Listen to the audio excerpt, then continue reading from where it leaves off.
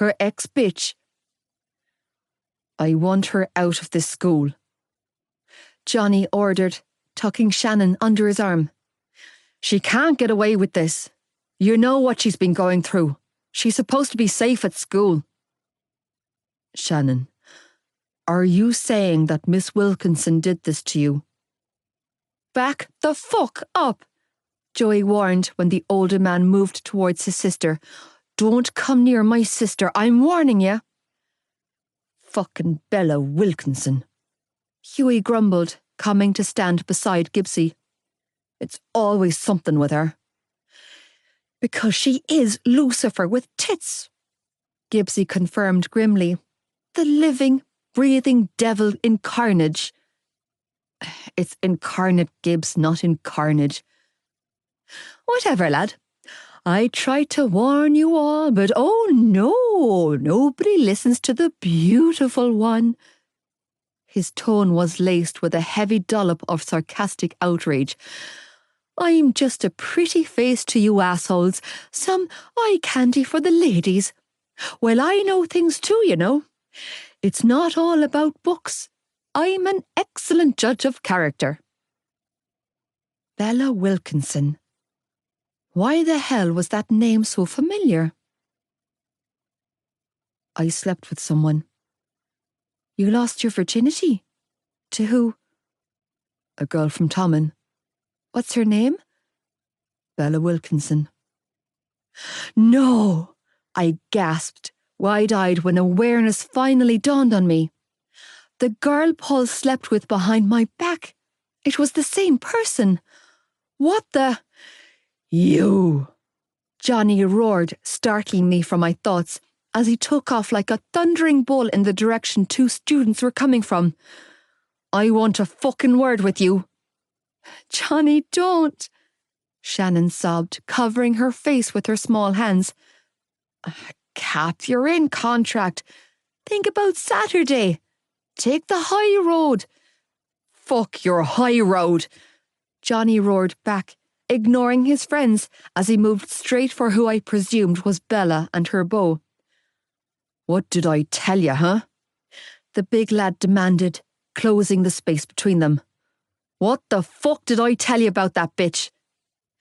Joe, he's in contract, I said, attention flicking between Johnny's worried-looking circle of buddies to his sobbing girlfriend. I had no clue what that meant, but clearly it was a pretty big deal. Stop him, baby. Don't let him fight. Oh, shit, Joey muttered under his breath, and then he was darting off in the same direction. Whoa, Johnny! The older lad tried to appease, holding his hands up. I have no idea what you're... Bam! A well-trained fist clocked him straight in the face before he could finish his sentence, and the boy hit the deck with a thud. However, the right hook that pancaked the lad on the ground hadn't been the result of Johnny Kavanagh's fist, but Joey's. Always the protector. What the... fuck? I owed you one, my boyfriend explained, shaking out his hand before gesturing to the busted lip of his nemesis-turned-ally. Besides, I'm already getting arrested.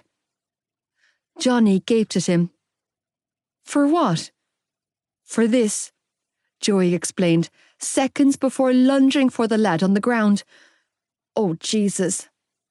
Get off him, you dirty little scumbag! Bella screamed, and then she did the unspeakable. She put her hands on my man. Oh, hell to the no. As I witnessed the bitch slap Joey, I couldn't see beyond the haze of red blinding me. Hey, don't call my boyfriend a scumbag, I roared, taking leave of my senses as I hauled ass towards the whore putting hands on him. Is this her, Shan? Did she do this to you? No, Eva, please, just leave it. Nope. Nuh-uh. Wasn't going to happen. Because she had the nerve to put hands on my man. Who the hell are you? Bella demanded, casting a menacing glare in my direction. Oh, you poor, sweet summer child, Oh, I'm your worst nightmare, bitch, I snarled, knocking her off Joey's back and onto the flat of her own. You like terrorising little girls? Try someone your own size. Losing my ever-loving shit right there and then, I straddled her chest. Think you can call my boyfriend a scumbag? Think you can bully a sister, huh? Think you're safe because you're a girl and he can't hit you back. Narrowly avoiding a nail to the eye, I reared my fist back and socked her in the nose. Well, I can. You're a psycho, she screamed as she tried to tear and scratch at my face. Bitch, please. She was about to get schooled real fast. Nails, I spat, deftly pinning her arms to her sides with my knees, a skill I'd honed to perfection after countless battles with my asshole twin. You think nails are going to do it? I reared my fist back and hit her again. Rule number 1, you boundary-absent, morally lacking, conniving bitch. If you put hands on another girl's fella, make damn sure you know how to throw a punch. How's your money faring out for you now, rich boy? I heard Joey taunt from nearby as he got the better of Bella's bow and pinned him to the ground. Being a scumbag has its benefits, doesn't it? I'm calling the guards, I heard the principal command. Stop it this instant, or I'll have every last one of you arrested. I couldn't stop. People were shouting and arguing around me, but I couldn't hear a word of it. All logic had flown out the window, and I was running solely on temper fumes. 6 years. 6 long-ass years I'd watched Joey Lynch take beating after beating. Seeing Bella put hands on that boy had been the straw that broke the camel's back in my mind. Besides, she had this coming. Fucking around with other girls' boyfriends when their backs were turned. Bullying and tormenting girls younger and weaker than her. She deserved everything she got and more. Malloy, come on, baby. A pair of strong arms came around my waist then, lifting me off my target and away from the fight. She's not worth it. With his hand wrapped protectively around my middle and his chest heaving against my back, Joey continued to pull me away from trouble. You can't be fighting in your... She called you a scumbag! I choked out, struggling to rein in my fury now that it had finally been unleashed. I'm not having it, Joe. My voice broke and I sucked in a shaky breath, feeling like I needed to scream at the top of my lungs to project the anger raging inside of me. I know, baby. Breathless and panting, he turned me in his arms to face me and cupped my face between his hands. But I need you to be careful.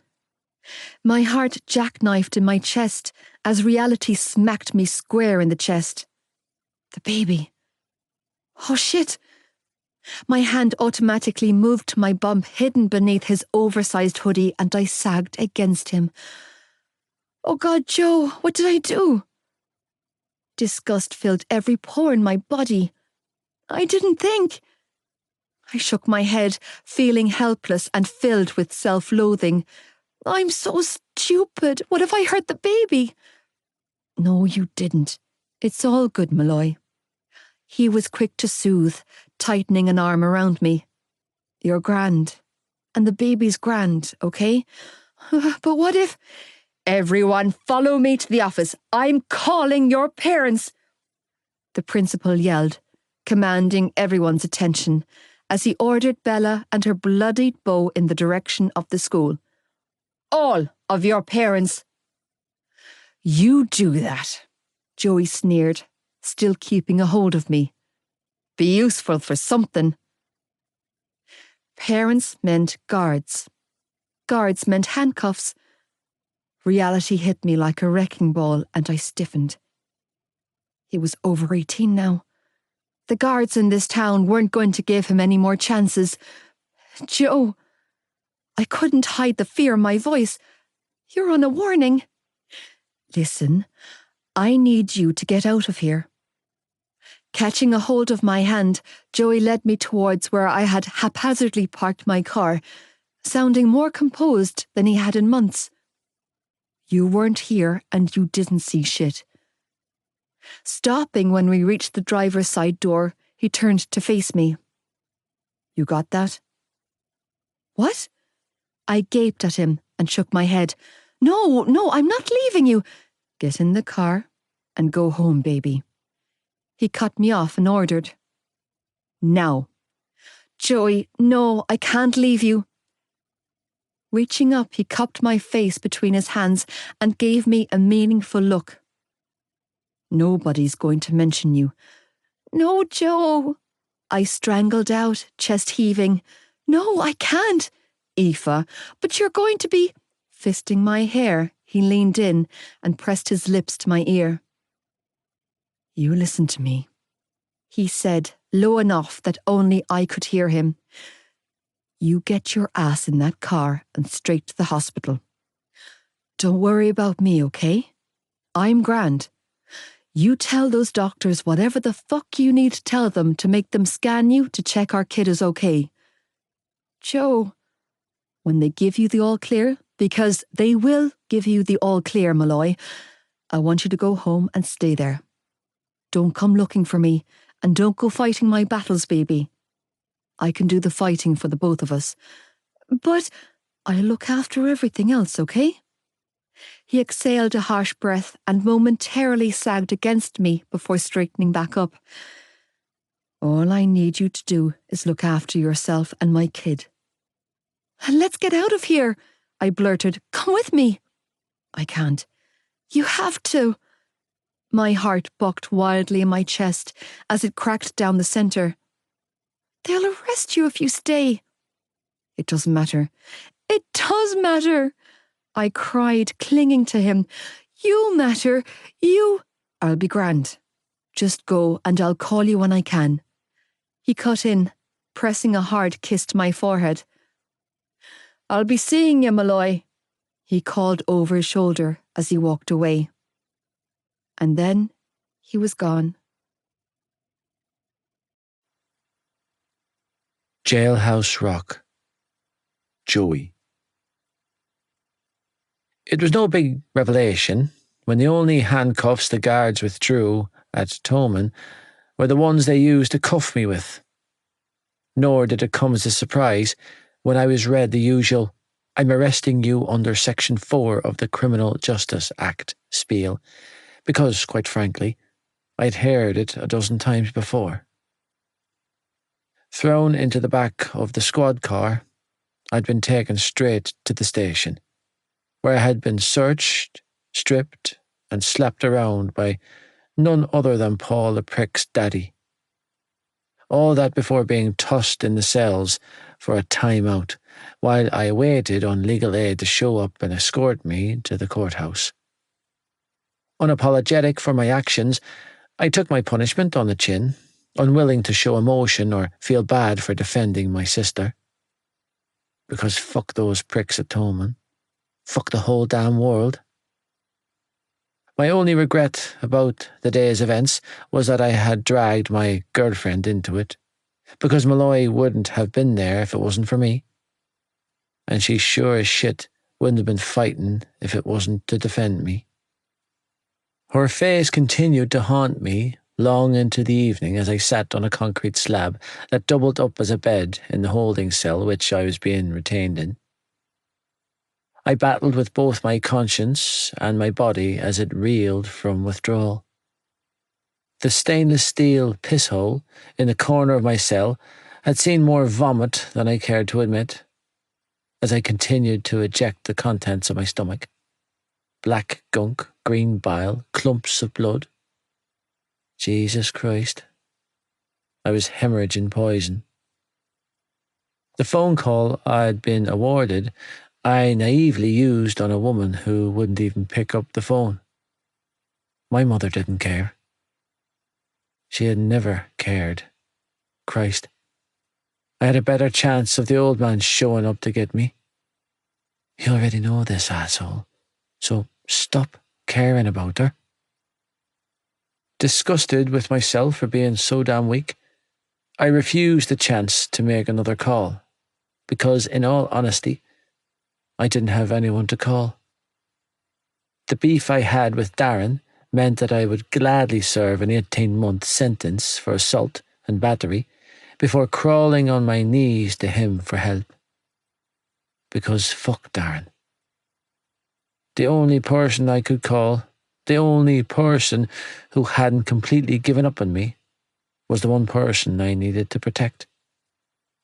The person I cared about most in the world. I knew Malloy would answer.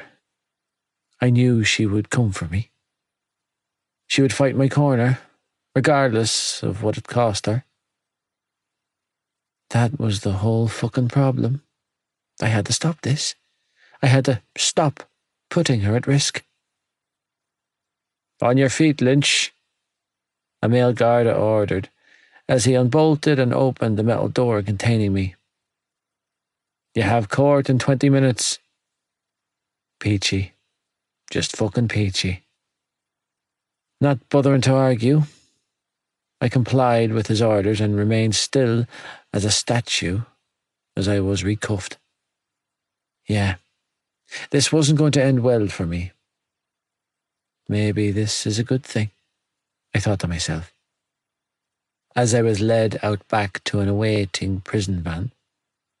Maybe the judge will decide to remand me, and I'll be transferred to Cork prison. At least then, Malloy and the baby will be safe from me. Going stir-crazy. Aoife. Tears. I couldn't stop them from falling. It was ridiculous because I'd always thought of myself as a strong girl, but lately all I seemed to do was cry. And lie. Oh yeah, I seem to be doing a whole heap of lying these days. When I arrived at the maternity hospital earlier, I'd lied through my teeth and told the admissions nurse in the A&E that a car had backed into mine and I needed to get checked out. I mean, seriously? Too worked up to think straight, I'd sat in the waiting room all alone, bawling my eyes out while I waited to be called in for an ultrasound. The one that assured me what Joey had. Everything was fine with the baby. Knowing that I couldn't go home in my current state, I somehow made it to Casey's flat feeling overwhelmed with regret and disappointment in myself. The minute she opened the flat door, I barreled into my best friend's arms, crying hard and ugly. They arrested him. The text message I'd received from Shannon had confirmed it. Oh shit! What did he do this time? Casey spluttered in surprise, wrapping her arms around me and pulling me inside. Wait, we are talking about Joey here, aren't we? Yeah, Case. I choked out, chest heaving. Obviously, she agreed, walking us over to the couch.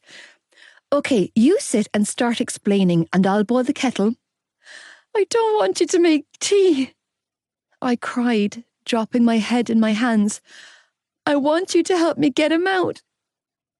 Of jail? Her brows shot up. How?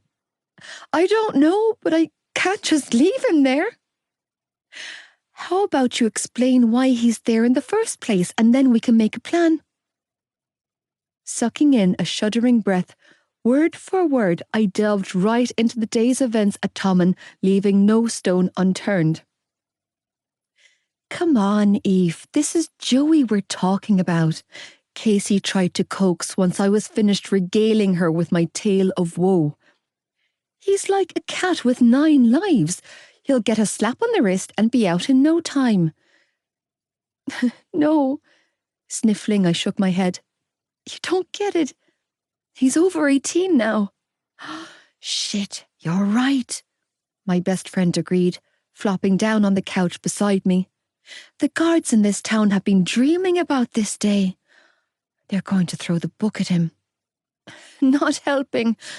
Yeah, sorry, I just heard myself out loud. Slapping her forehead, She twisted sideways on the couch and offered me a supportive hug. Listen, I know it's really fucking scary, but you need to listen to what Joe said. She squeezed me tighter. You need to look after that baby. And who's going to look after Joey? Unanswered calls and unexpected lifelines. Joey. Clad in my BCS school uniform and rocking handcuffs, I was escorted by the guards into a private waiting room at the back of the courthouse to meet my legal aid and await my turn before the judge. The most shocking part of the whole ordeal was the well-dressed man waiting for me in said waiting room. Joey Lynch. John Kavanagh looked up from the table he was sitting at and smiled.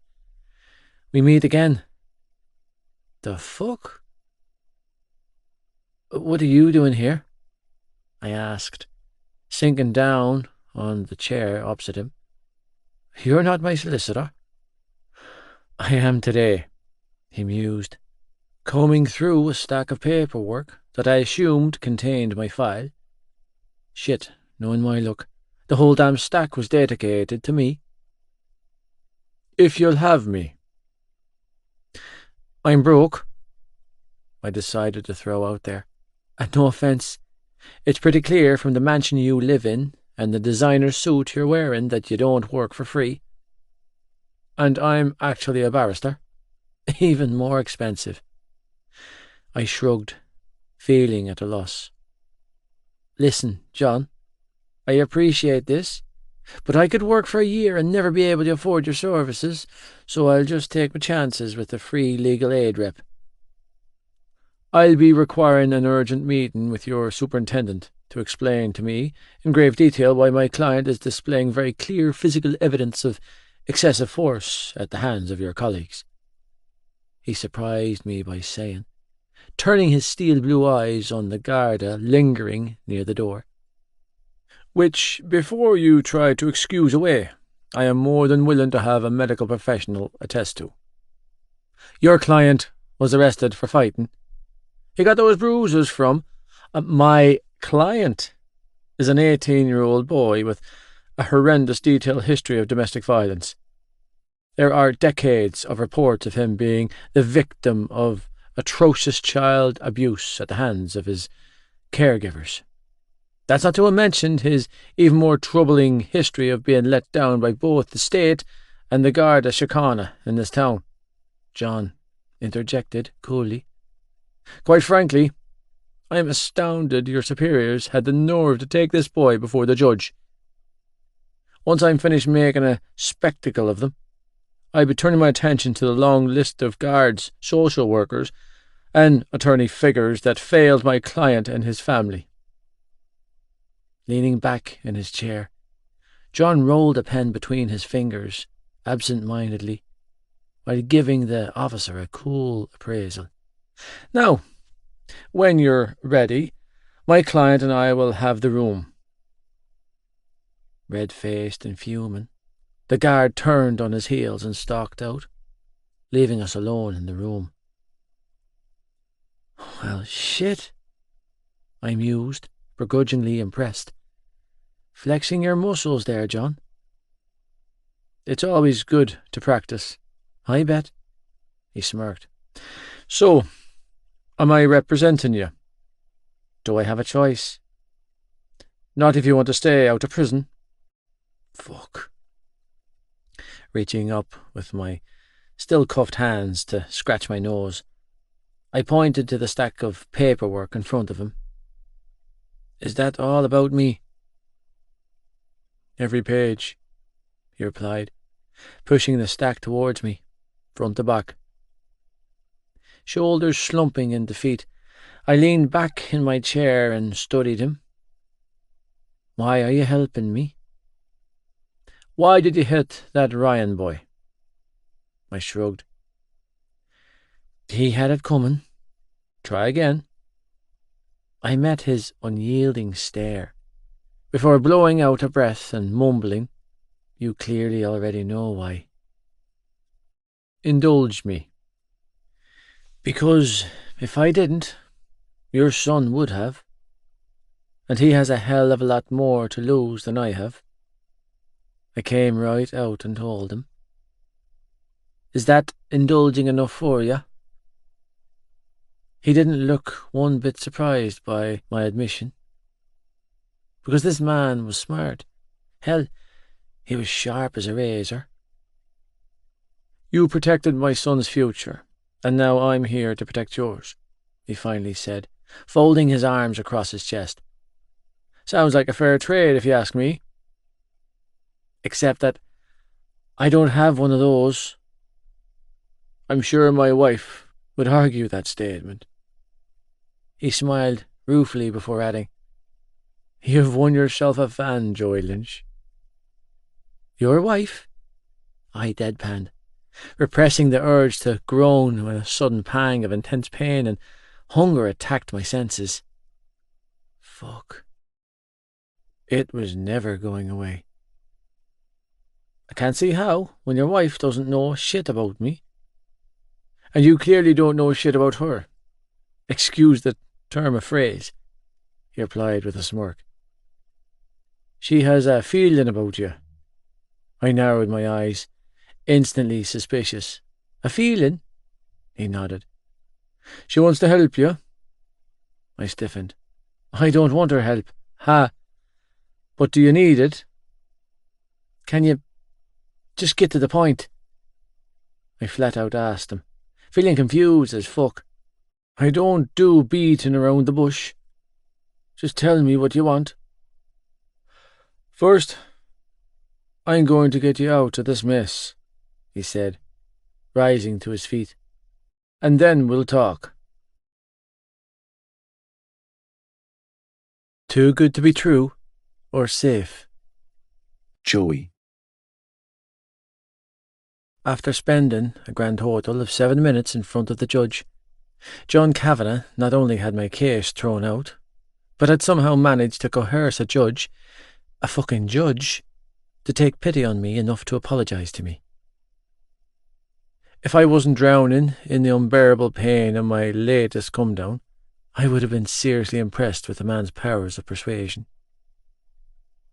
Completely fucking reeling, I sat in the passenger seat of his high-end Mercedes after court, too overwhelmed to argue when he took me back to the manor. I needed something, anything to take the edge off. The adrenaline that had been pumping through my veins earlier had long since deserted me, leaving my body cold to the bone and every muscle attached to me aching. It didn't seem to matter how fiercely my mind protested or my heart resisted. The physical pain from withdrawals was too goddamn much for me to handle. I hated myself for not being strong enough to push it down anymore, but it was too big for me. It was too big of a fight. I couldn't win. Sit down, Joey, love, Adele instructed when I walked into her kitchen a little while later. Feeling like an intruder, I wanted to be just about anywhere else. How you feeling? How's your face? How did court go? Oh, you poor love. You're all battered and bruised. Give the boy some breathing space, sweetheart, John said, following me over to the island. Sit down, Joey. We need to talk. I didn't want to sit down. I wanted to talk even less. But I owed the man my freedom. If a conversation was all he wanted as payment for keeping my ass out of prison, then I would gladly give it to him. Slumping down on a stool at the island, I had to resist the urge to lash out and react when his wife literally put her hands on my head. Jesus, Mary and Joseph and the donkey, she strangled out, investigating my scalp like a mother would check her child's hair for lice. What happened to your skull? She demanded, pushing clumps of my hair aside as she trailed her fingers over my head. My father happened. Adele, John said in a slightly sterner tone. He's not Johnny, sweetheart. You can't touch the boy like that. But he's... Sweetheart. Right? Thankfully, she removed her hands and took a step back, giving me some personal space. "Sorry, Joey, love."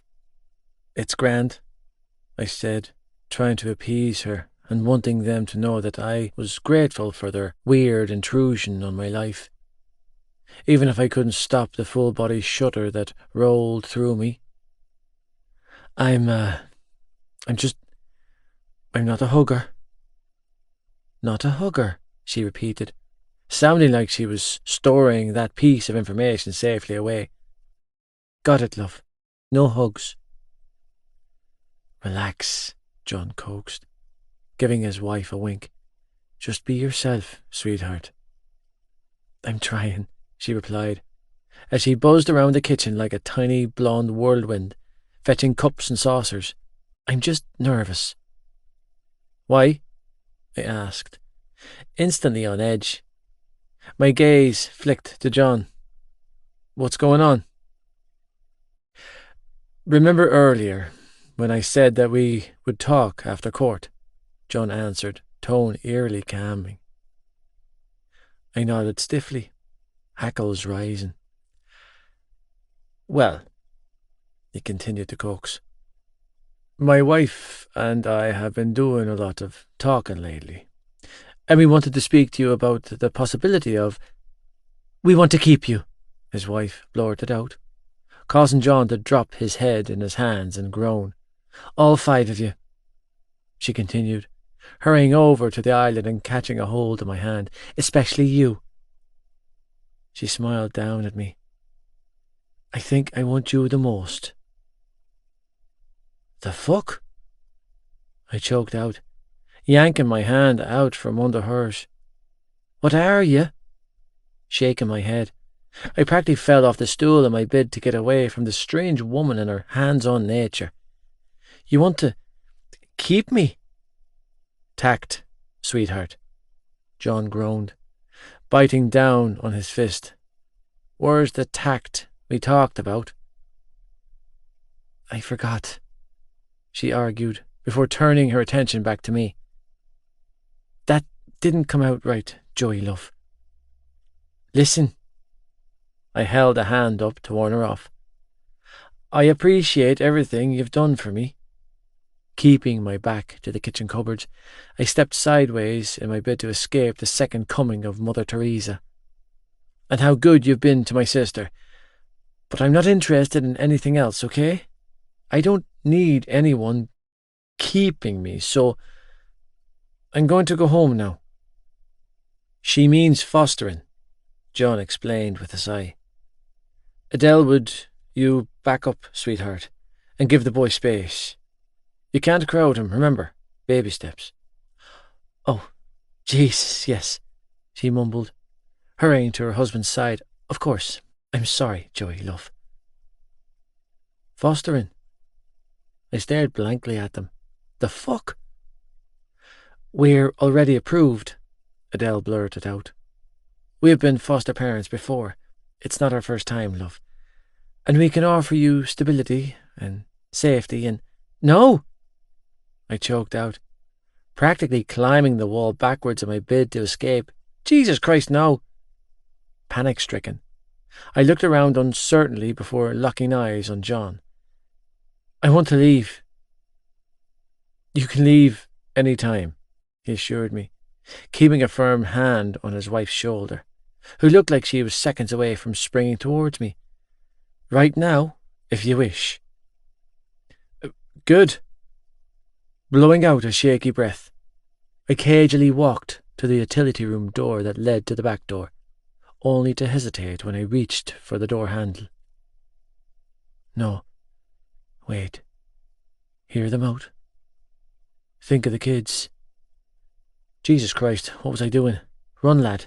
Get the fuck out of this place. "When you say you want to foster us..." Turning around, I eyed them wearily. "Are you offering my siblings a home?" I looked around. "Here." "We're offering all of you a home," John replied. "Sean, Ollie, Tag, Shannon, and you, Joey." "I don't..." swallowing down a lump in my throat. I quickly shook my head. No. I could see the devastation flash across his wife's face, and I felt like a prick. I don't want to be fostered, I said slowly, trying to find the words I needed to make sense of this madness. But I think... Jesus Christ. Why was this so fucking hard? Why couldn't I just think clearly? My brothers and sister would need... Fuck. I can't get it out. Take your time, love, Adele said in a soothing tone. Take all the time in the world. I don't know you, I bit out, pinching the bridge of my nose as I forced down a wave of nausea. And you don't know me? We'd like to get to know you, Joey, John said calmly. No, I shook my head. Not me. I'm off the table. Adele shook her head. But...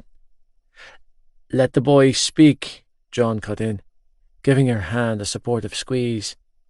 I'm listening, Joey. I'm fucked up, I admitted, shrugging helplessly. I mean, I'm really fucked up in the head. No, you're not. Yeah, I am. That's okay, love. No, it's not, I protested with a shake of my head. You don't want me in your family, trust me. But Shannon and the boys? I shrugged again, filled with desperation.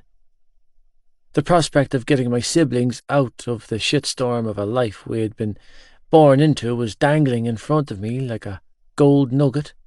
God knows. I didn't know these people, and I wasn't even sure if I trusted them. But right then, in the state we were in, they could offer the kids a hell of a lot more than Mom could. They deserve a better life than the one they've been dealt. Swallowing deeply, I forced myself to say, they deserve to have parents. From what I can tell, they've always had one, John said, giving me a meaningful look. You've been one hell of a father, Joey Lynch. Except that I'm not, I croaked out. I'm not their father, and I'm fucking tired of having to be. There it was, admitted out loud, for what I thought might be the first time ever. I can't do it anymore. I continued to spill my confessions, too weary and broken in the head to cover it up. I can't keep raising them in that environment. If someone doesn't get them out of that house, they're going to die, or worse, turning to me. When you say die, I mean die, I confirmed, feeling weirdly liberated, having adults finally listen to my worries and take me seriously. Our father's not done with us, and our mother's not stable enough to protect us. If they stay in that house, they're fucked, and I don't want that for them. So, fuck. I can't believe I'm even saying this, but if you're serious about fostering Shannon and the boys, then I won't stand in your way. I paused for a moment, trying to clear my thoughts, before warning. But Darren will. Ah, yes, John sighed, drumming his fingers against the marble island. Darren. He's not in this for the long haul, I decided to throw them a bone by saying. He couldn't stick it out before, so he's even less likely to do it now that he's had the taste of freedom. But he's our mother's blue-eyed prince, and his word is golden. Those two are thick as thieves, so he'll take you on to retain his spot as Mammy's right-hand man. Folding my arms across my chest, I gave them a hard look, trying to take their measure before throwing my 2 cents into the mix. The way I see it, the younger kids are crying out for change. They don't want to be in that house with our mother any more than I do. Problem is, they've never been offered a safer alternative. Until now. All four of them will fold like a deck of cards, I added, if they're told they can. By someone they look up to, John filled in knowingly. By someone they trust. By someone like you. You want me to go out on a limb for you and your wife. You're asking me to do something I've never been able to do before. Something I've been programmed to never do. Returning to the stool I'd abandoned, I sank back down and dropped my head in my hands, elbows resting on the marble countertop, as I fought my fears and tried to do the right thing. The real right thing. Not the fabricated version that had been drilled into my mind since childhood. I want to help. You do. With my brother's voice inside of my head screaming, "No, no, no," I forced myself to nod stiffly and bit down on my fist. Do this for them. You can save them. Get them out. Trust these people. I'll support your case.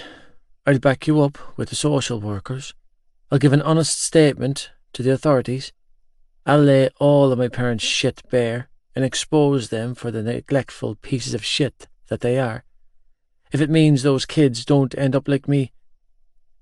But if you fuck me over, if you hurt them... Exhaling a shaky breath, I turned my glare on John Kavanagh. If you even think about putting your hands on my siblings, it won't matter how much money you have, or what fancy law degrees line the walls of your house.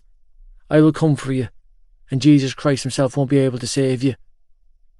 I wouldn't expect anything less, John replied calmly, not taking my threat to heart. I'm not going to promise you with words, because it's clear to me that you're a man of action. I nodded, appreciating the fact that he didn't try to bullshit me or fob me off with empty promises. The shrill sound of a mobile phone piercing filled the air, and John quickly stood. That'll be the school, he said, moving for the hallway. Please, excuse me. When did it happen? Adele asked, once her husband had left the room. When did what happen? When did you lose yourself? The day I was born. Sadness filled her eyes. And the drugs. I stiffened. I'm not blind, love, she said in a gentle tone, inclining her head to where I had my sleeve rolled up to my elbows. I don't come from a sheltered home either, which means that I know track marks when I see them. Ashamed, I pushed my sleeves down and stared at the counter. How long has it been since you last shut up? I remained silent, knowing there was no right answer to this question. A day, 2 at the most. Her voice was gentle and full of understanding when she asked, Does your skin itch so bad you want to tear yourself open? Has the cold gotten into your bones so deep you feel like you'll never be warm again? What about the cold sweats and the nausea? Have you reached the stage where you would rather die than go without? I have it under control. Do you? She sighed heavily. Or does it have control of you? You don't know me.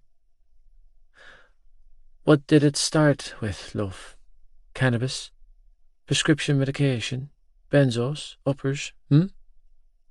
How long did those keep you sated until you moved onto something stronger like coke or fentanyl? When did you take the plunge? What fucking difference does it make to you? I spat, feeling my hackles rise as I tried to defend the inexcusable. I'm not hurting anyone. Joey, love. You deserve a good life too, she pushed. Everything I want for your Shannon and your brothers, I want for you as well. I'm 18. Love, it wouldn't matter to me if you're 80, she said, we would still want that for you. Well, I don't want that for me, I argued. I don't want to be mothered, and I don't need a father figure. I'm too old for that shit. You're never too old to be loved, Joey. My childhood ended a long time ago. It doesn't have to be like that. It's too late for me. It's never too late, Joey. Aoife's pregnant, I decided to throw out there, deciding I had nothing to lose. I'm about 3.5 months away from becoming a father myself, so I appreciate the offer, but the only family I'm interested in being a part of is the one I've made with her. Pregnant? Adele's eyes widened. You don't do things by halves, do you, Joey, love? I shrugged in response, because, in all fairness, what the fuck else could I do? And where does this little habit of yours fit in with your girlfriend and baby? It clearly doesn't, I bit out, hating that she hit the nail on the head. I'll fix it. Look at you, she said, with tears filling her eyes. Look at how articulated you are, how smart, how brave. She smiled sadly. You know that this is too big for you, love. She reached across the counter and covered my hand with hers. Let me help you. No. Jaw clenched. I shook my head. I don't need your help. Joey, love. No, I repeated, yanking my hand away. Don't talk about this, okay? It's a hard fucking limit for me. Because you know you're in trouble, love. Because it doesn't matter to you, I snapped. It doesn't matter, okay? So just drop it. I think it does matter, Joey. I think you matter too. You're wrong, I bit out, needing this woman to just back off. So just give up. You've been travelling down a very long road, love. Maybe it's time to rest those feet and let someone else carry the load for you. She implored me with her eyes to listen. Let me help you. Let me save you, Joey. You can't. What part of that didn't she get? There's nothing left to save, Miss Kavanagh. So please, just stop. When her son strode into the kitchen a moment later, I could have kissed the fucking ground at his feet. Oh, love, you're home. Springing to her feet, Adele rushed for her son, thankfully taking her hugs and cuddles with her. How was training? Grand, Kavanagh replied, accepting his mother's kiss on the cheek. What's going on? Are you hungry, Johnny? I've made roast beef with pepper sauce. Jesus. Sinking down on the stool his father had vacated, he let out a whistle and pointed to my face.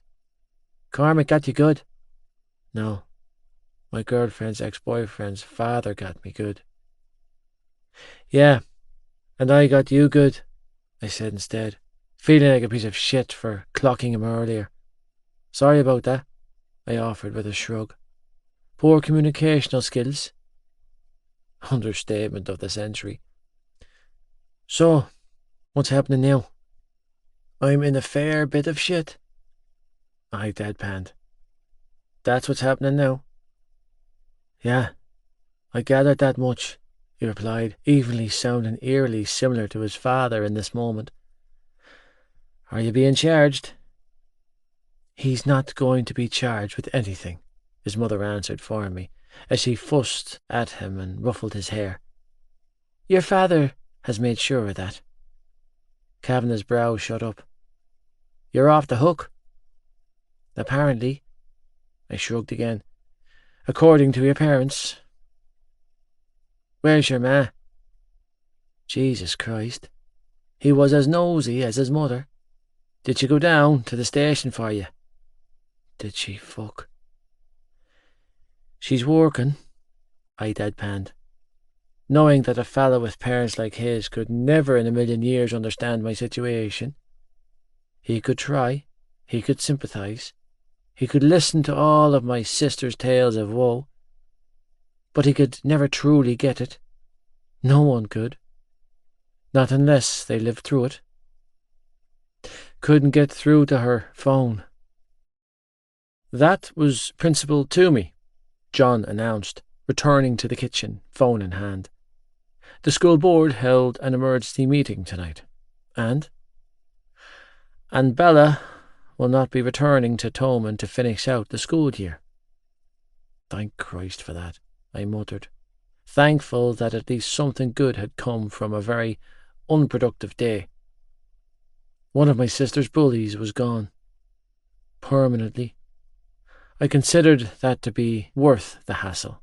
Knowing that Shannon would have one less tormentor made the whole ordeal worthwhile. She will be allowed to sit her leaving cert in one of the local schools, but she'll not be welcome back at Tommen. Her locker has been cleared out, her phone has been confiscated, and all images she took of Shannon have been erased. John continued to reel off in that no-nonsense lawyer voice of his.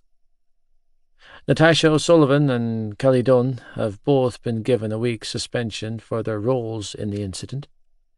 Due to Shannon's statements, though, and following a lot of discussion, it has been decided by the board that both girls will return to Tommen after their suspension and will be permitted to sit their exams there.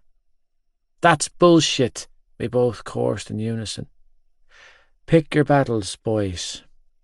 This is a good result. Accepting the cup of coffee his wife held out for him, John kissed her before turning his attention back to us. Take emotion out of the equation and look at the result for what it is, a win. And Cormac? Johnny pressed. How'd you manage to pull that one off? He was hell-bent on pressing charges earlier, with a great deal of persuasion. Well, shite. Leaning back in his chair, he let out another whistle. Remind me to never go against you. It's not all good news. You've been expelled from Ballylagan community, John added, turning his attention back to me. Apparently, you were on your final warning, following 7 suspensions this year alone and countless others tracing all the way back to your first week of first year. A flicker of guilt flashed in his blue eyes when he said, I did what I could, Joey, but they're not budging. Committing an act of violence against another school while wearing your BCS uniform is against their policy and punishable by immediate expulsion. It's okay, I replied, too numb to give a damn. Nahan and Lane had been chomping at the bit for years to get me out of BCS. They finally had their excuse. I wanted to care about it, but I just couldn't. Okay. Kavanagh looked at me like I'd grown an extra head. But you're supposed to sit your leaving cert next month. Doesn't matter.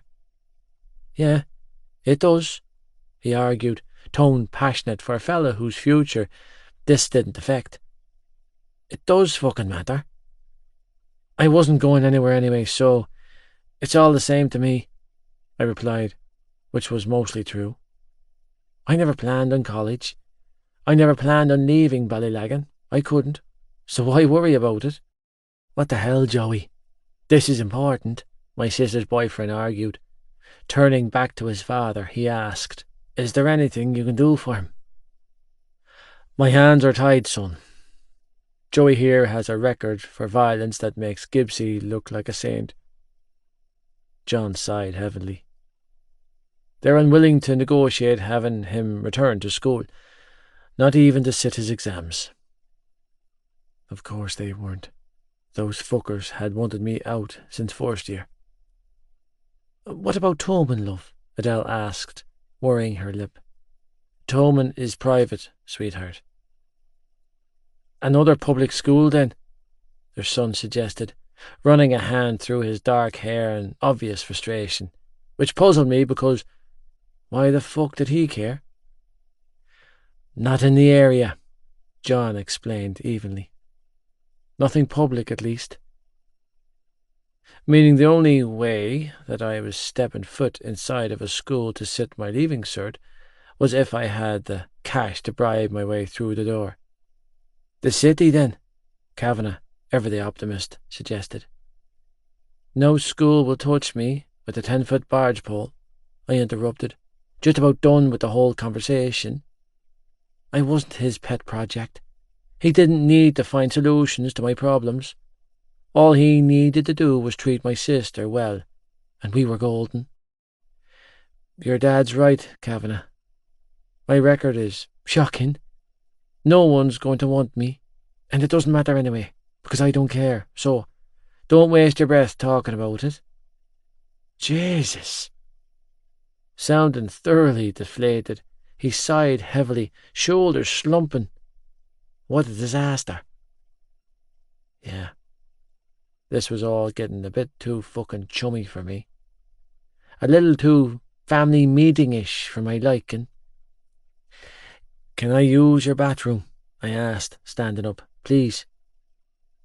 Of course you can, Joey, Adele replied, waving me off. You don't have to ask, love. Thank you. Feeling like a dick for doing what I was about to do, but knowing that I honestly couldn't handle another minute, I stopped in the kitchen doorway and added, For everything. No problem, Joey, John called after me. Remember what we said, he added in a meaningful tone. The offer's on the table, and it has no expiration date. Yeah, I nodded stiffly. I'd think about it. And then I got the hell out of Dodge. I won't be long. Aoife. Oh, thank God! I strangled out when Joey's name flashed across the screen of my phone a little after 9 that night. Joe? Trembling, I pressed my phone to my ear and bit back a sob. Are you okay? Malloy. His voice came down the line, and I collapsed in a heap on my bed, body flooding with gratitude. Are you good? Did you get checked out at the hospital? Did they scan you? Is the baby okay? Yeah, they did, and everything's fine, I told him, heart thumping hard in my chest. It's all good, Joe. Our baby's healthy as a horse. Oh, Jesus. I heard him release a huge sigh of relief. Thank fuck for that. Joe, where the hell are you? I'm on my way to your place, he replied. It might take me a while. The sound of traffic whizzing past filled my ears. I'm walking back into town from the Kavanagh's place. Johnny Kavanagh? I frowned in confusion. What were you doing there? What happened with the guards? It's a really long story, Queen, he replied. I'll explain everything when I get to you. I'll come and get you, I hurried to say, searching my room for my keys. Just wait there and I'll drive. No, baby. Stay where you are, he instructed. I'm like 20 minutes away tops. Just relax and rest up, okay? I won't be long. Joe? Instantly suspicious, I demanded. Tell me you haven't. I haven't. Promise me. I haven't, I swear. I sagged in relief, wary but needing to believe him. Come straight here, okay? Don't get sidetracked. Don't fuck up. I'll be waiting for you, okay? I love you, Malloy. I love you too. See you in 20. The apple doesn't fall far from the tree. Joey. After bumming a lift halfway there, and then running the rest of the way into town, I was round in the corner of my girlfriend's street in Rosewood Estate when a dark figure stepped out from a side alley. Startled, because what the fuck, I staggered sideways, knocking up against a row of wheelie bins and dropping my phone in the process. What the hell, lad? I growled, pissed off and agitated, as I hunched down to retrieve my phone, only to reach for it a second too late. You owe me a fucking phone, asshole, I snarled, watching in dismay as mine fell through the metal slats of a road drain. I figured I'd find you sniffing around her neck of the woods. The familiar sound of his voice had every muscle in my body locking tight in fearful anticipation. Relax, boy. I only want to talk to you. Panicked and off kilter, I quickly straightened up to my full height, poised for trouble and pain. What the fuck do you want? To talk, my father slurred, holding one hand up while the other fisted a bottle of his poison of choice. Whiskey. Just to talk, boy. That's all. We have nothing to talk about, I sneered, taking a safe step back from him and then hitting myself for doing it. Jesus, this man made my skin crawl. The familiar smell of that particular top-shelf spirit twisted my stomach up in knots. It had been so long since I'd laid eyes on him that I'd almost forgotten about the feeling of terror he could invoke from me. Almost.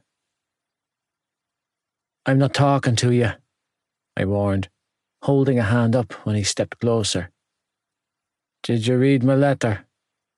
Fuck your letter, I spat, vaguely remembering the bullshit spiel he had put down on paper to make us feel sorry for him. But then again, a lot of the past few months was a jaded blur to me. And fuck you. I need you to do something for me, he said, somehow angling our bodies so that I was the one cornered in the alleyway entrance, with him blocking my escape. I need you to talk to your mother for me. She listens to you. She'll take me back if you tell her to. Take you back? I laughed humorously. Are you completely off your head? There's no back for you, old man. You almost killed your own daughter. You're going to prison, asshole. Not home to your wife.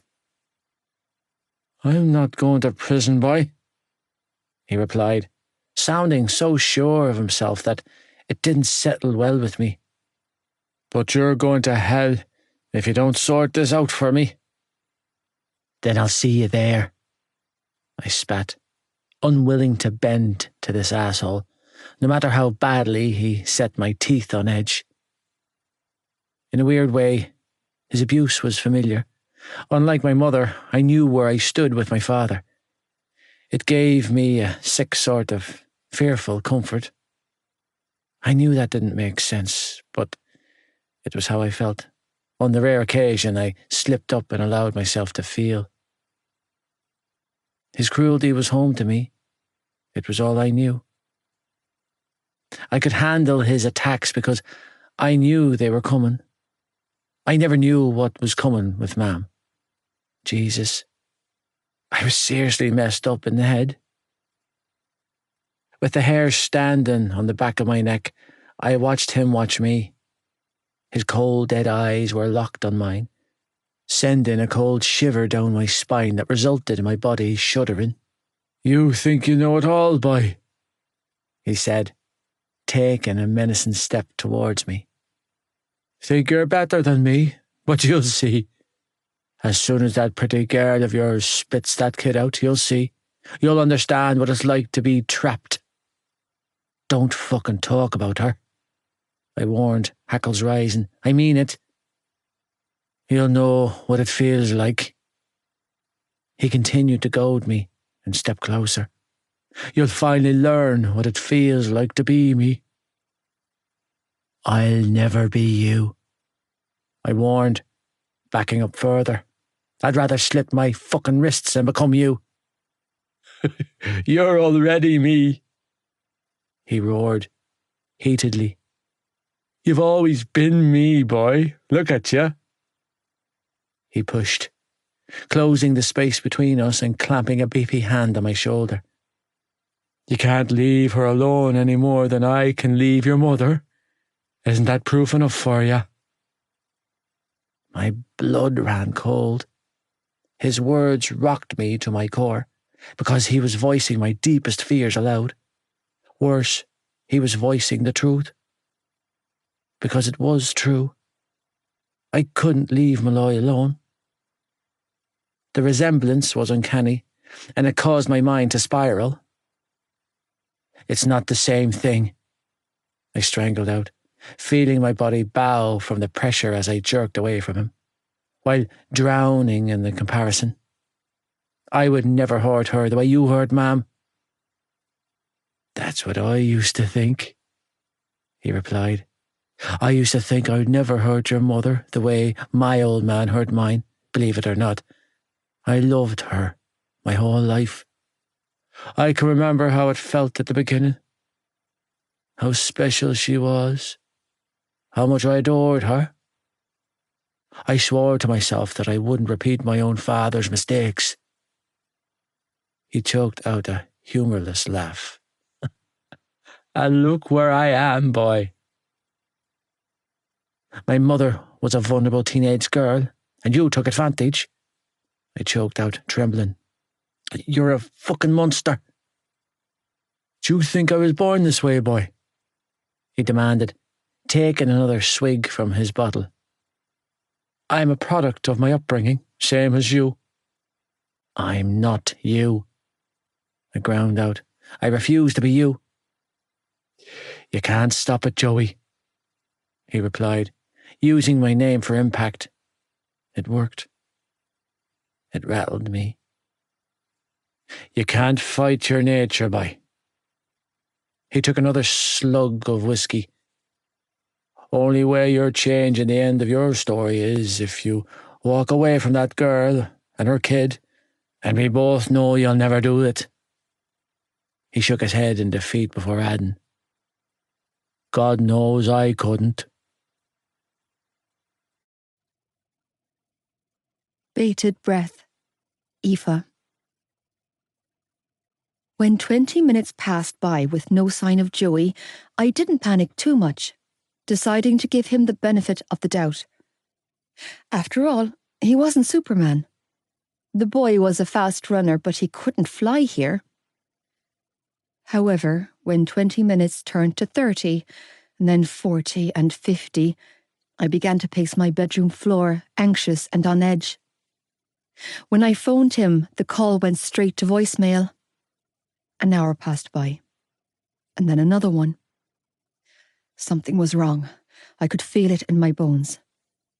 Frantically trying and failing to get hold of my boyfriend, I bombarded his sister with text messages, desperate to know if he had been in touch with any of his family. Because this felt all wrong. I knew Joey. Hell, I knew him like the back of my hand. And while he absolutely had a serious drug problem, he wouldn't call to say he was coming over if he didn't plan to. If Joey wanted to get high, he would do exactly that and then show up. He was an ask for forgiveness, not permission type of guy. The only time in our entire relationship that he bailed on me like that was the night his father beat Tig, which led me to believe that something very bad must have happened to him. With bated breath, I grabbed my phone and tapped out another frantic text message to his sister. Any sign of him? Not yet. Mam's downstairs with Darren. I can hear them arguing about Joe. No offence, but Darren is a big dildo. Agreed. They're talking about Joe like he hasn't kept this whole family together for the past 6 years. It makes me sick. Please, Shan, the second you see him, text me. I need to know he's safe. I will. I mean it, okay? Please just text me, okay? I promise. Kiss. Quiet warnings. Joey. My father got in my head again, but this time it was different. Because this time his words meant sense to me. They had gotten through the walls I'd built up to keep everything out, because this time I finally understood what he meant. If he had walked away from Mom back in the beginning, everything would be so different. Hell, not even in the beginning. If he had just walked away after Darren's rape, when it was just the three of us and Mom, then we might have made it. We might have been able to pick up the pieces and build some semblance of a life for ourselves. But he didn't leave, and the repercussions of him staying had sent shockwaves through multiple lives. Worse than sending shockwaves. The repercussions had ruined us. Would that happen with me? Would the baby growing in Malloy's stomach turn around some day and resent me for not being a man enough to walk away and give him the chance of a decent life? Would I have a son who hated me as much as I hated my old man? Would he resent his mother like I resented mine? Would he fall into the same pattern of addiction that I had? Was I forever destined to repeat the cycle and then produce more sons to carry on the fucked up gene? Jesus, I could barely breathe just thinking about it. It was for those reasons that I couldn't do it. I couldn't go to her, not tonight, at least. Dejected and thoroughly demoralised, and with my father's words still fresh on my mind, I returned to the only place I felt some semblance of control over my life. Word on the street is the shades lifted your ass from that prissy private school today, Shane said when he walked into the sitting room of his shithole house and slumped down on the couch. Fighting with the rich boys, Lynchy. Never a smart move. Yeah, I muttered, dropping my head back to rest against the couch. Sounds about right. Heard you snagged yourself a fancy-assed barrister to get the charges dropped. Exhaling a cloud of smoke, he turned to give me a hard look. Heard you were spilling your guts to that fancy-assed barrister. Had the judge weeping like a little bitch over your sad little life story. I stiffened, noting the threatening lilt to his voice. Relax. I didn't say shit. I growled, giving him a what you take me for look. I'm not a rat, Shane. You better not be, kid, he replied coolly. Because you know what happens to rats. He narrowed his eyes. They get poisoned, right along with every member of their little rat family. I'm here, aren't I? I spat, forcing down the urge to shudder as I slipped my hand into the front pocket of my school trousers and pulled out what was left of my wages. Just give me some oxy and a few benzos to get me through the night. He stared at the money in my hand for a long moment before blowing out a breath and reaching for it. I don't know what's going on in that head of yours, kid, but if you're parading around with lawyers, then you're no friend of mine. If you're thinking about jumping ship, then forget it. Because you're in as deep as I am. There's no walking away from this world, Lynch. I'm not palling around with anyone. I bit out, watching as he retrieved the familiar tin from under his couch. I'm just trying to get by. So long as your version of getting by doesn't result in name-dropping or throwing your old friends under the bus, we're golden, he replied, handing me a bag of pills. But the minute you even consider crossing me, it'll be over for you, kid. I'll come down harder on you than your daddy ever did. You remember that. By the time I managed to make it back to the house, every wall in my world felt like it was closing in on me and I was suffocating from the pressure. Mom, Dad, Darren, Malloy, Shane, the baby, the Kavanaghs, the kids, Shannon's bullies. I couldn't fucking breathe. With my body in pieces and my mind reeling, I barely managed to get my key out of the front door when Shannon came barreling towards me. "You're back!" She threw her arms around me as her small body trembled. "Thank God!" I was tired. I was so fucking weary, and my sister's arms felt like concrete boulders weighing down on me, pushing me deeper into the darkness. "It's okay, Shan. It's all good," I tried to soothe, because I had a love in my heart for this girl that no volume of drugs or depths of depression could kill. Except that she wasn't a little girl anymore. She was a young woman, and it gave me hope. Hope that she'd survive what I couldn't, what I failed to do. There was a family waiting to take her in, to take all of them in. Because something deep inside of me, in the parts that still worked, assured me that I could trust the Kavanaghs. It was the same part of me that had locked on tight to Eva Malloy. If I had nothing else in this world, I would see this through. I would get these kids the fuck out of this hellhole, I would. "Wait." Catching a hold of my arm when I tried to step around her, Shannon pulled me back to face her. "Look at me."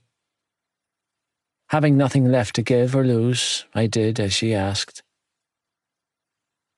"Joe?" She sucked in a sharp breath. "Why?" "Just get off my back, Shan," I replied, too damn weary to go another round with anyone, much less her. I knew what she was upset about, but I couldn't hide it to anyone. "I'm fine." "Joey!" Ma'am cried out when I walked into the kitchen with my sister hot on my heels. "Oh, thank God." "Thank God?" Yeah, fucking right. "Mother, you're keeping well." "What's wrong with you?" Darren demanded, stalking towards me. "Why are you shaking?" When he put his hands on me, touching and probing my face, I had to use every ounce of self-control inside of my body to not react. "For fuck's sake, Joey," he boomed, coming to the same conclusion as Shannon, before roughly shoving me out of his sight. "What the hell is the matter with you?" "Everything." I felt like laughing. "Fucking everything, asshole." "What's wrong?" That was Ma'am. Again, I felt like laughing manically, like she gave a fuck. "What's wrong?" Darren exclaimed. "What's wrong is your son is back on drugs." "Is this true, Joey?" Resisting the urge to laugh in their fucking faces, I made a sandwich and grabbed a drink from the fridge. "I'm not back on drugs." "Yeah, because you were never off them to begin with, were you?" "Fuck you, golden boy." "You're all overreacting. You're high." Darren narrowed his eyes. "Again?" "Whoop-de-fucking-do. And you're an asshole," I shot back. "Again." "What are you doing, Joey?" Ma'am decided to throw her 2 cents into the mix. "Why would you put that stuff in your body again?" Had I entered the fucking Twilight Zone? At what point in time did she assume that I stopped? She knew the score. She goddamn knew it. This whole damn fiasco was a show put on for Darren's benefit. "You're the one to talk," I laughed.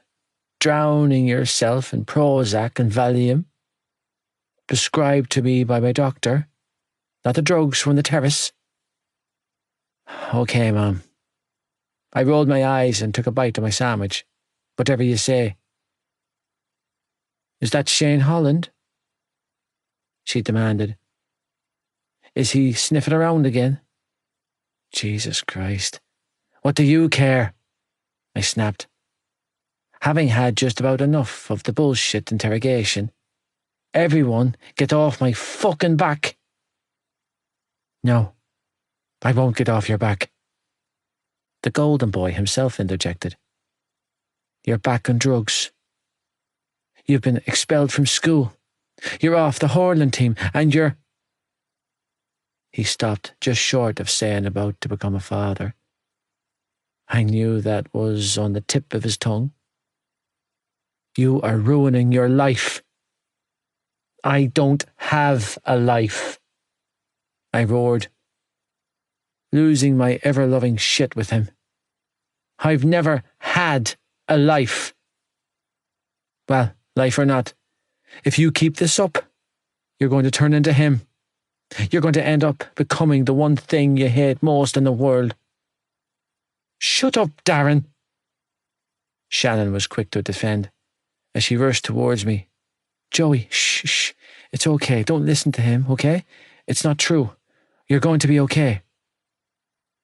Stop fucking saying that, Shannon. Nothing's okay. Nothing. I strangled out, feeling myself slip, feeling the mask that I wore to shield my emotions fall away. You know, I sat in that cell for hours, thinking, how did this happen to me? How did I end up the way I am? All fucked up in the head. But then I called you. My voice cracked, and I forced myself to point at her. I called you to come help me, and you didn't pick up. And then I knew. Sniffling, I threw my hands up, feeling helpless and alone. I said to myself, that's why. That's how I turned out like this. Narrowing my eyes at the woman who gave me life, I spat. Because you broke me. That's not true, Ma'am cried out, shaking her head. Take it back. It was true. It was the truest thing that had ever come out of my mouth, damn it. You fucked my head up worse than he ever did. He used his fists, but you got in my head, I admitted. On a roll now, as pain and poison spilled from my lips. You broke my mind. I slammed the heel of my hand against my temple, desperately trying to emphasize to this woman just how badly she had damaged me. I don't work right anymore, and it's because your voice is stuck in my head. The sound of you crying and begging me to help you is all I can hear. Joey, every time I close my eyes, you're there in my head, crying for me, begging for me, screaming, save me, Joey, save me. Joey, stop.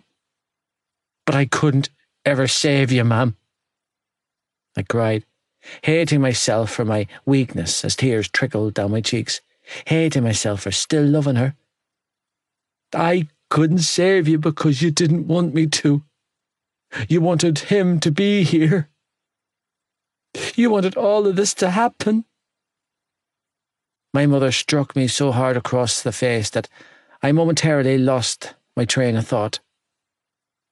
Don't you dare blame me, she hissed, poking me in the chest. I did everything I could for you and your brothers and sister. You did everything you could for him, I retaliated. For them. You can't lie to me, remember? I see right through you. My mother hit me again, harder this time. Hard enough to twist my head sideways. Ma'am. Darren was first to react, stepping between us. What are you doing? Don't hit him. And yeah, her slap hurt, but not nearly as much as the truth I'd given her. And I'm the one turning into him, I said, glaring at the pair of them. Fuck it. What was the point? I'm not living like this anymore. I'd had it. I couldn't take another fucking second. There and then, the decision was made. I'm done. Moving for the stairs, I thundered up to my room and started piling random items of clothing into my gear bag. Why? I had no fucking clue. It wasn't like I was going to need them. not where I was going. Joey, stop. Wait. Still, it felt sickeningly liberating to do it. To pack my shit up for the last time. To walk out of this house and know that I would never have to come back. What are you doing? I heard Shannon ask from my bedroom doorway. I can't stay here anymore. Knowing that it would kill me to look at her, I kept my head down as I packed. I'm sorry. You're going to be okay. I'll make sure of it. But I'm going to explode if I stay in this house. You mean for the night? You'll go to Eva's and come back tomorrow, right? No. I wasn't going to Eva's. I wasn't coming back either. Joey, please. I'm sorry. Hating myself for knowing what my decision would do to her, but knowing that I had no other way out, I zipped up my bag and flung it over my shoulder. I've tried. I can't do this. Joey, please, she sobbed, clinging to me just the same as always. What about me? What about her? What about Tag? What about Ollie? What about Sean? What about Darren? What about me? I broke down and cried. What about me, Shannon? What about me? I love you, she wept, unwilling to let me go. I do. I love you so much, Joe. I care about you. You're important to me. We can figure this out. Desperation filled her voice. We can get through this together. You don't need to do... Listen, I interrupted, before she could cut me any deeper with her words. I need you to take care of yourself, okay? I need you to do that for me. Trembling, I leaned in close and pressed a kiss to her forehead. Don't depend on her or Darren or anyone else, because in the end, the world will let you down. They will all let you down. Anyone with a Lynch last name, at least. And you? My baby sister asked, looking up at me like I could somehow fix her world when I couldn't even fix my own. Does that include you? Especially me. I forced myself to tell her, though it almost killed me to say it. And then I did the best thing I could for her, for all of them. I walked away. Where's he going? Is he leaving us? Forever? But he can't go. Joey, don't go.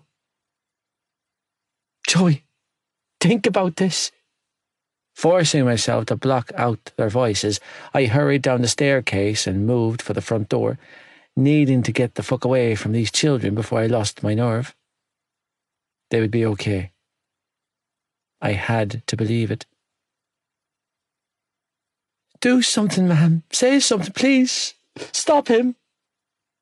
Joey, don't go. You swore. You fucking promised you wouldn't leave us. Don't rush out.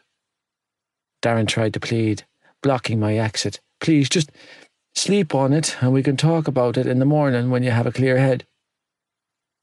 I can't do this, I replied lifelessly.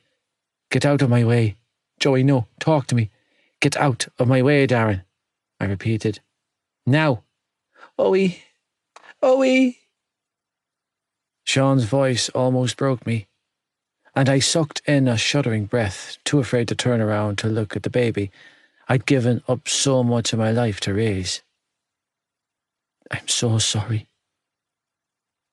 I could only hope in time that he would forgive me, that he would be able to understand why I had to do it, why I had to go. The Kavanaghs would give him a good home. They could give him what I never could. Stay, Joey, Darren pleaded, voice breaking. I can't do this without you. You're going to have to. I deadpanned, before stepping around him and opening the door. Don't let them down. Don't hold them back like you held me back. Let them have a life we were both deprived of. Stepping outside, I closed the front door behind me, pulled my hood up and moved for the wall, only to stop dead in my tracks when my eyes landed on Malloy. She was standing in the middle of the driveway, in a pair of yellow pyjama bottoms and my hoodie, with her arms folded across her chest. You were going to leave without telling me? Her tear-filled eyes flicked to the bag thrown over my shoulder, and devastation and fury encompassed her features. I'm not even worth a fucking goodbye. Of course she was worth a goodbye. She deserved an explanation more than anyone else on this planet. Problem was, I couldn't tell her any of that to her face. The only way I could give her my truth was on paper. On pages of paper that I had neatly folded in the ass pocket of my school trousers. On the pages of paper that I had planned to put through her letterbox. Look at me. I couldn't. She was my breaking point. If I looked at her, I would do what he did, and that might be the right thing for me, but it wasn't the right thing for her. God damn it, Joy Lynch. You better look at me. Aoife, please. I could feel my tears soaking my cheeks, but I didn't look up. Just let me go. I can't. Her perfume filled my senses when she closed the space between us. I won't. I have nothing to give you, I said brokenly. I'm not good for you. Why can't you get that into your head?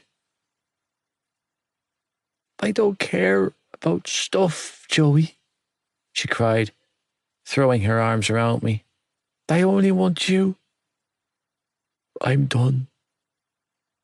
I had to be, for both of their sakes. Trembling, I reached into my pocket and retrieved the folded-up letter I'd written her after leaving Shane's. I'm done dragging you down with me, I whispered, slipping it into the front pocket of her hoodie without her noticing. I'm sorry. Please. I can't. I would not turn her into the woman in my kitchen. I loved her too much to allow that to happen. My father didn't do the right thing for the mother of his children, but I would do it for mine. I'm so sorry. Don't go, she cried out when I stepped around her and moved for the road. Please, please don't go, Joey. Joey, I love you. I love you too. More than this life. I know. I forced myself to shout. And it's not good for you to love me. Joey, I need you. No, you don't. What she needed was for me to get the fuck away from our baby before I turned him into another version of me. Another version of his grandfather. You need to let me go, Aoife. That's what you need to do. It was the only thing I could do for her. It was the right thing to do for her. What about just go home and don't come back here? I called over my shoulder, blinking the tears from my eyes as I forced myself to walk away from her. It'll all be over soon. Do yourself a favour and forget about me. Everything has changed, Aoife. Hysterical, I sat on the cold concrete path, watching as Joey Lynch disappeared from sight, leaving me alone with only his sister to comfort me. Come back. I wasn't sure if I was thinking the words or screaming them, but I knew I knew this was different. Something had changed in Joey. I saw it in his eyes. He was resigned. He was finished. For him, the fight was over. The fire inside of him, the one that had kept his heart beating through all the hardship and pain, had been snuffed out. His brother came bolting out of the house, shouting something about going to find Joe, but I couldn't take a word of it in. The sound of my heart shattering in my chest was so loud and violent it drowned everything else out. We were having a baby, and Joey was leaving. Worse than leaving, he had left. How could he leave me? He promised. I trusted him. I still trusted him. No, this was all wrong. Something's wrong. Don't give up on him. He's not well. Find him before it's too late. With a horrible sense of dread settling in the pit of my stomach, and an even bigger urge to find my boyfriend before it was too late, I climbed to my feet and moved for my car. Unable to form the words, I needed to hold a coherent conversation with poor Shannon, who looked almost as devastated as I felt. Almost. Mumbling something about needing to go home, I climbed into the driver's seat and cranked the engine before quickly tearing away. It wasn't a lie. I was going home. I just needed to find him first, because that boy was my home. It's not the way out. Joey. For most of my life, I felt like I was running out of time. Now, as I sat on the metal railing of the footbridge that separated Malloy's estate from mine, with the end in sight, it suddenly felt like I had all the time in the world. The night air whipped and lashed at my face, but I felt nothing. Eyes locked on the raging current of water flowing through the river, crashing against the foot of the bridge. I felt a level of calmness that was staggering. Several weeks of rainfall meant that the town's river was close to bursting its banks. Good. The current would take me quickly. All I had to do was let go. Just close my eyes and let myself fall. Eerily at peace with my decision, I tossed my bag into the water and watched as the river swallowed it under and washed it away. That could be me. I could just disappear. I will disappear. It's the best thing for everyone, especially her, because she'll never stop fighting for me while my heart's still beating, and I'll never stop dragging her down. Don't do it. A voice called out, and I stiffened before reluctantly twisting around to find a familiar blonde watching me from the rosewood estate of the bridge. Don't, Joey. Clad in an oversized hoodie, I watched as Lizzie Young slowly walked towards me. Don't.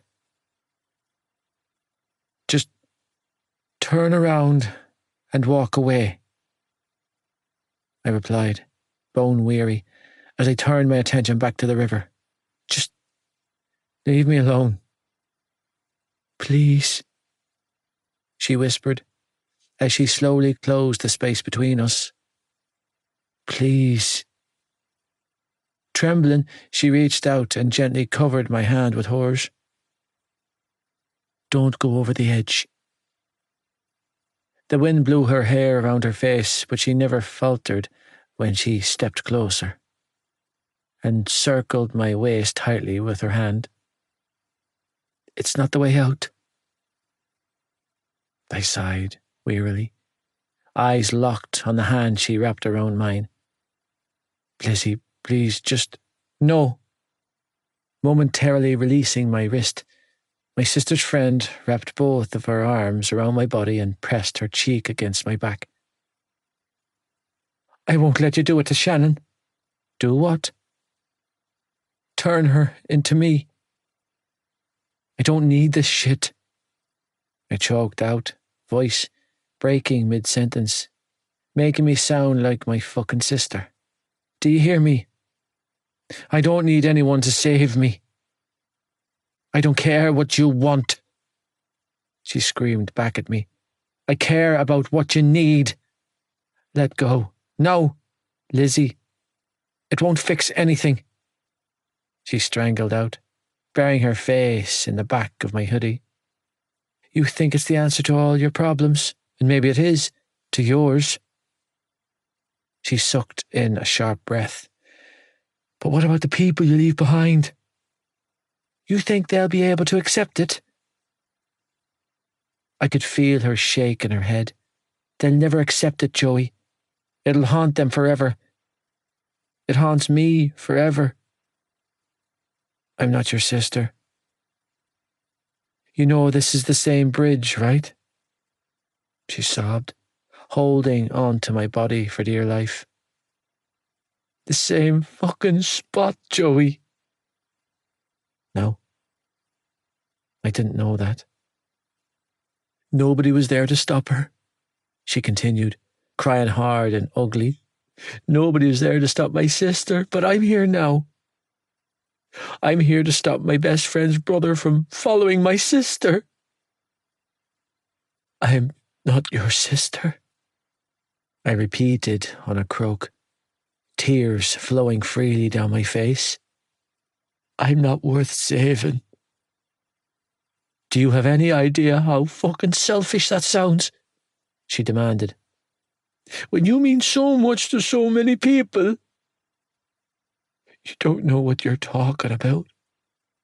Your sisters and brothers love you. She screamed at the top of her lungs. They love you so fucking much, it's palpable. And your girlfriend, Aoife, holy shit, lad.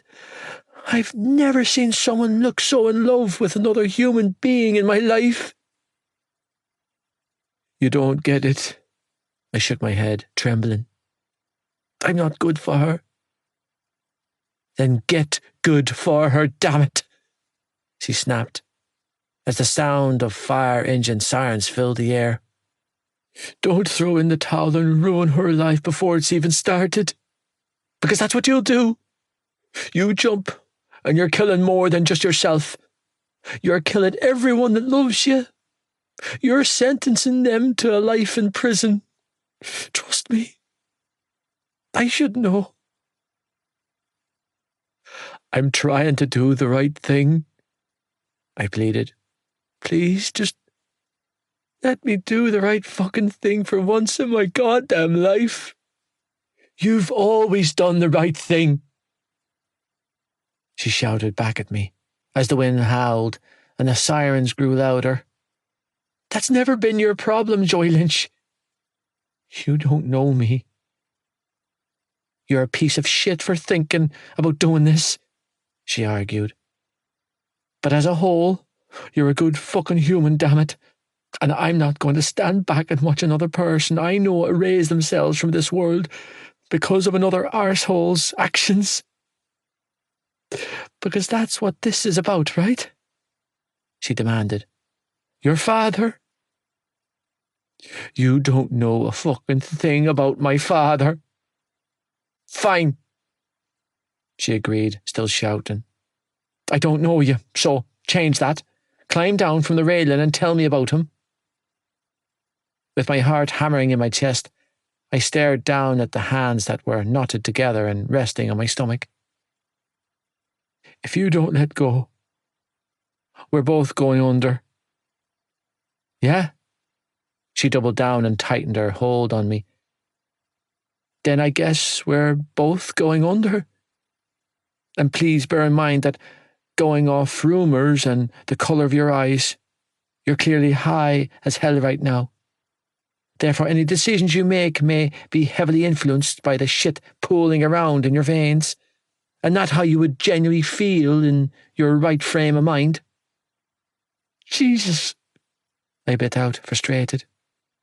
You're so fucking stubborn.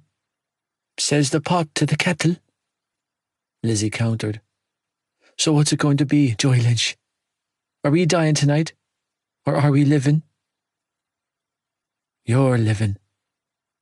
I begrudgingly conceded, allowing her to pull me back over the railing and onto solid ground. I'm being emotionally blackmailed. Tay, whatever keeps your heart ticking, she replied. Sorry, not sorry. Another loud scream of a fire engine siren filled the air, and we both turned towards Elk's side of the bridge to see flashing lights whizzing by in the distance. Looks like you're not the only one being a menace to society tonight, she jibed, folding her arms across her chest, still watching me warily. Sounds like it's coming from your neck of the woods. Yeah, I muttered, feeling a wave of unease creeping over me, as I watched in the distance the stream of fire engines, ambulances and squad cars speeding towards Elk's Terrace. I think you might be right. Queen of Hearts, Aoife. Queen, there's so much I want to say to you. So much I want to apologise for.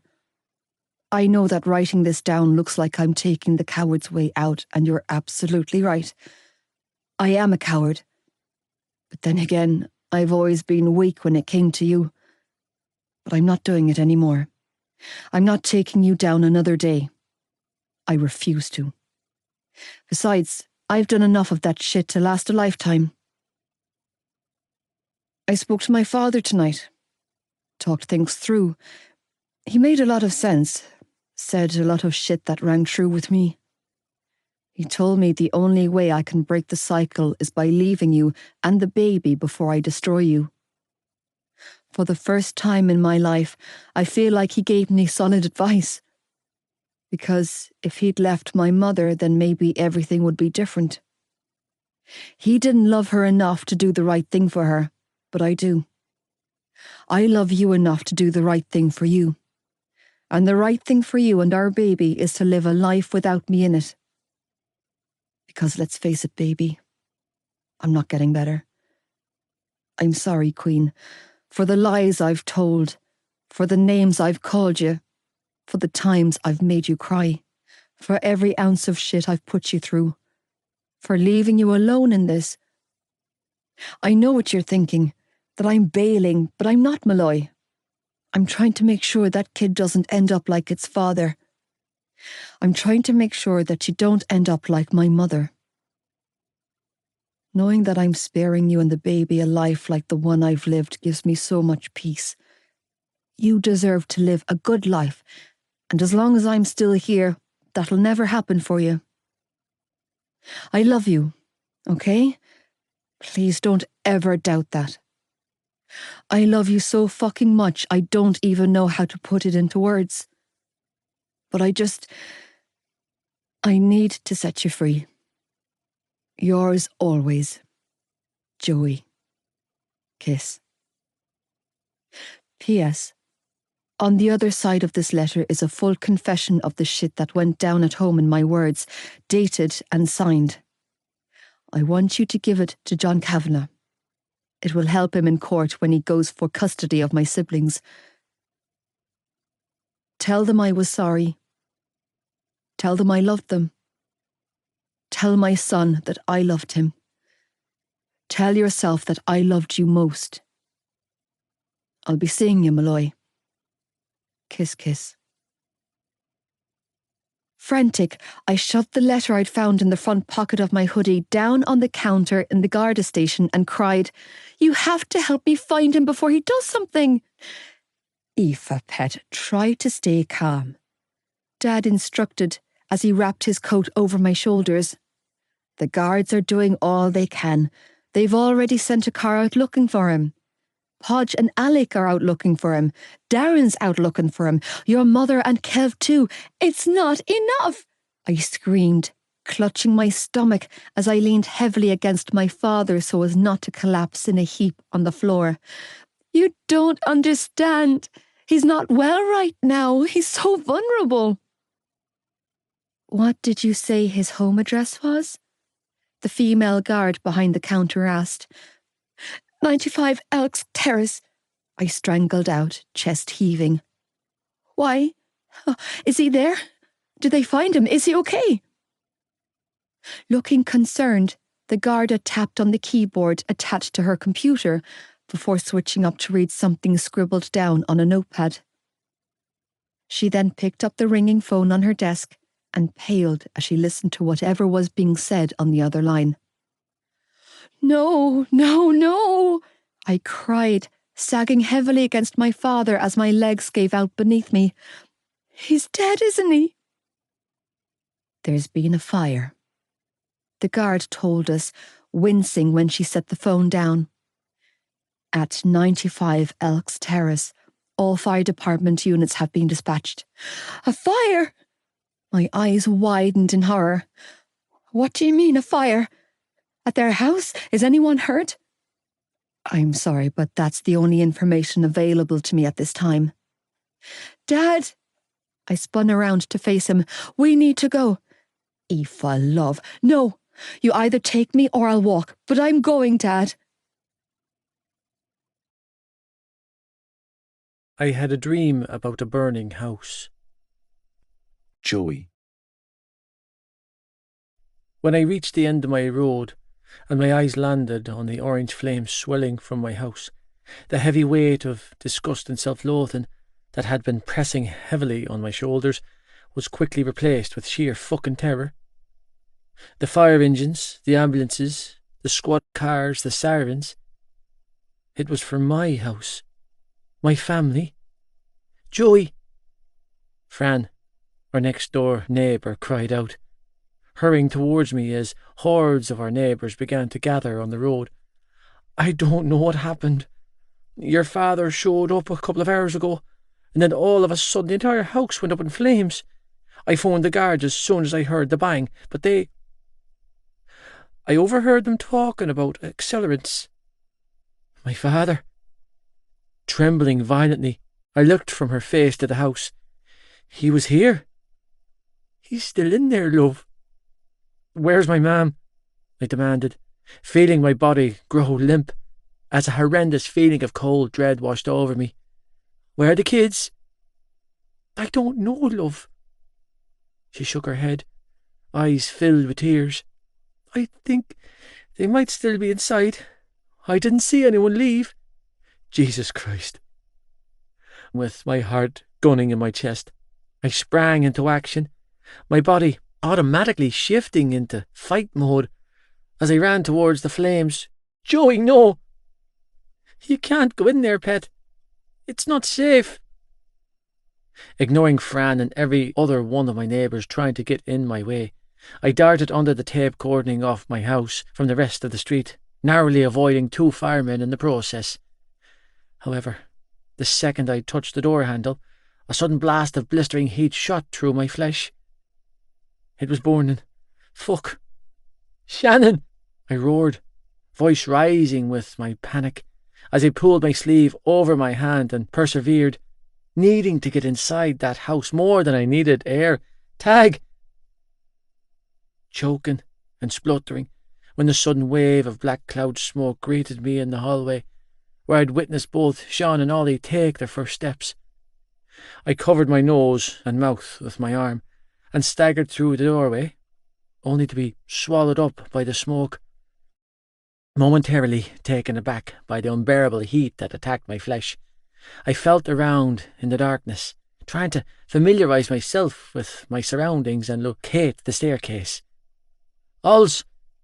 A fit of coughing enveloped me, and I gasped and clutched at my throat in the darkness. Shaney boo! Blinded and suffocating from smoke, I managed to find the staircase and made it about 3 steps up when I was roughly dragged backwards. Get the fuck off me! I spluttered and coughed, fighting against the fireman's hold as he carted me outside. I need to. Stand back, he commanded, pushing me roughly aside as 3 of his co-workers rushed forward with a hose. There's nothing left. Nothing left. Nothing fucking left.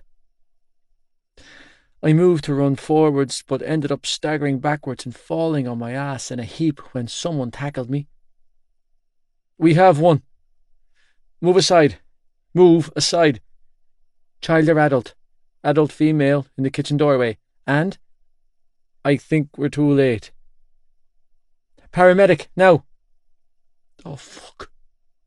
Everything inside of my stomach came rushing back up when I watched the fireman place my mother on a gurney.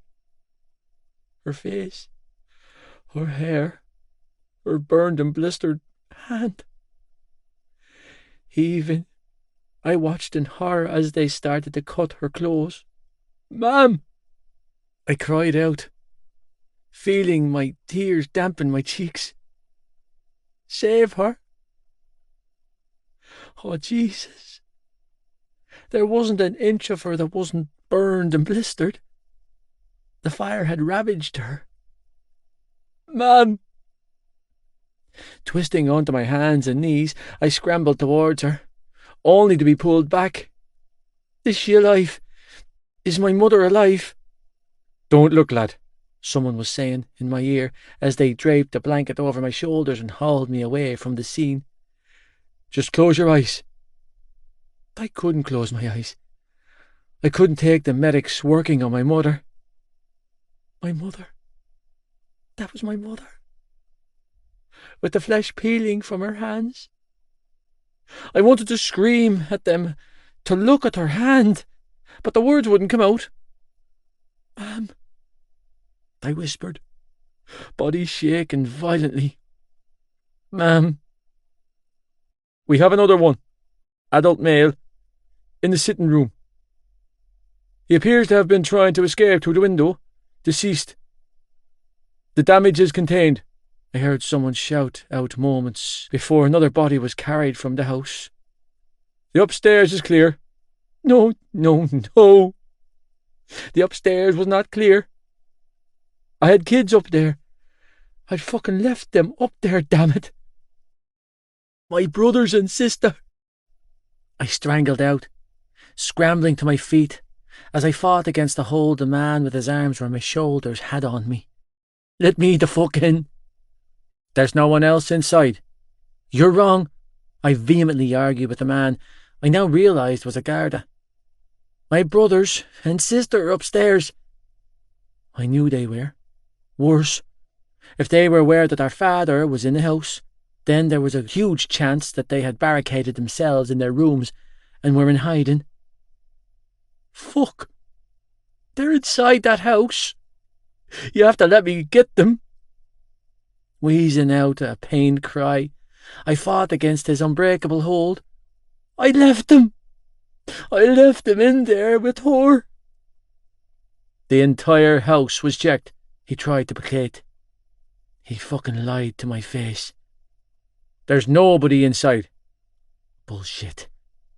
Lunging away from him, I managed to break free and make it a couple of feet towards the house before he dragged me backwards once more. "Get your hands off me, you dirty fucking pig!"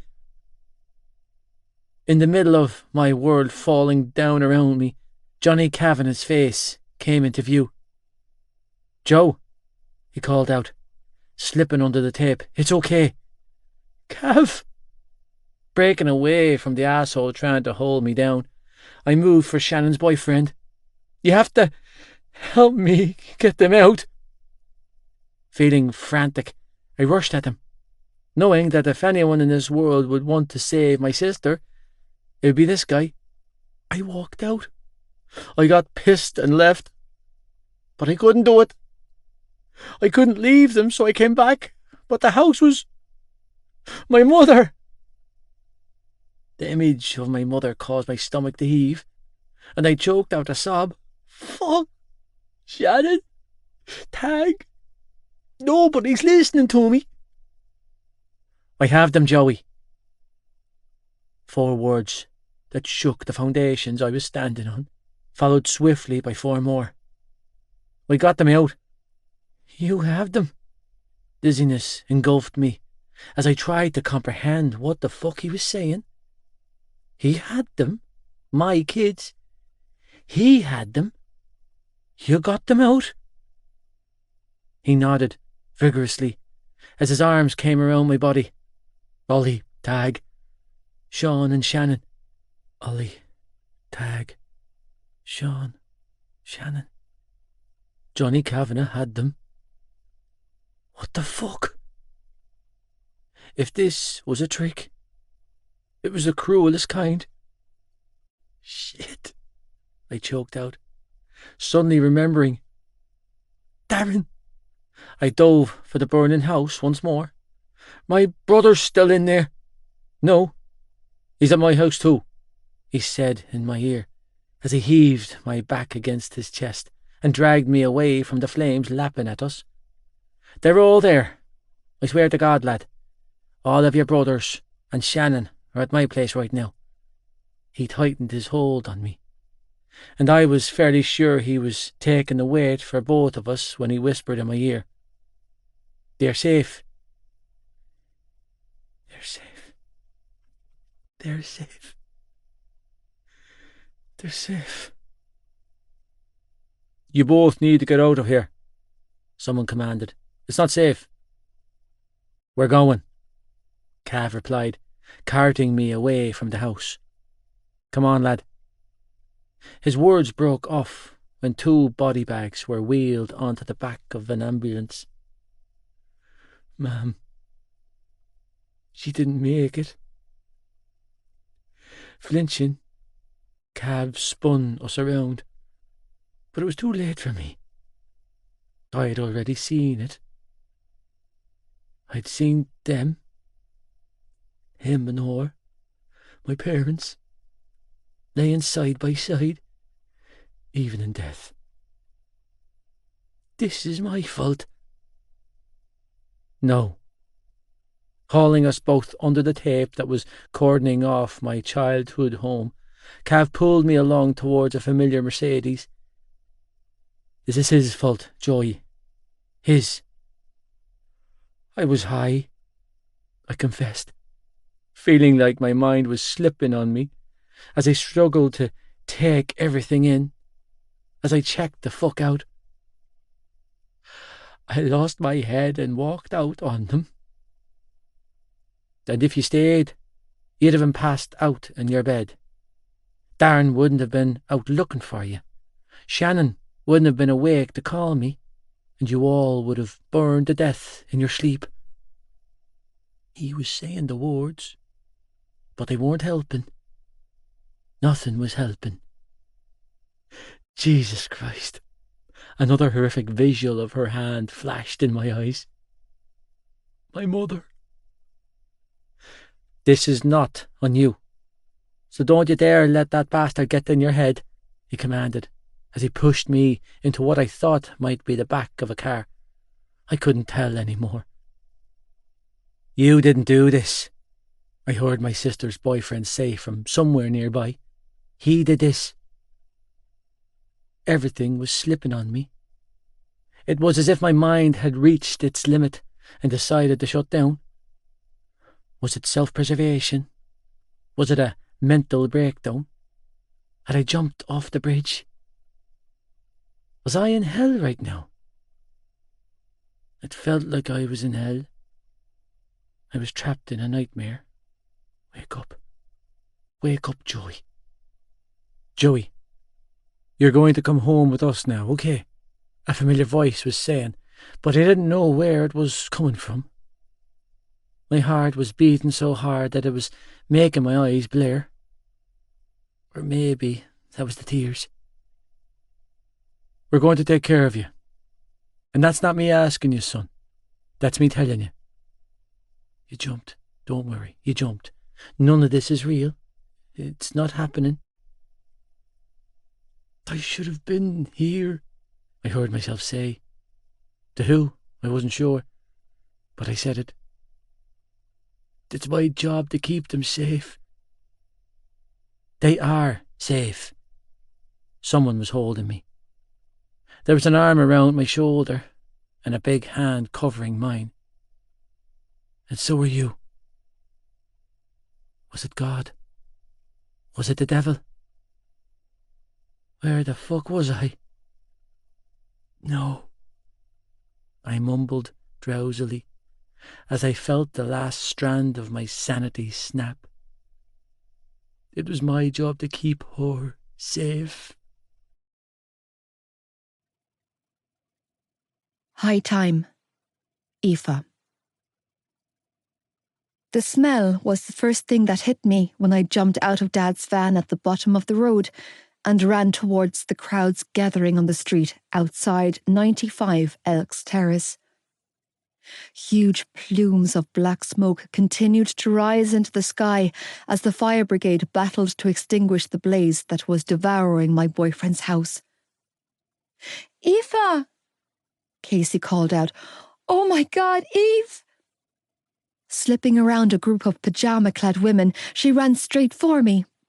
"You have no idea how good it is to see you." Breathless and panting, she threw her arms around me when she reached me.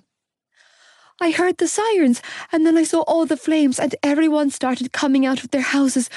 Jesus, I tried to call you, but your phone's going straight to voicemail. I was terrified you might be in there. When I saw Joey losing his shit..." "You saw him?" I demanded, chest heaving, as I struggled to make sense of what I was seeing. "When? Where? Is he okay? Was he..." "Yeah, I saw him. He's okay. Well, clearly he wasn't okay. I mean, he was understandably losing his shit, trying to go back into the house, but Johnny Kavanagh showed up and hauled him away." And that was all it took. He's okay. 2 words. He's okay. Sobbing uncontrollably as a tsunami of relief washed over me, I felt my legs give out beneath me. "Joe's okay." "You're okay too," Dad soothed, catching me before I hit the ground. "You're okay too, pet." Turning to Casey, he asked, "Did everyone get out?" "All the kids got out," I heard her tell him. "From what I've been hearing from the neighbours, Joe and all the kids have been taken to Shannon's boyfriend's house. It's just his mother and father. They're the only ones who burned." "Right, that's enough," Dad interrupted, hooking an arm around me and pulling me to his chest. "You're coming home with me right now. Casey, pet, are you coming? I think Aoife could use her little sidekick tonight." "For sure, Daddy T, I'm coming." "What? No. Wide-eyed and horrified, I spun around to gape at my father. "Dad, no, I can't go home. I have to go to him. He's..." "No." Cutting me off, my father wrapped a strong arm around my shoulders and led me back to the van. "You're not. You're coming home with me and Casey, and you're going to stay home. Tomorrow's another day. You can go and see him then. I promise you faithfully I will take you to the Kavanagh's house myself, but right now I need you to come home and rest." "Dad, you don't understand." "No, you don't understand, Aoife." He snapped, helping me into the passenger side of the van and then waiting for Casey to climb in beside me before slamming the door shut and rounding the driver's side. "You're pregnant, for Christ's sake," he continued, climbing in alongside us and starting the engine. "This isn't good for you. I know you love the boy and my heart is breaking for him too. I've indulged you all night.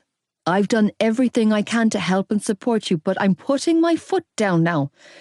This isn't good for the baby, and I think it's high time you start putting the baby first." Wake me up when it's all over. Joey. How am I supposed to do this, John? How am I supposed to arrange my mother's funeral? You're not on your own here, Darren.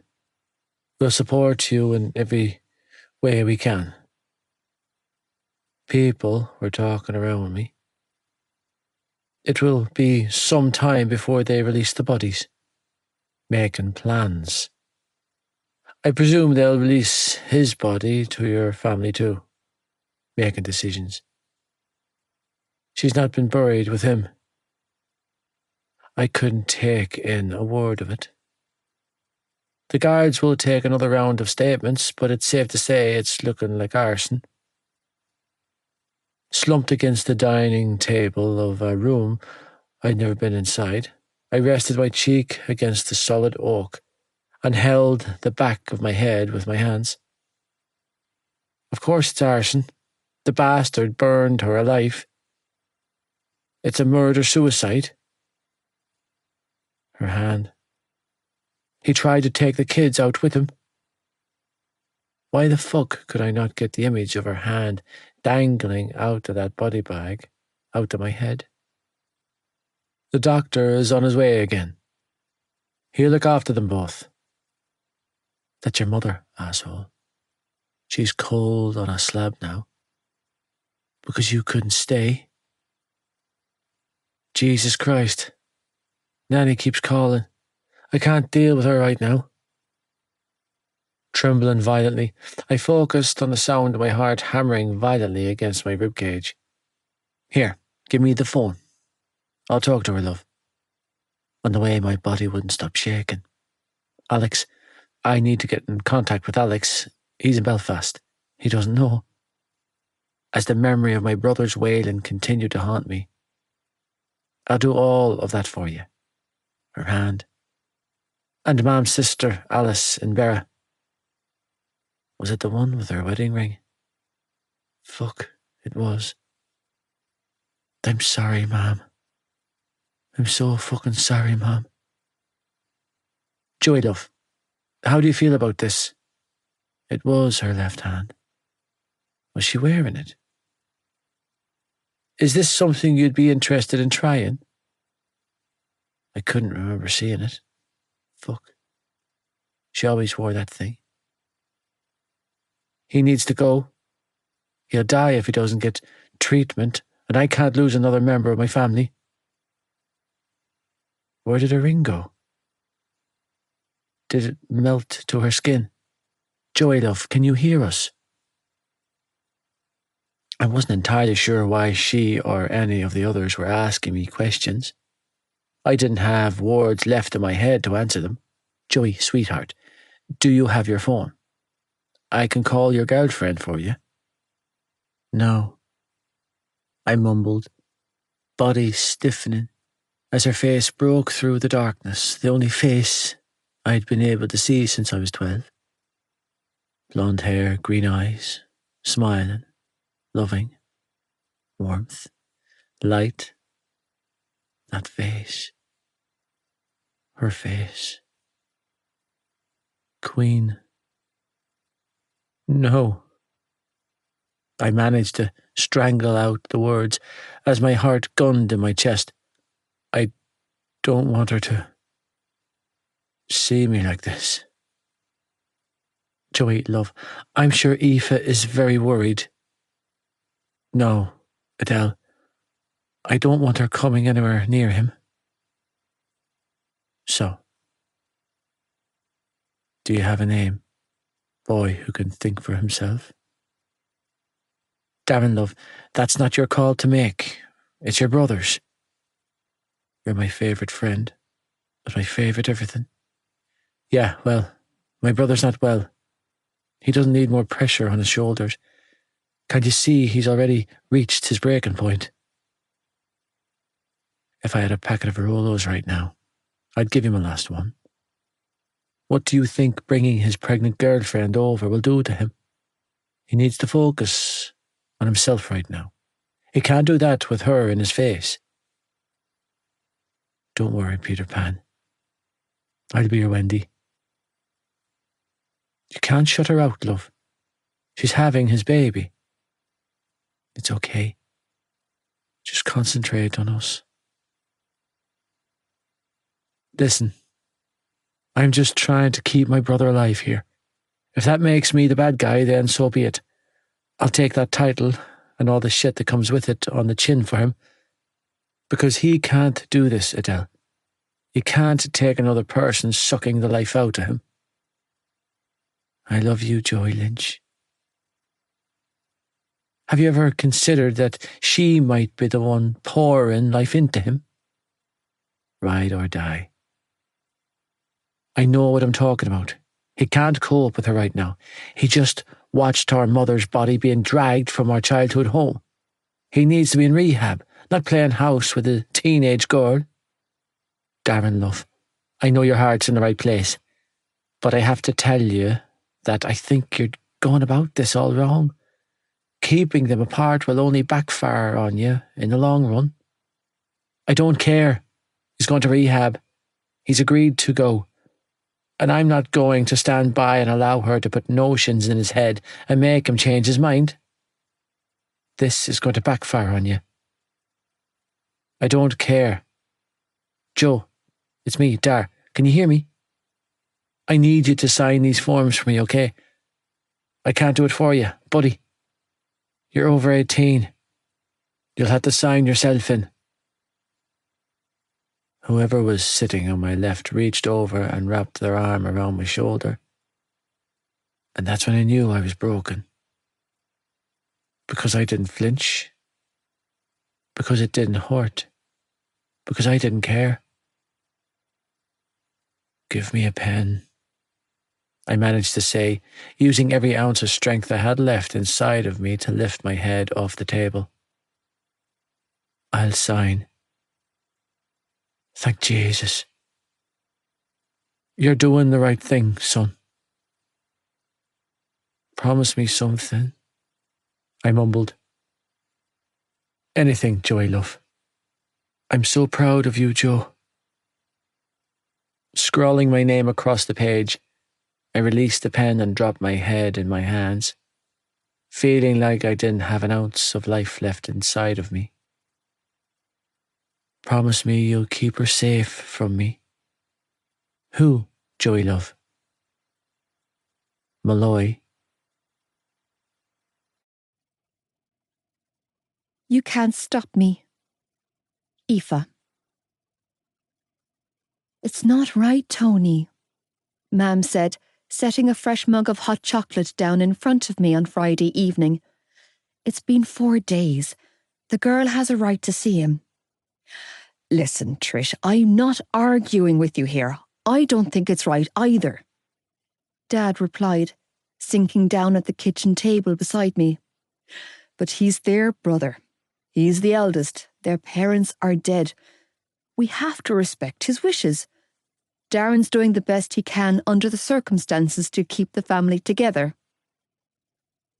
4 long days had passed since the fire that had taken the lives of Teddy and Marie Lynch.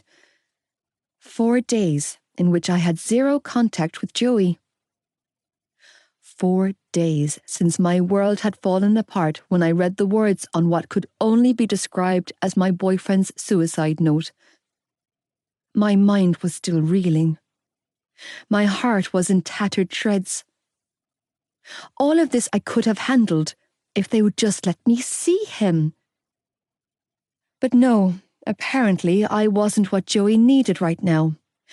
According to Darren, I needed to keep my distance and give his brother time to grieve. Like hell. Joe wasn't just grieving. If they had him holed up in a room somewhere, then he was going through withdrawals. He was suffering, and the fact that I couldn't get to him made me physically sick. Darren is not the patriarch of the Lynch family, I spat, feeling my stomach twist up in knots. He's a piss-poor substitute for the only parent those children ever had. Their mother. I'm not talking about their mother, Dad, I snapped, pushing the mug away from me. I'm talking about Joe. Well, when Darren phoned, he asked us to keep Aoife away from the funeral on Monday. Mam said, apparently Joey is going straight to a rehab facility afterwards, and he doesn't feel that seeing Aoife will be good for him, in case he changes his mind. What the fuck am I? I demanded, pushing my chair back and standing up. The devil incarnate? Mam sighed heavily. Aoife. No, Mam, it's bullshit, I cried out, hating myself for sounding so weak in that moment. It's not fair. I've been here the whole time. I didn't run away. I didn't check out on Joey. 6 years, Mam. For 6 years, I've stayed and I've helped him. I've pulled him out of drug dens. I've taken needles out of his arm. I've begged and borrowed to pay his dealers and keep him safe. And now, because I'm pregnant, Darren's making it out like I've caused Joey's entire downfall. Jesus Christ. My father choked out, dropping his head in his hands. Why didn't you tell us it had gotten that bad?" "How could I cried. "Look at how you're reacting now. You would have fired him from the garage and sent him away, and he doesn't have anyone else." "You're only 18. He bit back, tears filling his eyes. "I don't want this life for you." "He's only 18, I shot back, trembling. "And he is my life, Dad. He's my life and I'm his. We're family." My voice broke, and I sucked in a shuddering breath before squeezing out, "He's the father of my baby, and Darren's taking him away from me." "Aoife, pet, I know you—" The sound of the doorbell ringing pierced through the kitchen, causing my father to pause and frown at the closed kitchen door. "Are you expecting anyone, Trish?" "No, love," Mam replied, patting Dad's hand. "I expect it'll be young Casey. She usually comes over at work." "Aoife?" Kev called from the hallway a few moments later. "I know you don't want me to speak to you, but there's a woman at the door for you." "If it's another fucking reporter looking for a statement, I'll lose my mind," Dad snapped, rising to his feet and stalking out of the kitchen. All week, we had been bombarded with phone calls from local radio stations and reporters coming to the house looking for a scoop. We were a small country, which meant that fire was big news in Cork. It had even made the national news, and the media was disgustingly intrusive about it. Casey even heard a rumour that the national news broadcasters planned to attend the funeral. It was beyond insensitive to 6 children who had just lost both of their parents, shitty as they were. Dad returned a few minutes later with a familiar blonde woman in tow.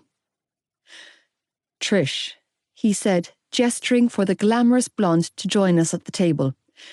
"This is Adele Kavanagh." "Hello, Trish," Adele said, offering my mother a soft smile before turning her attention to me. Warm eyes full of sympathy greeted me. "Aoife, love, how are you?" My mouth fell open and I tried to answer, but I couldn't get the words out. Not when my entire attention was riveted to the small child whose hand she was holding. "Oh my God!" I cried, practically falling off my chair in my bid to get to him. "Shawnee!" "Aoife!" He mumbled around the fingers he was sucking before releasing himself from Adele and toddling towards me. His little hand covered in its usual slobber. "Aoife! Oh, Shawnee boo!" Scooping him up in my arms, I broke down there and then as a wave of relief washed through me at the sight of his little curly head. "You have no idea how good it is to see you, baby boy." "Oh, he's sad," he told me, touching my cheek with his hand. "Oh, he miss Aoife." The fact that he was trying to speak and doing such a good job at articulating himself only made me cry harder. "Yeah, buddy," I sniffled, burying my face in his neck and soaking in his familiar smell. "Aoife misses Joey too." "That's actually what I'm here to talk to you about," Adele chimed in, taking the seat my mother was offering her. "Thank you." "Coffee? I'd love a cup, thanks, Trish." "How are the others?" I asked, unable to keep the emotion out of my voice. "And Joe?" Blowing out a shaky breath, I climbed to my feet, taking Shawnee with me, and returned to my seat at the kitchen. "Is he doing okay?" "Thanks, Trish," Adele said, accepting the mug of steaming coffee my mother handed her before turning her attention back to me. "Darren, Shannon, Ollie and Tig are doing remarkably well under the circumstances." She smiled indulgently at the little guy on my lap. "And Shawnee here is the sweetest little soul." "And Joe?" She shook her head sadly. "Not as well as the others." My heart plummeted. He's in bad shape, she added, and I tightened my hold on the small boy on my lap, feeling like I had a connection to my boyfriend for the first time in days. He hasn't spoken a word since the night of the fire. Jesus, my father muttered, scrubbing his face with his oil-stained hand. Poor lad. He hasn't eaten a single bite either, she offered, concern evident in both her voice and her features. To be honest with you, I'm not sure he's even slept. When he's not vomiting, he's staring lifelessly at the wall. I need to see him, I told her slowly, emphatically, fucking desperately, willing this woman to do the right thing for my boyfriend. You don't get it. Darren thinks he knows everything, but he doesn't have a clue. He doesn't know a damn thing about his brother, but I do. I know Joey. I can help him. I can get through to him if you just give me a chance. I agree. She surprised me by saying, "That's why I'm here, love." My brows shot up in surprise. You agree? Adele nodded. I wanted to have you over that night. I thought it would be good for Joey to have you with him, but Darren had just lost his mother too, and I didn't have the heart to fight with him. He genuinely believed that he was doing the right thing for his brother. He was so adamant that he knew what was best. She took a sip of coffee before setting the mug back down and saying, "But I have a feeling that the best thing for Joey is sitting in this kitchen." Her words meant so much to me in this moment. They curled around my heart like a warm hug. "You'll take me to him?" She offered me a sad smile and nodded. "You should have never been kept apart in the first place, love. It was an error of judgment on my part, and it will never happen again." I was on my feet before she finished her sentence. "I'm ready now." "No," Dad blurted out. "I don't want her to go." "Tony," Mam sighed. "Please, just—" "I'm sorry, I know the lad's in a bad way," Dad argued, sounding genuinely torn. "And I would half my heart with him to make him better. I swear I would, but not at the expense of my daughter's welfare." "Tony, Aoife's over 5 months pregnant. She needs to be here where she's safe and not stressed out." "I'm going, Dad." "Aoife, no, please. Would you just think of yourself for a minute?" "I'm going, Dad," I repeated, setting Sean down on his feet. "And there's nothing you, Darren, or anyone else can say to stop me." Back to me, back to you. Aoife.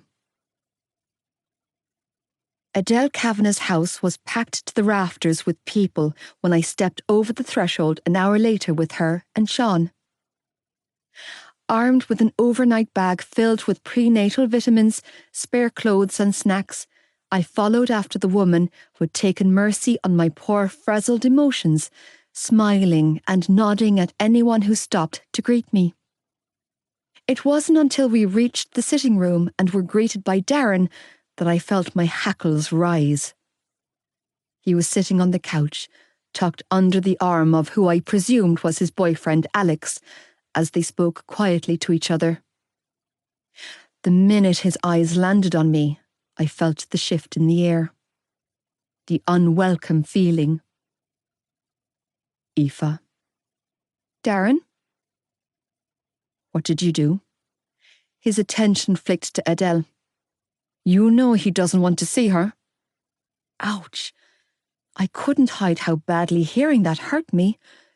My sharp intake of breath was proof of that. "Shannon has Johnny, and you have Alex," Adele explained calmly, reaching out a hand to stroke my back reassuringly. "Joey has Aoife. She's not good for him right now. I'll show you something not good for you if you don't shut up," a little old lady ordered from her perch on an armchair by the fire. "The cheek of you! laying down the law in this kind woman's house. But Nanny, don't you but Nanny me, she chastised, holding up a wrinkly finger. You're not too big for a clip around the ear, young man. I watched as she turned her attention to where I was standing and smiled. Aoife. Looking withered and worn from the knocks she had taken, but with kindness still shone from her eyes, she held out a hand to me. It's been too long. We'd only met a handful of times down through the years, but this woman meant a great deal to Joey, which meant that I held her in the highest regards. Hi, Nanny, I replied, closing the space between us, attention flicking to her adorable cloudy white perm. I'm so sorry for your loss. Come here to me and let me see you, she instructed, catching hold of my hand in both of hers and squeezing. One of my grandsons tell me that you're in the family way with another one of my grandsons. Jesus Christ. I cast a scathing look in Darren's direction before reluctantly nodding. Listen, Joey really wanted to tell you about the baby himself, but his parents didn't want the younger children finding out, and then everything just sort of spiraled these past few months. I mean, we've never openly announced it or anything. You'll have a fine son, she cut me off by saying, as a strange wave of warmth flushed through me. Strong like his mother. I could feel the tremor of old age running through her when she placed her hand on my stomach. Loving like his father. We don't know what we're having, I heard myself whisper. You'll have a boy, she told me, and he'll be just like his father. I hope so. You're a good girl. Her eyes burned with emotion, with a heart of gold. I shrugged in response because I didn't know what to say. You should bring her to him and watch her work her magic, Nanny said then, turning to Adele. Return my grandson's heart to him and he'll start living again. He's in here, Adele said, knocking lightly on a closed bedroom at the far end of the right wing of the house. Just give me a second to coax Shannon out. Nodding, I clasped my hands together, barely able to contain my emotions. Hello, Shannon, love, Adele said when she pushed the door inwards and stepped inside. You have 2 visitors here to see you, Claire and Lizzie. They're downstairs in the sitting room, pet. Maybe I shouldn't leave him on his... And I have a visitor for you too, Joey, Adele interrupted, gesturing for me to follow her inside. Go on in, love. With my heart hammering violently in my chest, I stepped inside, immediately taking in the sight of my boyfriend curled up on his side in the fetal position. Clutching a pillow to his chest, he remained still as a statue on the plush bed facing the window. Oh, baby. He looked so young, so utterly broken.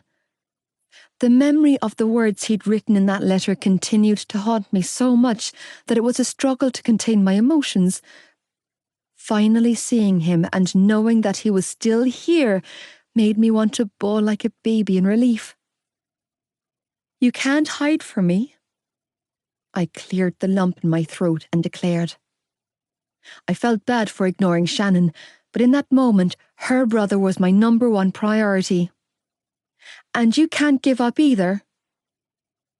His body jerked, a telling sign that even though he looked like a ghost, he could hear me. Stepping around his sister, I sat on the edge of the mattress facing him and exhaled a shaky breath when my eyes took in the sight of him. His gaunt features, his haunted expression, his vacant eyes. My Joey. His body twitched. My baby. His body shook harder. That's it. Follow my voice. Come back to me, With trembling hands, I stroked his cheek and brushed his hair out of his eyes before leaning in close to nuzzle him, because I'm not giving you up. Jerking in what looked like genuine agony, a pained groan tore from his throat. I know, I coaxed as I continued to trail my fingers through his hair, to touch him, to bring him back to me. You're in there, aren't you? He twitched again, hands balling into fists. That's it. I see you, Joey Lynch, I whispered, pressing a kiss to his cracked and peeling lips. You can't hide from me. His hand moved then, settling on the swell of my stomach, and I swear I could have cried in relief. That's it, I coaxed, gently lifting his head onto my lap. Come back to me, baby. Instinctively, he rested his cheek against my belly button, against the part of my body that separated him from his baby. It's okay, I whispered, cradling him when he shook and trembled and clawed at any part of me that he could catch a hold of. You can't scare me away, I promised, holding him closer when his hands knotted in my hoodie. You're mine, remember? It wasn't until Adele had taken Shannon from the room and closed the door behind them that Joey finally spoke. Queen. My heart soared to new heights. There he is. He's still here. Hey, stud, I replied, using my shoulder to wipe a rogue tear from my cheek as I continued to cradle his face to my stomach. I'm right here. Am I dead? No, baby, you're not dead. I tilted his face up so that I could look at him. You're safe, okay? Lonesome green eyes, so full of heartache and loss, stared up at me. Is she dead? Sniffling back a sob, I cupped his tear-stained face between my hands and pressed a kiss to his forehead. Yeah, baby, your mom didn't make it. He didn't react. He didn't stiffen or flinch or scream or cry. Instead, he closed his eyes, settled his head back on my lap, and whispered, I thought it was a nightmare. Shredded. I felt shredded to the bone.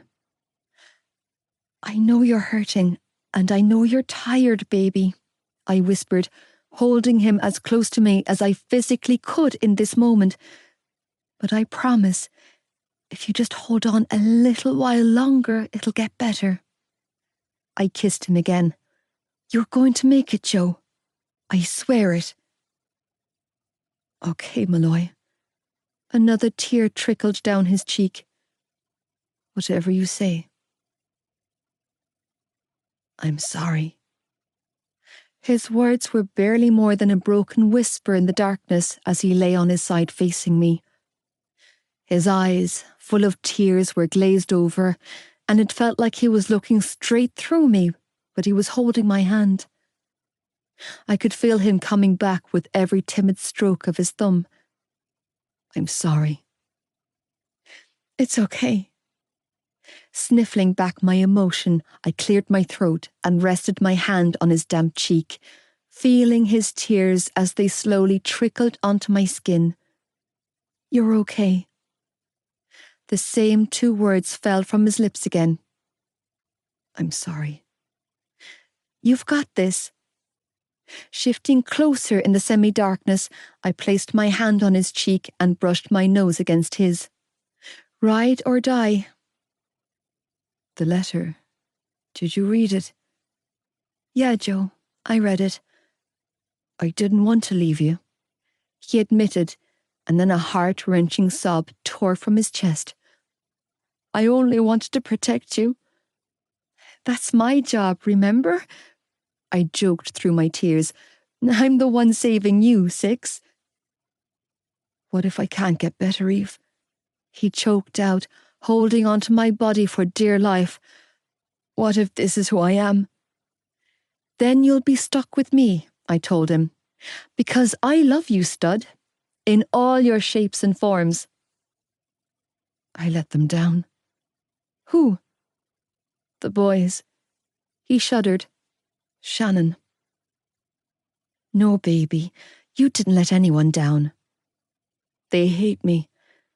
Nobody who knows the real you could ever hate you, I whispered, wiping a tear from his cheek. If you could only understand how much you mean to those children, how much they adore you, appreciate you. If you could only see through their eyes. I exhaled shakily. You are so important to so many people. Well, Adele demanded when I stepped into the kitchen later that night. Any luck? I waved the empty plate and glass in front of her. It was a battle of wits there for a while, but he knows I always win. Oh, thank God, she replied, sagging in relief as she pressed a hand to her chest. That's the first bite he's eaten since Monday. Ham sandwiches and cans of Coke, I reeled off, setting the plate and glass in the sink. That's the way to his heart. Good to know. Has he said anything else?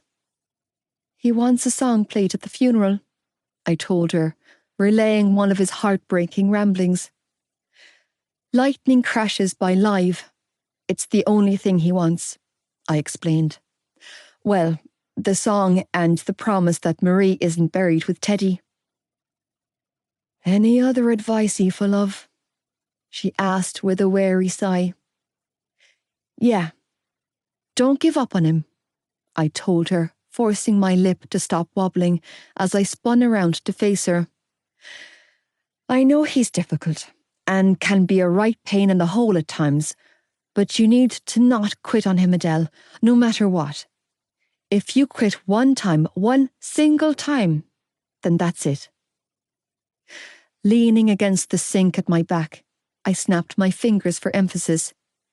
He'll be done.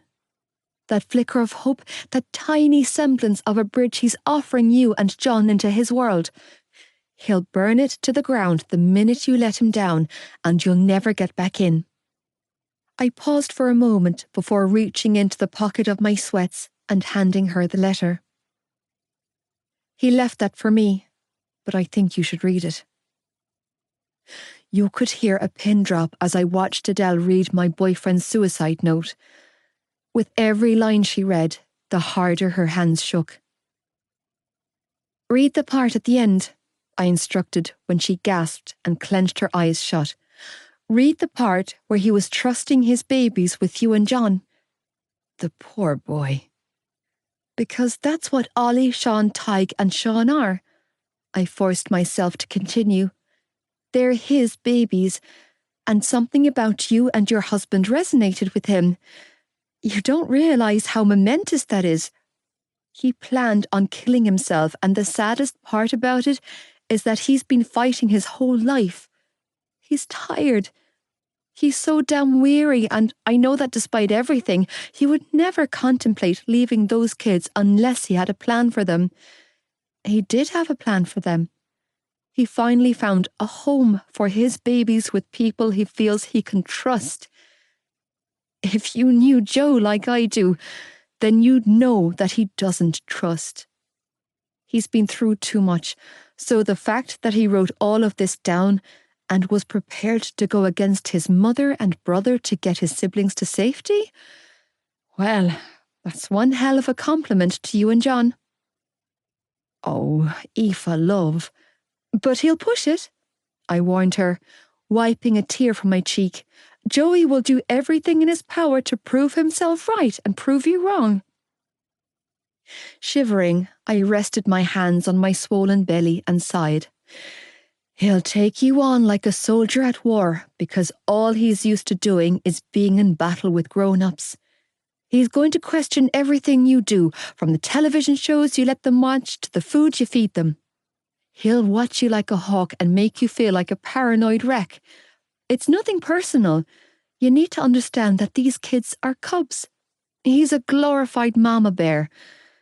Giving up power to you will be his biggest sacrifice because you're a woman.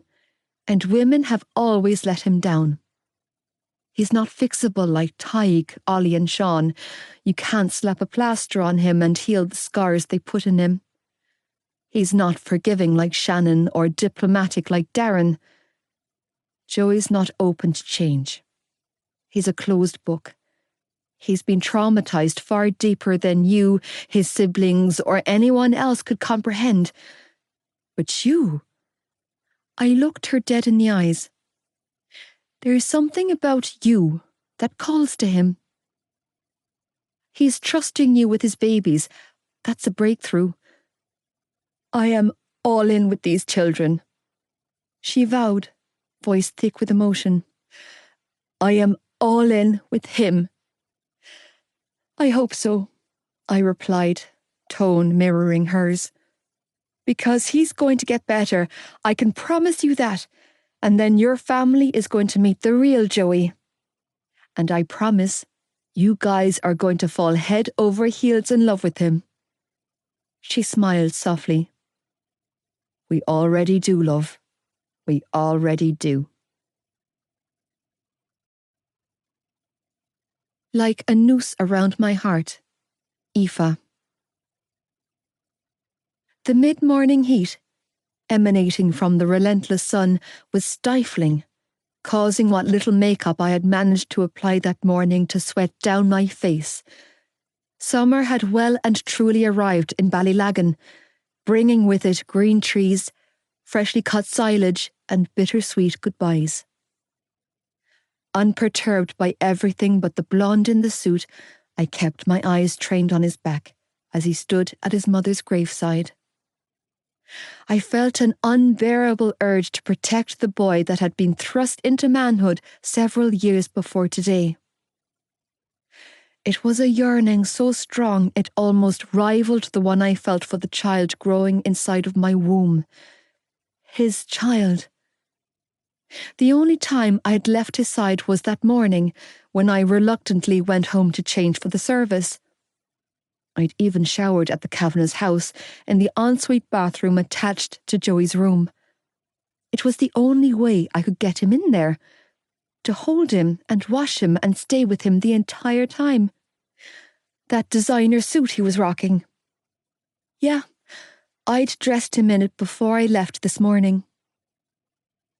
Entirely alone in his thoughts, in his pain, my boyfriend remained rigid at the graveside. Long after his mother was lowered into the ground and the other lynched children had dispersed, Joey continued to stand vigil, still trying to protect her, even in death.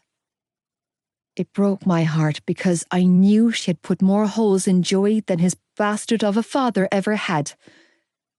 There was a Marie Lynch-sized hole in my boyfriend's heart that no amount of loving could heal. God knows I had tried. She didn't deserve Joey's unconditional love, not when she had never loved him the way he deserved. Yet she had always received it anyway. Maybe it was the pregnancy hormones elevating my frazzled emotions and causing me to think more irrationally than usual, but I was so fucking angry with her. Her death, as horrible and unspeakable as it had been, didn't absolve her of the sins she had committed against her children when she was alive. Those sins which had left her second-born son's heart almost unsalvageable. All he ever wanted was her love, and she never gave that to him. Bitterly sad for all they had lost, I looked around, knowing that the other lynched children would be okay in the long term. Darren would return to the life he had built for himself in Belfast, while Shannon and the 3 younger boys had the Kavanaghs to care for them. It wouldn't be easy, with plenty of teething pains along the way, but they would adapt. They sure as hell had a better chance now. That left my Joe, the one shipping himself out of his family, shipping himself out of Ballylagan, out of my life. He had checked himself into a rehabilitation centre up the country. The Kavanaghs, once realising how severe his addiction was, had offered to finance it, and in a rare moment of clarity, Joey had signed the papers. When his mother's funeral service ended, he was leaving. For the whole summer. Maybe forever. Fuck. Don't think like that, Heath. Last night, when he questioned whether he was doing the right thing by going, I had fiercely supported and encouraged his decision, even though it broke my heart to do it. He needed to go, and I needed to let him. Exhaling a pained breath, I tightened my hold on the red rose I was fisting and closed the space between us, ignoring all the curious stares and gawks I received in the process. Some people knew. More people didn't. Truth be told, I didn't give a damn about what anyone thought. They could speculate all they wanted about the drastic weight gain I was attempting to conceal behind my black dress. Fuck them all. Not stopping until I was shoulder to shoulder with the only boy I had ever loved, I kept my eyes trained on his mother's freshly dug grave and tossed the single rose inside before finally finding the courage to face him. Keep it together, Eve. Don't scare him off. Don't try anything stupid. Sucking in a sharp breath when my eyes landed on his gaunt, beautiful face, I masked my devastation with a steely look of determination. That was the thing about Joey Lynch. He couldn't handle weakness. It wrecked him. He spent so much of his life caring for his family, fending for those weaker than him, that he didn't have any room left for vulnerability. He needed a strong partner, someone who could look after themselves, someone who didn't need to be treated with kid gloves. Enter Aoife. I told you not to come. No, hello, Aoife, or anything. Just blunt honesty. He wanted to say goodbye this morning, but I couldn't do it. I needed another minute. Steeling my nerves, I arched a brow, burying down my insecurity and replacing it with feigned bravery. And I told you to save your breath. Eve. Pain encompassed his features and a shiver racked through his lean frame. You shouldn't be here. It's not good for the baby. Yeah, I knew all about the old pishyog, another old wives' tale. Stare at the face of death, never feel your baby's breath. Thing was, I was more in love than I was superstitious. I don't care, I shot back defiantly, as if I wasn't going to come, Joe. We had been through hell and high water together. I wasn't about to let him bury his mother alone. Still, his eyes continued to search mine. For what, I had no idea, but he seemed to find whatever it was because he exhaled a sigh of what sounded like relief. So, are you ready? I clasped my hands together to stop myself from reaching for him. In truth, I wanted to snatch him up and lock him away in my bedroom so I could keep him safe, so I wouldn't be alone in this. I forced a small smile before adding, for what comes next? Lonesome green eyes seared something deep inside of my soul. No. More blunt honesty. Good, because neither am I. Breath hitching in my throat, I wrapped my arms around my body, willing myself to be a stronger woman and not break down. You can do this, Aoife. You can let him go. No, you can't. You can't. Don't let him go. Malloy. Just put your arms around me and hold me like you're not going to see me for another 3 months. I ordered hoarsely, needing him to not say anything that would shatter my barely held together resolve as I walked into his arms. Inhaling deeply, I noted the clean scent of him. Lynx, fresh air, and nothing else. No alcohol or smoke. God, he must be in so much pain right now. Jesus. His lips moved to my hair, and like the habit of a lifetime, my trembling hands moved to hook the waistband of his trousers. You don't wait, do you hear me? His words infuriated me, but I didn't respond. How could I? It was taking everything in me to hold it together. I wouldn't fall apart now. Not here. You live your life, okay, Malloy? As if that was even an option. I was pregnant with his baby, for Christ's sake.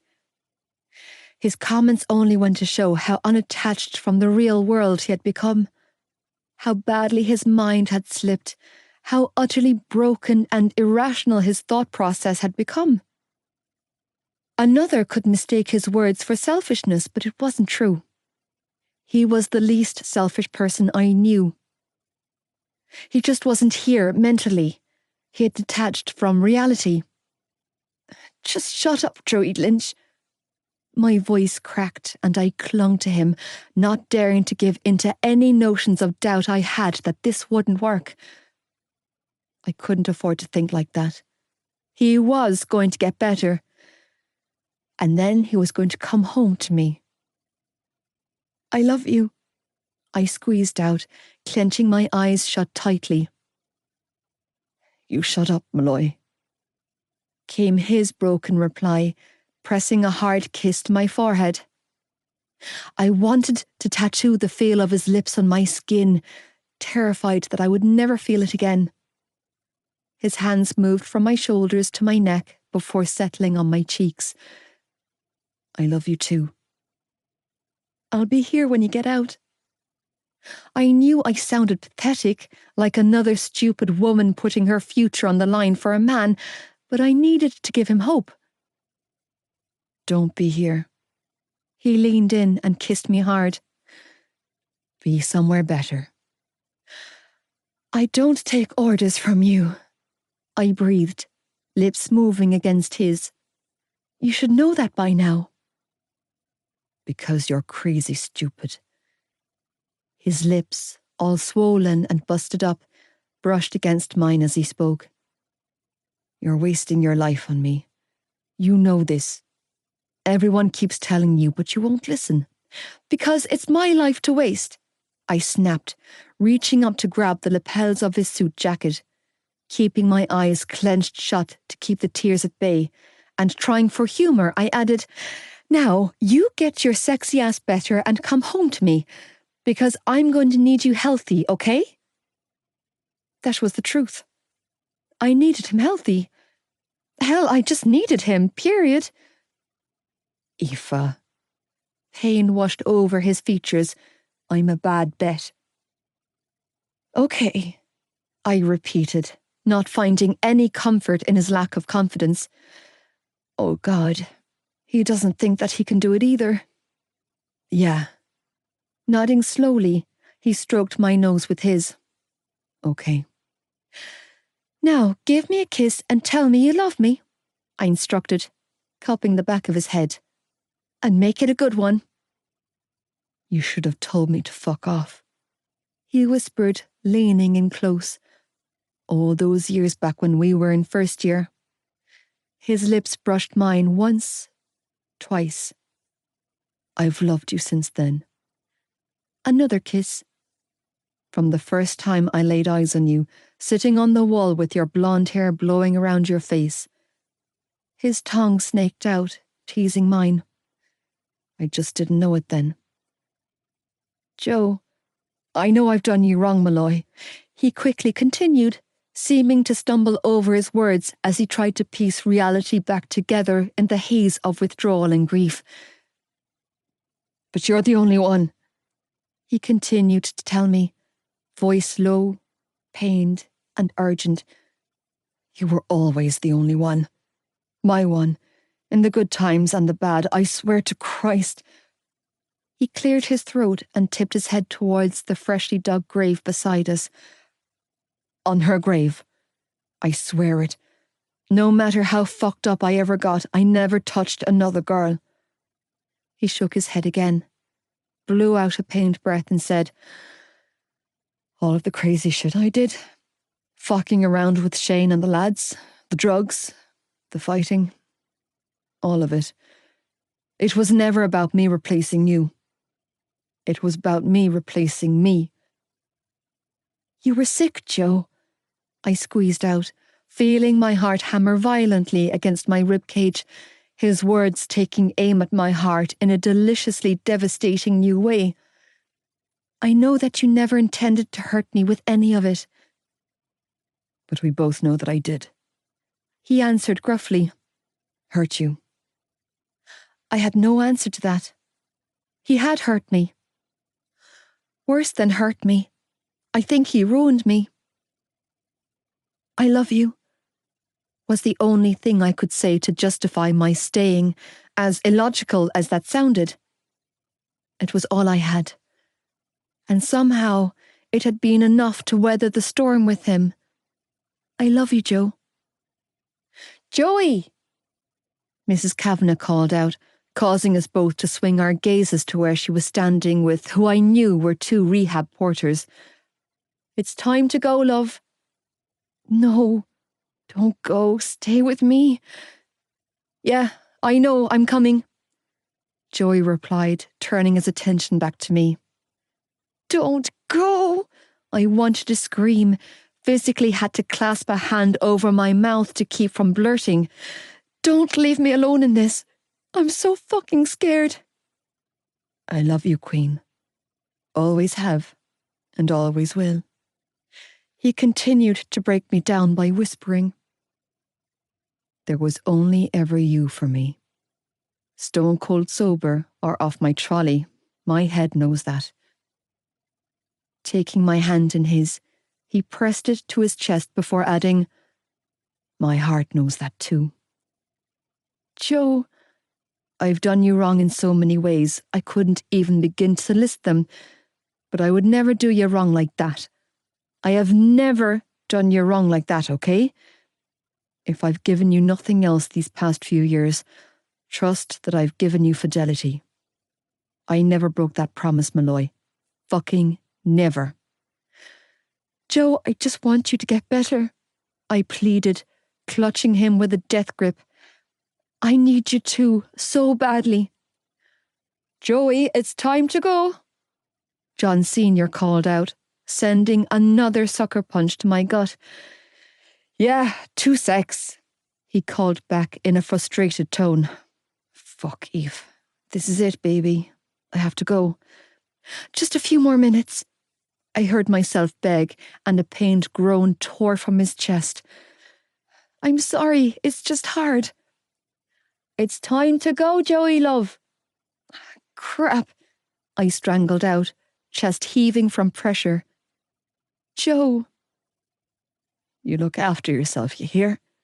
He said, tone gravelly and thick with emotion. Don't be climbing any walls while I'm gone, Houdini. Roughly clearing his throat, he pressed a hard kiss to my brow and then stepped back.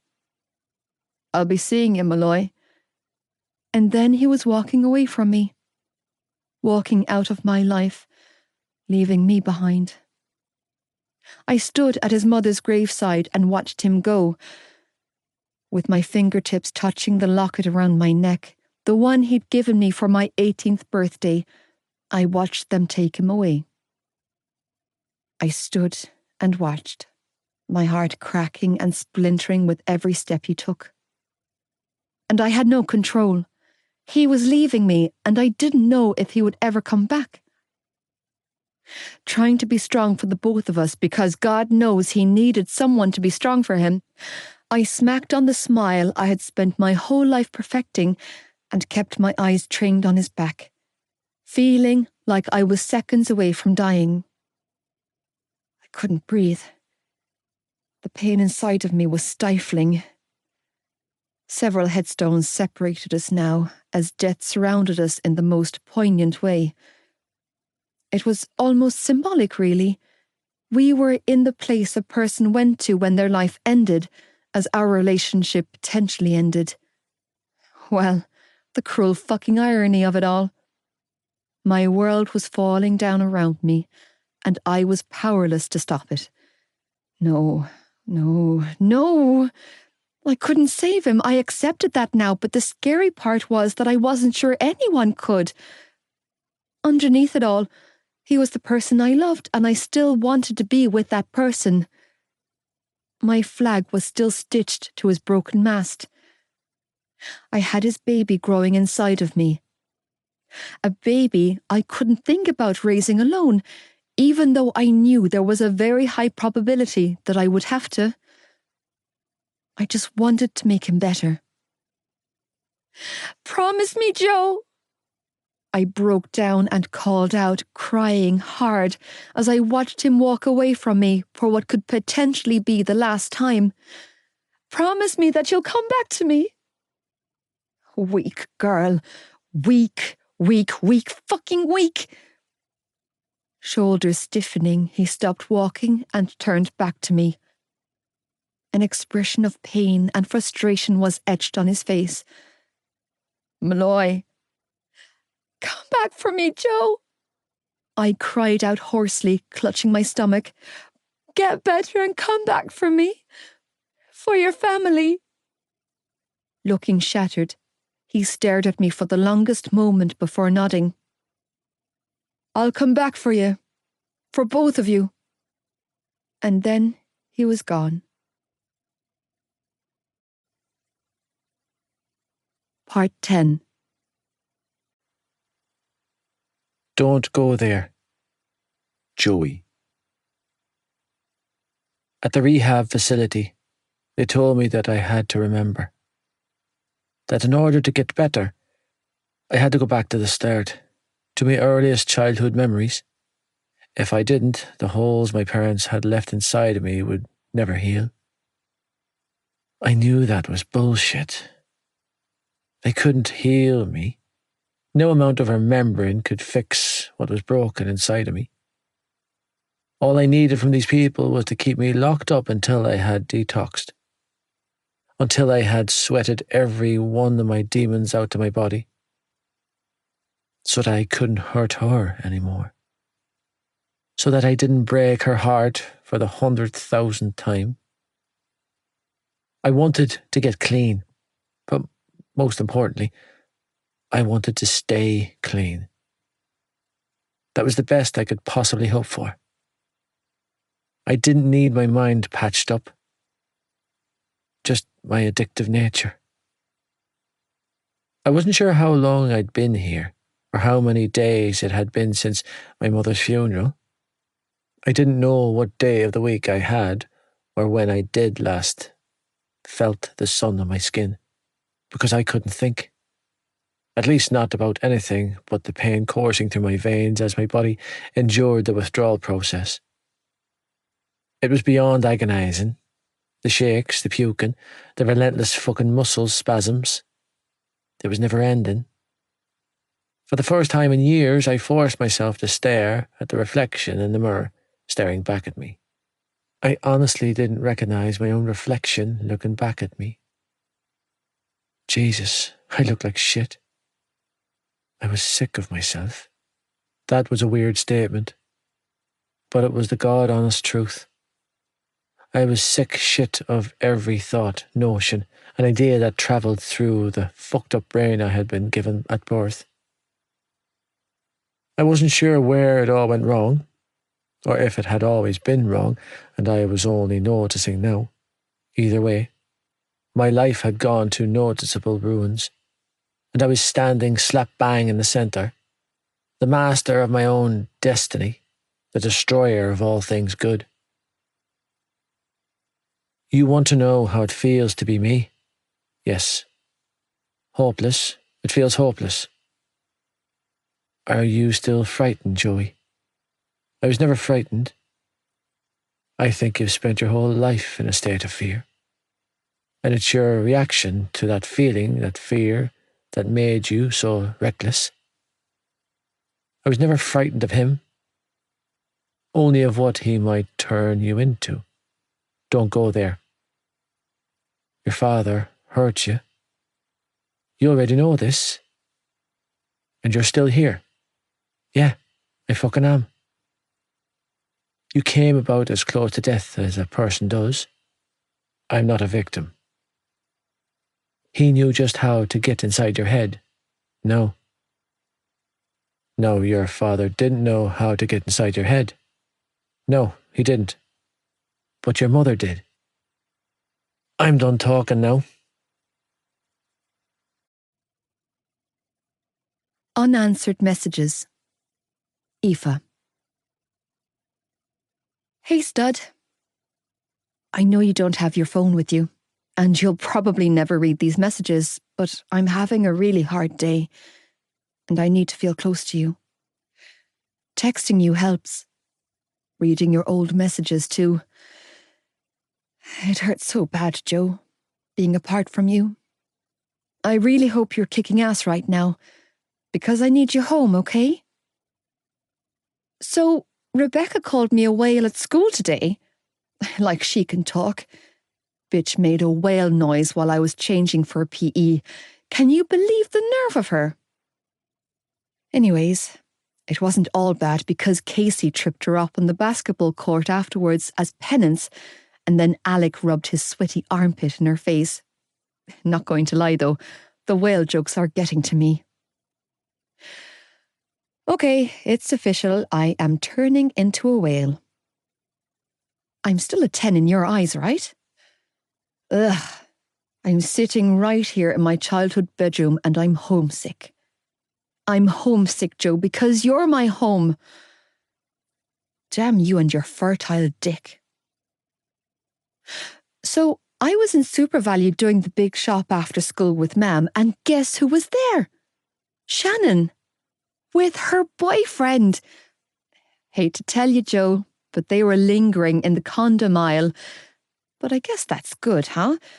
At least they're being safe. She didn't see me, and I didn't approach her. I just couldn't, you know? It's too hard. But I think she's after changing a lot.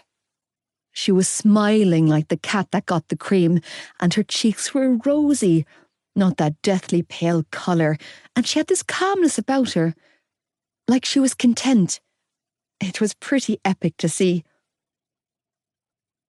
So I'm fairly sure Casey had a three-way with Al and Mac. They're all denying it, but something definitely happened between the three of them in Podge's Hayshed last weekend. I felt the baby kick for the first time today. The girl from the wall. Joey. With my heart frozen in my chest, I folded my arms behind my head and stared up at the ceiling, with nothing but my thoughts to keep me company. From as far back as I could remember, I had a job. At first, the job consisted of doing one thing: protecting my sister. As the years passed by, my job became more complicated. More babies arrived. The hits came harder, and my mother's presence in my life grew fainter. The light in her eyes slowly dimmed into the darkness. I watched it happen. Powerless, I witnessed her turning into a ghost. It seemed to happen over a spell of years, and then, all at once. By the age of 12, she was gone. By the age of 12, so was I. My broken bones healed, my scars faded, and my body grew. Puberty hit, and I found comfort in girls, except I never really did. Sex was something I took when it was offered. It was the same with drugs. Whatever I was offered, regardless of the consequences, if it was bad for me, I welcomed it with open arms. During therapy, they tried to tell me this was a version of self-harm. I said nothing. They told me I had PTSD. Again, I remained silent. They promised that I wasn't to blame for her death. Nothing. They assured me that I had a bright future ahead of me. Empty.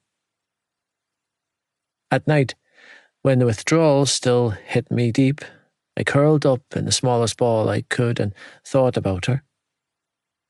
That was the only thing that kept me going. Her face. The only face. Her picture in my pillowcase was the only thing I had from back home. She was the only one I brought with me. The only one I prayed would be there when I got out of here, even though I knew she would be better off far away from me. I dragged her down to my toxic level, and then left her alone, carrying a baby inside of her belly.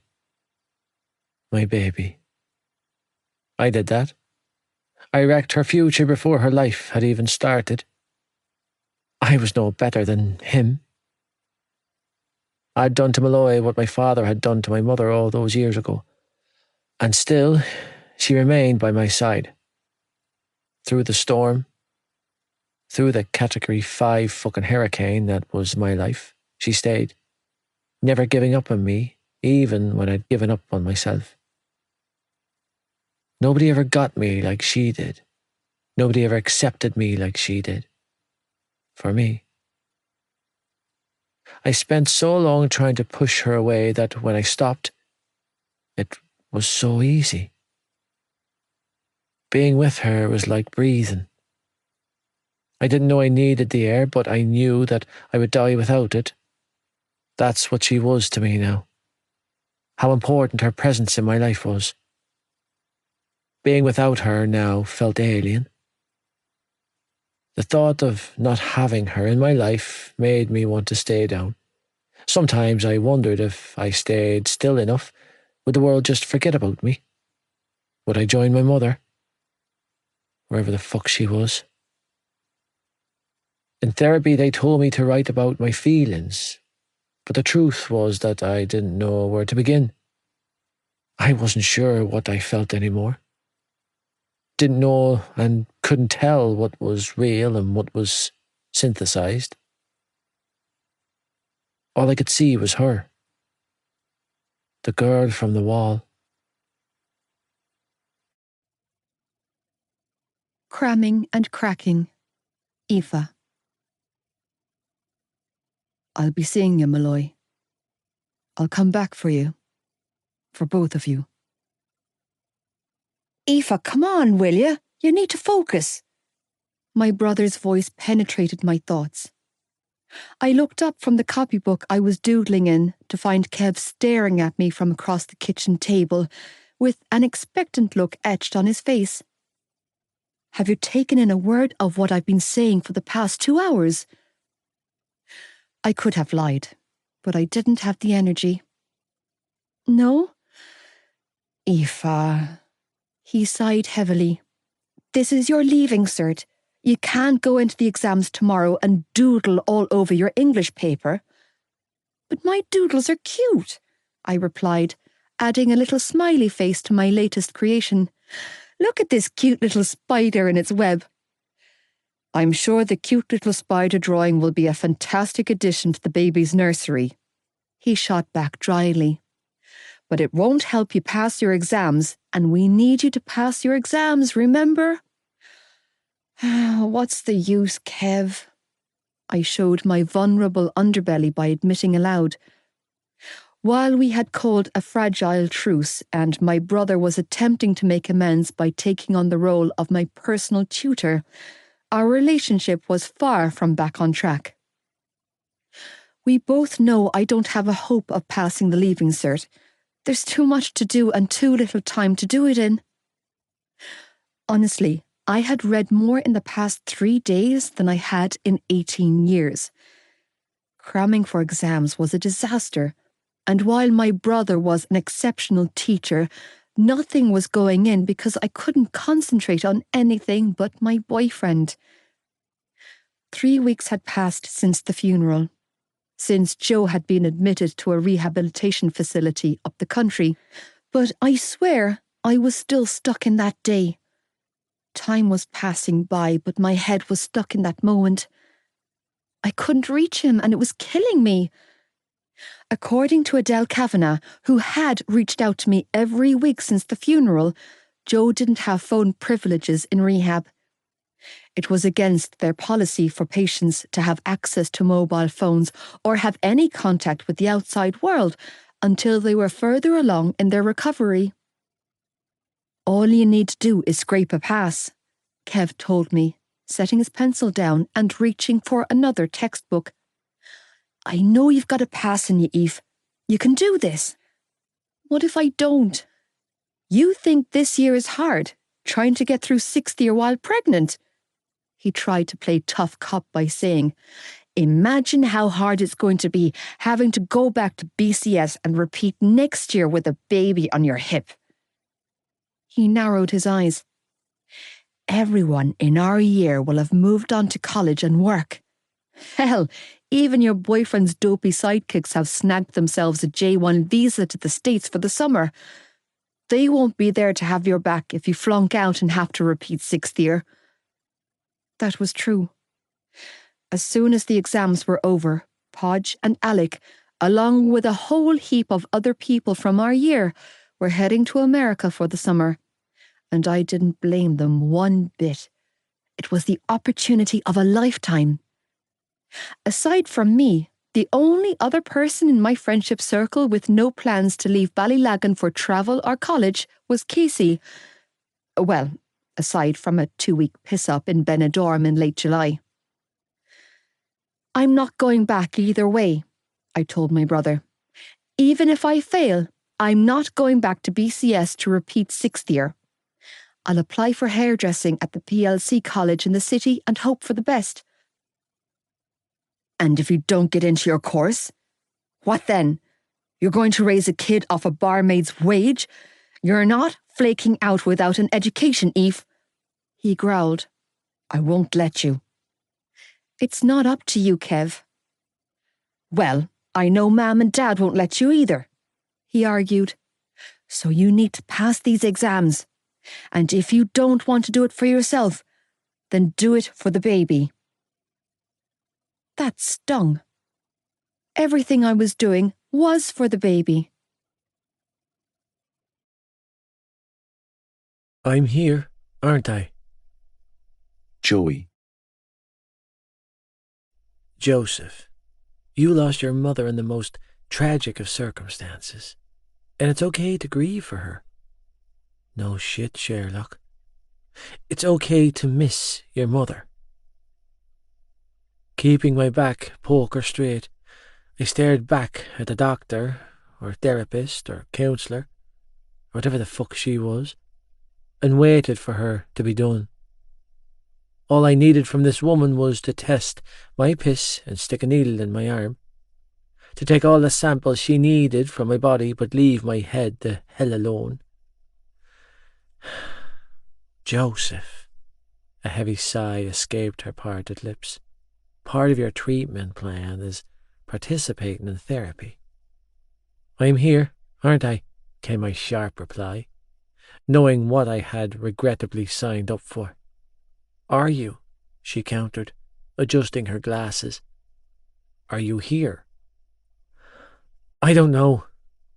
Shrugging, I raised my hands and gestured to myself. You tell me, Doc. Seems to me like your mind is elsewhere, back in Ballylagan, perhaps. According to your file, your long-term girlfriend...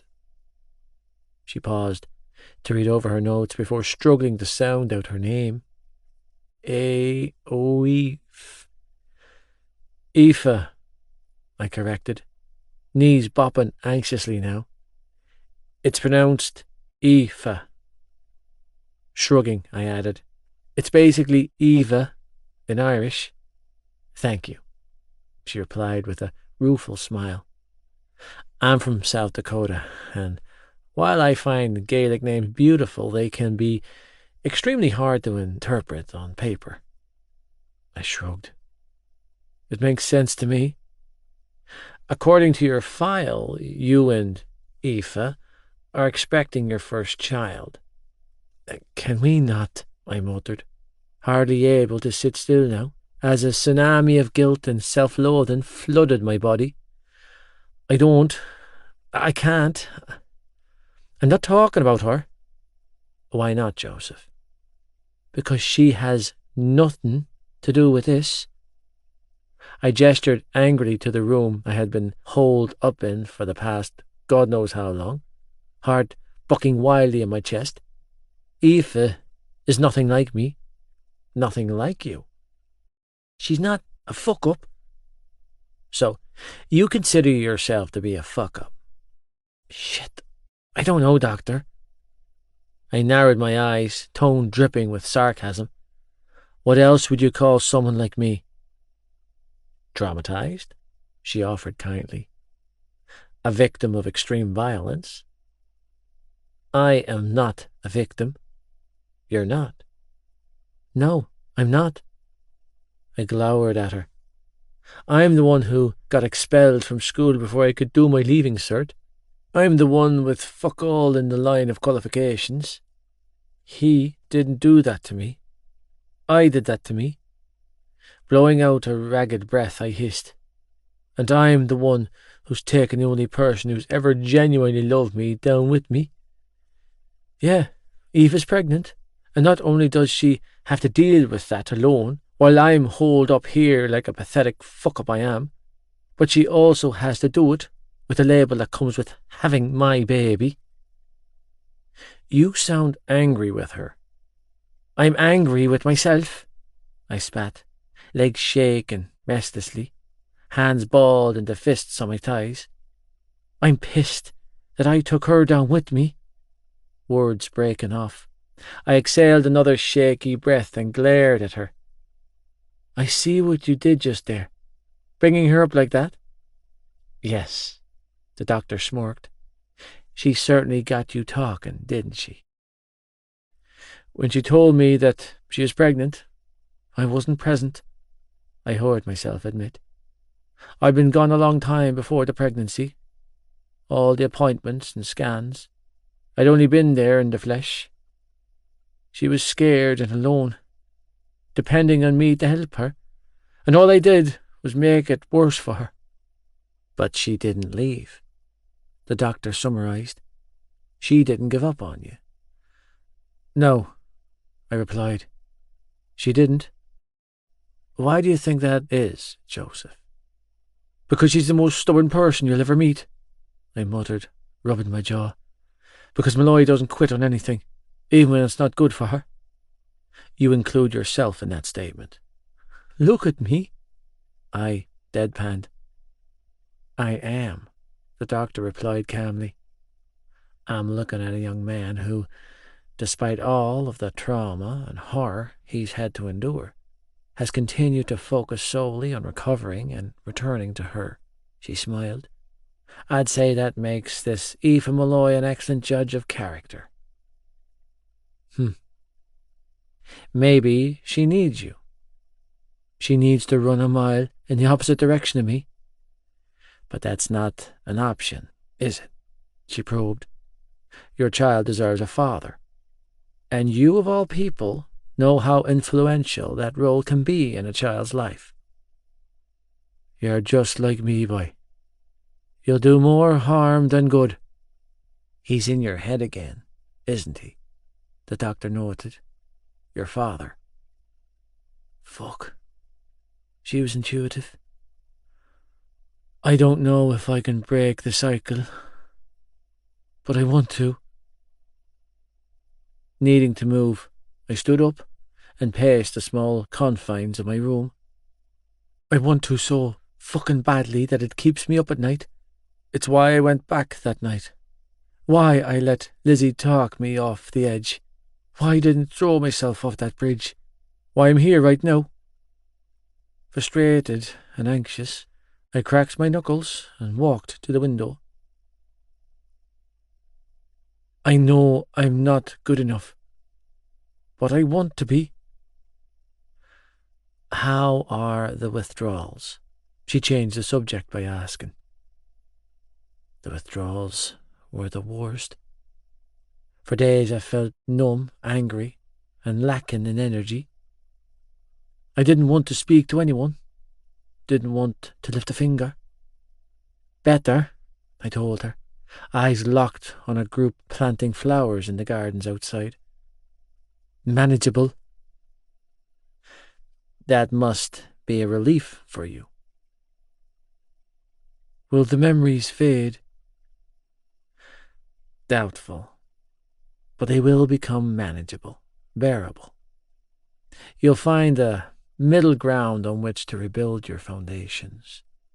You'll learn to cope. That's why you're here, to rebuild. I can still smell her. I released a shuddering breath. I can still smell him. Deciding it was too painful to breathe, I kept poker stiff, nostrils and airways on lockdown, waiting for the wave of sorrow to pass, praying it would do so quickly. Finally, it did. When can I call her? Turning back to face the doctor, I leaned against the windowsill at my back and asked, I need to talk to her. Not yet. I've never not spoken to her in this long, I admitted, feeling pissed off, but knowing that this woman was relentless. She wouldn't bend. God knows, I'd tried enough times. Please, Doc. She's my best friend. School's out for summer. Aoife. That was painful, I declared, following my friends out of school after finishing up the last exam of our secondary school academic career. 6 years of preparation. Well, 6 years of prep work for Kev and the others. It was more like 6 years of shits, giggles and banter for us four. And now it was all over. That was a total bust. Podge grumbled, scratching the back of his head. My mam's going to go mental when the results come out in August. At least you guys will be away when the LC results come out. I'm going to have to deal with my mam in the flesh. With a dramatic sigh, Casey unzipped her school bag and emptied the contents into the huge communal wheelie bin outside the school, while Podge did the same. Meanwhile, Alec threw his entire school bag inside before stripping off his school uniform and tossing that in too. I've waited 6 bastard years to do that, he declared, standing shamelessly in his jocks, while he rummaged around in his gear bag for a t-shirt and shorts to throw on. I'm telling you, lads, it felt just as good as I imagined it would. I can't believe you guys are going to miss the Debs, Casey grumbled, giving Alec an accusing look. What am I supposed to do, huh? By August, Aoife's going to be ready to pop. Joey's... let's not even go there. And you guys? You'll be off whoring and touring across the United States, leaving me friendless, dateless and dickless. It's bullshit. Ah, don't be cranky, Alec crooned, wrapping an arm around her shoulders and pressing a kiss to her hair. You know I'll be coming back for my little devil tits. He might be out by then, Podge said, giving me a sympathetic look. Any word? I shook my head, feeling that familiar swell of devastation wash through me. I hated being asked that question. It was something my parents had asked me 3 times a day since he left for rehab. Every time I had to answer and say no, another little piece of my heart was chipped away. I got it. Joey couldn't call. He didn't have access to technology, nor had he been granted visitor privileges. But that didn't mean that his lack of contact didn't scald me. Lad, I can't wait to see him again, Alec said in a wistful tone. It'll be weird as hell, though, he added with a chuckle. Having a conversation with Lynchy when he's not off his tits. He frowned then and scratched his chin. You know, I don't think that's ever happened before. Not helping, dopey, Casey grumbled, elbowing him in the ribs. Joe's going to kick ass in treatment and then he's going to come home clean, sober and ready to kick ass in fatherhood. Well, that's a given, Podge replied. Lynchy's got this, sexy legs. Al agreed, giving me a supportive smile. You'll see. Yeah, I replied, offering them a bright smile. I hope so. Poking and prodding. Joey. While the rest of my family and friends were enjoying their summer, I was spending mine inside a mental health facility, with doctors who tried to undo the damage already done by my fucked up brain. Every day it was something. Every damn day there was a new topic to broach. If the doctors and therapists weren't probing my feelings towards my father, then they were forcing me to speak about the death of my mother or dissecting my relationship with my girlfriend. Christ, even Granda Murphy had been dragged up in conversation. Nanny too. Nothing was sacred to these people. Every inch of my life, from birth to present day, was as enticing to them as drugs were to me. The worst was when they asked me how I felt about my mother's passing. Like she passed off somewhere. I hated that world. Mom didn't pass away. She was taken. Fucking stolen. And I blamed her. I spent my life hating on her, blaming her for things I couldn't understand at the time. I didn't get it. Still couldn't. But she was my mother. And she died thinking I hated her. That would never sit well with me. And nothing these doctors could say would repair that hole in me. Nothing. Thinking clearly for the first time in several years, I faced my demons with a loaded conscience and a crushed heart. The stupid fucking journal I'd been encouraged to keep in hospital felt unbearably heavy in my hands, filled with more darkness than I knew what to do with. Trusting wasn't something that came easily to me, not even when it came to writing in a fucking journal. Hating, on the other hand, did. I excelled at hating the world. Not just the world, but everyone in it, except for her. Yeah, she was my only exception. Long, hot summer. Aoife. I saw him again yesterday, coming out of the GAA pavilion when I was driving home from work. Of course, I was wrong. It wasn't Joey, just some tall lad with his hood up and a hurley in hand. But I pretended it was him. For a split second, I imagined he was still here and I wasn't completely alone.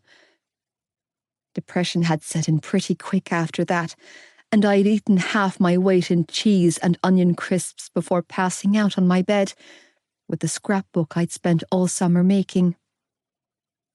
I wasn't entirely sure if it was a healthy hobby to have undertaken, but it gave me unmeasurable comfort, so I was going with it. When I woke this morning, that scrapbook was the first thing I reached for. It was like my own personal comfort blanket, filled with 6 years of memories of Joey Lynch. Every photograph, every perfect summer night, every horrible, roaring, screaming match, everything I was from the age of 12 to this exact moment involved Joey. Revolved around our relationship and the way he made me feel. My eyes landed on a picture taken the night of my 18th birthday. I stared down at the two fresh-faced teenagers smiling back at me. It felt like a million years ago, but I remembered the moment, the feelings I had in my heart at that exact time and space. "This is Daddy," I said, stroking my ever-expanding belly as I sat cross-legged on my bed and turned the page of my scrapbook. When I first started talking to my bump, it was right after Joey left for rehab, and I felt like a tool. But now, it felt as natural as breathing. All day, every day, I chattered away to my little intruder. Having Joey's baby inside of me, felt like I still had a part of him with me. Like I was talking to him. See? I let my finger trail over the photograph. That's your daddy holding the winner's cup in third year. He was the captain of the school hurling team that year, and he was the best on the pitch. And that's Uncle Podge standing beside him, and right in the back with his shirt over his head is Uncle Al. He's a little unstable, but we love him anyway. My gaze flicked to Paul, who was also in the team photo, and I grimaced. And that guy right there is Mammy's first boyfriend. Daddy likes to call him Paul the Prick. A weird little shiver rolled through me when the baby squirmed in response, causing my poor overstretched stomach to ripple. Take it handy, little hurler, I cooed, stroking the part of my stomach where I felt the most pressure. Poor Mammy doesn't need any more stretch marks, okay? So you just hang tight in there. Let's talk about intimacy. Joey. Let's talk about intimacy. Let's not. I want you to go back to the beginning, my psychiatrist said calmly. Back to your earliest memories. Intimacy. I glared across the room at her, feeling beyond irritated. The shit this woman asked me. It was beyond pale. The fuck has intimacy got to do with anything? A great deal, she replied, offering me a reassuring smile. Let's start off with your earliest memory of being held. Sexually? Let's start off with emotionally, she instructed. Do you remember a time in your life when your parents held you? My parents, she nodded. Your mother, for instance. I stiffened. This is fucked up. Just go with it, she coaxed. Have I led you astray yet? No. I reluctantly had to admit, while I tried to think back to when I was a kid. I remember my father hugging me. Let's evaluate on that, shall we? As in tell me about that memory. I think I was about 5 or 6, I offered, struggling to hold the memory in place. It was before we went into care for those 6 months, and I scored the winning goal in a match, a hurling match. I nodded. He was so fucking excited about it that he picked me up and threw me in the air. I rubbed my jaw and blew out a pained breath at the memory. Took me to the shop afterwards and bought me £1 worth of penny jellies. Frowning, I said, I remember thinking if I can keep winning, it'll keep him happy, and he'll stop hitting my mother. Shrugging, I added, so I kept winning. Did it work? I gave her a hard look. What do you think? That's very interesting. How do you figure? Because your mind didn't automatically return to your mother. Because I don't remember her hugging me. That's a heartbreaking statement to make, Joey, she summarized, scribbling away on her clipboard. She was good to Shannon, I offered, feeling that familiar urge to defend her, even from beyond the grave. The boys too, but not you. I shrugged. We had a different kind of relationship, meaning, I don't think she looked on me like a son, I admitted gruffly. More like a teammate. A teammate, I nodded. The doctor was quiet for a long moment before changing it up by saying, Tell me about the first time you had sex. Why? I glared at her. Are you looking for tips? How old were you? I don't know. I was in 3rd year at the time. Frowning, I scratched my jaw and thought back. I think it was a couple of months before my 15th birthday. You think? I shrugged in response. That's very young. Again I shrugged. How did it make you feel? Not good. Because you weren't ready. Because I wasn't in control. Her brows furrowed. Tell me about the girl. She was just a girl from school. Leaning back in my chair, I pushed my hair out of my face and tried to focus on the memory. We'd been scoring on and off. Scoring? She interjected. I'm sorry, Joey, but I'm not familiar with the slang. Kissing, I explained. It means kissing. I paused for a moment before adding, shifting means kissing too. So, you and this girl were shifting. I nodded. If we were both at the same party or disco, then 9 times out of 10 we'd end up scoring with each other. Did you have feelings for this girl? No, I admitted, truthfully. I mean, I didn't dislike her or anything like that. She was a nice girl. We were friendly enough, but I didn't have any real feelings for her. Not like... I shook my head again. She was just there. Aoife, she filled in knowingly. Not like the feelings you had for Aoife. Have for Aoife, I corrected, and then shifted in discomfort. We were just friends back then. She had a fella. I told you this before. Ah, yes, she mused, flicking through her notes. Paul the prick, if I recall correctly. I snorted. Yeah. Tell me about that night, she instructed. About the lead-up. You're asking me to remember something that happened 1,000,000 years ago. 3.5 years ago, not 1,000,000, she replied calmly. 3.5, I repeated with a chuckle. This is funny. No, just... Shaking my head, I smirked to myself as memories of past conversations flashed through my mind. It's just something Aoife would say a lot. When? When asked about how long she was with her ex. Dr. B smiled before turning her attention back to her creepy quest.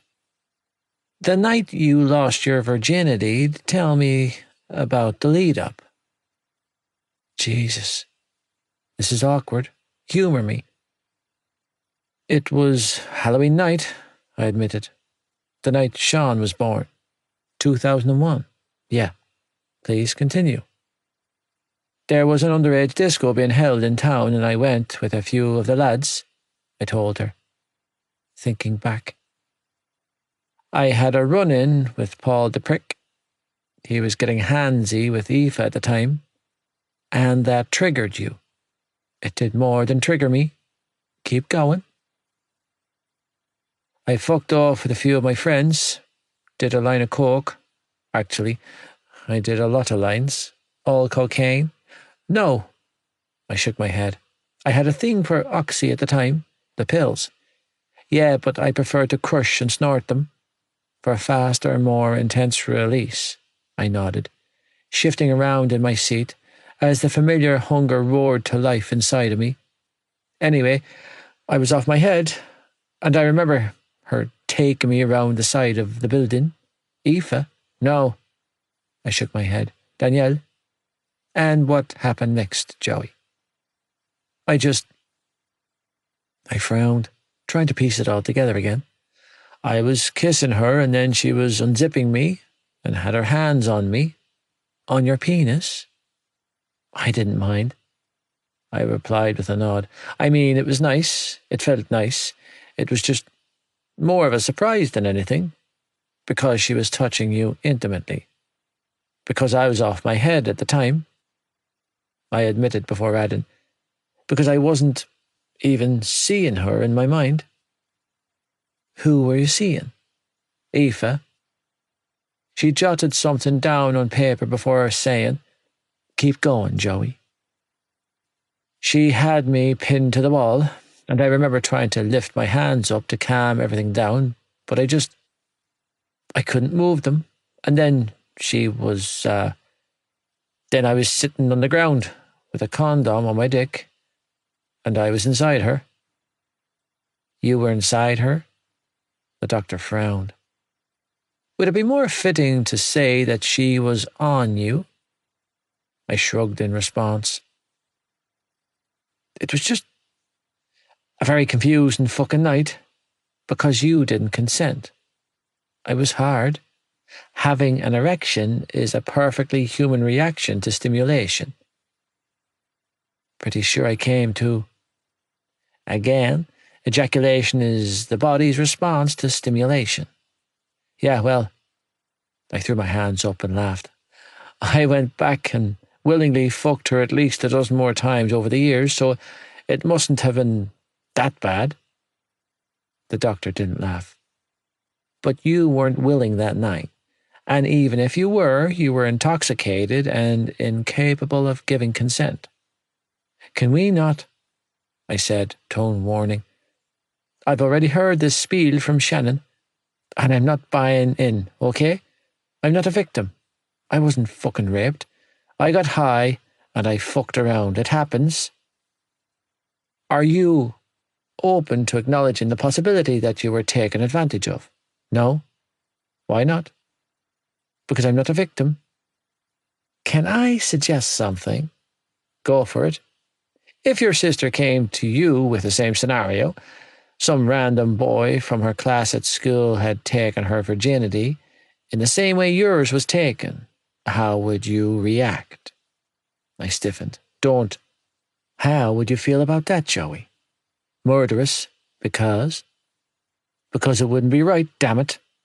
But it's okay that it happened to you because you're a male. I opened my mouth to answer her, but nothing came out. Fuck. Shaking my head, I hissed out a growl. I see what you're doing here, Doc, and it won't work. You've been let down and taken advantage of in terrible ways, she continued. I understand why you refuse to consider yourself a victim, and whether I agree or not, I respect your narrative. But I need you to accept that what happened to you was not acceptable and a serious breach of trust and consent. Birth plans. Aoife. So you've hit the 28-week mark. The doctor mused, wiping the gunk off my belly when she was finished scanning me.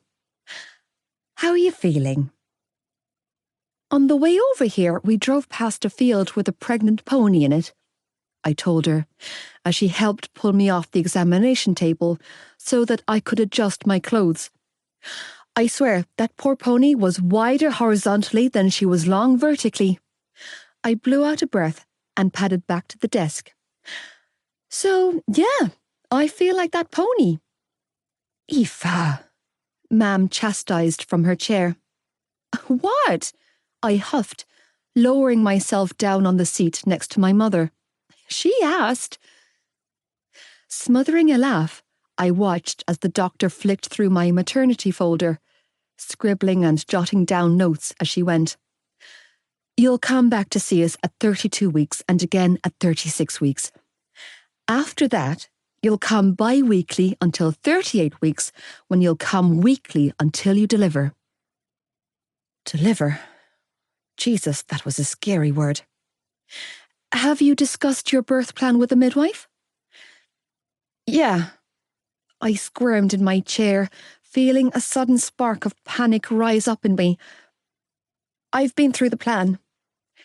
And you've chosen your birth partner? Me, Ma'am interjected. I'll be going with her when she delivers. No, I rolled my eyes. My boyfriend will be coming with me. Aoife. Ma'am's eyes filled with concern. We don't know if he'll be back by then. He'll be back, I confirmed, turning my attention to the doctor. Joey Lynch, I said, pointing at my file. You can jot that down. He's my birth partner. Breakthroughs and begging. Joey. Come on, Joey, the good doctor coaxed, as she sat opposite me in my own personal prison cell. Yeah, we had moved on from Joseph to Joey, and Dr. Bianca rushed into Dr. B, or just plain Doc.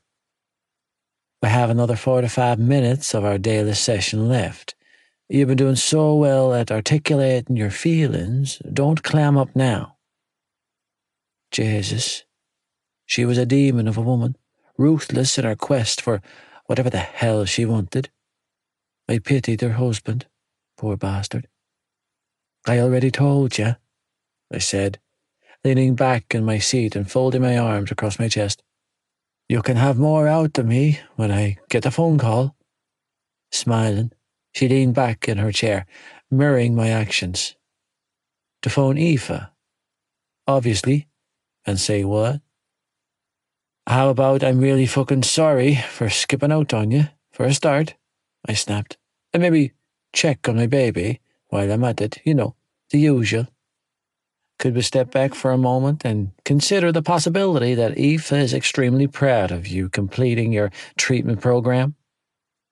It would be a lot easier to believe if you let me speak to her.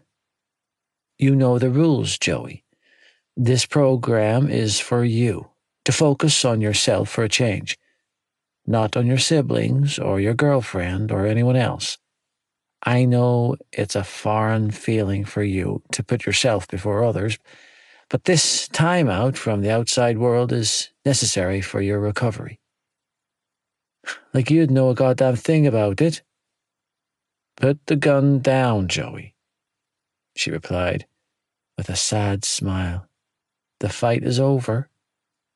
Yeah, well, I've been fighting for so long. I don't know how to take my finger off the trigger, I muttered, cracking my knuckles. Fuck it. Maybe I'm crazy. Maybe it is better that I can't talk to her.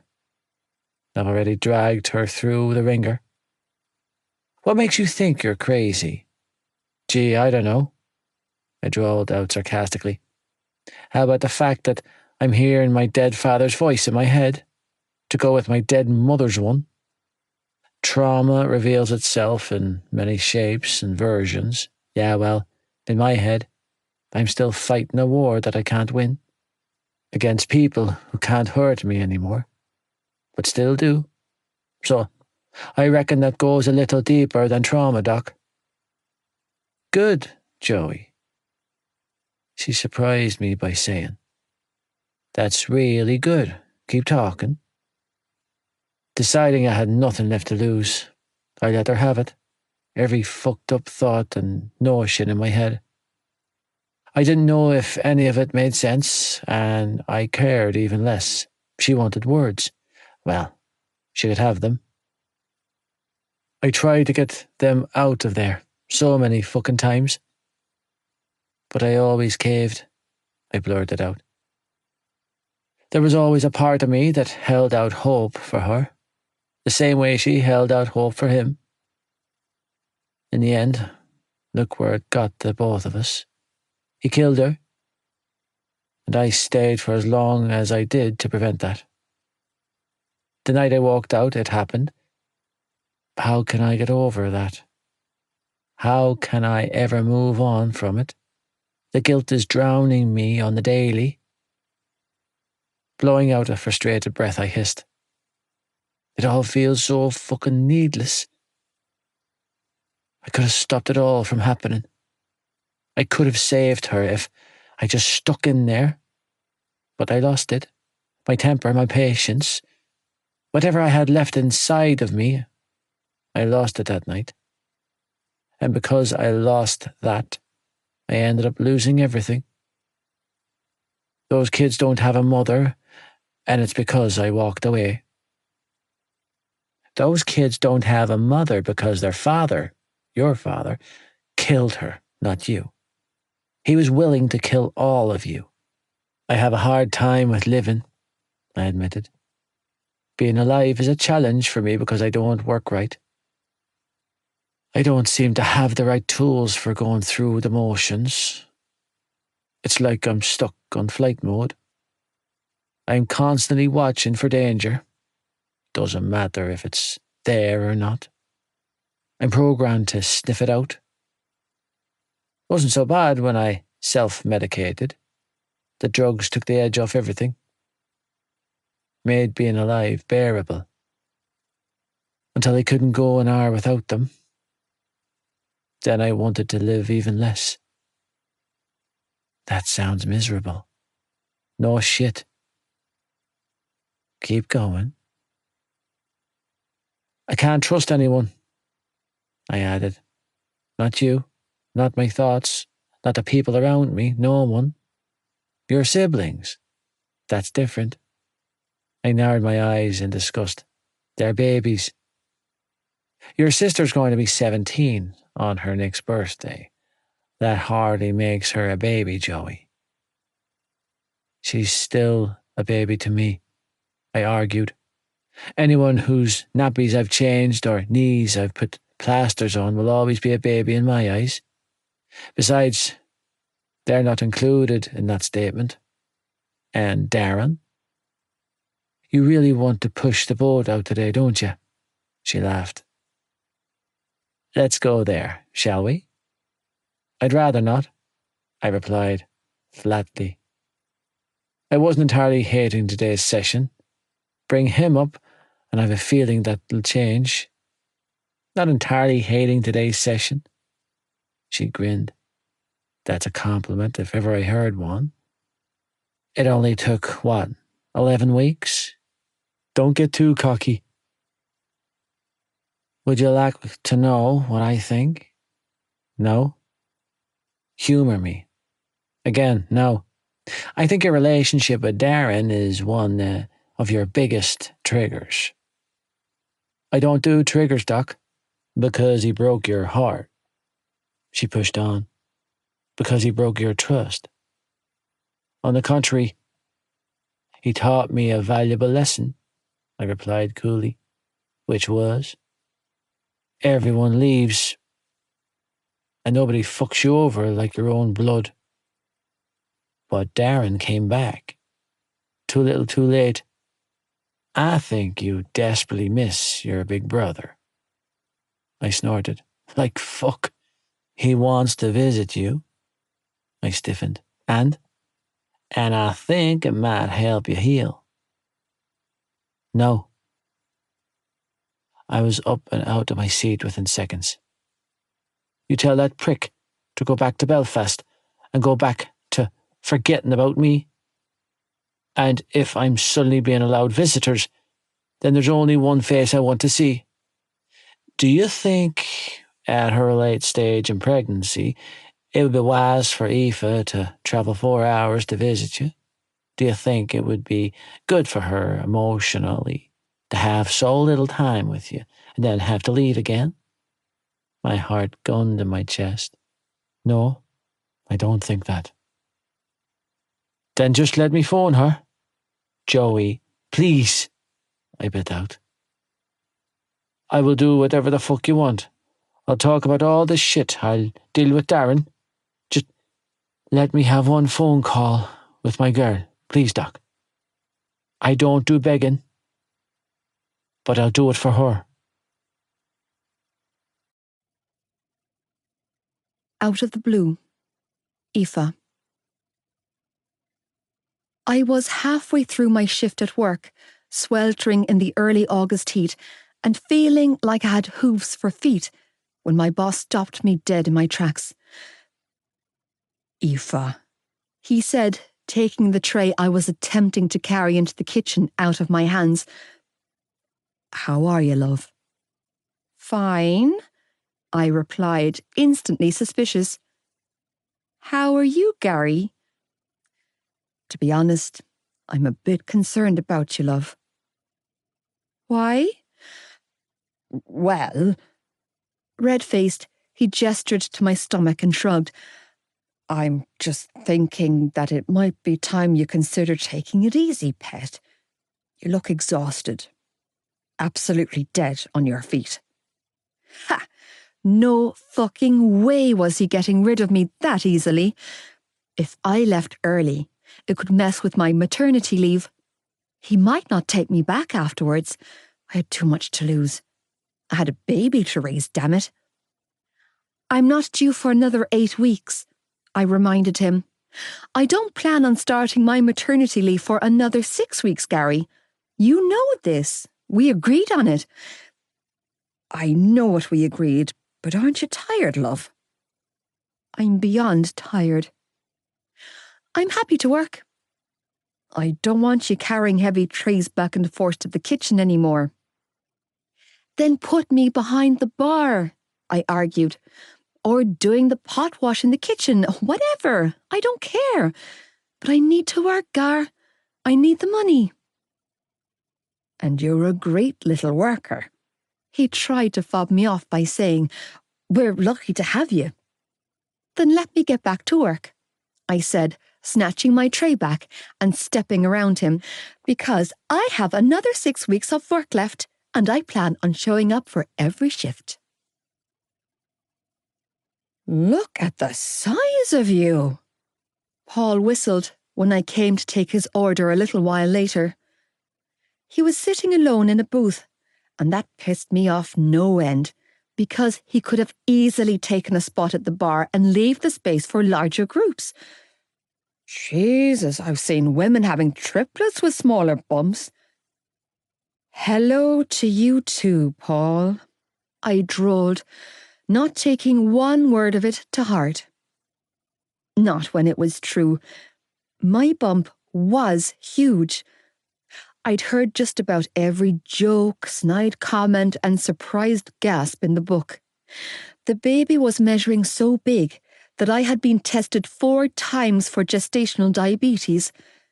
The results came back negative every single time. Apparently, I was just growing a baby sumo wrestler.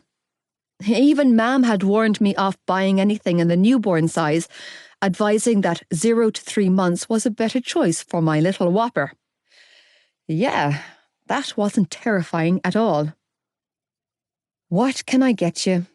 I asked, flipping over to a blank page on my little notepad and retrieving my pencil from behind my ear. Today's specials are seafood chowder and roast lamb with the chef's homemade mint sauce. I actually wanted a word, he said, reaching up to scratch the back of his neck as he eyed my belly nervously. With you. I'm sorry, but a conversation with me isn't on the menu for today, I replied. Neither is forgiveness. Then I'll have the roast lamb, he said with an awkward shrug. And a pint of Guinness. You've got it. Snapping my notepad shut, I turned on my heels and headed back to the kitchen with his order before moving for the bar to pull him a pint of the black stuff.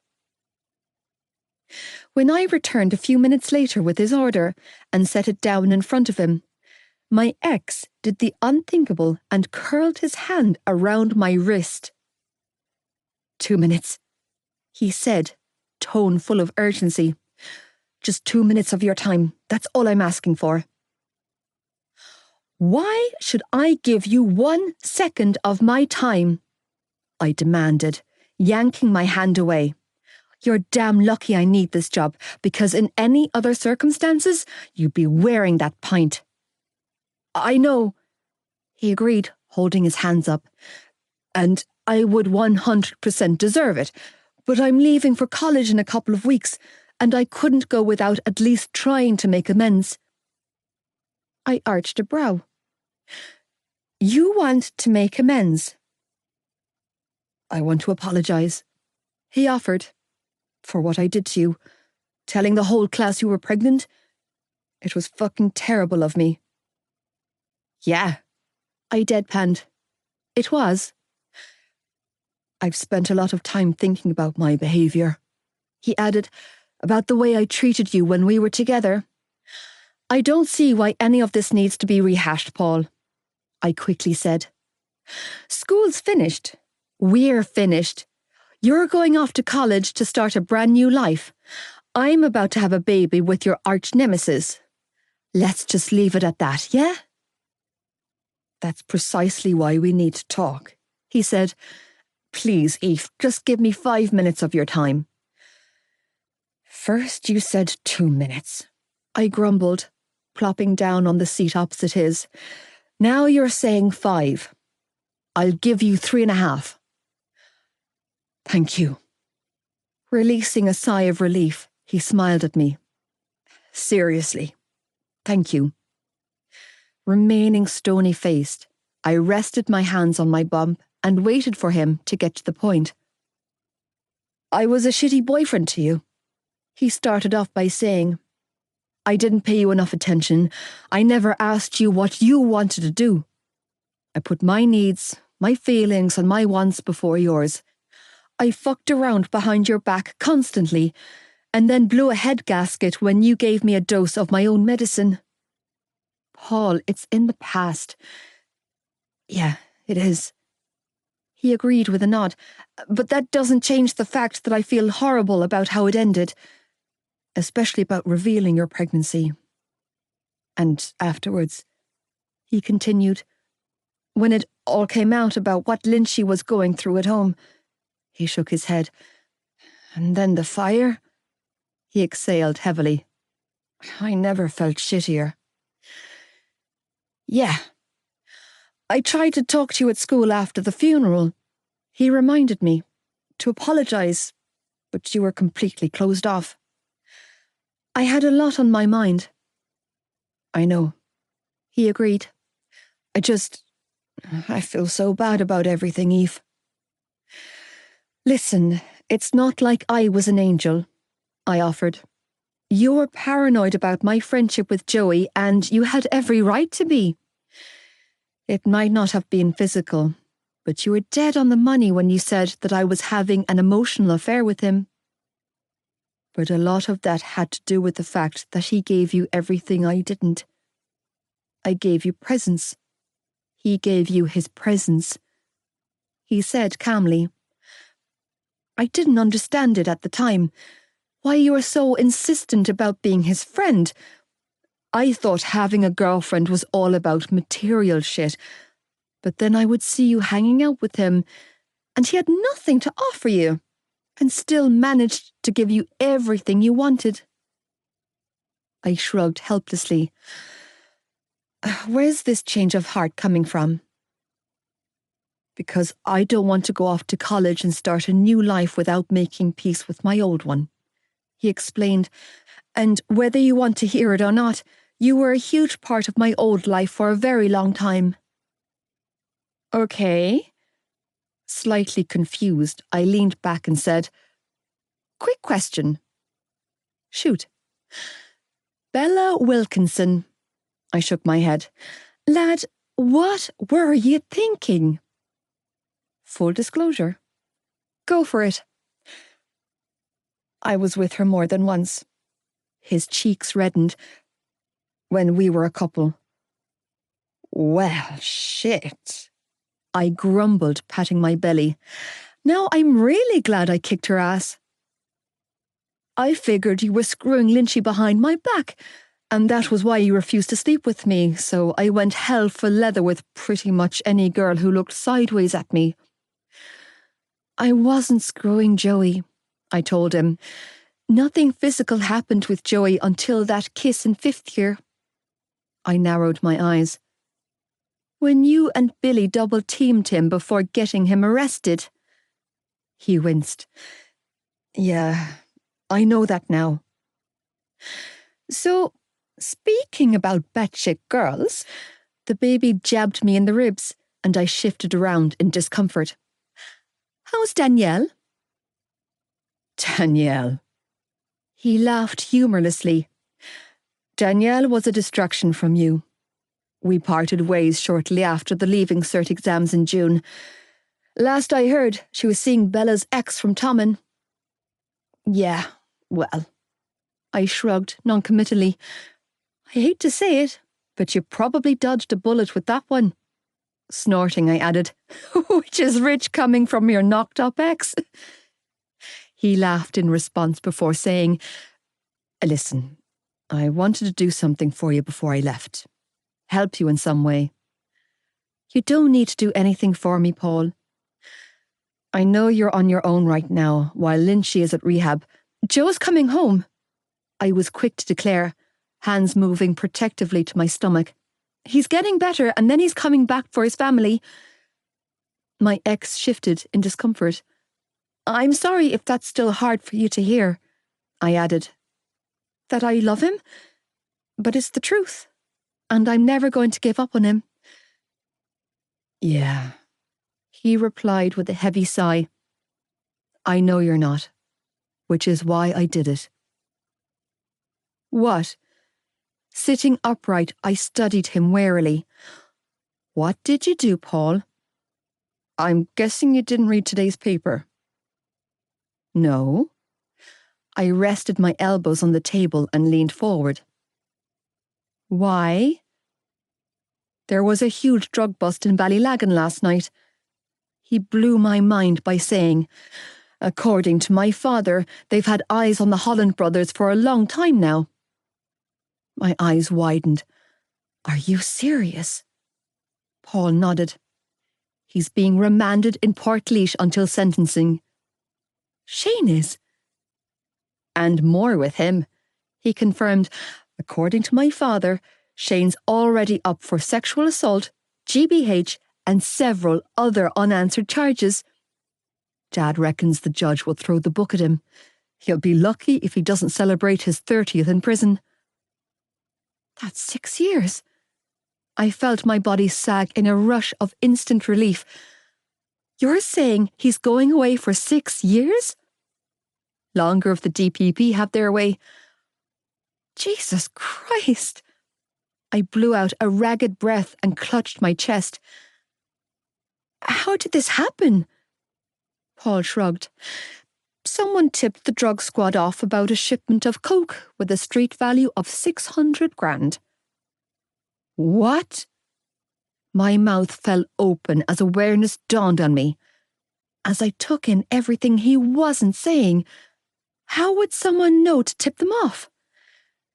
Maybe someone has friends in the right places, he offered, reaching across the table to cover my hand with his. Maybe, before they moved on, someone wanted to make sure his first love had a fighting chance with her first love. Hello, brother. Joey. One of the earliest steps in my treatment plan was to make amends, which was how I knew I would never get off the ladder of recovery for 3 reasons. First, I wasn't going to apologise to anyone for surviving. Second, fuck that. Third, I didn't know if I had it in me to fight the battle that I was told would last a lifetime. Because I was an addict. I would always be an addict. I would never stop wanting to use. The prospect of fighting my urges for the rest of my life was depressing. Still, I woke up this morning and dragged my ass out of bed, completed all my chores, and sat my ass in the visitor's room, with only one goal in my head. Sit through a meeting with Darren and get that coveted phone call privilege. Dr. B had convinced the whole treatment team that a reconciliation between me and Darren would be hugely beneficial to my recovery. In my humble opinion, I considered it to be the worst form of emotional blackmail, to dangle a call with my girlfriend in front of me like carrot. But hey, the fuck did I know? I wasn't the one with the fancy degree. I was the washed-up addict, depending on these people to patch me up and send me back into the world. Damn it, though. I hated that it had to be Darren. I would have preferred anyone else to walk through the visitor's room door, and that was not an exaggeration. Hell, I would have even preferred Gussie. At least he would have smuggled me some cigarettes. Pushing the sleeves of my grey jumper down to my wrists, I concealed the scars and marks on my veins. Jesus, it felt like a lifetime ago. But I knew I was only one step away from returning to that world. It couldn't happen. Now that I had a clear head, I knew that I could never go back. Not even weed. It was too fucking risky. The urge was still there, though, bubbling away just beneath the surface, and I was beginning to come to terms with the fact that it would never entirely leave me. I would always crave opioids. I would always crave heroin. In a fucked up way, I was starting to make peace with it. When Dr. B finally walked into the room with my brother in tow, I felt the walls I'd been trying to lower shoot back up at a rapid rate. "Joey," Darren acknowledged, eyes filling with tears, as he stood in the middle of the room with a bunch of flowers in his hands. "It's good to see you, brother." "Darren." I stood up and offered him a curt nod. "Please tell me those aren't for me." He glanced down at the flowers in his hand and choked out a laugh as tears trickled down his cheeks. "I didn't want to show up empty-handed." "I wish you had," I drawled sarcastically. "You're going to ruin my street cred in here." "Nah," he chuckled, closing the space between us. "You're too notorious." When he pulled me in for a hug, I forced myself to not shove him away. Instead, I offered him a small pat on the back. It was the best I could do. It was progress. "Let's sit down and get started, shall we?" Dr. B suggested, leading my brother over to a large leather couch. Instinctively, I walked over to the one opposite. You have no idea how happy I was to get the call. Darren got the ball rolling by saying, "When I got home from work and Alex told me that your doctor had called to say I could visit—" Hold up," I interrupted, leaning back on the couch and folding my arms across my chest. "You're back in Belfast?" He nodded. "Since when?" "What do you mean? I mean, how long did it take you before you left the kids?"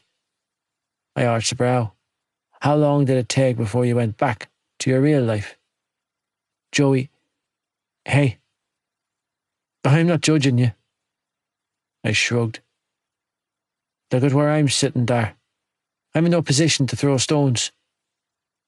They're in good hands with John and Adele." Yeah, I didn't doubt it. But it still pissed me off that he left them, especially when I wasn't there for them either. "Joey," Dr. B interjected, "remember how we talked about relinquishing control? You are not your sibling's parent, and neither is Darren." I didn't respond, because I wanted to get my damn phone call, and the explicit words on the tip of my tongue would assure that I didn't.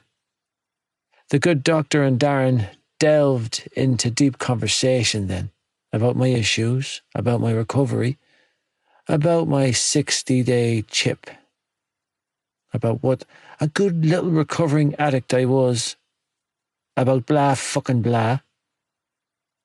Entirely uninterested, I zoned in and out of the conversation. I nodded at all the right cues, not really giving two shits what he thought about me. My feelings towards him were too complicated to be worked through in a therapy session. They had built up over the course of almost 6 years. It would take at least that amount of time to resolve them. It was only the mention of an extended stay and treatment that had my ears pricking up and my attention riveted to the conversation. "What the fuck?" "Joey, calm down, please. It's just a suggestion," the doctor began to say, but I was already on my feet. "No." I shook my head and paced the room. No. I'm out of here in 3 weeks. I've done my time." "Joe, if the medical team feel that you'll benefit from an extra couple of months, then I think you need to listen to them." Darren tried to interject, but I wasn't having it. "They didn't suggest it, asshole," I shot back. "You did." "Because I think you need it," he argued. "I think it might be good for you. And I think you need to shut the fuck up, I sneered. I've done everything I've been asked to. I've done the detoxing. I've done the counselling. I've done the group fucking therapy. I've planted the fucking flowers and painted the pottery. Furious, I turned to glare at the doctor. I agreed to do 2 weeks of detox and 12 weeks of treatment, not a day over it. Actually, once you voluntarily sign yourself into our care, the length of your treatment is at our discretion. Bullshit. Sit down, Joe. Darren tried again. Just hear us out, will you? I'm not staying here another day longer than I agreed to, I warned, shaking my head at the both of them. My girlfriend's due in September. Not that either one of you give a shit, but I've already missed most of her pregnancy. But if you think that I'm missing the birth too, then you're fucking crazier than I am. This is exactly what I was telling you on the phone, Darren told the doctor. He can't see beyond her. He'll put her needs first, even if it's not what he needs. Excuse me? I glared at my brother. You two were talking about me. It's protocol to have an informal weekly meeting with your next of kin to discuss your treatment, Dr. B explained calmly. You already know this. Except that he's not my next of fucking anything, I snapped. I thought you were giving the updates to Adele and John. They're the ones footing the bill for this, aren't they? We have been informing Mr. and Mrs. Kavanagh of your progress, but neither one is your next of kin, so the information we have been able to provide them with has been limited. Who put him down? You did, Joe, Darren offered calmly. No, I shook my head. No, I wouldn't. You signed the forms, Joe. The forms you filled in, the ones you had me sign, I shot back accusingly. You shouldn't have done that, Dar. You know it should have been her. I continued to argue, voice rising. I have 3 weeks left, and I'm out of here. I don't care what either one of you say. Listen, my brother tried to placate. Nothing's set in stone, okay? All I'm saying is that I think it might be better for you to stay for another few months and miss the birth of my child. Please, just consider what I'm saying, he tried to argue. Think about the pressure that kind of an environment would be on you. You're just coming out of the other side of this, Joe. What you've been through this year, I swear to you that Aoife will understand, and the baby won't even know. I mean, fathers in Ireland didn't even attend their births until... Okay, you need to leave.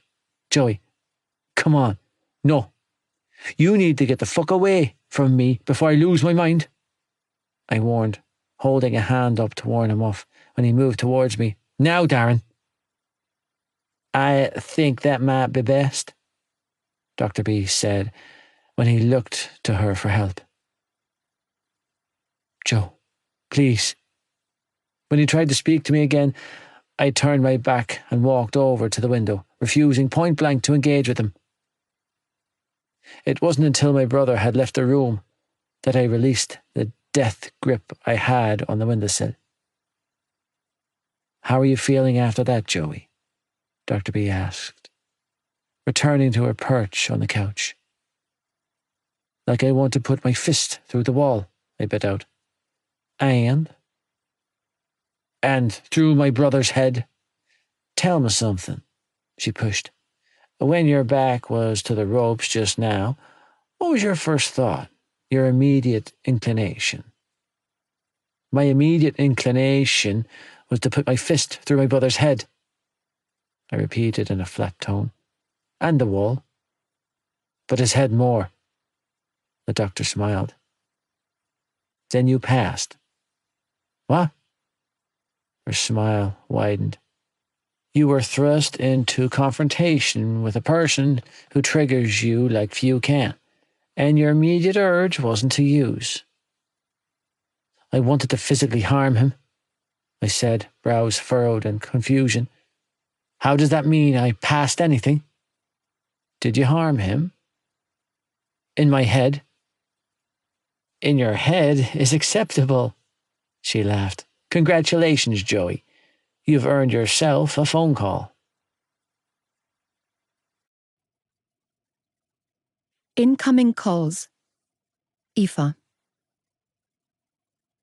The call came on a Sunday night. The one I'd spent the entire summer waiting for. When the unknown number flashed across my screen, I debated answering, but something inside of me told me not to ignore it. Sprawled out on the couch, looking like a beached walrus and stuffing my face with grapes, I snagged my phone off the sitting room floor and clicked accept. Hello, I said with a yawn, using the remote to turn the volume down on the television, where Scream, my old creature comfort, was playing. Malloy. My heart, my poor, poor heart, jackknifed in my chest at the sound of his familiar deep timbre. Joe? Yeah, baby, it's me. Joe! I cried, face contorting with emotion as I tried to roll myself off the couch, knocking my punnet of grapes all over the floor in the process. Is that really you? It's really me. His voice came down the line, and I had to sit back down because my legs were shaking too badly to keep me upright. Oh my God! The floodgates opened, and I cried loud and ugly down the line for a solid 3 minutes before I had the ability to compose myself. Hey, stud. How's my queen? Missing you? I choked out through tears. How are you calling me right now? Are you home?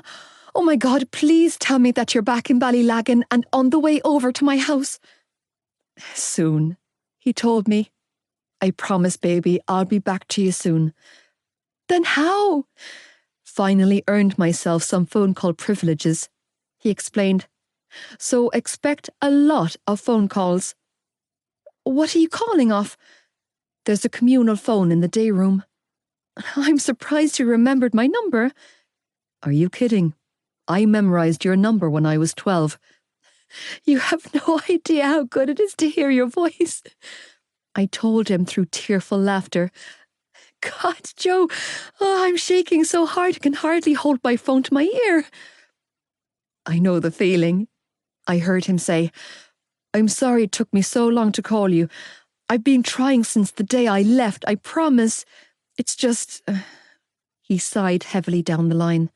They have all these rules and shit here, and there's no getting around any of them. So you're doing okay? I dared to ask, and then clammed up tight with tension. You're staying clean? 62 days, he replied, sounding even more toned than he had in years. They even gave me this weird little gold chip for hitting the 2-month mark. They did? Sniffling, I clenched my eyes shut and sagged against the couch. I'm so proud of you. So, how's it going? You know, I replied with a sigh, feet tapping with excitement as I feigned playful boredom. This asshole guy I used to go out with abandoned me, so I've been pretty pissed about that. What a prick. He is, I agreed with a nod. Turns out I'm having his baby too. No shit. I shit you not. And the prick still left you. Yep. I feigned another sigh. Turns out he's this huge drug addict. I hear drug addicts make the worst boyfriends. They really do. Does he at least have a big dick? He definitely has big dick energy. Okay, I'm not even going to pretend to know what that means. Sniffling, I choked out a pained laugh. Keep talking. I need to hear your voice. Eve. There was a pause, and then his words came in a flurry. Christ, Eve, I'm so sorry, baby. For all of it. For leaving you. For the letter. Jesus, I can't put into words how bad I feel for everything I put you through these past few months. When I came here, I wasn't myself. The truth is, I haven't been myself in a very long time. I'm not sure if you've ever met the real me or if you'll even like him, but I'm trying. I'm trying so fucking hard to get back to you. I already love him, I blurted out. All of your shapes and versions, remember? You have no idea how much it means to hear you say that. What? I love you. I heard him sniff before saying, yeah. Well, I love you, Joey Lynch, I croaked out, wiping my cheeks with my free hand. And apparently I can't stop. Thank fuck for that, he replied, because apparently I can't stop loving you either, Aoife Malloy. Joe, I'm so... I sucked in a sharp breath. What's wrong? He demanded, instantly on alert. Nothing. Baby's just kicking me really hard these days. He was quiet for a long moment, clearly absorbing my words before asking, how's my baby? Growing by the minute. I half laughed, half sobbed as I stroked my bump. You should see me now, Joe. I'm like a beached whale. I wish I was there with you, he admitted quietly. So fucking sorry for leaving you alone in this, Malloy. You'll never know how much. Just come home, I whispered, feeling a shiver roll through me. Get better and come home to us. I am. Wow. Wow, what? You said I am. I clenched my eyes shut as a wave of hopeful warmth washed over my heart. Not I will. Sniffling, I added, you don't know how long I've waited to hear you say the words, I am.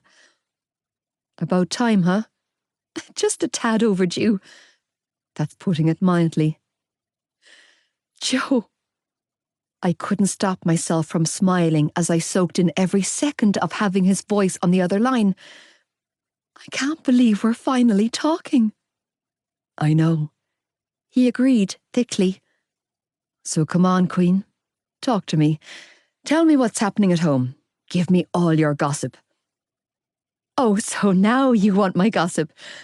The heart wants what it wants, Malloy. Yeah, it does. I bit down on my lip and grinned. So, gossip. Al and Podge are in America for the summer?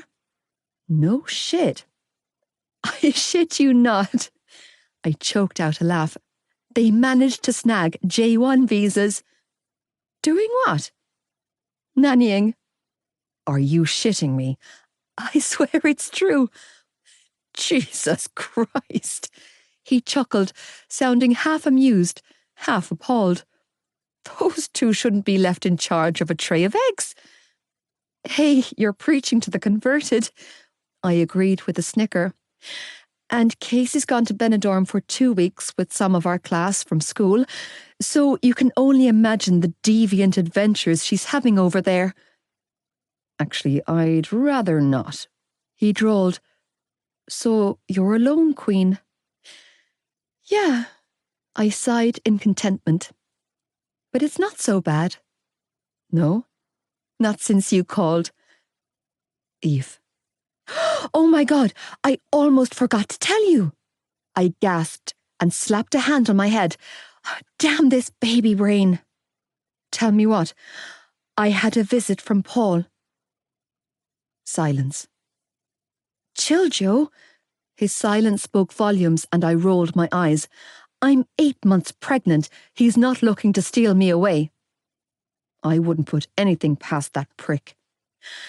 Well, that prick came bearing the most amazing news.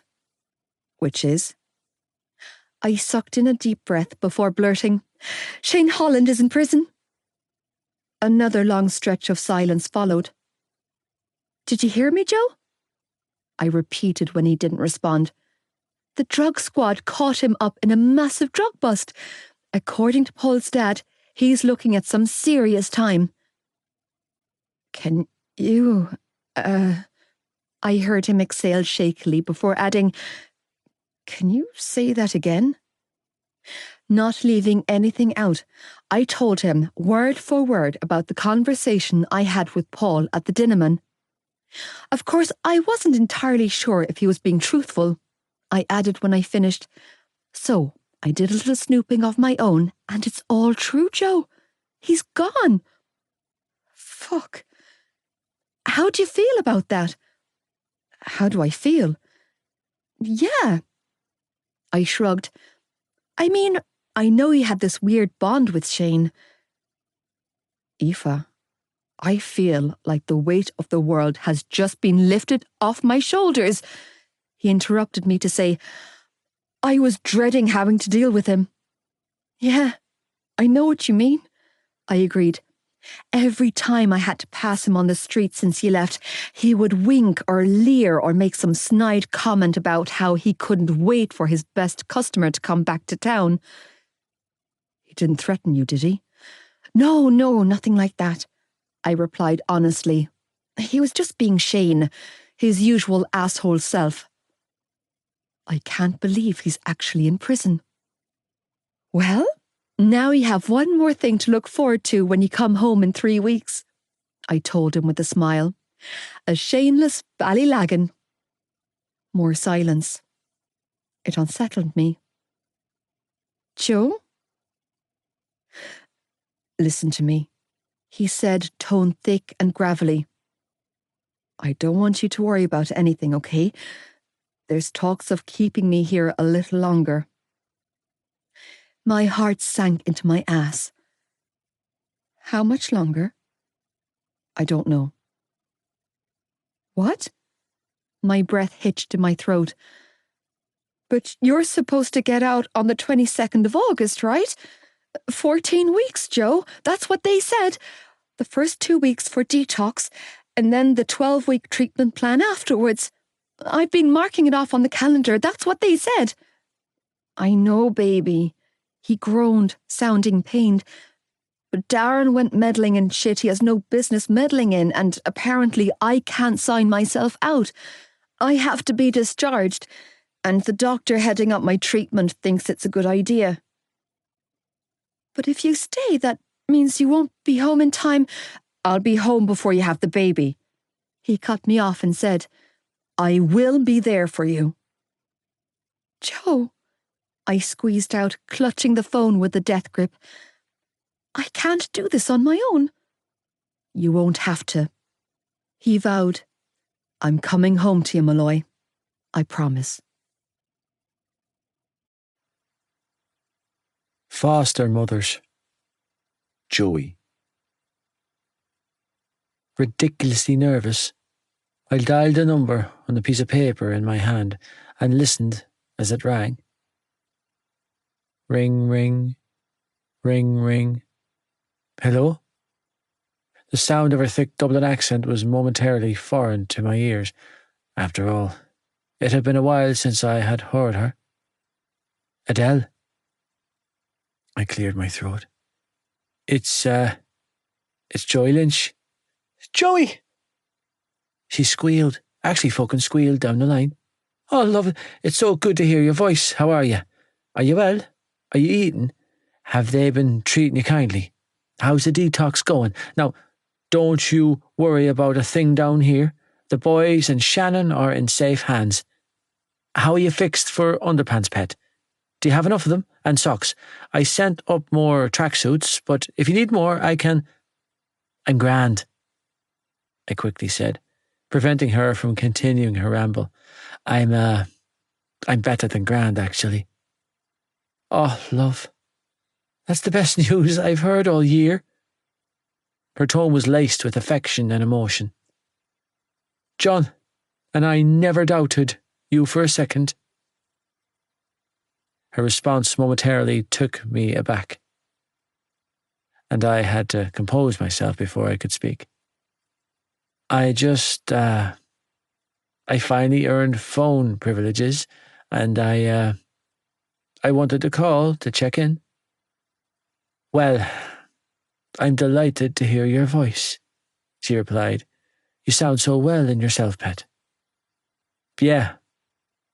Feeling like a tool, I leaned against the phone attached to the wall of the day room and clenched my eyes shut, second-guessing myself. Throughout the entire conversation, I'm a lot more clear-headed these days. Well, John and I have a big surprise for you when you get home next week. That's actually what I wanted to talk to you about. Joey. Her voice was laced with concern now. You're coming to live with us, and that's final.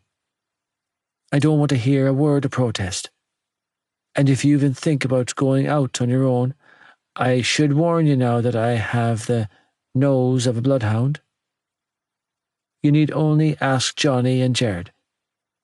I will sniff you out and bring you home. No, that's not what I'm... Pausing, I pinched the bridge of my nose as I strived to say the right thing. I don't have any plans to go out on my own for a while. Could afford to if I wanted to. I'm grateful for the roof over my head you're offering, I added, chewing on my lip. I don't want to be separated from them, the kids. You'll never have to be, she soothed down the line. Once you're home, love, you'll stay home with your family. That's the problem. I gnawed on my knuckle as a surge of anger rose inside of me.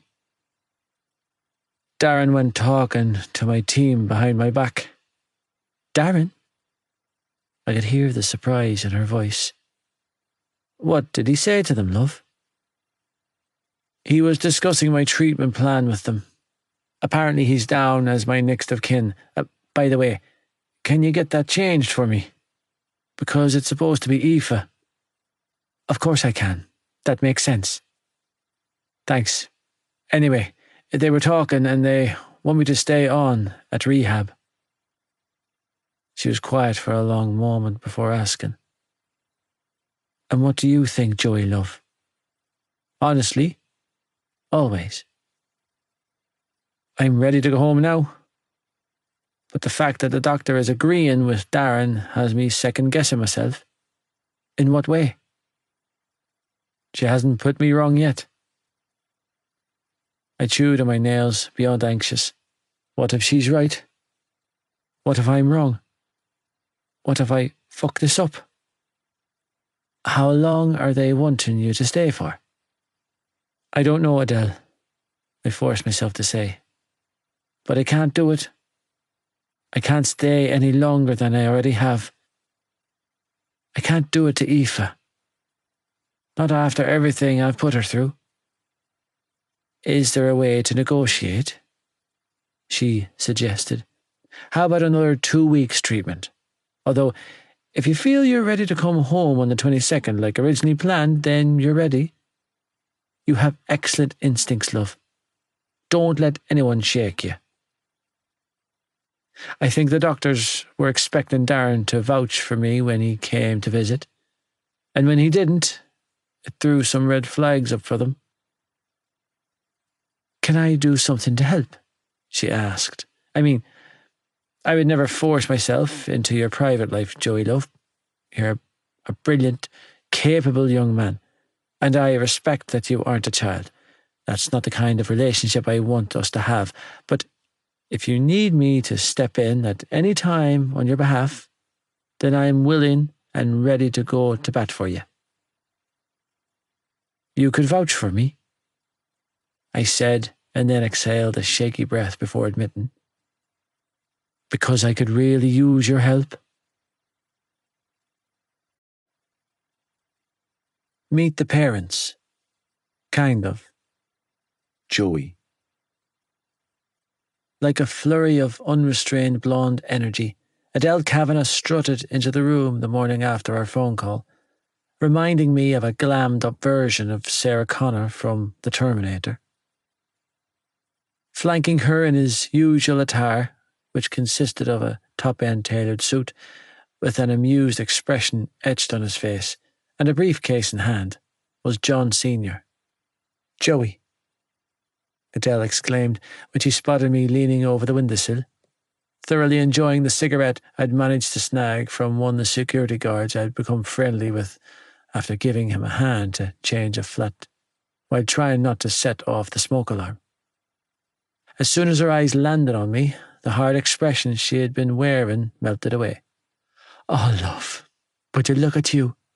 Shaking her head, she smiled widely as she rushed towards me. "Look at him, John. Isn't he only handsome?" "Sweetheart, we've talked about this." John tried to interject, but she was already up in my personal space with her arms wrapped tightly around me. Feeling awkward, I quickly tossed the butt out the window, patted her back, mentally counting down from 5 before escaping from her stranglehold. "When I said I could use your help, I didn't mean you had to drive halfway across the country to see me." "Excuse me." One of the porters rushed into my room, all red-faced and flushed. "All visitors need to report to reception. And like I told you already, lady, patients are forbidden to have guests in a room." Would you cool your jets, Detective Inspector?" Adele drawled sarcastically, dismissing him with a flick of her wrist. "Do I look like I'm smuggling contraband up my backside?" "Adele," John said wearily. Now, turning her attention back to me, she reached up and pushed my hair off my face and smiled. "Let's go, love." "Go where?" "To sort this mess out." "As you are well aware, my husband and I have been awarded guardianship of the Lynch children," Adele declared a little while later, as she passed the visitors' room, while John looked on from his perch on the leather couch with his usual amused expression. Sitting beside him was a stressed-looking Darren. If Joey was under 18, then he would be legally under our care too. She turned to stare at Dr. B. "However, I consider age to be just a number, Doctor. That boy belongs to us. He has a home with our family, his family, for the rest of his life. If you have concerns about his ability to cope after leaving treatment, then be rest assured that he will have the world of support at his fingertips. His brother has voiced some concerns about the pressures he feels Joey will be exposed to upon discharge." "My brother's a dick," I sneered, glaring across the room at enemy number 1. Darren sighed heavily. "Joey." "What?" I shrugged, unapologetically. "You are." "I'm not doing any of this to hurt you." My brother was quick to defend. "I'm trying to protect your sobriety, Joe." "It's not yours to protect," I snapped. "It's mine, Darren. Staying clean is my responsibility. Looking after myself is my goddamn responsibility, not yours. And no offence, but I've been doing it for long enough without you." "Yeah," he muttered, rubbing his jaw. "And look where being left to your own devices got you." I narrowed my eyes in disgust. "It's a good thing I'm reformed, because that snide comment deserves a smack in the mouth." "Okay, everyone," Dr. B interjected. "Let's just take a breather, shall we? If he wants to come home with us, then I really don't see why you would want to stop him. Or how, for that matter," Adele interjected hotly. Everyone started speaking over each other then, the doctors, the therapists, the social workers, the bulldozing blonde, my brother. "All I'm trying to do is protect him," Darren exclaimed, throwing his hands up in defeat. "That's it." "Nobody is questioning your intentions, Darren." "I am." I held a hand up and waved it around. "I'm questioning his intentions." "Darren is concerned that without schooling or college to focus on, Joey will fall back into old patterns." Another member of my team offered, turning to the Kavanaghs.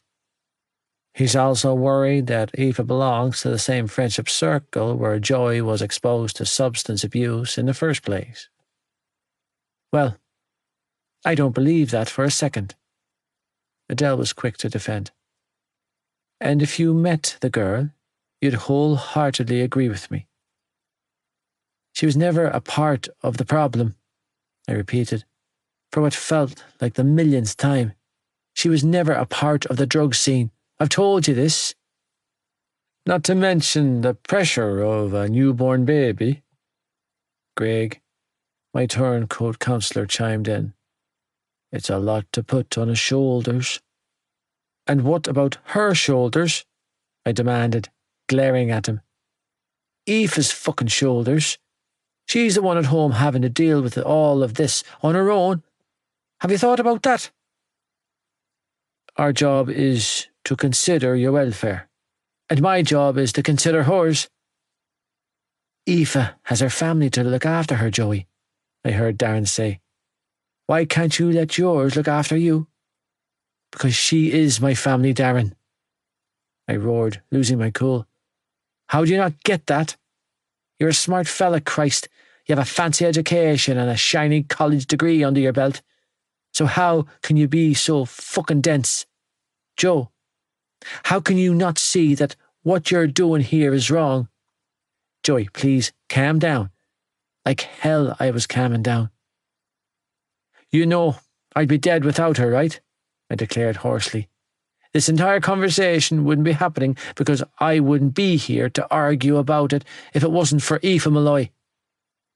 Jesus. My brother winced, like my words caused him physical pain. Don't say that, Joe. It's the truth, Dar, I retorted hoarsely. I wouldn't have made it to 18 without her.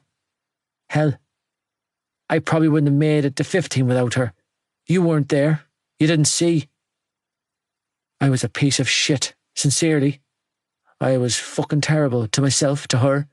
My behaviour towards her was horrendous. I was the worst possible version of myself.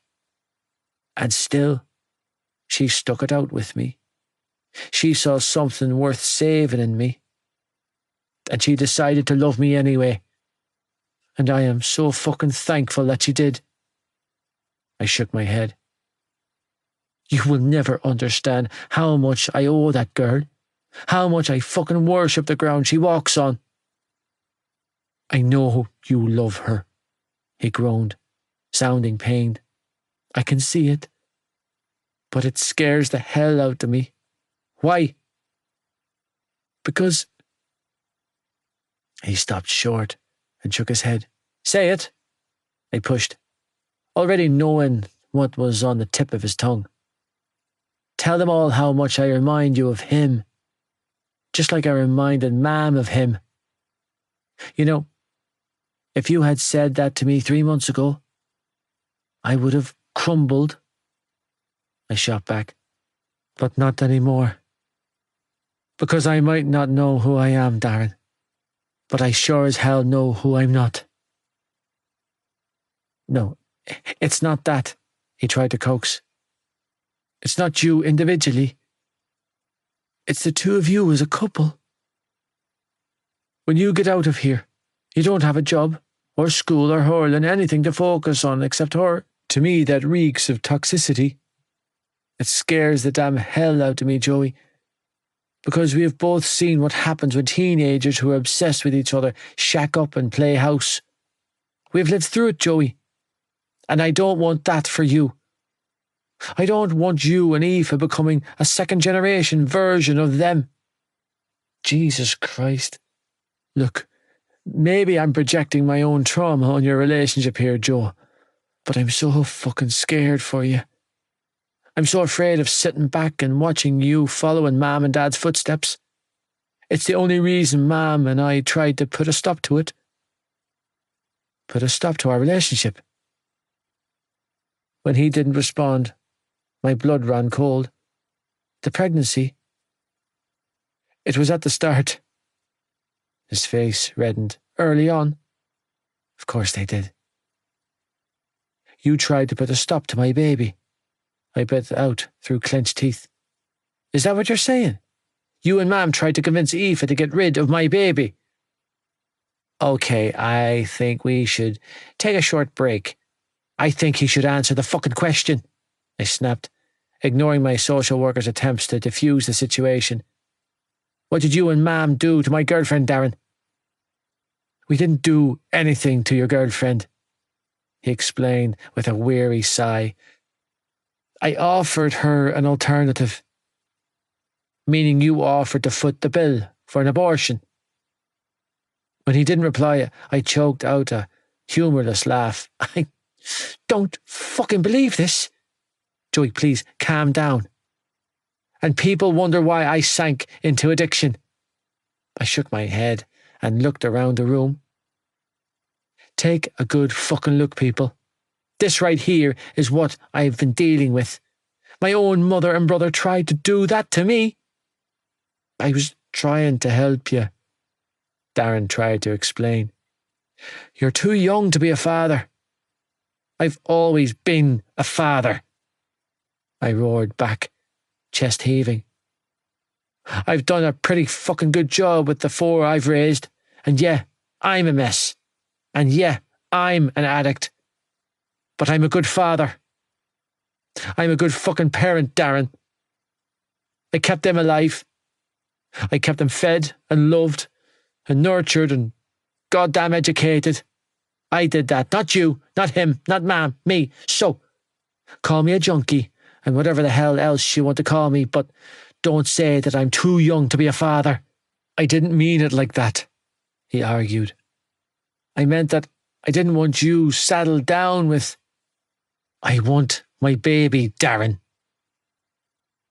You could have heard a pin drop in the room. Everything went eerily quiet. Finally, Darren broke the silence when he said, You do? Damn straight I do, I confirmed, furious. How fucking dare you and Mom try to take that away from me? I realise now that it wasn't my place to get involved. No, it wasn't your place, I sneered, beyond furious. And you're goddamn lucky Aoife didn't fold under the pressure. I have no doubt you put her under. I shook my head in disgust. Jesus Christ, Dar. I would never do that to you. Never. Every choice you've ever made, I've had your back. I've always supported you, defended you. I know you have. Then why couldn't you do the same for me? I thought that's what I was doing. By hating on my girlfriend, I spat. Jesus, Darren. After all this shit we've been through, why would you do that to me? Why would you try to scare off the one good thing in my life? I don't hate Aoife, Joe. Christ, I don't even know the girl, not really. I wanted a different life for you. Well, it doesn't matter what you want, Dar, because this right here is my life. I shot back, shaken. It's mine to live, and I plan on living it side by side with her. Because newsflash, asshole, that girl is my life. Her and our baby. And if she wants a ring, she'll get it, and a house, she'll get that too. And if the time comes where she wants more kids, then I'll give them to her. Whatever she wants. Because we are mirrors. Her and I. We're aligned. That's my future, Darren. And if you keep meddling in it, then you won't be a part of it. You don't mean that. I've never been more serious in my life. This is a disaster, Darren mumbled, dropping his head in his hands. On the contrary, Dr. B said, I think this conversation was long overdue. Damn straight, I agreed, as 6 years of resentment and pain burst to the surface. You left me, Darren. You fucking left me with them. I loved you most. I looked up to you. I worshipped the goddamn ground you walked on, and you just disappeared from my life." "I know," he choked out. "Jesus, I know. I was 12. My voice was strangled and my chest heaving as I spilled my pain. 12, Darren. When you were 12, you had me. When I was 12, I had nobody. I'm so sorry, Joe." "Saying you're sorry doesn't fix it," I choked out. "It's a word. I know you mean it. I know you're sorry. But it's a fucking word, Darren. It doesn't fix the hole you left in me." He flinched. "Joe, what hurts the most isn't the fact that you left," I admitted, wiping a tear from my cheek. "I know you had to go. You were dying in that house, I get it. I understand that. What hurts the most is the fact that I stayed, and she still loved you more. And I'm jealous of that. I'm jealous and resentful, and I'm so fucking hurt that nothing I ever did was enough for her. And then you come back," I quickly continued, "and it was as if everything I did for her, every sacrifice I made, every slap I took was irrelevant.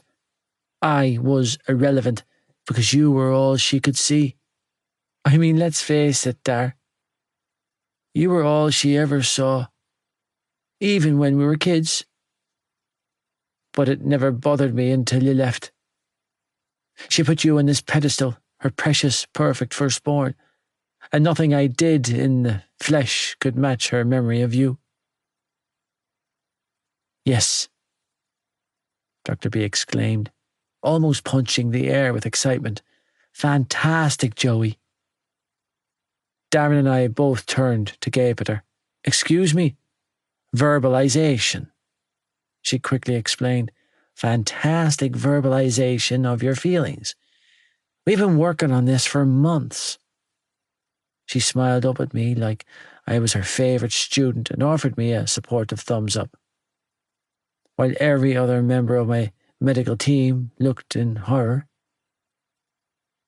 "Listen, if I could interrupt for a moment," John Sr. interjected in that cool, calm and collected tone of voice, ready to steady the ship. "I may have a solution that could be of benefit to everyone." "Oh?" Adele sank down on the edge of the couch beside her husband and placed a hand on his knee. "Do tell, love." Cool as a breeze, John squeezed his wife's hand affectionately before turning his attention to the many faces watching him. "You want to extend Joey's treatment under the guise of uncertainty around his ability to cope under the pressures facing him when he returns home to Ballylagan." Turning to Darren, he added, "From what I'm gathering, one of your greatest concerns is your brother's lack of prospects." "He doesn't have any qualifications," Darren replied with a grateful nod. "He hasn't even finished school. He doesn't have a trade. He doesn't have a well-paid job. Hurling is out of the question for him. They won't have him back. I've tried. Neither will BCS. They're standing firm on their decision. There isn't a school in the area who will consider taking him in." "Like I give a fuck," I snorted. "You should," Darren growled. "You've got a baby to look after, something you've been extremely vocal about telling everyone. How do you propose to do that on a minimum wage job? Because let's face it, Joe, you with your record, you'd be lucky to get a job stacking shelves." "I'm a good worker." "I never said you weren't," my brother argued. "But you have a record as long as your arm's stacked up against you." "What if there was an alternative?" John suggested calmly. "What if I could guarantee Joey a place in 6th year at the same school his siblings attended. Would that appease everyone's concerns? The fuck? I frowned. What are you? Tommen. Darren's eyes widened. They won't have him, John. Especially not after the spectacle back in May. Do you think I haven't tried? He was moved from the school by the guards for physically assaulting pupils from Tommen. It's already done, John replied calmly, this time turning to me. You have a place at Tommen College to complete your studies, Joey. It's yours for the taking. Shrugging, he added, if you'll take it. Tommen? I stared blankly at him. You want me to go to Tommen? I want you to consider it. Are you serious? Excitement filled my brother's voice. How in God's name did you manage to pull that off? How do you think, Darren? I deadpanned. Money? He'll take it, my brother answered for me. He won't, I was quick to argue, turning back to John. I'm not going back to secondary school, John. I need to find work that brings home a steady paycheck at the end of the week. No, it makes sense, Adele hurried to say, turning to face me. The new school term resumes on September 1st, Joey love. If you were to be enrolled at Tommen, then you would need to be discharged before the baby comes, I filled in, as my brain churned into gear. It would be a wonderful foundation to build your future on, Joey. Dr. B offered up her 2 cents. Stability and friendship and a solid education. I'll send you money, Darren blurted out, every week, straight into your bank account, whatever it takes. Pocket money. I stared blankly. Do you think I'm a little kid? No. I think you're one of the smartest people I know, and the prospect of you having an actual shot at this, at an education, is too important to turn your nose up. I want this for you, Joe. Think about the job opportunities. Think about college, your future, brother. I'm not going to college, I argued, feeling overwhelmed. It's not on the cards for me. It wasn't on the cards for you before, but it can be now, he argued thickly. Why shouldn't you have the same opportunities as the rest of us? You deserve this just as much as Shannon and Tag. He's starting first year there too, you know, at Tommen. You'd be there to look out for him, to show him the way. Think about it, Joe. This could be life-changing for you. Are you all right, Joey, love? No, Adele, I'm not, I admitted. Knees bopping restlessly, as I sat opposite her and John at one of the picnic tables in the communal gardens after the meeting. You can thank Jared for those, she said, pointing disapprovingly to the cigarette in my hand. He smuggled 3 packets into the bags I packed for you today. Good man, Gussie. Taking a deep drag of my cigarette, I looked around the garden, feeling beyond agitated. I planted those, I decided to tell them, pointing to a bed of black-eyed Susans, standing alone amongst a flurry of pink dahlias and hydrangeas. Those ones are mine. You've spent time working in the garden. Part of my treatment, I explained, weaving a hand around aimlessly. We talk, we sit around in circles during group therapy and cry. We plant flowers, we paint shit. I took another drag of my smoke before saying, it's all very woe is me around here.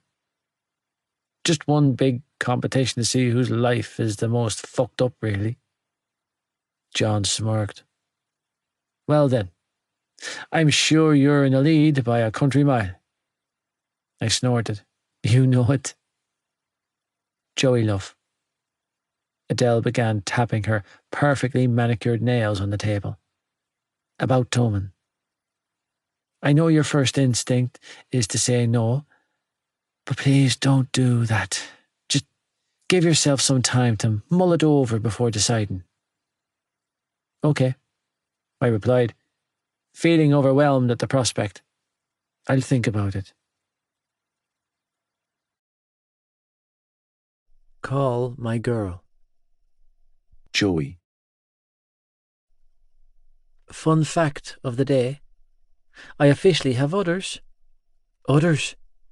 Yep, that's right. I kid you not. Apparently I produce milk now. By the braful. You're leaking. Like a faulty tap.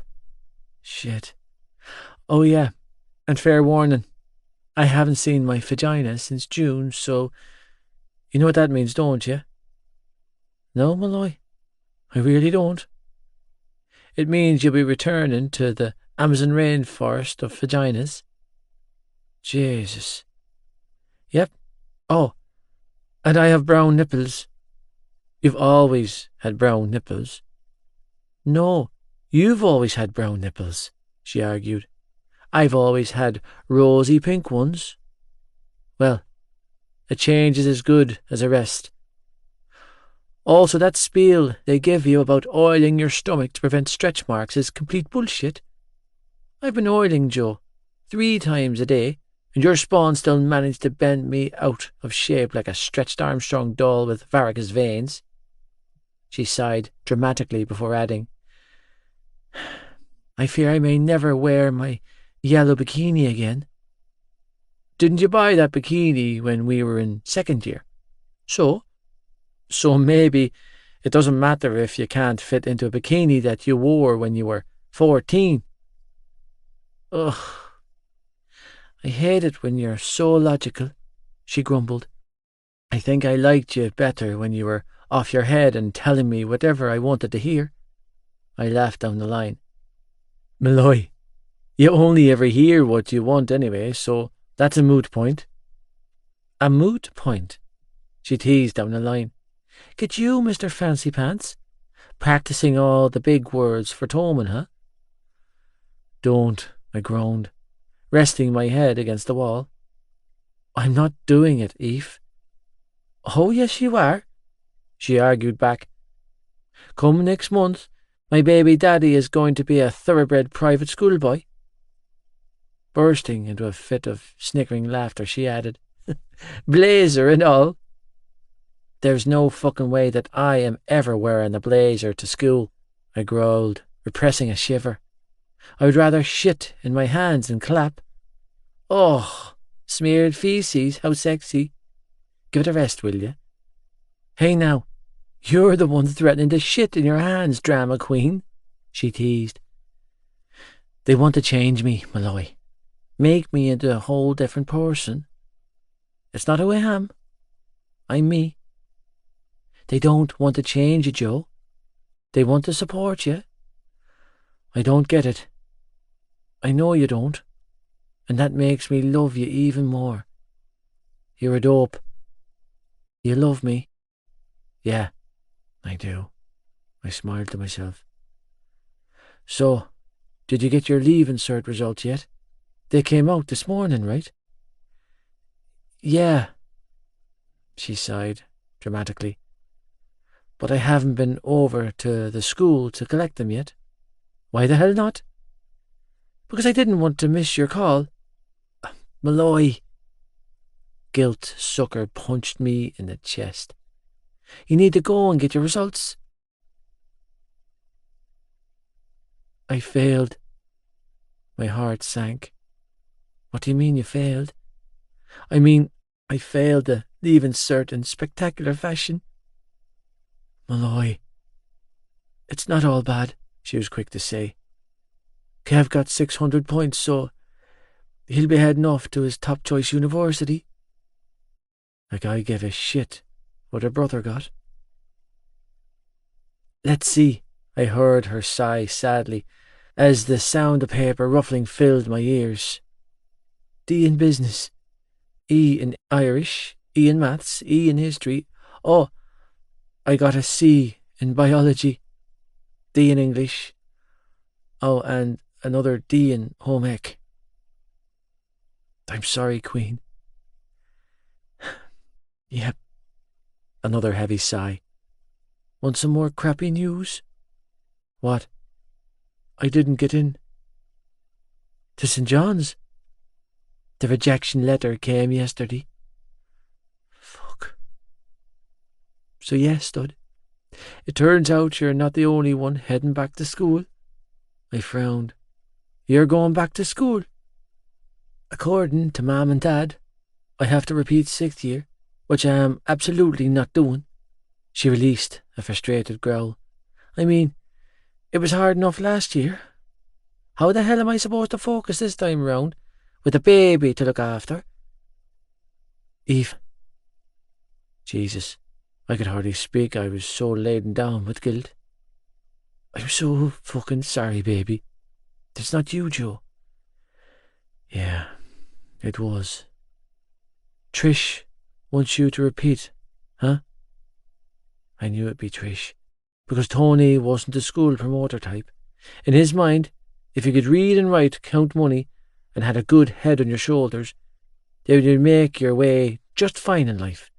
Trish, on the other hand, was the one gunning for her kids to make something of themselves. Yep, she replied. Ma'am thinks it'll be good for me to get it done.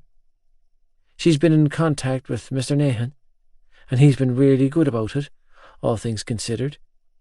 He told Ma'am the school will work with me, sending homework and stuff, and that I don't have to attend in person until after the Halloween break. Jesus. I scrubbed my jaw, feeling overwhelmed for her. Ma'am offered to mind the baby for me if I go back to school. But I'm not doing it, Joe. Anxiety filled me. All these plans and decisions were being made without me. What about me? I heard myself interject. I can have the baby while you go to school. I'll find evening work that'll fit our schedule. And Tommen, where does that fit in? It doesn't. You're going to do this, Joe. No, Malloy. I'm going to take care of you and the baby. Yes, by finishing out school, she pushed. At least that way our baby has one parent to be proud of. Fuck, that stung. There's nothing about me to be proud of, I told her. You're the good one, Eve. You're the parent our kid will be proud of.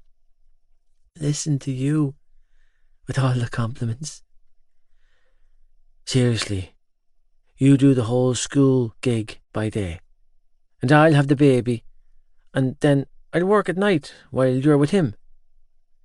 Yeah, because my dad's really going to go for that. I rolled my eyes. He can fire me, but he can't keep me from my kid. That's not it, Joe, she was quick to say. He loves you. You know he does. He's just protective of me after everything that happened.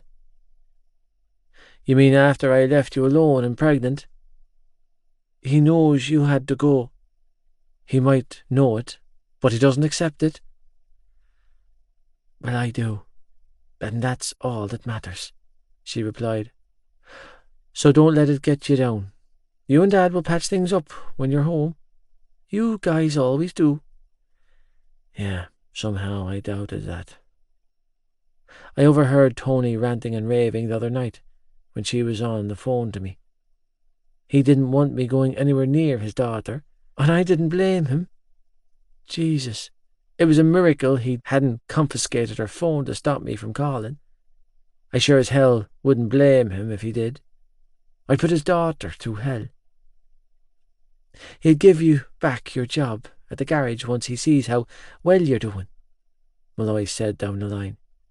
Maybe not right away, but he will. Dad never replaced you. He never hired anyone else, Joe.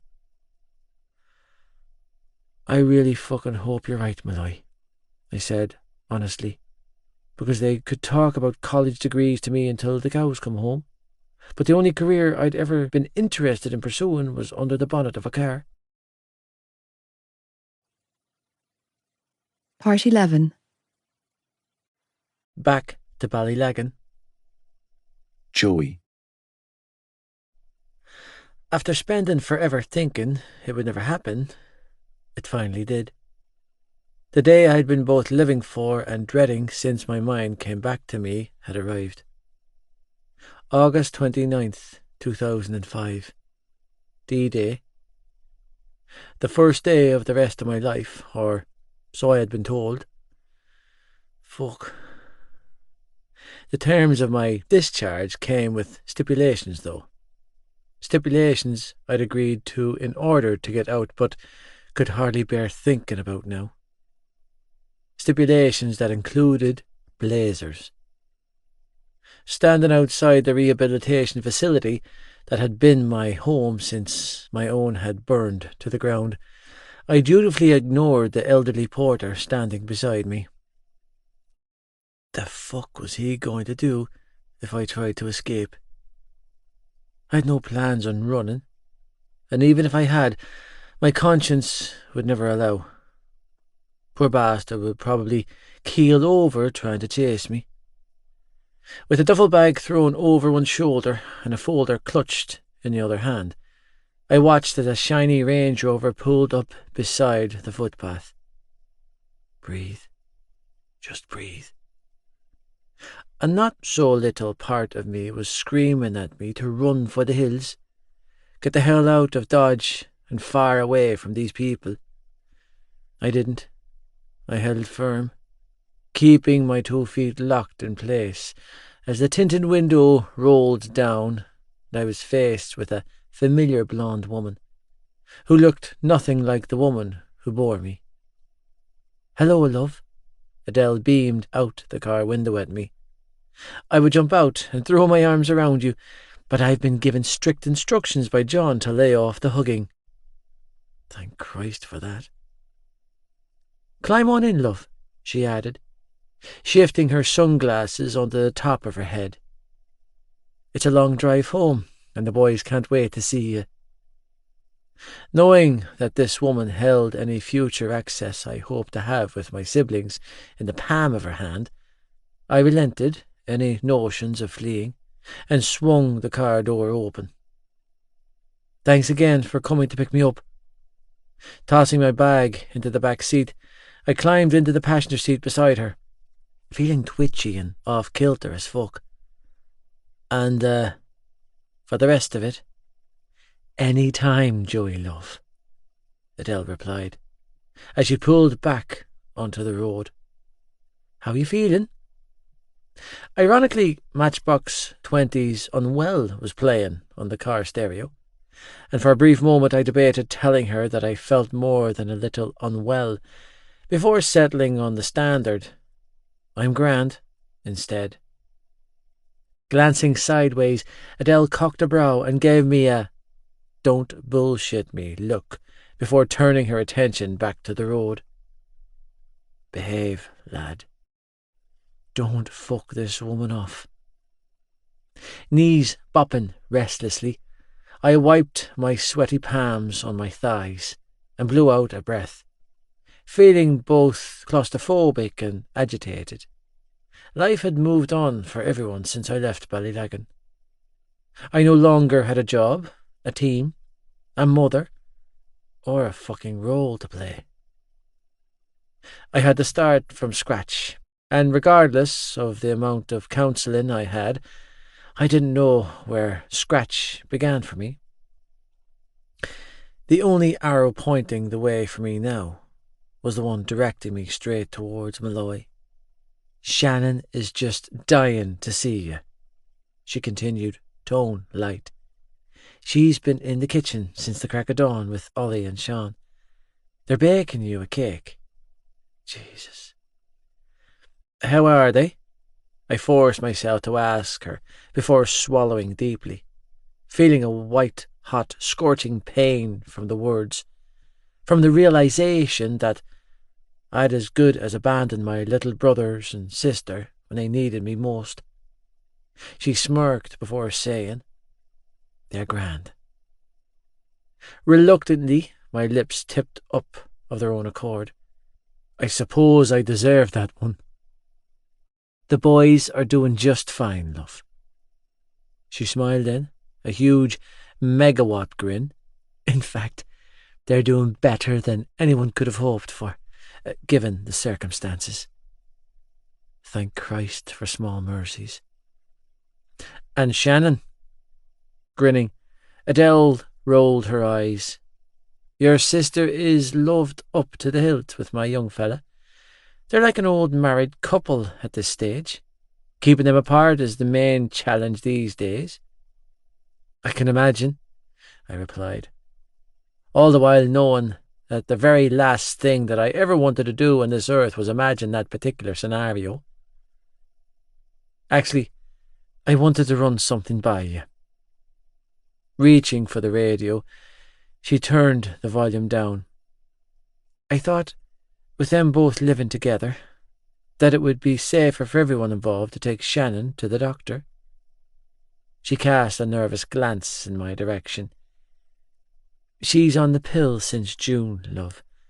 I hope that's all right by you. The fact that she was asking my permission did something to me. She was treating me like an equal, not a child, and I was grateful. No, that's definitely a wise decision, I replied. I mean, it's not bulletproof. I paused and gestured to myself. Clearly, but it's good that she's protecting herself. I warned them to keep their hands off, Adele continued. But you know the way these things go. I can only do so much. Yeah, I knew how it went. Malloy and I had been plenty inventive back in the day. Listen, clearing my throat, I rolled my sleeves up to my elbows while I shifted around in discomfort, trying to form the words that would never come close to what needed to be said. I can never repay you and John for what you've done for my family. I paused and dragged in a pained breath before adding, for what you've done for me. Fuck. I hated this with every fibre of my being.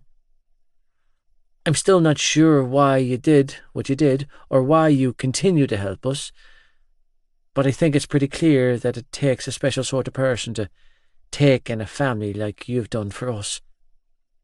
I don't have anything to give you in return. I don't know if I ever will, but I'll do everything I can to pay you back for... I love your family, Joey, she cut me off by saying, voice thick with emotion. Each and every one of you. She winked. Especially you. Especially me. Well, shit.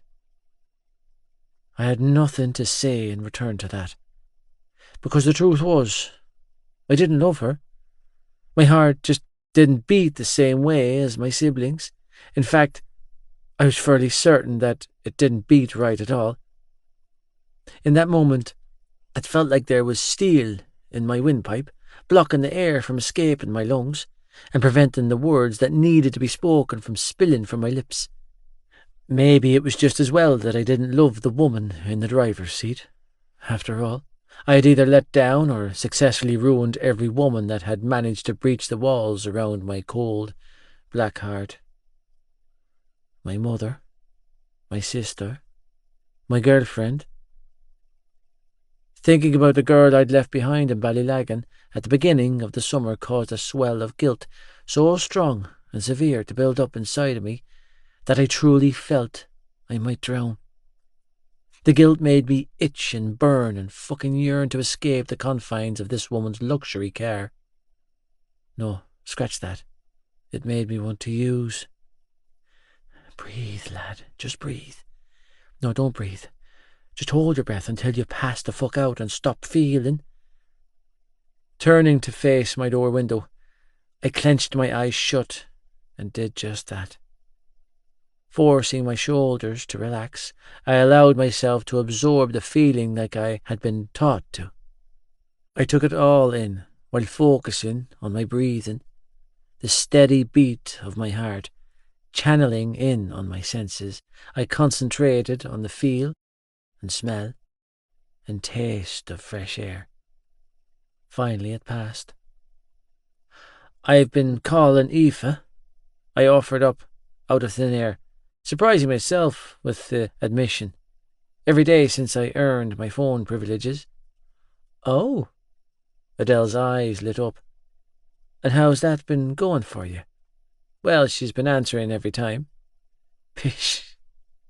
Adele batted the air, "as if she wouldn't." "It's more than I deserve," I admitted, angling myself to face her. "She's incredible." "She's a little firecracker, all right," Adele mused, smiling indulgently. "She sure has her heart set on you, Joey, love." "Yeah," I shivered. "The feeling's mutual." "I presume she doesn't know you're getting out today," Adele noted. "Otherwise she would be in the car with me." "No, I wanted to surprise her," I replied.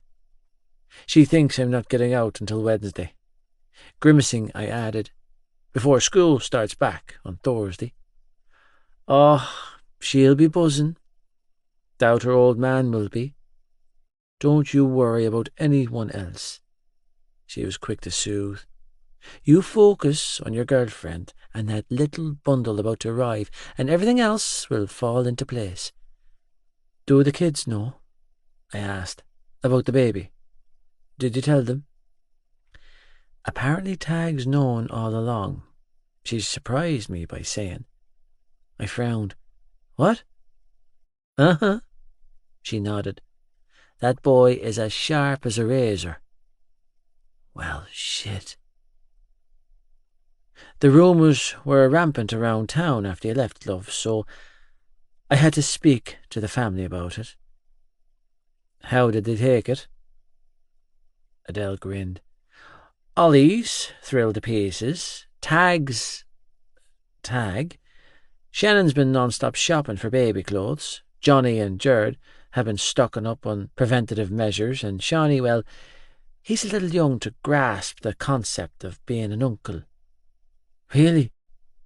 "Really," she confirmed with a nod. "They're worried for their brother, but they're delighted that they're gaining a sister in Aoife and a little niece or nephew." "Nephew?" "It's a boy," she squealed, almost crashing the car with excitement. "Jesus Christ, eyes on the road, please," I strangled out. "And no, we don't know. It's just a hunch, but I can feel it in my bones. You know, funny you should say that, because your nanny said the same thing." I shrugged. "Yeah, she's fairly perceptive." "She's clearly not the only one," Adele replied. "Right, when we get home, I'm putting a bet on with John. If your gut says boy, and Nanny's gut says boy, then I'm going with it." "A wager for money?" I arched a brow. "Why?" "I never said for money," she replied with a mischievous wink. Jesus. Forcing myself not to gag, I steered the conversation back to safer waters. "I thought they wouldn't take it well." "Who, the kids?" I nodded. "Why so, Joey, love?" "Because despite my best efforts, I made the age-old mistake of following in our father's footsteps." Shaking my head, I looked at my siblings' foster mother and shook my head.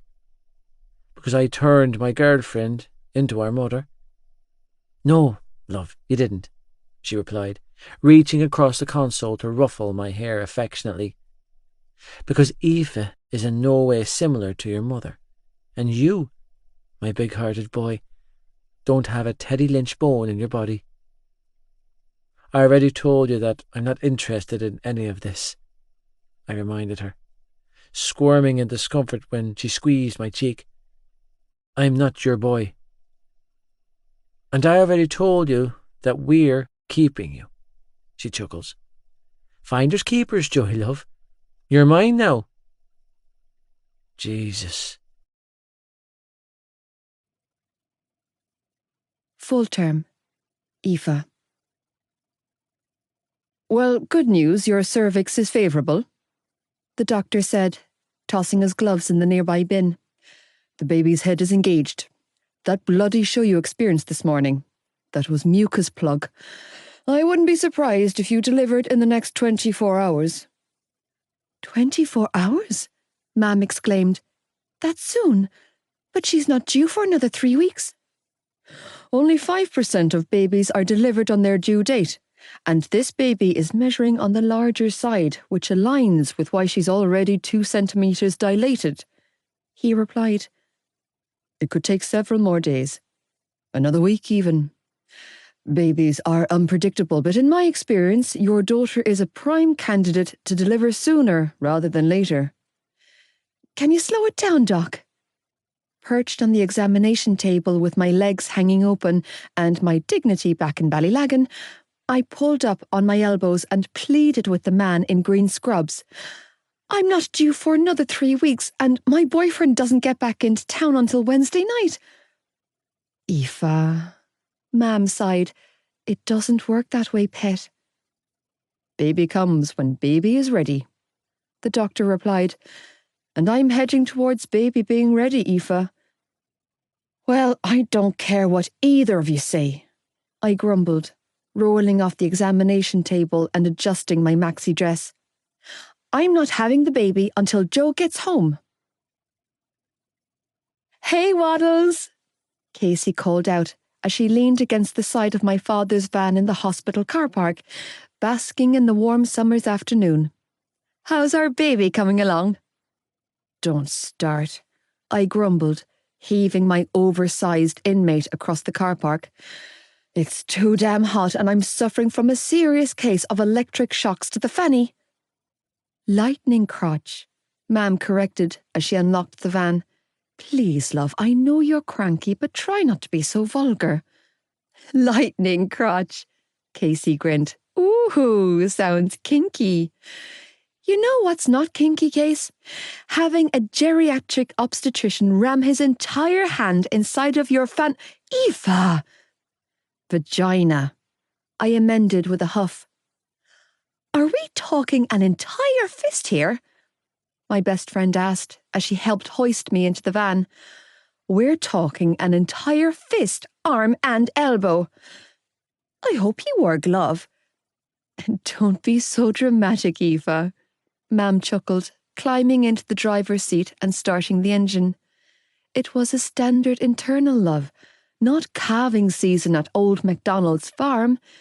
If you think that was bad, just you wait until you're delivering. It'll be carnage down there. Old MacDonald's farm, Casey snorted. Good one, Trish. Wow, I deadpanned. I am so pleased that the impending demise of my vagina is so entertaining to you. Well, that'll teach you to let your boyfriend put his willy in there without protection. Yes, mother, I drawled, tone laced with sarcasm. I have indeed learned the error of my ways. She's already 2 centimetres dilated, Casey, Mam said excitedly. The doctor thinks she'll have the baby by tomorrow. Chill, Mam, I cut in. Nothing's coming out of me until Joey comes home. That's not technically true, Casey chimed in, pointing to a damp circular stain on the front of my dress. You're leaking a little there, babe. Oh, come on, I wailed, throwing my hands up in dismay. What the hell is wrong with that boob?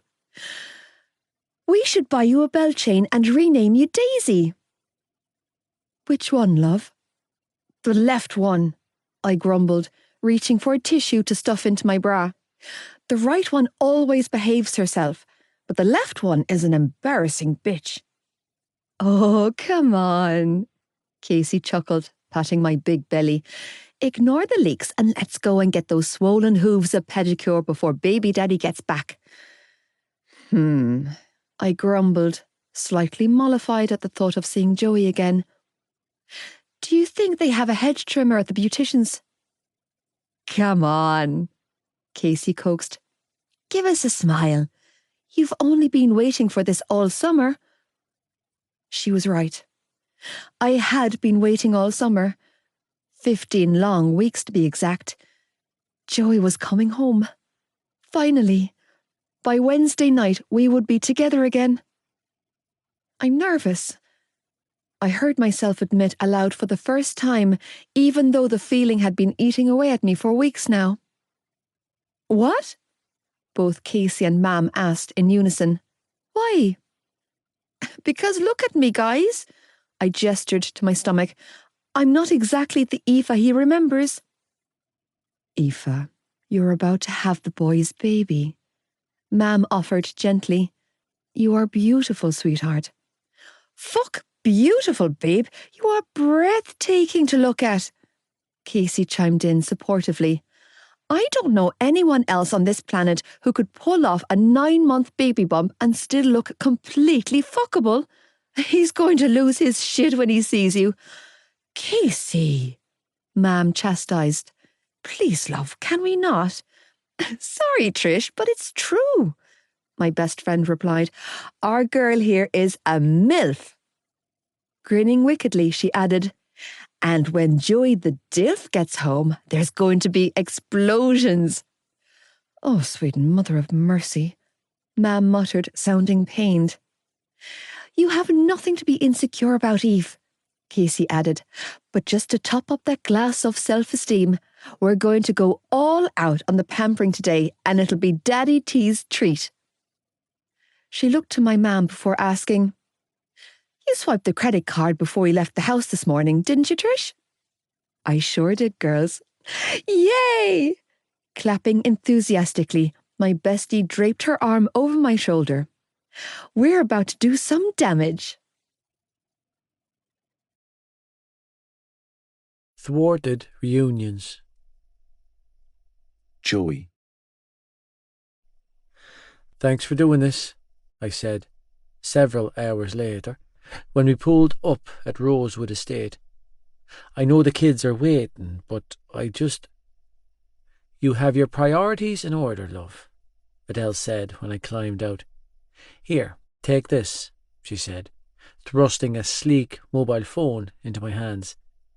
It's fully charged with my number programmed in. When you're ready to come home, just text me and I'll come get you. Will do. I pocketed the phone. Thanks. With a clear head and a heavy conscience, I pushed the rickety wooden gate inwards and made the familiar trek up the garden path, stepping over dog shit as I went. Jesus, someone needed to start cleaning up after Spud. When I reached the front door, I tapped lightly and then quickly lowered my hood and straightened up.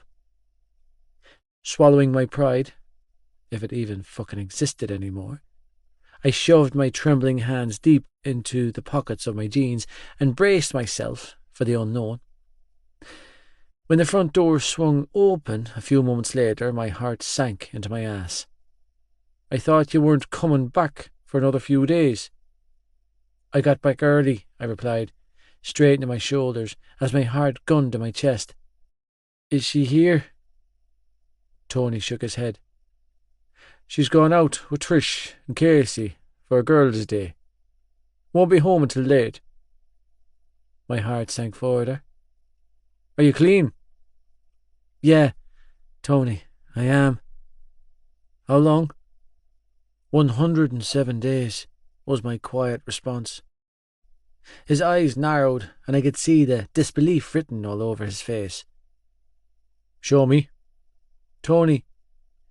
Show me, Joey. I'm clean. Exhaling heavily, I rolled up my sleeves and held out my hands for his inspection. I promise. No offence, boyo, but any promises that come from your mouth don't inspire much confidence in me. I deserved that. Absorbing my old boss's disdain, I stood my ground, unwilling to turn around and walk away. Besides, feeling unwelcome wasn't anything new for me. I'd felt it my whole life. So, you're clean and sober and back from the dead, he said, eyes tracking the veins in my arms. I am. For now. Yeah. And tomorrow? His accusatory gaze was hard to bear. What happens tomorrow? No clue. I shrugged, uttering my truth. But I'm clean today. Yeah, he replied with a sniff, releasing my arms. Good for you. And then he slammed the door in my face. Rolling my eyes, I reached up and knocked again. And then I counted down from 5, knowing full well that he was still behind the door, waiting to erupt on me. I could take it. I sure as fuck deserved everything this man could throw at me. I'd put his entire family through hell. I could see that now. 5, 4, 3, 2, 1. Jesus Christ, Joey, he snarled the second the front door swung open again. What were you thinking, getting involved in that lifestyle? I wasn't thinking, I admitted quietly. I didn't want to think. That was the whole point. I gave you the benefit of the doubt, he strangled out. I knew what you were about, but I saw a good lad underneath all of the trouble. I still do. But I... His words broke off, and he shook his head. Just say it, Tony, I said calmly. Whatever you need to say, get it off your chest. I can handle it. Can't do that, Tony grumbled. According to my wife, I'm to mind my P's and Q's around you, since you're fragile and all that. Do I look fragile? You look like a person I don't know anymore. Ouch. I kept my hands by my sides, willing to take whatever this man had to say, had to do. In a life of nothing, he had been the only father figure I'd ever had, and I had ruined his daughter.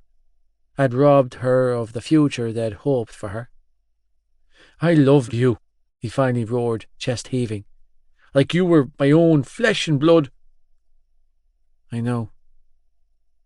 You made my daughter a mother before she was a woman, and then you left her. I had to leave. Maybe you did, but that doesn't change anything in my head, he choked out, voice thick with emotion. But I can't risk having you around her.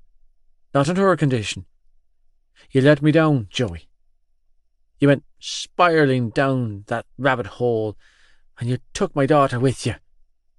What could I say to that? Nothing. I couldn't change what I'd done. I also couldn't change the fact that every word he was speaking was the absolute truth. I did spiral out of control. I did lose myself, and I did take his daughter down with me. You dropped off the face of the planet for months. You left her on her own to clean up your bloody mess, Joey. Yours. And now you're back.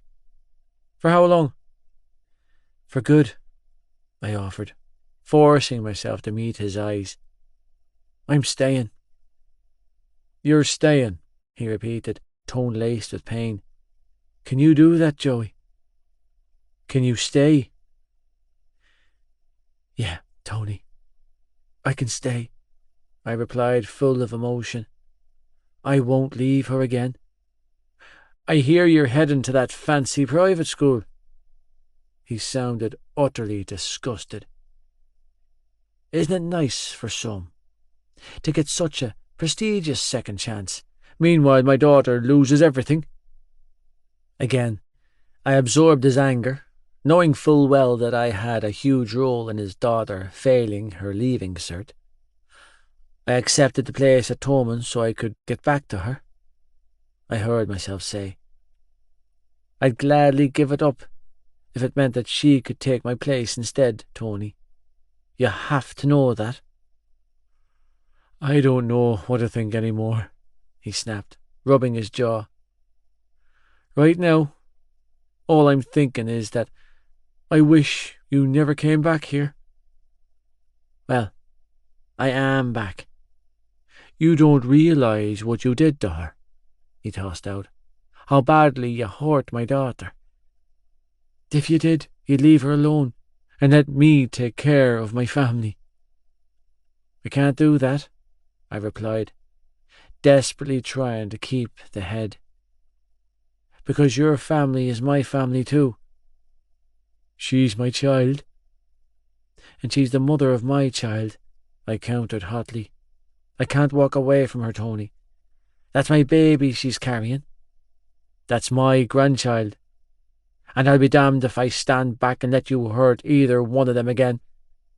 You can try and keep me from your child, but you won't be keeping me from mine." I moved to leave then, but he reached out a hand and fisted the front of my hoodie. I stood my ground, hands at my sides, and waited for his fist to crush my face. It didn't come. "Prove me wrong, Joey." His voice was thick with emotion as he roughly pulled me into his arms and hugged me tightly. "Prove me wrong, son." "Don't worry, Tony." Swallowing deeply, I hugged him back just as tightly. "I will." An hour later, and still furious with the world and everyone in it, I folded my arms behind my head and lay on the ground beside the small wooden crucifix, staring up at the cloudless summer's sky. "Are you up there?" I asked, and then mentally kicked myself. Fuck, what am I saying? "You're probably with him." Death was all around me, peaceful and still, and I'm momentarily jealous. The sun shone bright, and it felt like I was seeing it clearly for the first time in years. What now? What the fuck was I supposed to do now? Go back and argue some more with Tony? Drop to my knees and apologise? Snatch Malloy up and steal her away? Live, be happy, go home? Where? "You fucked me," I whispered, shifting one arm out from under my head to trail my fingers over the soil on her grave, disgusted when an echo of my own hollow voice reverberated in my ears. Clenching my eyes shut, I forced myself to remember the sight of her. How she looked, what she smelled like, her voice, her pain, her screams. Sniffling, I reached up and wiped my face with the back of my hand before climbing to my feet. "I'll see you soon, Mom." A tear trickled down my cheek and I was surprised I could still feel. "Stay out of my head now, you hear?" Dusting off the soil and grass on my jeans, I inhaled a few steadying breaths before making my trek across the graveyard, not stopping until I was standing at his headstone. One time, all through rehab, I'd vowed to myself that I would only do this once, and then I was done. I had to be. The notion was the only thing that seemed to keep me sane in the early days. My spite and bitterness had given me something to live for. Without a word, I collected every candle, wreath, and bouquet of flowers his family had left for him and tossed them over the nearby wall. "How does it feel, old man?" I asked, returning to his graveside and undoing the fly on my jeans. "To finally burn in hell?" "Joey, love." She placed a hand on my shoulder, and it hurt. The movement, the feeling, absorbing the contact, the fucked up gentleness of her touch. "I got your text message. I pissed on his grave. Is that all?" With a heavy sigh, she put her handbag down on the grass and knelt at my mother's grave beside me. "I'm impressed with your level of self-control. I wouldn't have been able to contain myself." "Threw his flowers away too," I muttered. "It wasn't enough?" "No." Sadness filled her voice. "And it probably never will be, love. At least, It won't feel that way. 38, I whispered, inclining my head to the small crucifix with my mother's details engraved on. She's only a baby, Adele. I know, love. She reached for my hand. I let her. I absorbed the feel of her hand covering mine. I miss her, I admitted, clenching my eyes shut when the tears started to fall. I miss her so fucking much. My voice cracked, and I choked out a sob. I miss my mother. Your mother loved you, Joey, Adele vowed, as she pulled me into her arms. I swear it, love. Tightening her arms around me, she stroked my hair with her hand. She just forgot to show it. When we drove through the gates of the manor, a million different thoughts and emotions were rushing through me, all of which fell out of my head as soon as we pulled up outside the house and I locked eyes on my siblings. Joey! Oh-wee! He's back, guys, look, it's really Joe! Shannon was holding a cake. Sean was sitting on Cav's shoulders, clutching a bunch of balloons. Ollie was holding one side of a homemade banner that read, "Welcome home, Joey." And Gussie, of all people, held the other side. All of them had party hats perched on their heads. Jesus. Even Nanny was there, sitting at a picnic table that had been decorated with streamers and more balloons with John Sr. and Darren. Fucking Darren. What the hell is this? I muttered, unfastening my seatbelt as I battled down a surge of emotion. What's all this for? I told you they were excited to see their big brother. Adele laughed, pushing her door open. Welcome home, Joey Lynch. The minute I climbed out of the car, I was caught up in a flurry of limbs as Shannon, Ollie and Shawnee all dove for me. Oh my God, Joe! My baby sister was crying as she practically climbed up my body, locking her arms around my neck so tight it was hard to breathe. Joey, Joey, Joey! Peppering my cheek with kisses, Shannon laughed and cried and had a little emotional breakdown for herself, only releasing me when Ollie shoved her out of the way. Hey, I wasn't finished. I knew you'd do it, he said, beaming up at me with pride as he tightened his hold on my waist. I knew you'd come back for us, Joe. I'd always come back for you, Walls, I replied, voice thick and gravelly as I tried to keep my emotions in check. Look at how tall you've grown.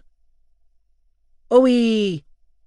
Pulling on my leg of my jeans, a pair of brown eyes looked up at me. Oh-wee! That did it. Seeing Sean's little face had my heart cracking open in my chest. This kid, he was my brother, but it was different with him.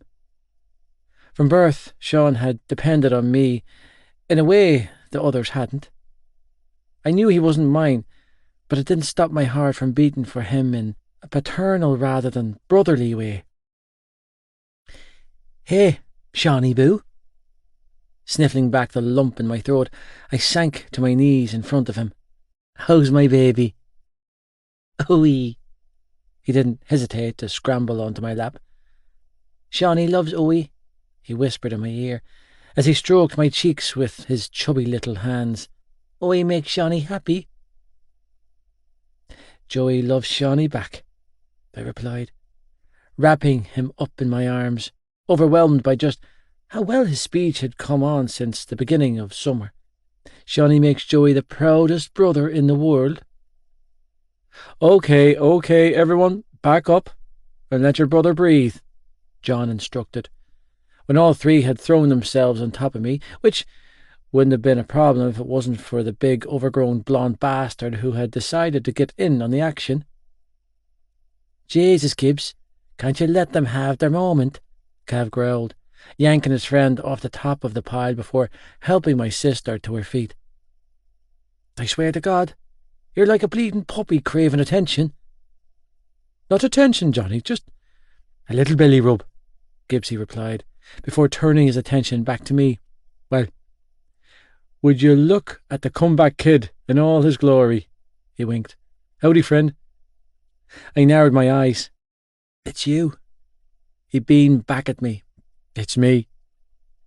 And then he had the gall to hug me. He actually motherfucking hugged me. I was so taken aback from the sudden move that I didn't react. I couldn't. Not when he had my arms pinned to my sides in what I can only describe as the most uncomfortable bear hug of my life. Believe it or not, Lynchy, I was half lonesome for your big druggy head over the summer. Believe it or not, Gussie, I will take your rugby ball-shaped head clean off your shoulders if you don't let go. Oh no, Johnny sighed and covered his head. Oh, sweet Jesus, here we go. I knew it, Gibbsy declared, yanking away from me and turning to Cav. I fucking knew it. That's the second time someone has said that, Johnny. Clutching his head, he let out a pained wail. Twice, Johnny, 2 times. That's a pattern.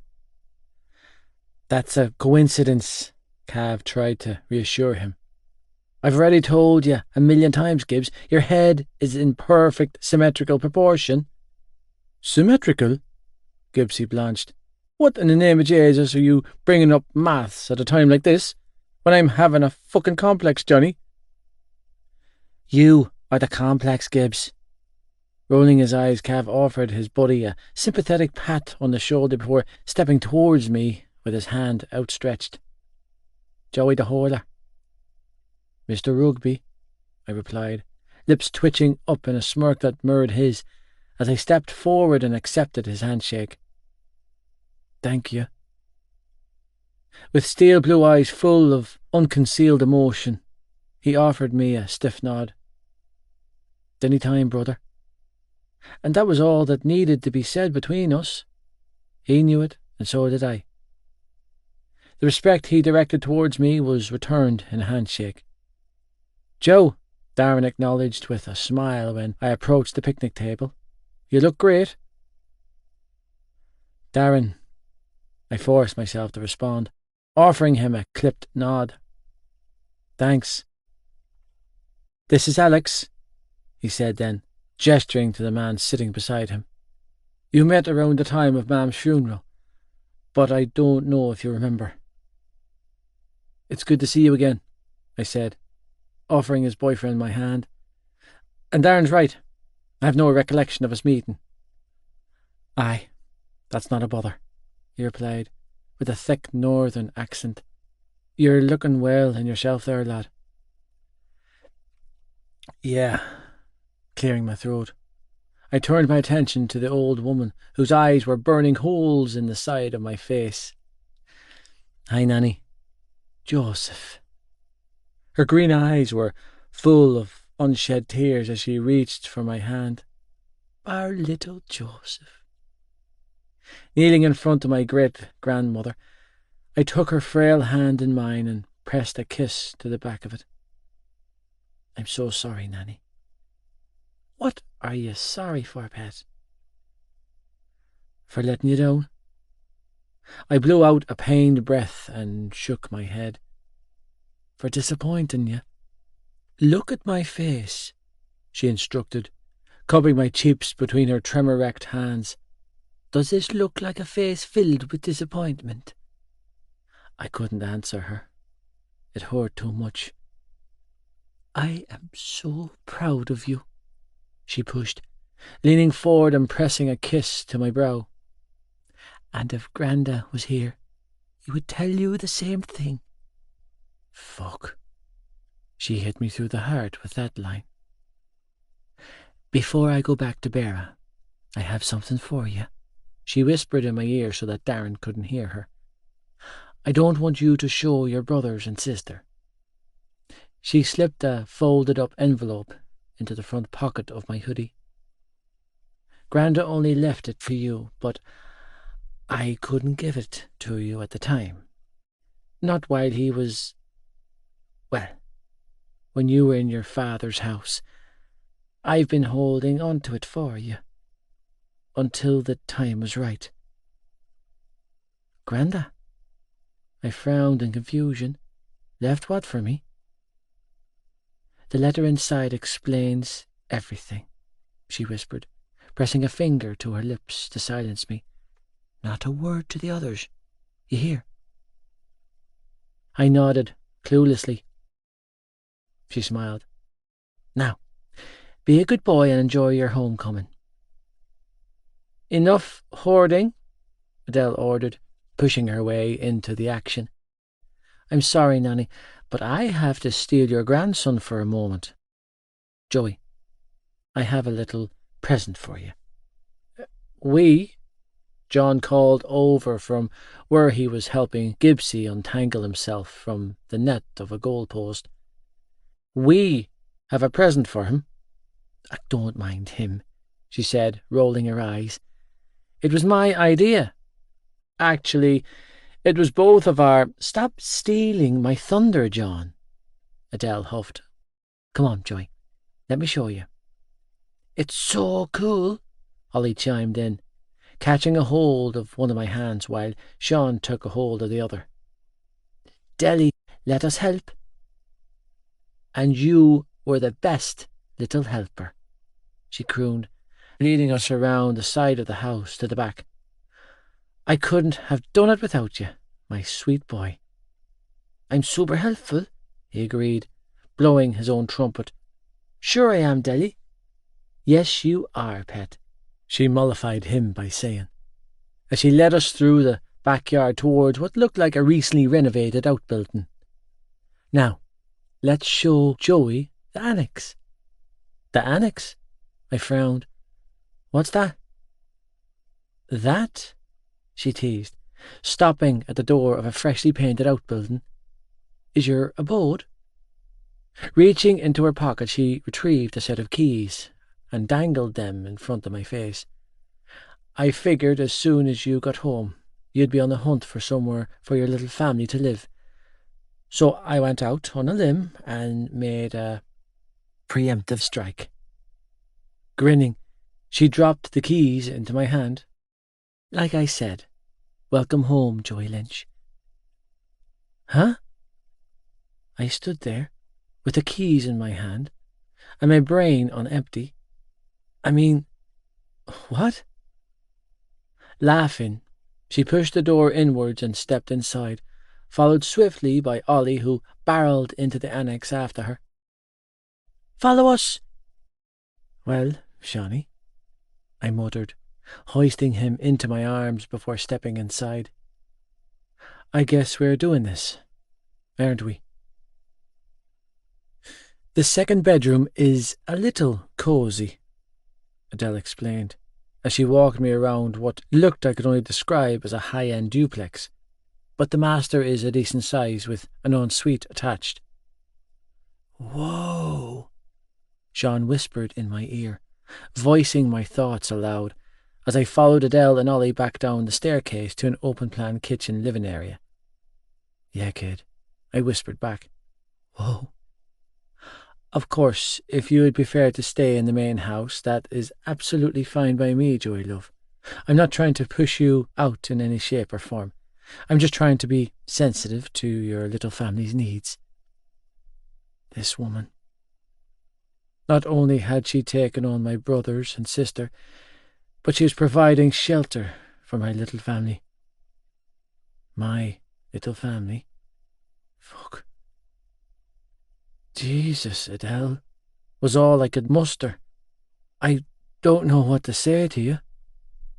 My gut reaction was to refuse her offer, to tell her no thank you, to run for the hills from this woman. But I couldn't. I couldn't. Because time and therapy had helped me to come to terms with the fact that I couldn't do this on my own, that it was okay to ask for help. More importantly, it was okay to accept it. I shook my head, feeling at a complete loss. One day I will pay you back for everything. Joey, love. Closing the space between us, She pressed her hand to my cheek and smiled up at me. You being here is all the payment I need. Where's Tag? I asked John later that evening, when we were alone in the kitchen of the main house. Darren and Alex had left to drop Nanny back to Alice's house in Beara, but the kids and Gussie were still in full swing party mode outside. It didn't settle well with me that Tag hadn't shown up. I knew why, of course. I'd hurt him the most.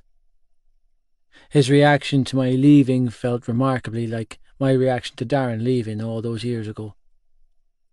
I suspect he's down the back field in the treehouse, John replied, as he cut the crusts off a chocolate spread sandwich for Sean before using a cookie cutter to make dinosaur-shaped sandwiches. He's thrilled you're home, Joey. He's just... well, you know Tag better than anyone. He's pissed as hell, is what you mean to say, I offered up, resting a hip against the counter, as I watched this hotshot barrister take great care in preparing snacks for my baby brother. I get it, John. I don't blame him one bit. I checked out on him. He's going to hold on to that in his head. It's what I taught him to do. He has a couple of spare Hurleys and Slitters stashed in the utility room, John told me. Somehow, I have a feeling that he would enjoy a puck about a lot more with his brother than a bunch of rugby players. My heart skipped a beat. He's still hurling. Like a demon, John replied with a smile.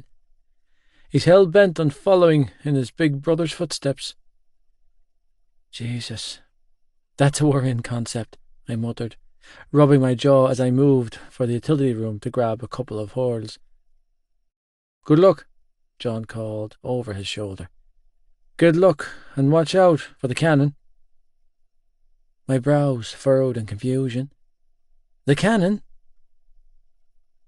The cannon turned out to be Tag, perched on a stool on top of an impressive-looking treehouse, with a hurley in hand and an unlimited supply of slitters at his disposal.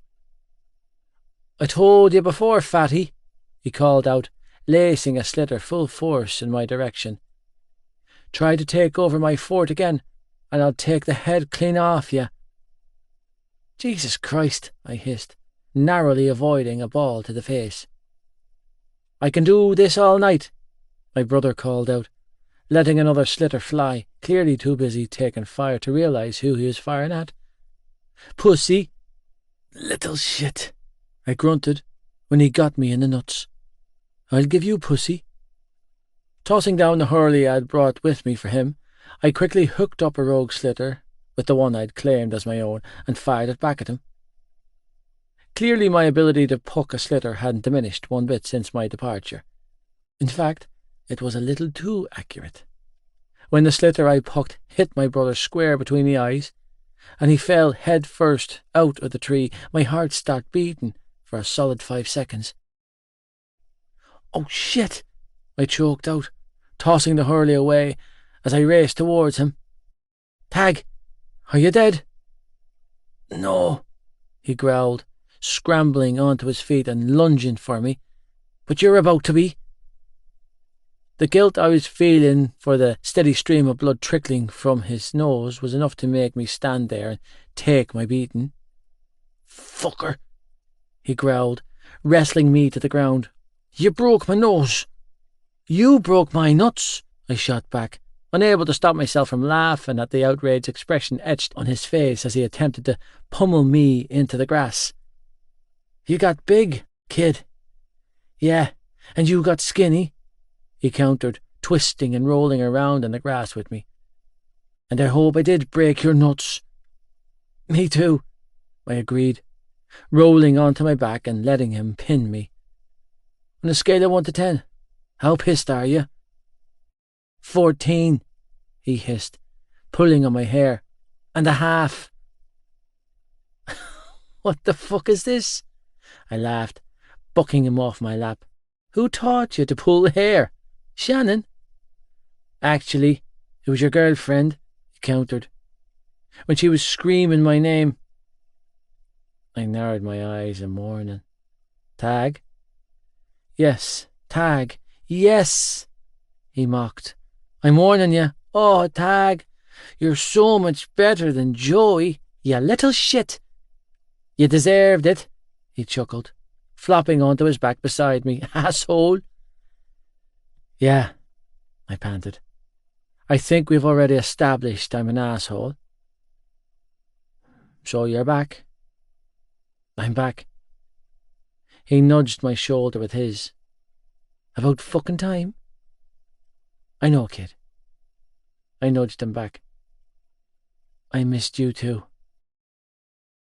Hey, Johnny, Ollie asked, strolling into the living room later that evening. Are you going to marry my sister? Wait for it, Gibbsy snickered, nudging my shoulder as he tapped away on his PlayStation controller in front of a giant TV in the living room. He's going to start getting stroke symptoms. Smirk and I paused our game with my controller and turned my attention to the terrified-looking rugby player. Good question, Ols. Right on cue, Cav's breathing increased, and a bead of sweat trickled down his temple. Ollie, Shannon squealed, turning the colour of her crimson sundress. You can't ask him that. But he bought you balloons to play with you, Ollie offered innocently. And Joe says you only use those special balloons with girls when you want to marry them. I did say that, I laughed, remembering back to a time when that awkward fucking conversation came up. In my defence, Ollie was 8 at the time, and he'd caught me off guard. Well, that he'd know about using balloons, Johnny muttered, looking rattled as he pulled at the collar of his shirt. Bareback bollocky Bill. Balloons? Shannon asked, tone laced with confusion, as she snuggled up on Cav's lap. What are you? Yeah, baby. He gave her a meaningful look that said, go with it. Balloons? Oh! Shannon's eyes widened as awareness dawned on her. Balloons! Balloons? Gibbsy choked out a laugh. Oh, lad, I love this kid. Hold on. Frowning, Ollie turned to look at me. Do you and Aoife play with balloons together? Not nearly enough. Gibbsy snickered. Ha fucking ha, lad. I rolled my eyes. You're hilarious. Ollie frowned in confusion. Huh? Joey burst his balloon, Johnny explained to number 5. And now he can't play any more games with Aoife because of his dodgy balloons. Gibbsy laughed, thoroughly fucking enjoying himself at my expense. Oh no, Ollie said with a sigh. Was it the needles? Does she not want to play with you any more now? Huh? Did you burst her balloon with your needles? His brown eyes were full of compassion. Did you make her sad? Everyone fell quiet. The laughing stopped, and I felt another piece of me die inside. Yeah, Ols. I forced the words out. I made her sad with my needles. Huh?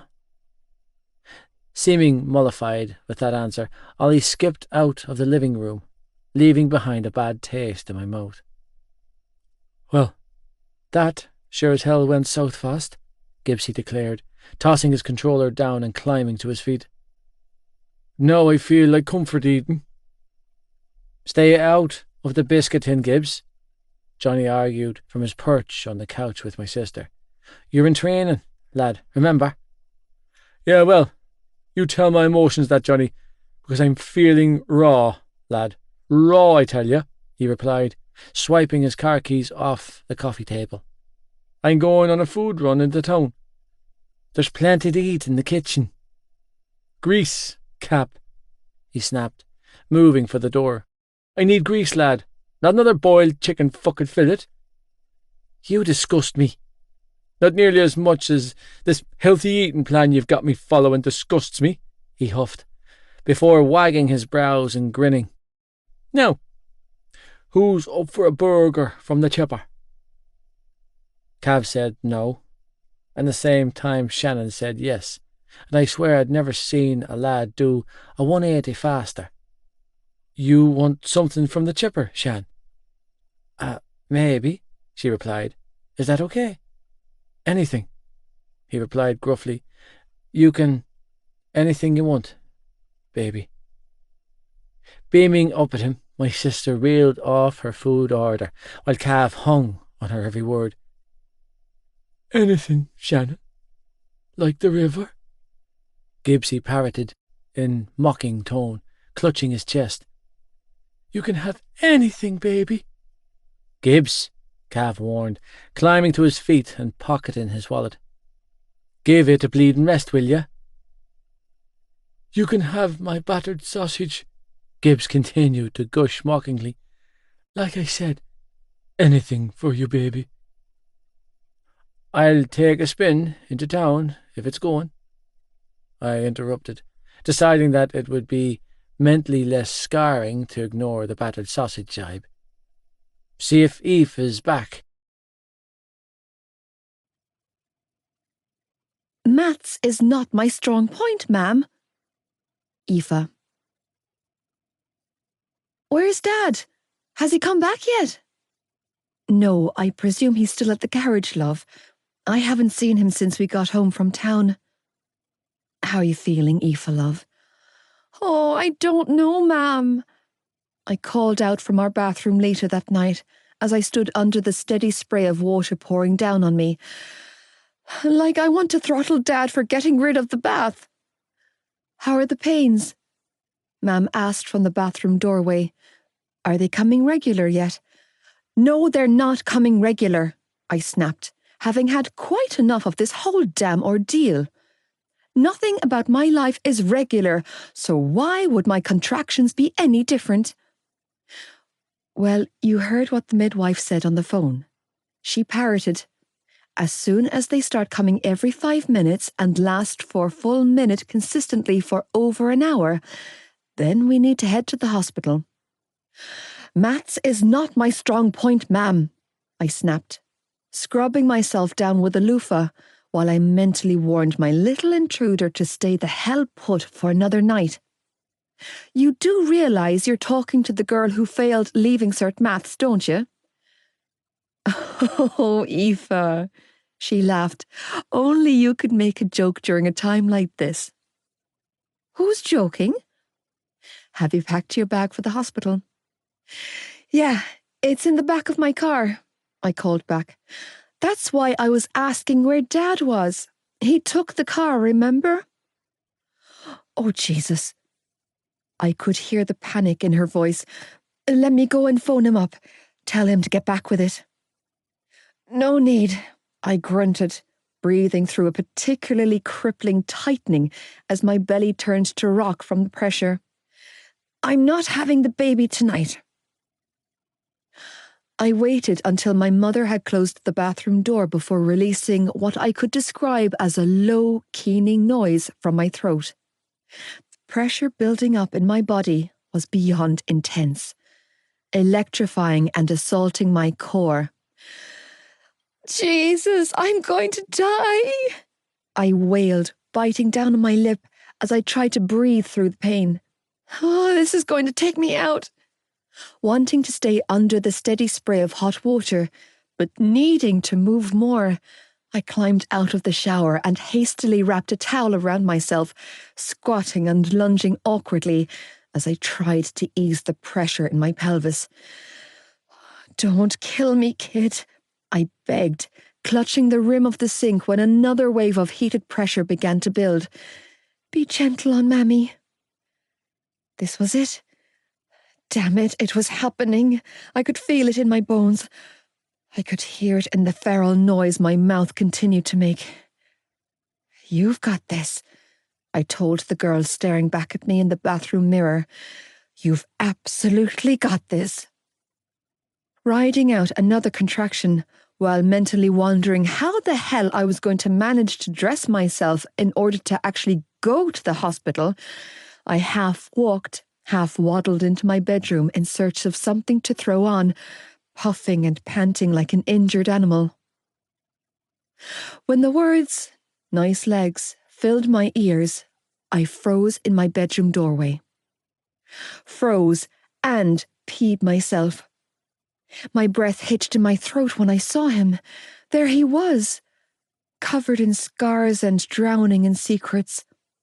The self-inflicted ones, the bruising on his veins, the indents on his flesh from where he'd shot up, were harder to stomach than the ones he'd endured at the hands of his father.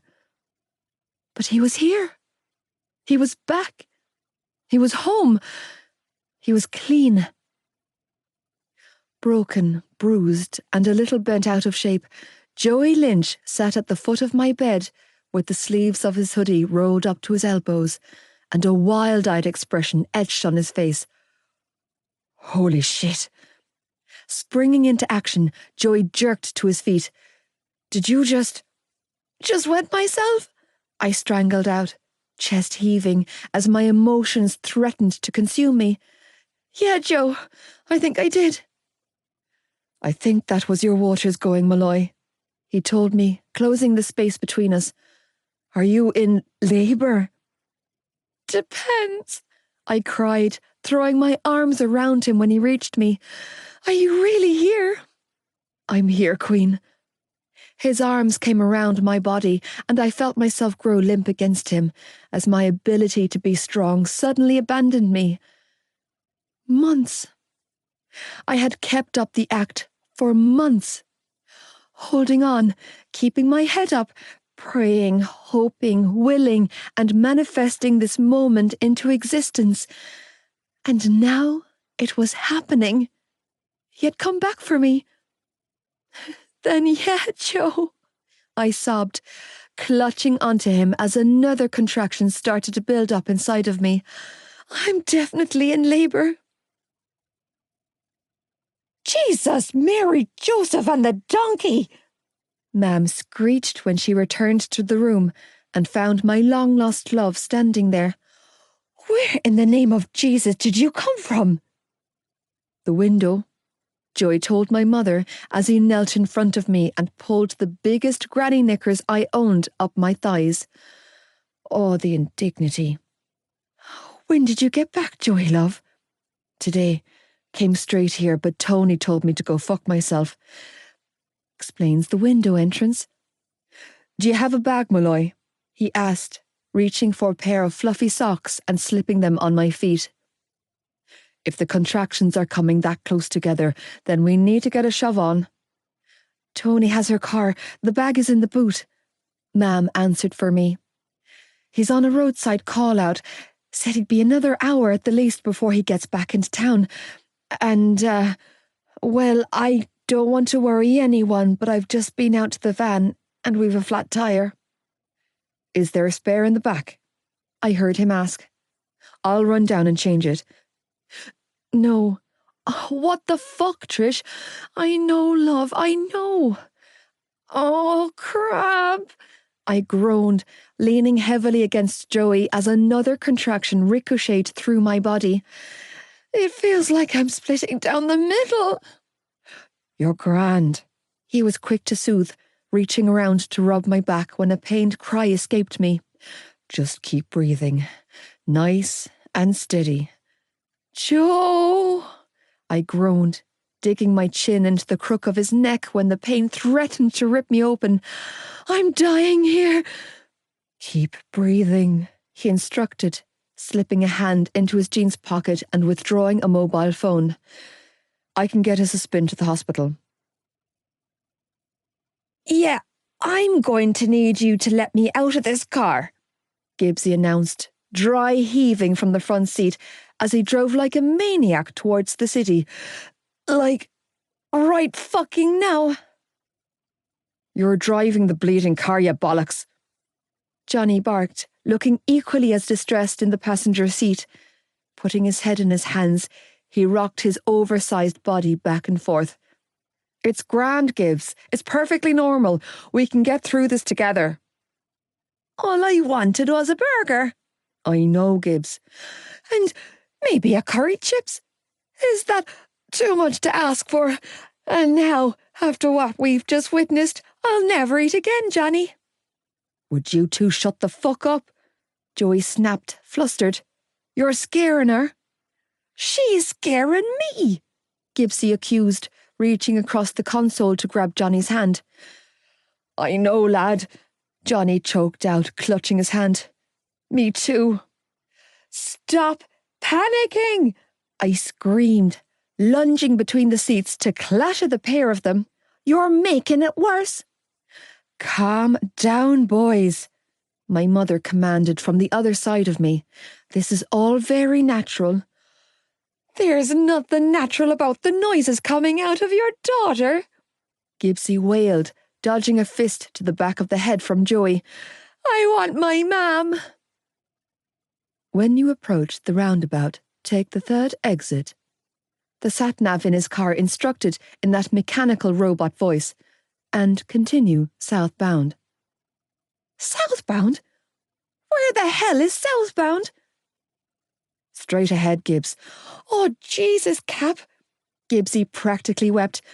Not the roundabouts. You've got this, Gibbs. You know I'm not good with roundabouts. Veer left. Redirecting route. The sat-nav said when he took the wrong turn off. Redirecting route northbound. Would you listen to her? Gibbsy demanded, waving a hand around animatedly. Talking down to me like she knows everything. Glaring at the sat-nav attached to the dashboard of his car, he shouted, What the fuck do you know about it? Huh? You're not even from Ireland. It's a bot, Gibbs, not an actual person. Johnny tried to explain. Don't take it personal. Oh, don't let her fool you, Cap. She knows what she's doing, Gibbsy argued, judging me from her little screen. I can't, I cried out, unable to hold it together a second longer as the pressure in my pelvis became too much. Fuck! I need to open my legs and I don't have enough room. Malloy, look at me. No, Joe, no, I don't want to do this. Please, God, I've had enough. Aoife, open your eyes. Panic-stricken, and for what had to be the first time in my life, I did as I was told. I'm here. Joey's voice was full of confidence. Right here with you. His eyes shone with clearness, with sobriety. I'm going nowhere, okay? Never again. I won't leave your side. And then his steady hands were on my cheeks, forcing me to focus on his crystal clear green eyes. And I won't let anything bad happen to you. Reunion 2.0. Joey. When I climbed through Malloy's window tonight, the last thing I had expected to witness was her in full-blown labour. That's exactly what happened. Battling her mother when we got to the hospital was another event I hadn't anticipated. To be fair, I didn't blame Trish for wanting to be with her daughter. It was a heated argument that resulted in me winning when Malloy stepped in and told the midwife that I was the one she wanted with her. Several hours had passed since we were taken down to delivery, and while she was dilating and had reached 7 centimetres according to her last internal, it seemed to be dragging forever. Sucking on gas and air like it was going out of fashion, my best friend balanced on a birthing ball, rocking and rolling her hips as the worst fucking noises I'd ever heard in my life escaped her. I wanted to save her. I wanted to put a goddamn stop to her suffering, but I was completely helpless. Contorting in pain as her body tried to expel the baby I'd put in her. I never felt so fucking guilty in my life. Even now, as she leaned against me in her delivery suite, in the throes of another contraction. All I wanted to do was apologise. Jesus Christ.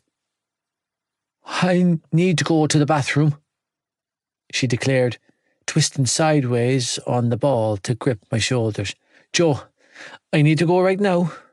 Okay, I replied, trying to remain calm when her face turned a deep shade of red.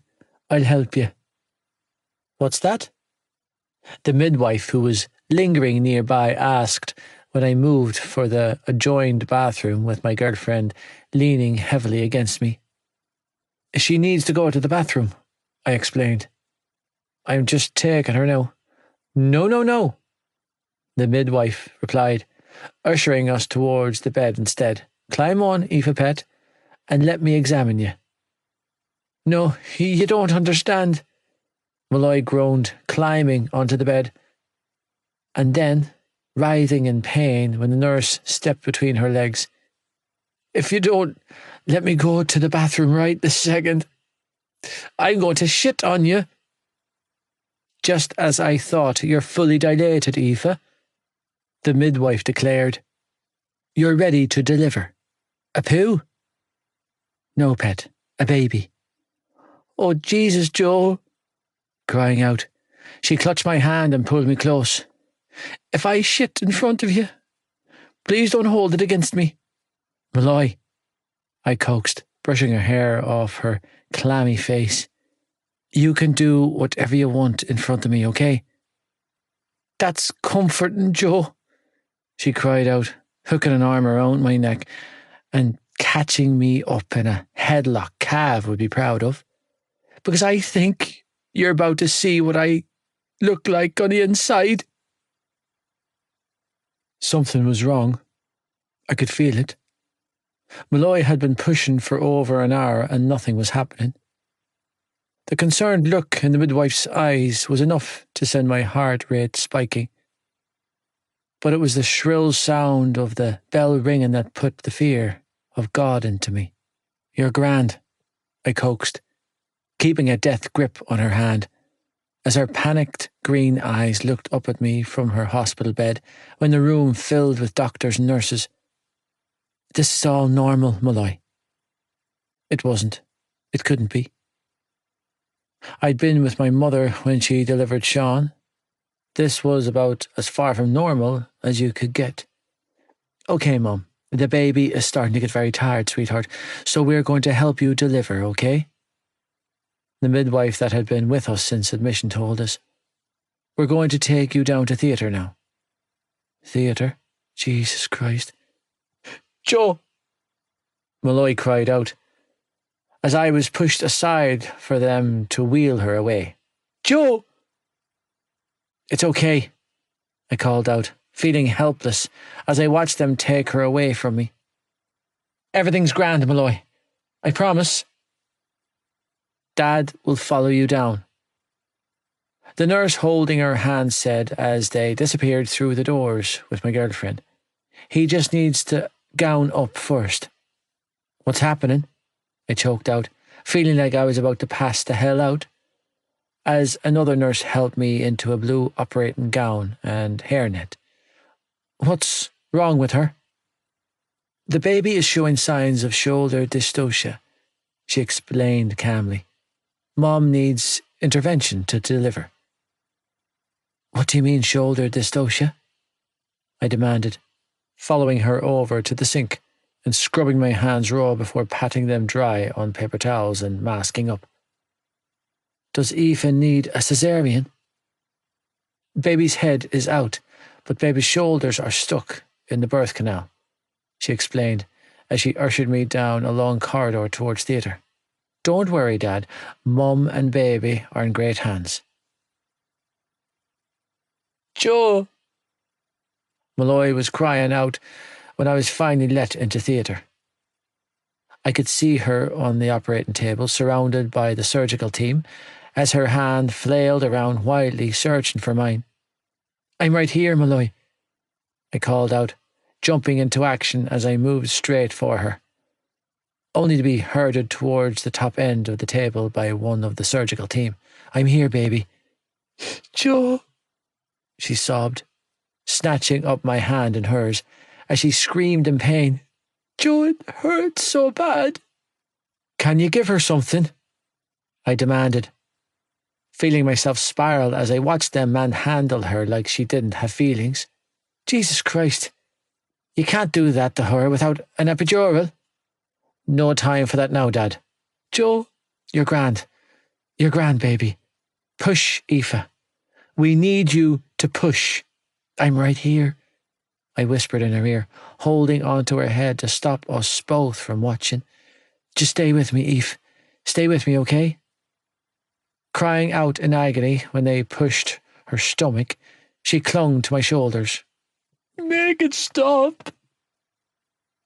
I wanted to, more than anything I'd ever wanted in my life.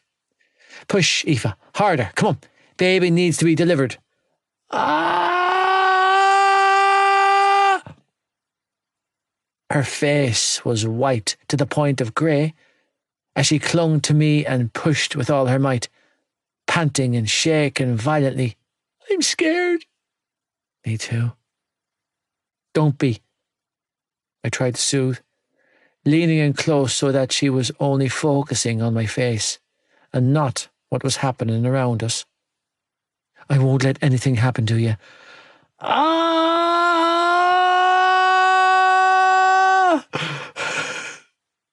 She screamed again, face contorting in pain before suddenly growing limp in my arms. A moment later, the sound of a baby screaming filled the room. "You did it, Eve," I choked out, trembling just as badly as she was, as the sound of our child filled the room. "You did it, baby." "Yeah," she strangled out, nodding weakly as her eyes rolled. "Oh, God." Hey. Leaning over the bed, I caught a hold of her face between my hands and tried to keep her focused, while the doctors continued to work on her. "You're okay." I pressed a kiss to her head. "Come on, Malloy. Stay with me. Can you hear me, baby?" "Yeah." She was trembling, and so was I. I could hear the screaming baby in the background. I didn't even know what we had, but I didn't dare move from her side as I focused on her face and ignored the way they were working on her body. "You're okay. Shh, baby. You're okay. Joe." "Step aside, Dad," one of the nurses instructed. "Mom needs a little help right now." I'd never seen so much blood, but I wasn't about to tell her that. No, she slurred, pushing weakly at the oxygen mask they were placing over her mouth and nose. "Joe." They were all so calm when I felt like my world was slipping away from me. I was watching her body bleed out while she was still conscious. It was beyond terrifying. Freaking the fuck out, a nurse led me over to where the baby was, as they worked on stemming the bleeding. "She's hemorrhaging. She's bleeding out. You killed her. She's going to die." Feeling faint, my gaze flicked between the operating table my girlfriend was lying on and the baby in the incubator in front of me. I didn't even know what it was. I was too fucking panic-stricken. "Mum is fine," the nurse continued to coax. "Don't worry. She's in the best hands. She's going to be just fine. Now, come and meet your son." "Son?" I repeated, numb, as my attention flicked back to Malloy. "Eve?" I couldn't see her anymore. Too many people in scrubs had taken up position around her for me to see. "Malloy!" My heart gunned in my cheek. "Aoife?" "Here you go, Dad." Moments later, the screaming bundle was thrust into my arms. "Congratulations, Dad. He's a beauty." Struck fucking dumb, I stared down the baby in my arms. He was roaring like a bull, with his tiny hands balled into fists as he squirmed and stretched in my arms. Jesus, I breathed, cradling him in my arms as my emotions got the better of me. You're here. And then he opened his eyes and looked at me. And I was done. My heart no longer beat for me. For the rest of my days, it would beat entirely for the child in my arms. Fuck. Still draped in a blue gown and hairnet, I was removed from theatre while my girlfriend and baby remained inside. My heart was hammering. My mind was reeling. Breathing hard and fast, I sagged against the wall in a nearby corridor, feeling my heart thunder wildly in my chest. What the fuck just happened? It was all so fast. My phone was ringing in my pocket, and I had to get a handle on myself and force myself to answer. Joey. That was Trish. What's happening? Is she okay? Did she have the baby? Yeah, she's okay, I croaked out, still completely reeling from the way it had all gone down. The baby got stuck. They had to bring her down to theatre to deliver. She had a cesarean? No, I shook my head, feeling rattled. They got him out before that. But the things they had to do to her, the blood, the pain on her face. I flinched at the memory. Him? Trish's voice hitched. It's a boy? Yeah. I exhaled a ragged breath, head nodding vigorously, as I tried to get my head around the life-changing events that had just taken place. He's huge, Trish. They told me he was 56 centimetres long, and he weighs like 4.4 kilos. What's that in pounds and ounces? 9 pounds 12 ounces according to the midwife. Oh, Jesus, the poor girl. Yeah, I know. I flinched again.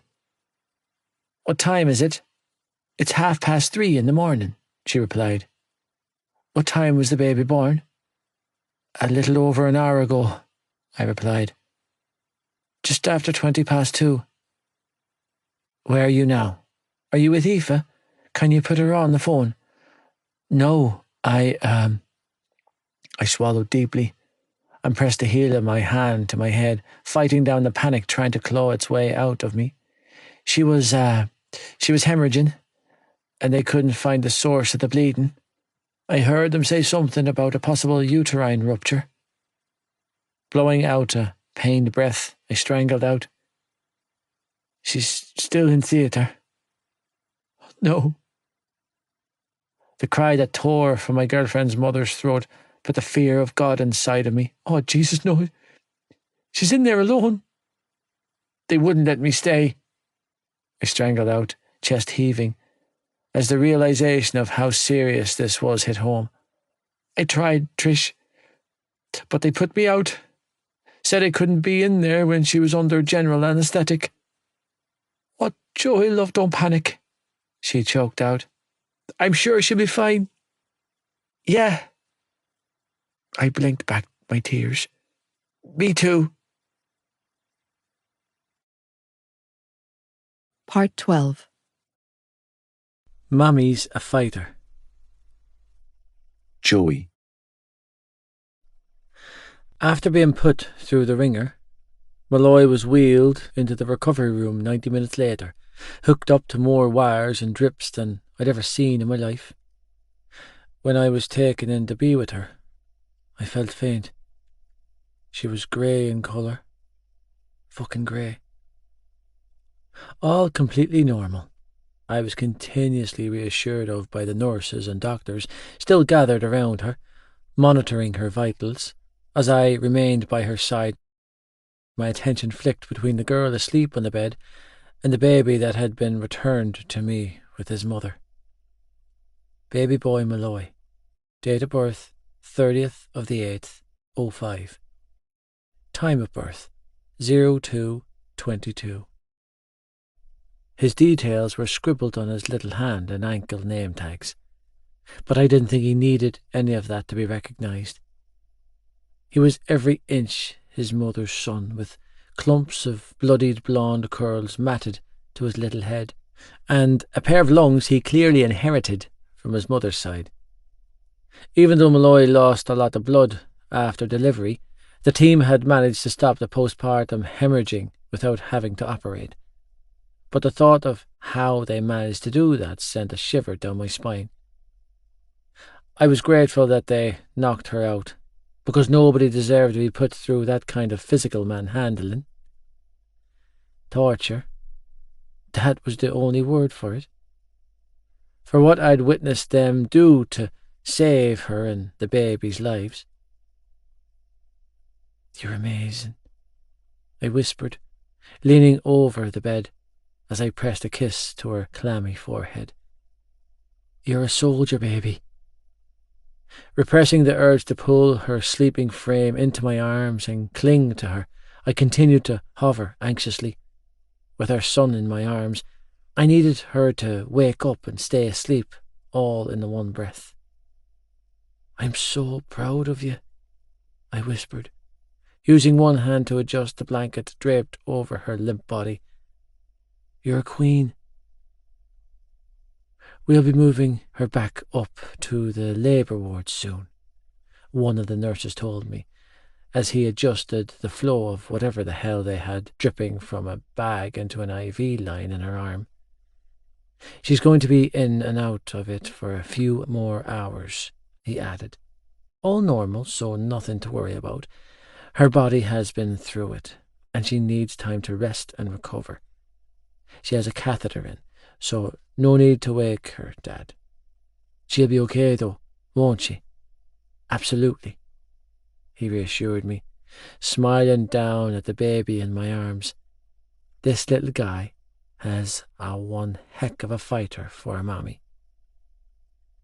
Back on the ward early Tuesday morning, with Malloy sleeping off the drugs they gave her, I sat at her bedside, cradling the tiny bundle in my arms. For the second time in my life, I was a father. For the first time in my life, I had a child of my own. I felt different now than it had with Ollie, Sean and Tag. It felt deeper. There was something inside of me, an invisible cord of sorts, that went from my chest into his. I felt it every time I laid eyes on him. Feeling his tiny body pressed to my chest when I fed him was the reality check I needed. I was responsible for this tiny person and his sleeping mother.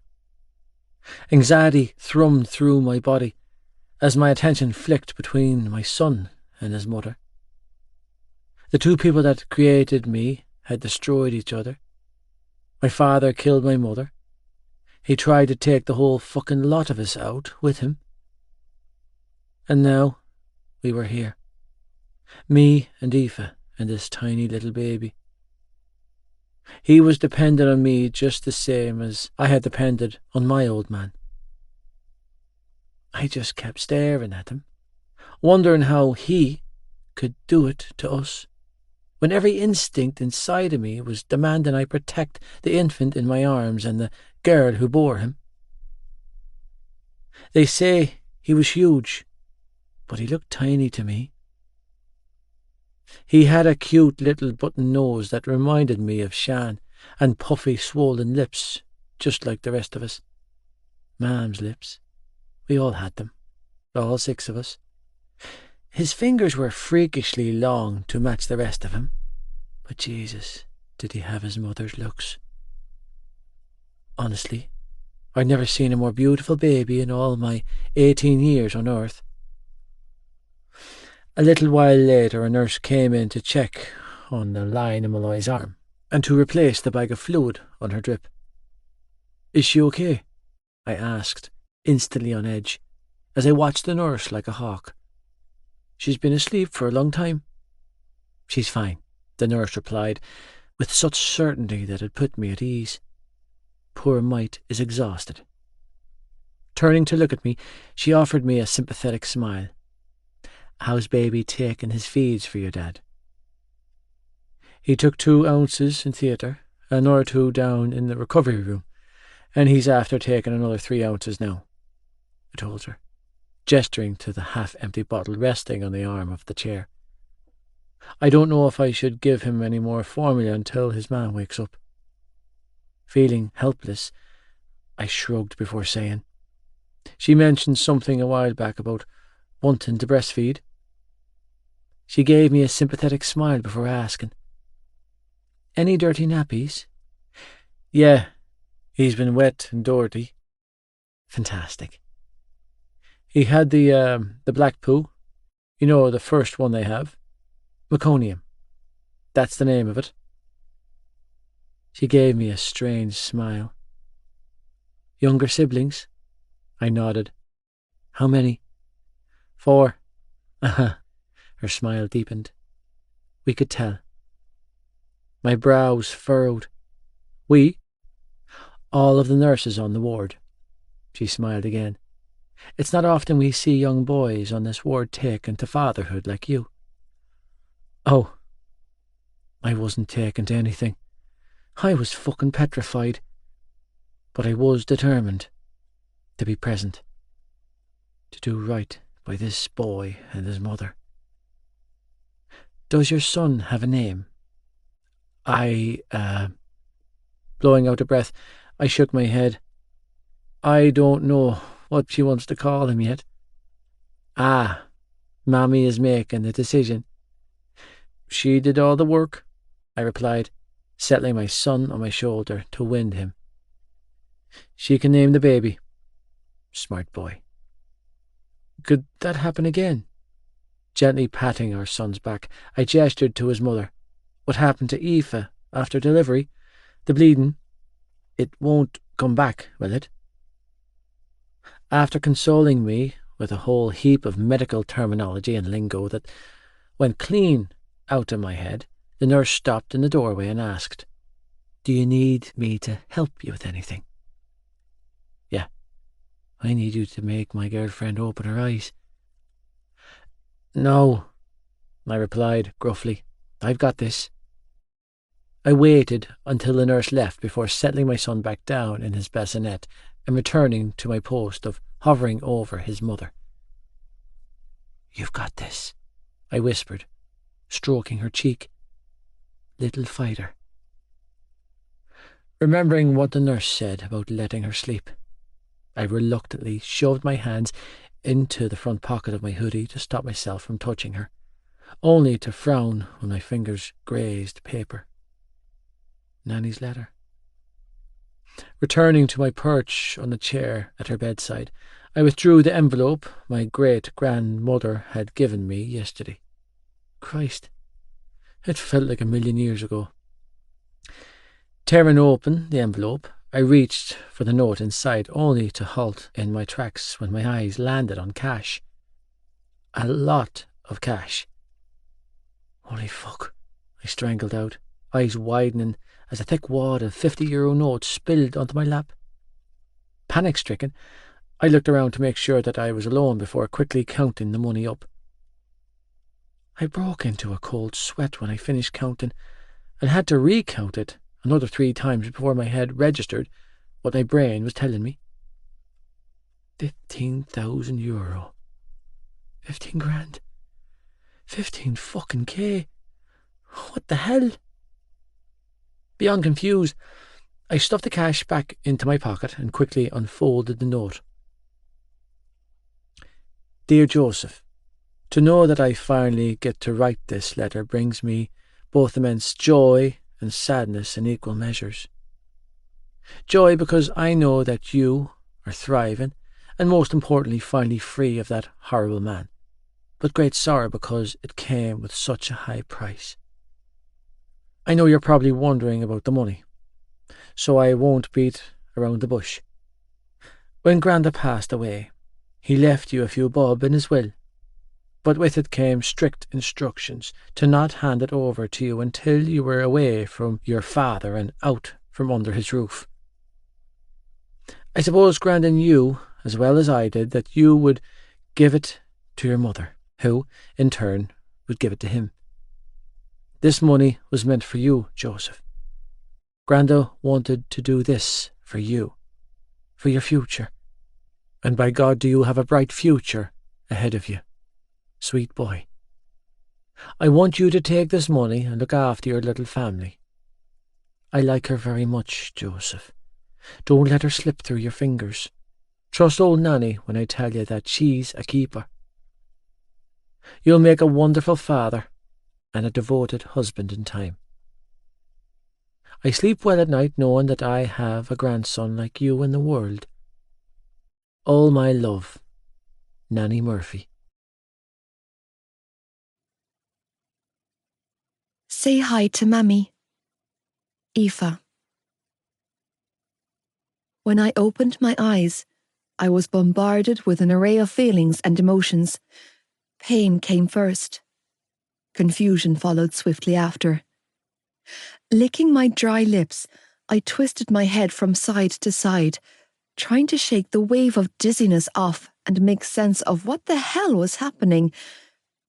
It was only when I twisted sideways to my right that I saw him. Joey.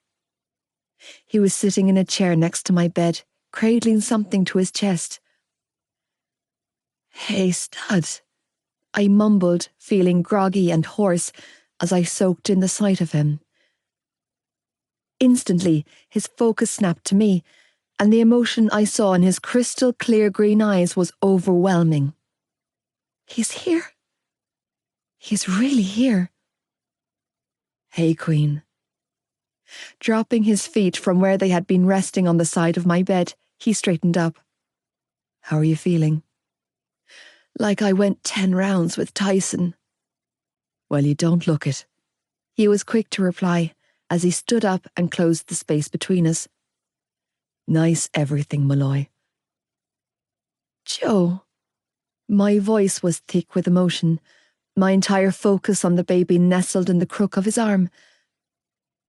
Is the baby okay?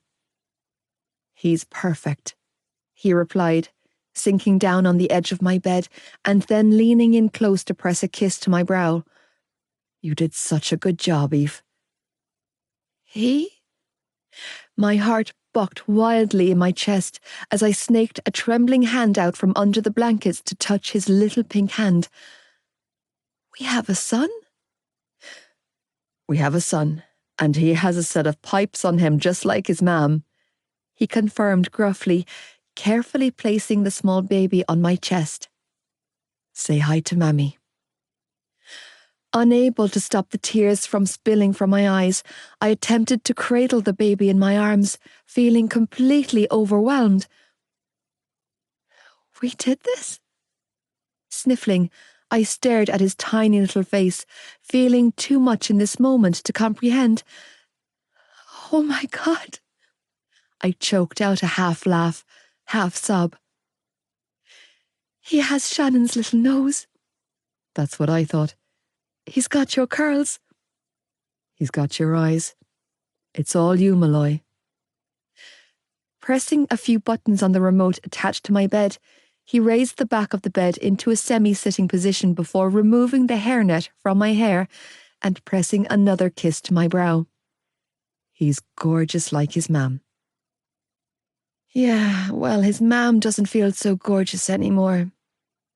I mumbled, feeling vulnerable and weirdly exposed.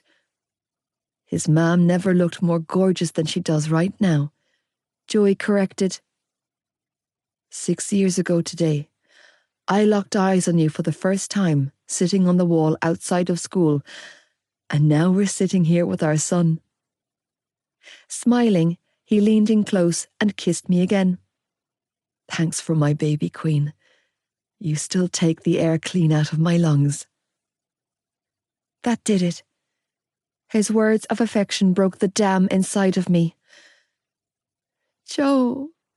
Heaving out a pain sob, I heaved our baby closer to my chest and kissed his chubby cheek. When they couldn't get him out, I thought he was going to... He's right here. Joy was quick to coax, shifting closer and wrapping an arm around my shoulders. You're both here, and I'm going to take care of ye. Another kiss. I won't let anything happen to either one of you, Malloy, I promise. Have you been here the whole time? I told you that I wouldn't leave you. He gently lifted our son out of my arms and placed him in the bassinet next to the bed before returning to my side. I'll never leave you again. I didn't have the strength to be strong or put on a brave face in this moment. I didn't have anything left in the tank. I'd spent so long being the brave one, the strong one. Now, all I wanted to do was fold into him. Because I couldn't do this anymore. I needed someone to lean on. I can't do this on my own, I admitted, fisting his hoodie as he carefully cradled me in his arms. I'm so tired, Joe. I know you are, he replied, pushing my hair off my face as he tucked me in closer. You can't get sick again, I cried, clinging to him for all I was worth. You can't leave me on my own in this. I'll never leave you on your own again, he vowed, wrapping both of his arms around me. I will never fail you again. I could hear the sincerity in his voice, and I needed so badly for him to be right about this, for him to stay.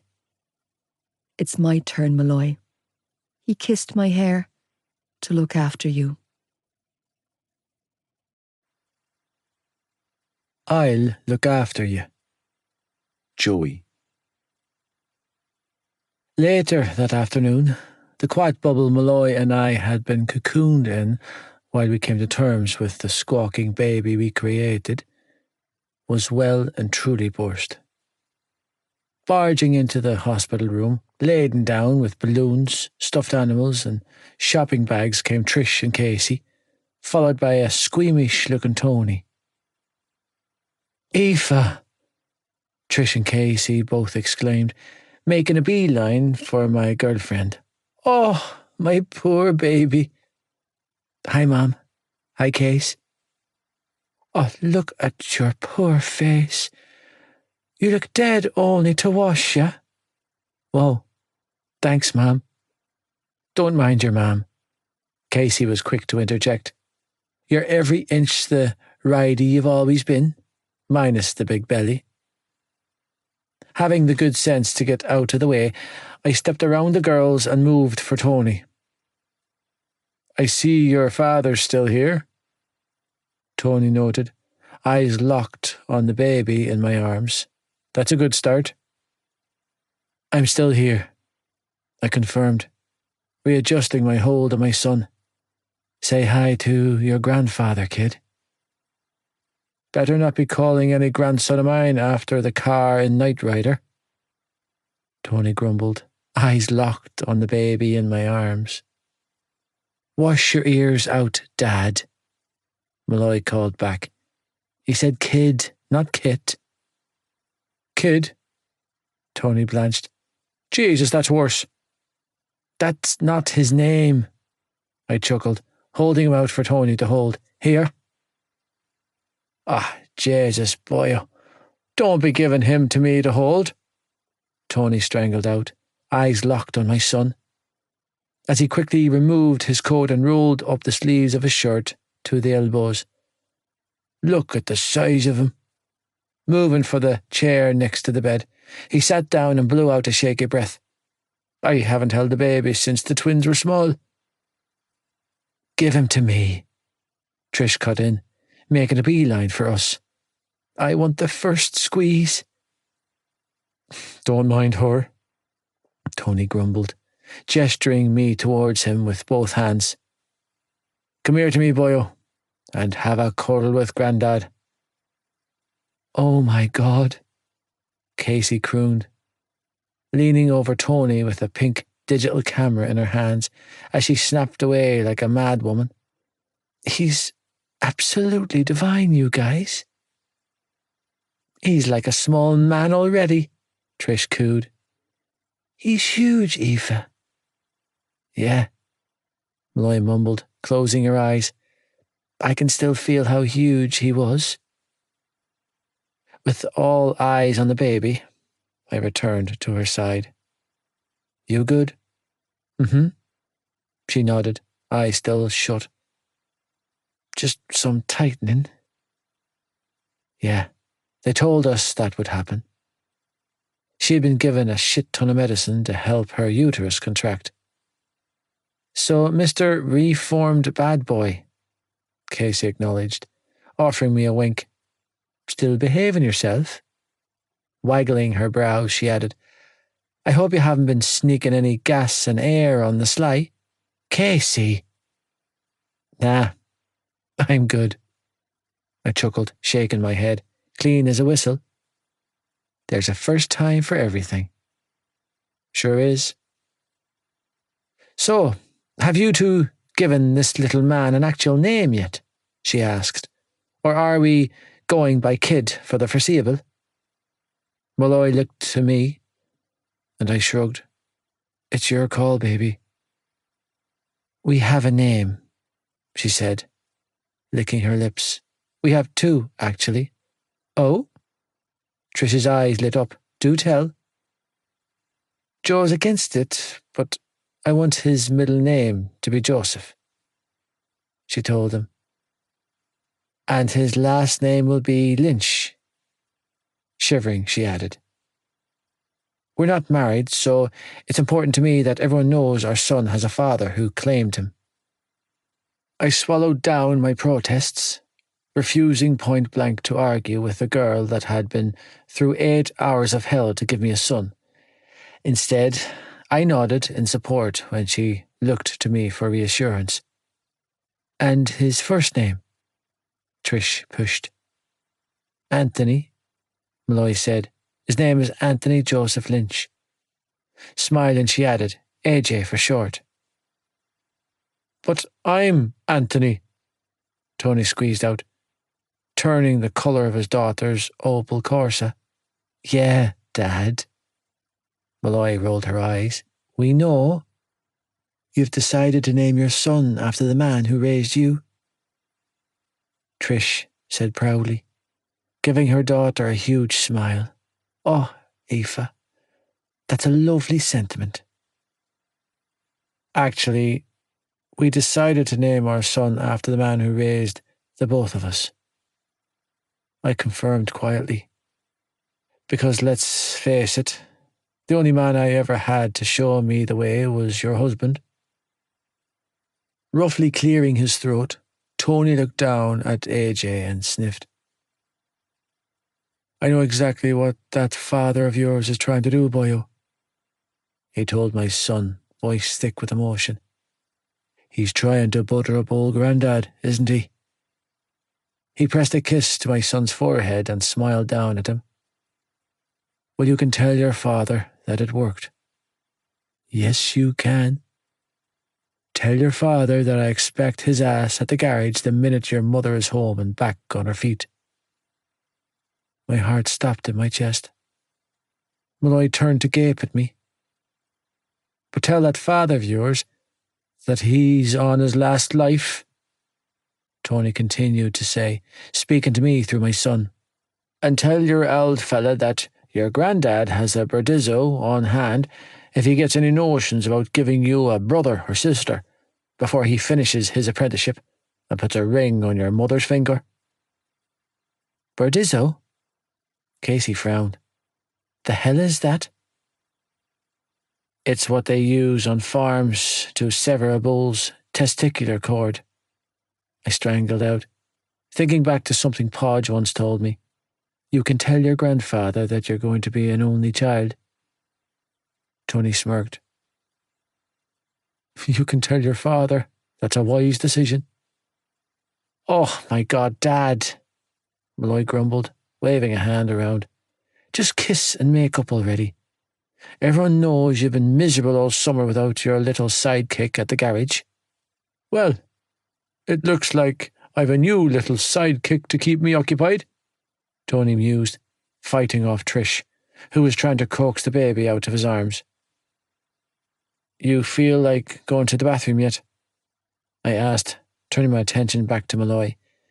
They'd removed her catheter a while ago and encouraged her to get out of bed and use the bathroom. But Malloy hadn't budged an inch. Joe? Yeah? Wide-eyed, she gestured for me to come closer so that she could whisper in my ear. I'm scared to move. Shivering, she cupped my cheek and whispered, It feels like everything is going to fall out of me. My heart cracked. That won't happen. I tried to reassure her, tucking her under my arm. You've just given birth, baby. It's going to feel all kinds of fucked up, but I promise nothing bad going to happen to you. I'm covered in blood, she whispered, hand trembling, as she buried her face in my neck. I'm disgusting. You're fucking beautiful, I corrected gruffly before turning my attention to her parents. Aoife needs a shower. Can you watch the baby? I can take you, Aoife, love. No, I'll take her, I cut Trish off and said when I felt her daughter's body stiffen in protest. I've got this. My legs feel like concrete, Malloy mumbled as she gingerly climbed out of bed. Nobody look, okay? Okay. All three of her visitors dutifully chorused. Joe, the bed?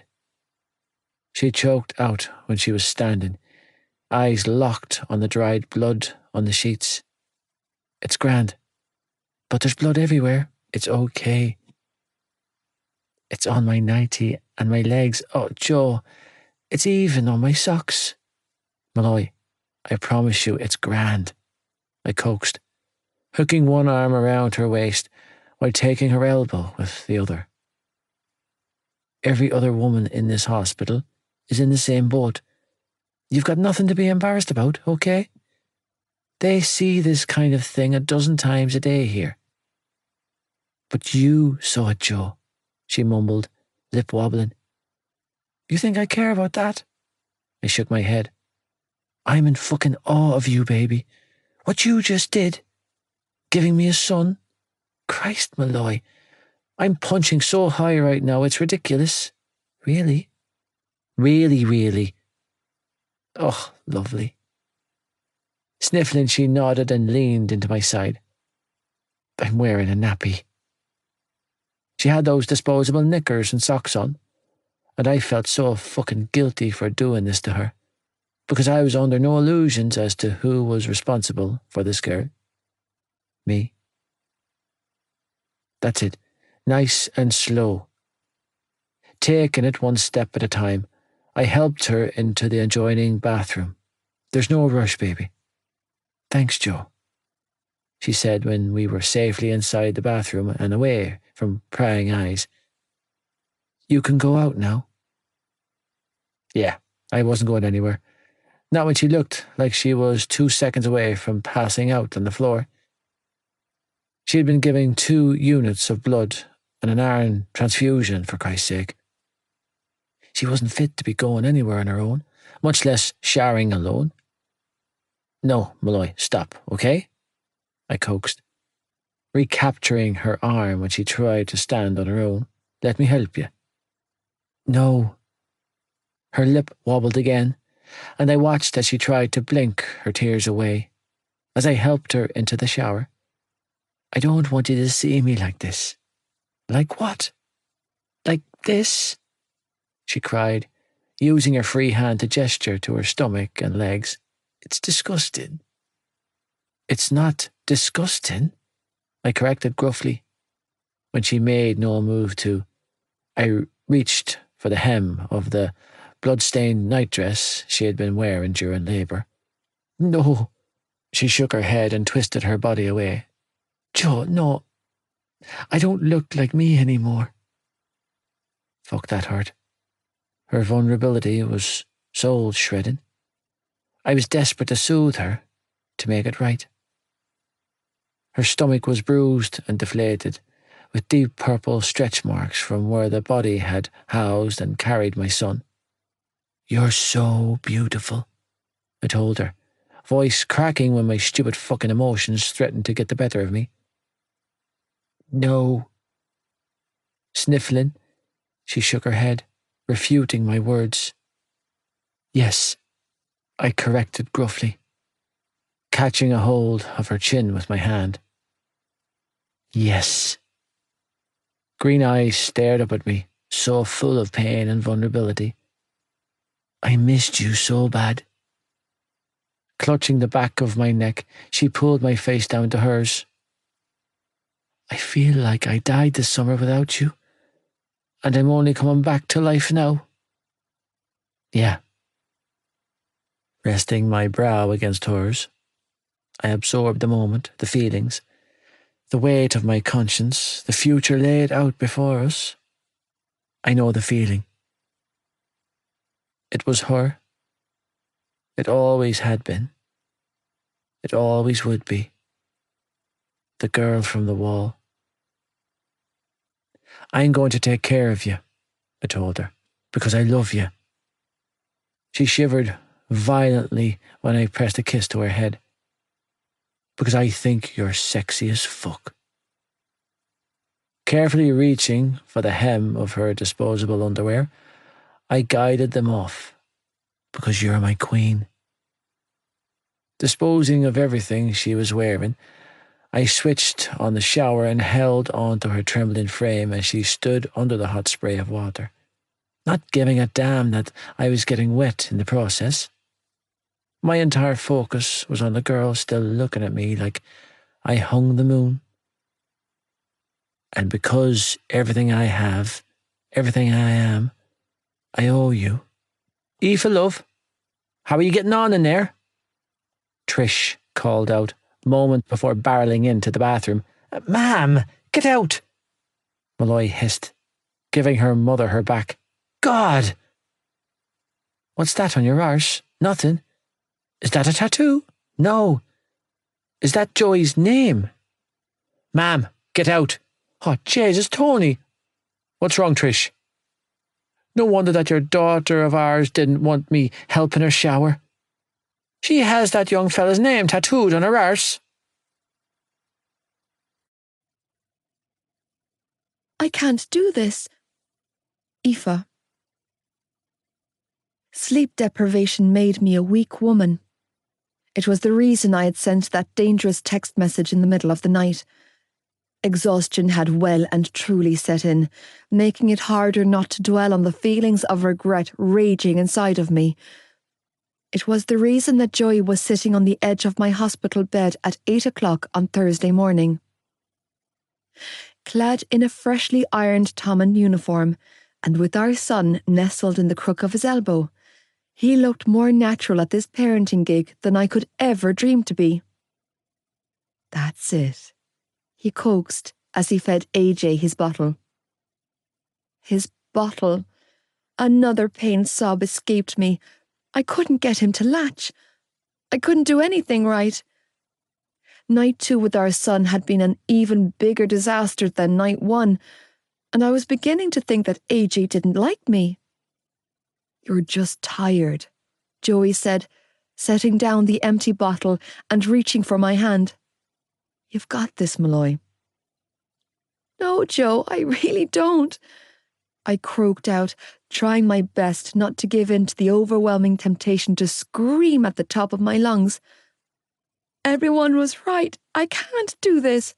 Yes, you can, he corrected, releasing my hand to settle AJ against his shoulder. I promise you can, he continued, shifting closer to tuck me under his free arm.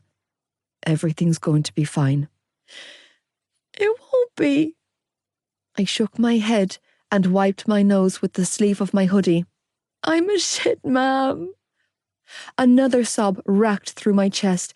He hates me. He never cries for you. I can't even feed him properly. Bullshit. Standing up, I watched as he finished winding our son. You're not a shit ma'am. Handling our son with as much skill as any of the midwives in the hospital, Joy set him down on the bed and went to work on changing him. You're panicking and he can sense it, he explained gently, giving our baby a fresh nappy before popping his tiny body back into a clean onesie. As soon as you relax, He will too.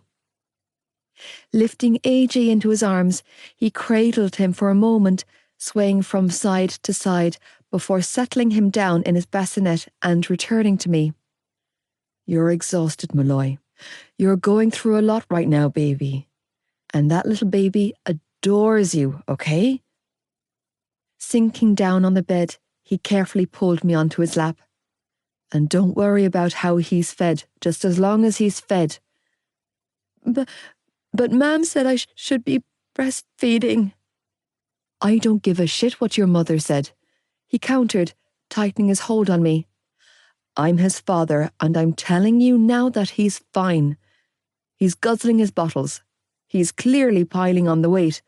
There's not a bother on him, Malloy. He's thriving. I hate being here on my own, I admitted, burying my face in his new school jumper. Nighttime is the worst. You know I would have stayed with you if I could have, he replied, sounding pained. But they kick partners out at midnight. Yeah, I squeezed out, clinging to him. I know. You're coming home today, he coaxed, and I'll be over straight after school, okay? I'll bring a bag and stay at your place. He pressed a kiss to my head. I'll do the night feeds tonight, okay? All I want you to do is breathe and take it handy until I get back. Your ma'am will be here in an hour. Let her help you. Don't leave me, please, don't leave me. I don't want to go, he said in a pained voice, clearly reading my thoughts. But if I don't show up, I'll be in shit with my doctors. It's okay, I quickly interrupted, needing to not have this conversation while I was feeling so on edge. I'll see you after school. You will, he assured me, and then we'll talk, okay? I actually have something I want to run by you and your parents. He leaned in and brushed his lips to mine. We'll put a plan together. He kissed me again. We'll make this work, Malloy. Welcome to Tommen. Joey. It was September 1st, 2005. The first day of my second chance at sixth year, and the first day of my second chance at life, according to my therapist, that was. The truth was my second chance was born 2 days ago, and being at this school instead of being with my son and girlfriend was killing me. When I stepped through the front doors of the school, the anxiety I was experiencing had little to do with my surroundings and everything to do with the girl I had left alone in the hospital. I'd been in this position before. I sat at the foot of another woman's bed, watching as she crumbled under the mental anguish that came with giving birth. I never understood it when it happened to my mother, and I was just as clueless now that it was happening to my girlfriend. I wanted to make it right. I wanted to turn on my heels and go back to her, but we needed this little deal I had carved out. It came with perks that I couldn't afford to turn down. It came with freedom and accommodation and a future that I was banking on for my family. My family that consisted of Malloy and AJ. The principal of Tommen couldn't hide his distaste for me. He made that perfectly clear. His mistrust was potent, his wariness even more stifling, as he sat behind his desk and looked down his nose at me. Is he on a methadone program? His question, while about me, was directed towards Adele and John, who were sitting beside me. Is he receiving regular counselling sessions? Attending an outpatient clinic? Swallowing my temper, I let John do the talking for me. After all, the man made a career out of it. Instead, I balled my hands into fists at my sides and zoned out, only responding when the patriarch of my siblings' newfound family encouraged me to do so. Unwelcome. It was only one word, but the most accurate one I could think up to describe how I felt. I didn't belong here, not in this school, and not in this uniform. Still, I held firm and allowed myself to be led by one of the new men in my life that I actually considered to be trustworthy. In the end, I'd been sent on my way with a timetable and a warning to behave myself.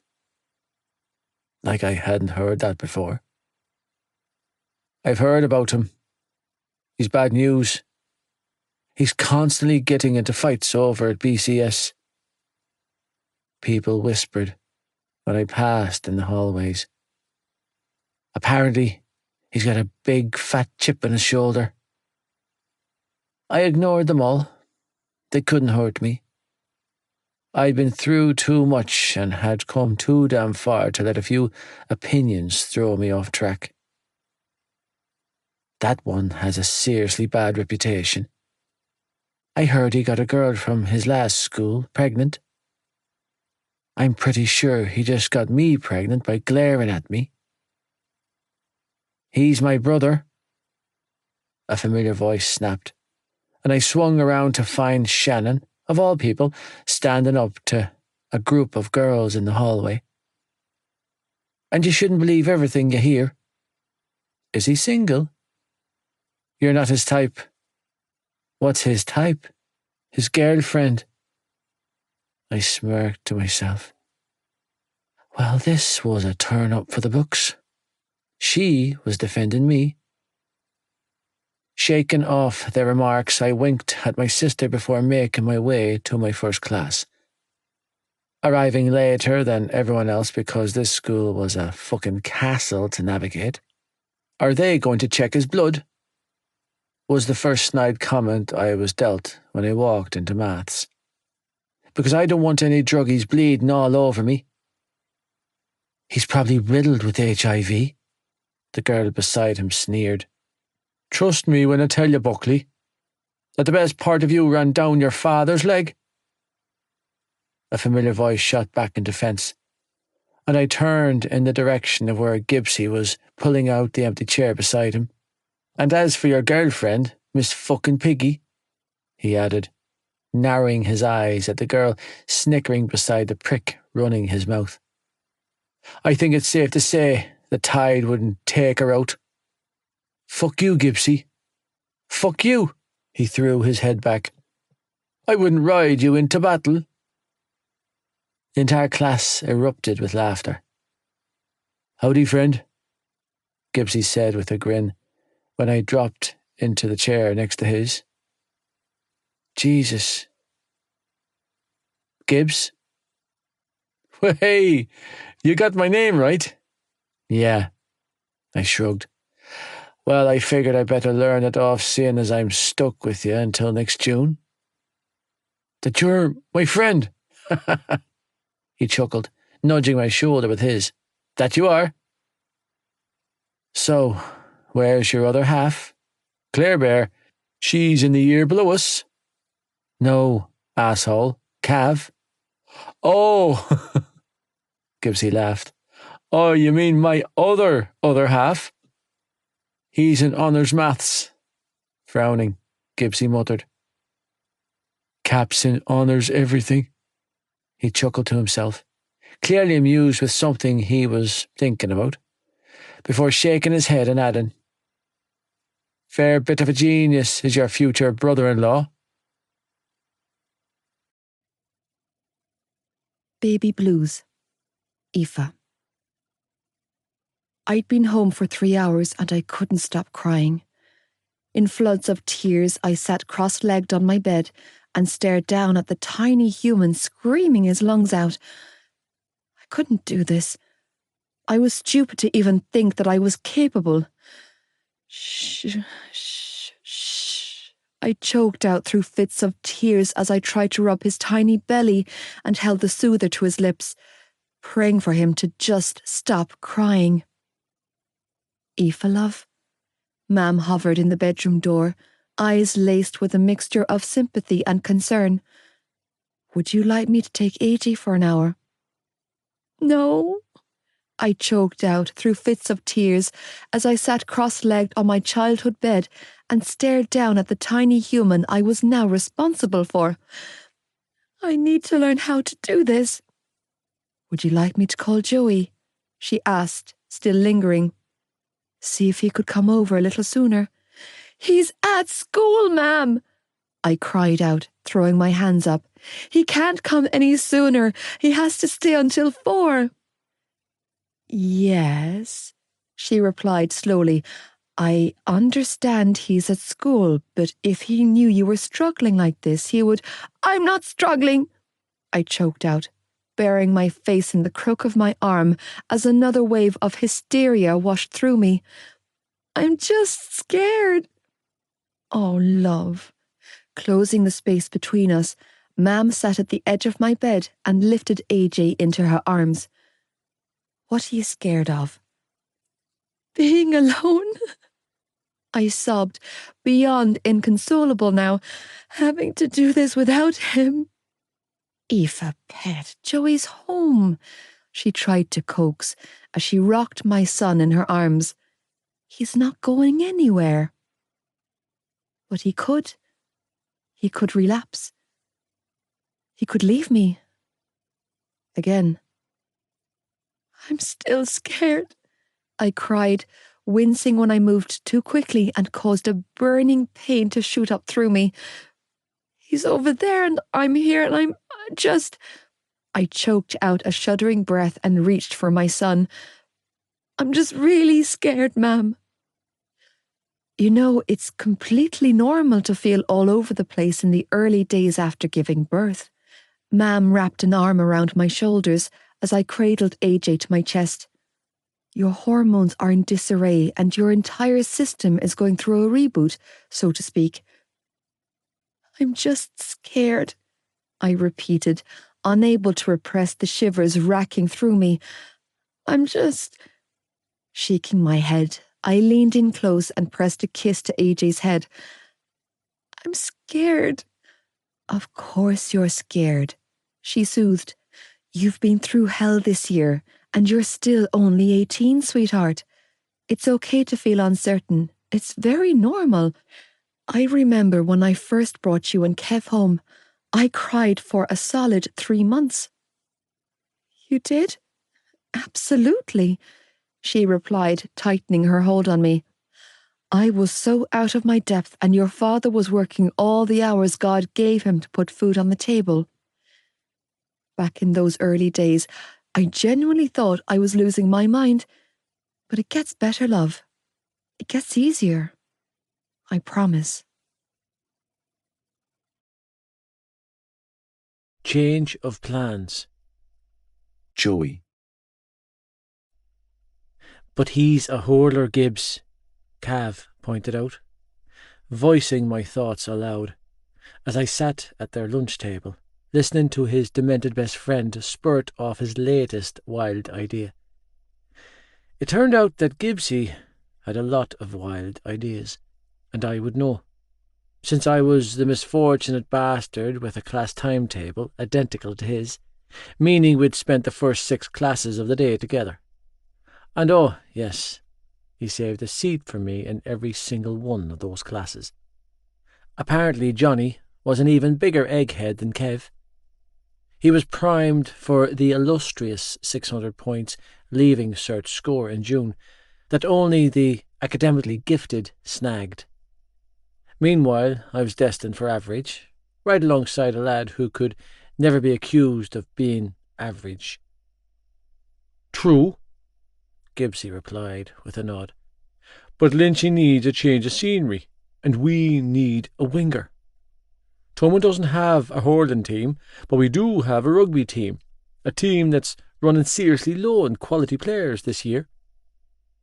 Look at him, Hughie interjected. He's too— I'm too what? I sneered, daring him with my eyes to finish that sentence. Nothing, he muttered, turning away. Nothing at all. Yeah, I growled, still glowering. That's what I thought. He's aggressive and argumentative, not to mention downright vicious at the best of times. Feely decided to throw his 2 cents into the conversation. The fuck would you know about it? I snapped, glaring at him.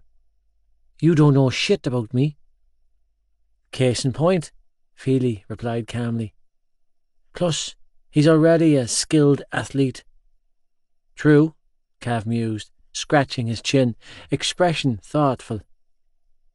You've seen the lad, Gibbsy continued, ignoring me entirely and concentrating his attention on his teammates. He's lightning on his feet. Feely smiled. He's perfect. Turning to face me, Gibbsy grinned widely. So, are you feeling me, Lynchy? Like fuck I am, I deadpanned. If you pricks even think or imagine that I'm going to join your... You'll get to hit people, he cut me off by saying, repeatedly, legally, and without getting arrested. Consider it a physical form of therapy. I'm reformed, I replied with a sniff. Besides, I'm a father now. I don't have time for sports. Yeah. All four laughed. What? I snapped. I fucking am. A father, yeah. Cav agreed. Reformed? Gibbsy snickered. Never. Refusing to take the bait from who I could only compare to a wealthier version of Alec, I shook my head and leaned back in my seat. Listen, while I appreciate the offer to join your team, I have a girl, a kid, and the job that come before everything, so it's a pass. A job? Cav's brows shot up. Already? I nodded. Got my old one back at the garage. Shite, lad, he smiled, looking genuinely happy for me. Congrats. Cheers. Hey guys, Shannon chirped, strolling into the canteen with her 2 pals in tow. Her eyes lit up the moment she saw me sitting at the table with them. She even bounced a little, but managed to school her features before reaching the table. Hey Joe, she said, trying to sound nonchalant as she moved to take up the vacant seat next to Cav.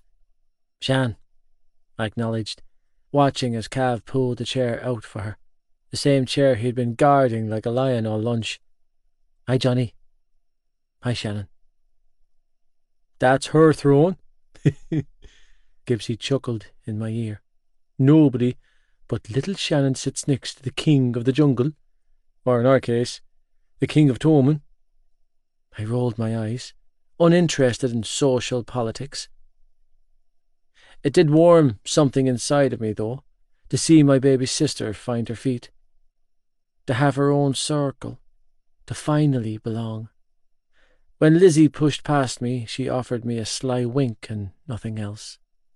Not a hello, not a smile, not an anything, and I couldn't have been more grateful to her in this moment.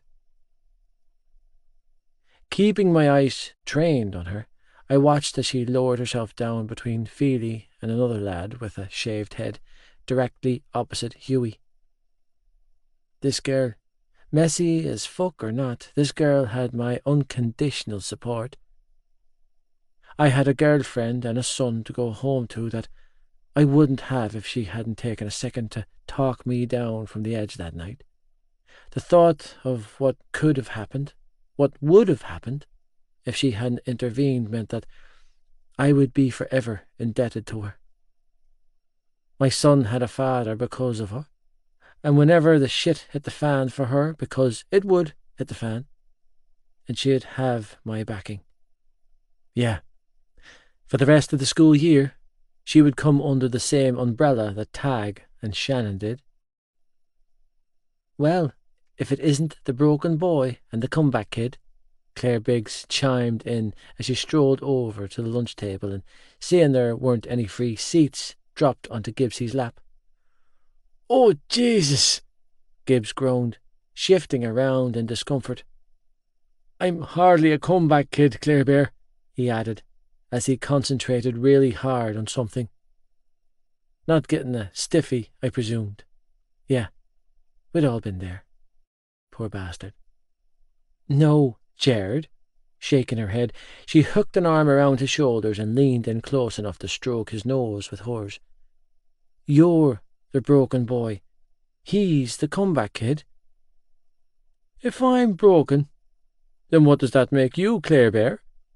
I don't know, Jared, she teased. What does it make me? My it girl, he poured, arms coming arm her, as he closed the space between their noses. My everything girl. Claire, Hughie barked. Get off his lap now. Okay, he's definitely the annoying old bastard always ruining the moment, Gibbsy huffed, turning to glare at his friend. I was having a moment, Hugh. Yeah, Hugh shot back, red-faced. With my sister.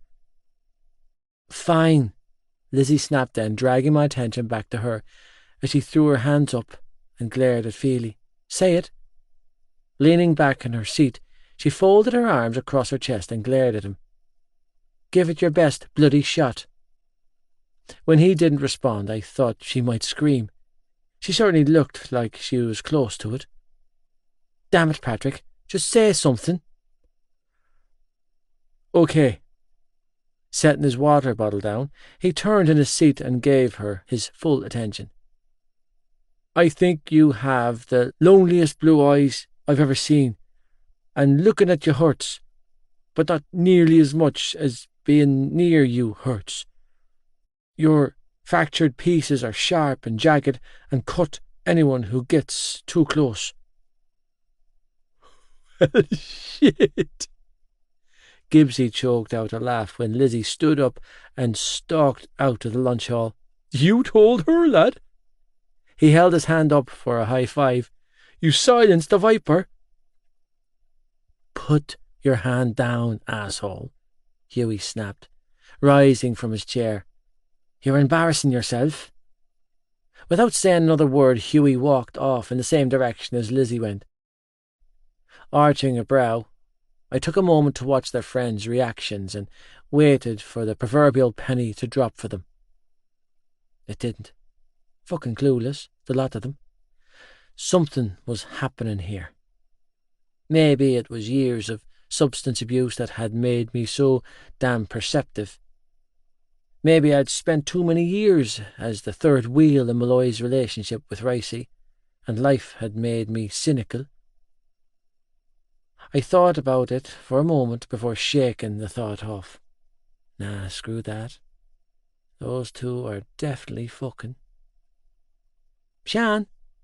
Two girls approached the table then. Is your little brother Tag Lynch? Yeah, my sister replied, brows furrowing in confusion. Why? He's outside the girls' bathroom getting into it with Rona McGarry. Oh, God, Shannon mumbled, dropping her head in her hands. I'll sort it, Cav said, rising to his feet, but I was already on my feet, retracing my steps back towards the main hallway. Tag, I snapped, pushing through the crowd corridor in search of my hot-headed baby brother. I could see his blond head at the far end of the hallway, clearly sizing up some older lad. Your kind don't belong in this school, the other lad taunted, and I knew his words would be like a red rag to a bull to my brother. So, why don't you and the rest of your band of scumbag siblings go back where you belong? And where exactly do my kind belong? Tag seethed, letting his schoolbag fall from his shoulders as he stepped forward to shove the bigger lad in the chest. Come on, fuckface. Where do I belong? Across town, in one of the council estates with the rest of your scummy kind. Grinning, the bigger lad added, but you can leave your sister here with us, since she so willingly opens her legs for Cap. You're a fucking dead man, McGarry, came Tag's feral roar just as I shoved through the crowd and reached his side. Don't be thick, I warned, catching a hold of the arm my little brother had reared back. He's not worth your time, kid. Walk away. But he called Shannon he's a spoilt, entitled rugby prick who's never seen a hard day in his life," I interjected. "We don't care about his opinion." "Ah, would you look at that?"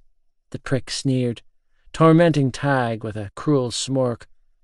"Big Brother's here to bail you out."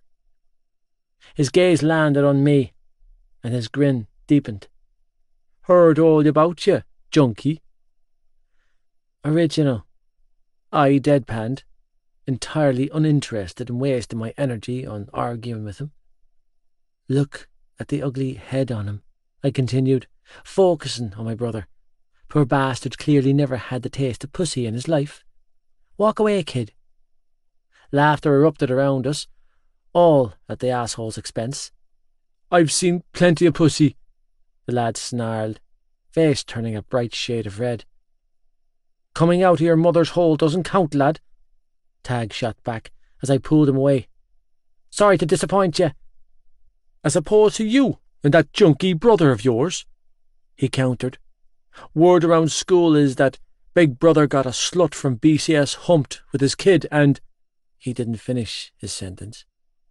Couldn't if he wanted to, because I laid the bastard on the flat of his back. A laugh tore from Tag's chest. "Thought we didn't care about his opinion? Change of plans." At least you made it to big lunch.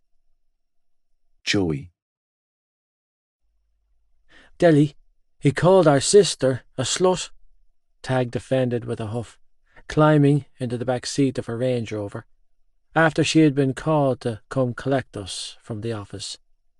"Yeah, Joe threw the first slap, but he goaded it out of him by bringing up Aoife and my nephew. And listen, before you say it, I'm not apologising for kicking him in the nuts when he was on the ground, either. The prick had it coming." "Well," she sighed heavily, "at least you made it to big lunch." "I'm sorry," I muttered from the passenger seat. "I fucked it." "No, you didn't," Tag argued, reaching a hand through the seats to pat my shoulder. "You turned his nose sideways, Joe. It was a solid right hook." Not helping, kid. I dropped my head in my hands, knowing that I was in deep shit for my outburst. "How long am I suspended for?" "For the next 2 weeks," Adele replied, pulling into traffic. "Sweet," Tag hooted. "Talk about a result." "Not you, Rocky," she corrected. "You're back on Monday." "Ugh, fuck my life," Number 4 grumbled. "I knew I should have thrown the first punch." "Hey," I snapped, twisting around to face him. "Stop acting like a little shit. I did the wrong thing back there." "But you—" "I did the wrong thing, Tag," I reinforced, giving him a stern look of warning. "I was wrong, okay? Don't copy me. It's not a good thing. Do better, Tag. Be better than me." "Can we talk?" I asked, lingering in the kitchen doorway a little while later, watching as Adele Kavanagh mothered my youngest brother. "Always, love," she replied. "Nanny gave me money." "Oh," she mused, ruffling Sean's curls before turning her attention back to the pot of stew she was stirring. "Yeah," I struggled, still lingering. "A lot of money." She turned to look at me then. "How much are we talking?" 15 grand. I reached into the gear bag I had packed for Malloy's house and showed her the envelope full of cash. "It's from my grandfather. He left it to me when he died." Her brows shot up. "And you haven't touched it?" I shook my head. "Not a penny." "Have you been tempted?" "I'm tempted every second of the day," I admitted. "But I'm not going back there." She smiled. "Good boy." "I guess what I wanted to talk to you about was the matter of settling up with you and John. Obviously, I need to keep some of the money for Aoife and AJ, but Tony's after giving me back my job at the garage, so I'll be able to set up payment plan." "Don't you dare finish that sentence," she cut in, spinning around to face me. "I mean it, Joey Lynch." Wiping her hands on her apron, she stalked towards me, not stopping until she had the envelope in her hands and was stuffing it back into my bag. "I will never take so much as a cent from you. Do you hear me, love? Not a brown brass penny. So put any notions of that out of your head." "Adele," sighing heavily, I rubbed my jaw. "I have to pay you back." "You already are," she replied, reaching up to pat my cheek. "By staying clean and going to school." "I got suspended on my first day at Tommen," I reminded her. "Pisht. So did I." She waved a hand around aimlessly. "And I did it in epic fashion." "You went to Tommen?"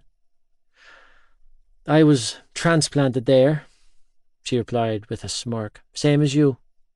"I didn't know that." "There's a lot you don't know, Joey love." Smirking, she patted my cheek once more before turning her attention back to her stew. "A lot. Well, shit. Do you, think you could give me a spin into town?" I gestured to my bag. "I need to see Aoife. I can drop you into town in an hour or two, love. But if you need to go now, then just run upstairs and ask Johnny before he leaves for training. I'm sure he wouldn't mind dropping you off on his way." Navigating my way through Tommen was one thing, but navigating my way through the maze that was the Kavanagh Manor was something entirely different. Wandering through the maze of corridors, I finally found my feet on the right wing of the house. Knowing my surroundings, I walked to the end of the hallway, stopping just outside the door that housed my sister's soft laughter. When our mother was alive, I'd been too high to hear her warnings about Shannon's relationship with Cav. Now, as I stood on my own 2 feet, with a clear head and my wits about me, I got it. I finally saw what my mother had been so afraid of. This wasn't puppy love. It wasn't a fleeting romance either. No, whatever was happening between these two was raw, real, and mixed with an undeniable air of permanence. Smiling to myself, I knocked once and pushed the door inwards. That was my first mistake. My second mistake was... Nope. It was gone. I could focus on nothing but the image of my naked sister, bouncing on top of her equally naked boyfriend. "Trigger!" I roared, slapping a hand over my eyes 2 seconds too late. "Trigger! Trigger! Get your fucking dick out of my baby's sister! Trigger!" "Oh my God!" Shannon screamed, hands and legs flailing as she scrambled off Mr. fucking Rugby's lap and tried to hide behind his back. "Joey! Get the hell out!"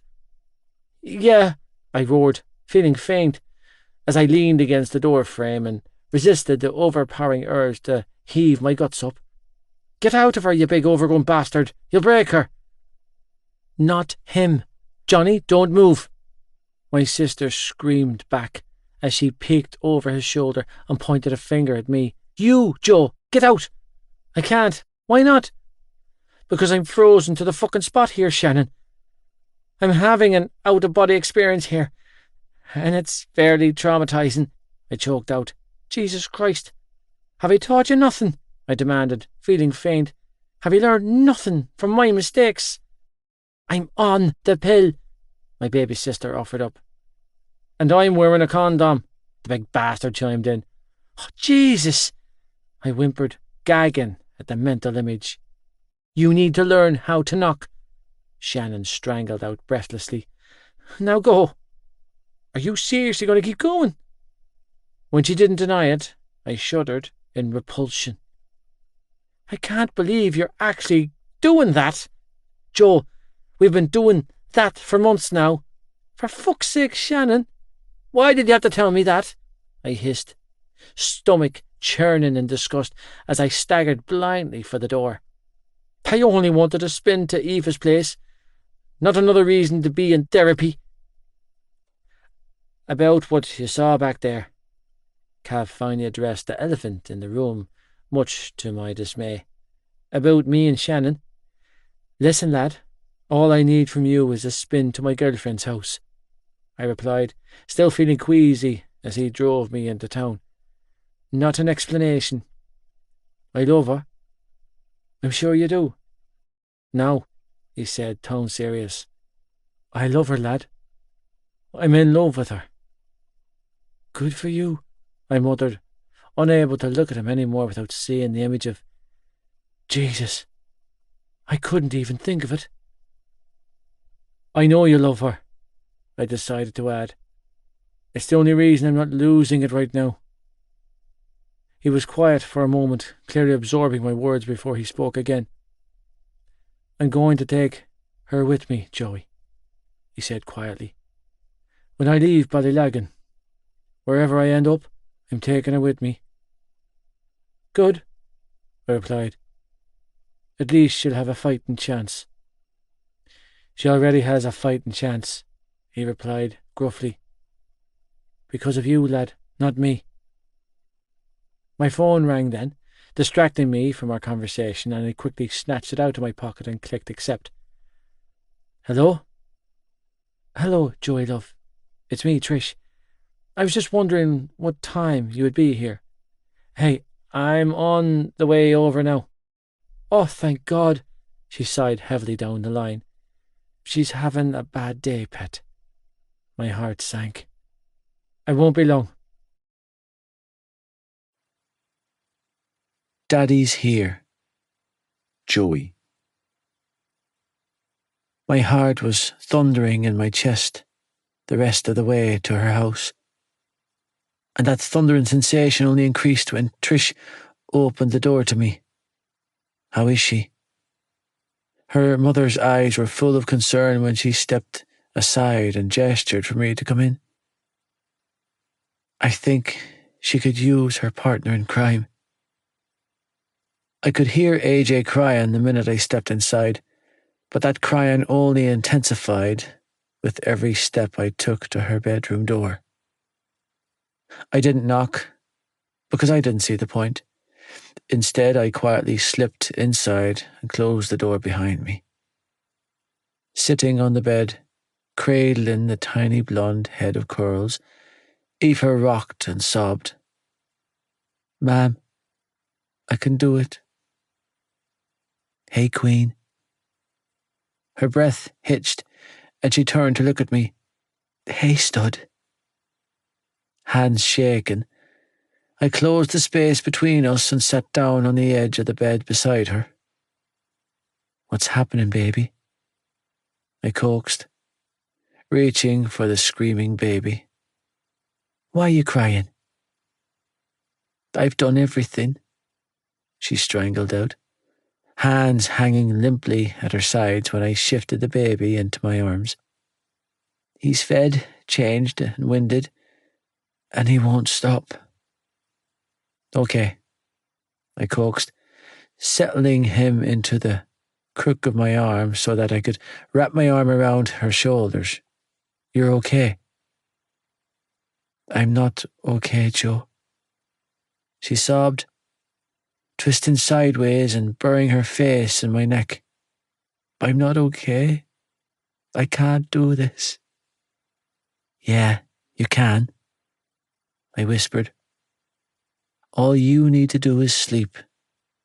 Just lie down and get some sleep, Malloy. I'll handle everything. I need to be able to do it myself. You're already more than able, I coaxed. You're just running on empty here. He needs you to sleep. That's the best thing you can do for the both of you right now. Finally complying, she curled up in a small ball on her bed and closed her eyes, still sobbing as she slowly drifted to sleep. With the baby cradled in my arms, I slipped out of her room and padded down the stairs, moving to the kitchen to where the sterilizer was located. She's been trying to nurse, but it's not coming easily, Trish said when I stepped into the kitchen. It's all getting on top of her. Trish, I know you have the best of intentions, but I need you to lay off the breastfeeding milk. I'm only trying to help my daughter. I get that. But she's exhausted. I replied evenly, trying not to step on toes, but needing to take control of this shitstorm before it got out of hand.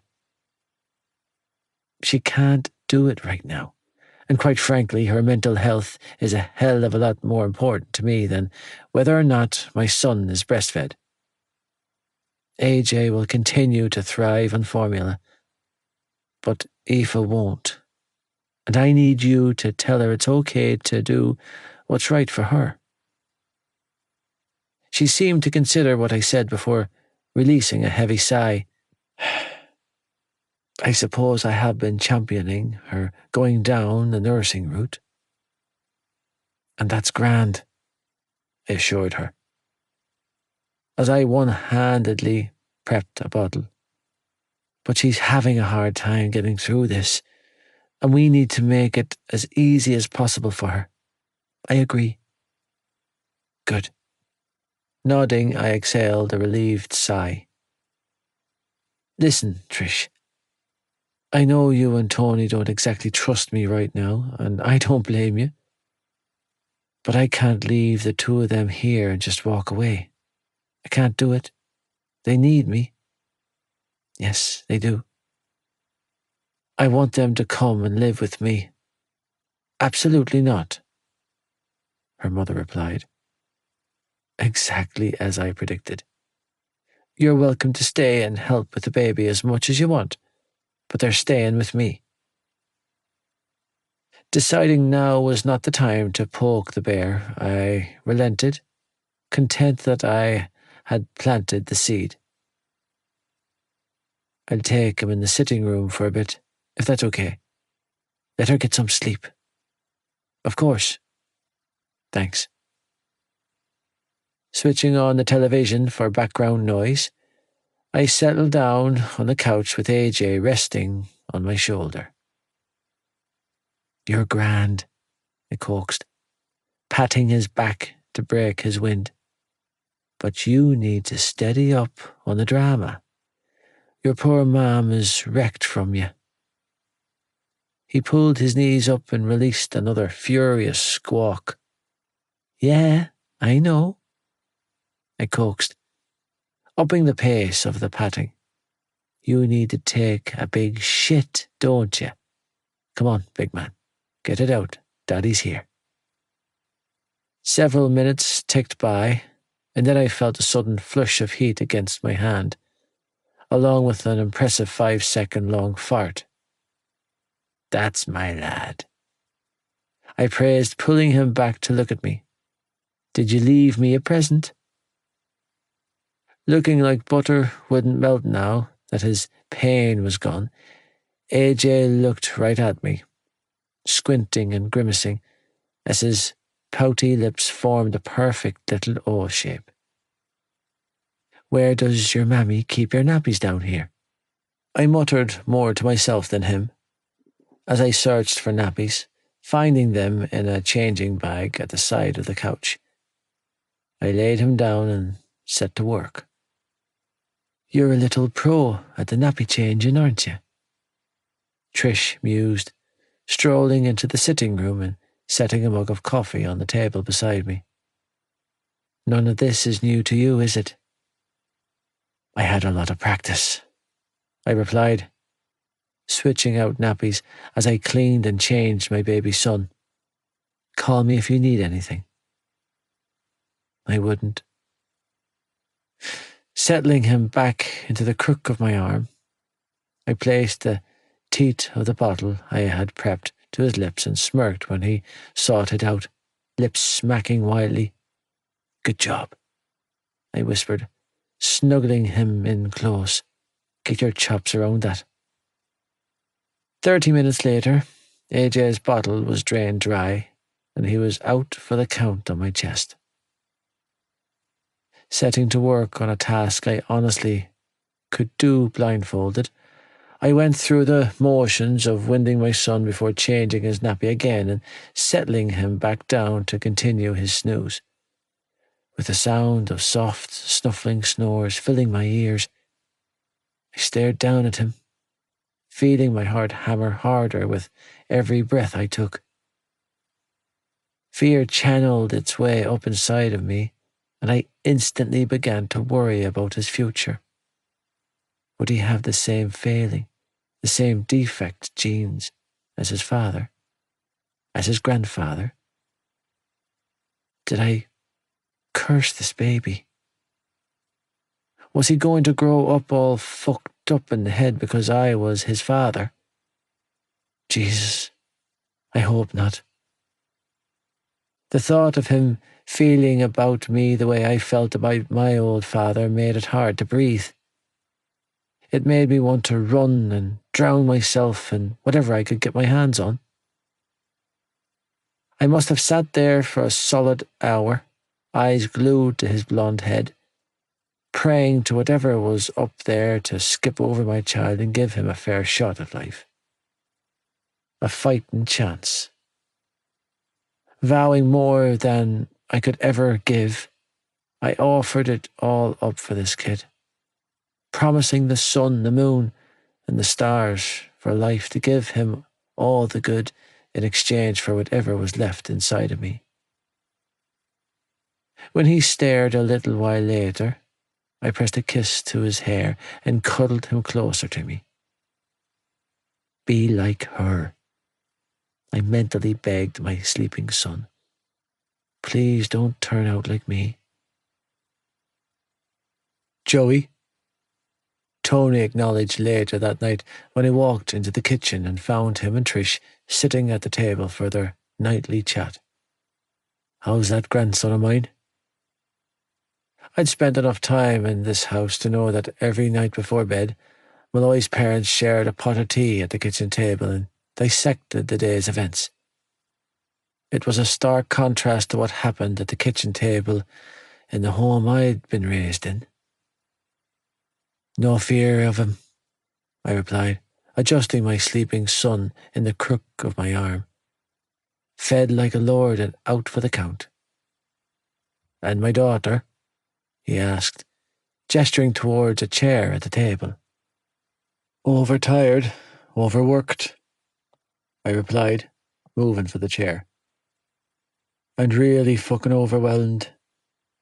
Come to Nana, Trish cooed, snatching AJ out of my arms and cuddling him to her chest.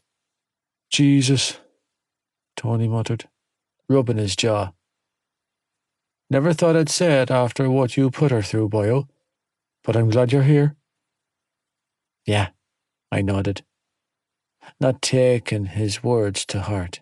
Me too. It's just the baby blues, Trish interjected. It'll pass. I don't know, Trish, Tony said, worrying his lip. What if it's the other thing? The other thing? The depression after having a baby. Tony, it's only been a few days since she gave birth, love. Give the girl a chance to adjust. She doesn't have postnatal depression. His wife tried to soothe. She's just shattered. My mum had really bad postnatal depression after Sean. I decided to throw out there. It was not good. Is that what you think is happening here? Tony asked, imploring me with his eyes to give him the answers. With my daughter? No, not right now, I replied, choosing my words carefully. But I think we need to have a conversation about what needs to happen next. No. Trish, quick to catch on, shook her head. I told you before, Joey. You're welcome to stay here, but she's not moving in with you. Biting back my frustration, I focused on Tony. I have my own place, an annex, on the Kavanagh's property. It's safe, it's secure, it's completely mine.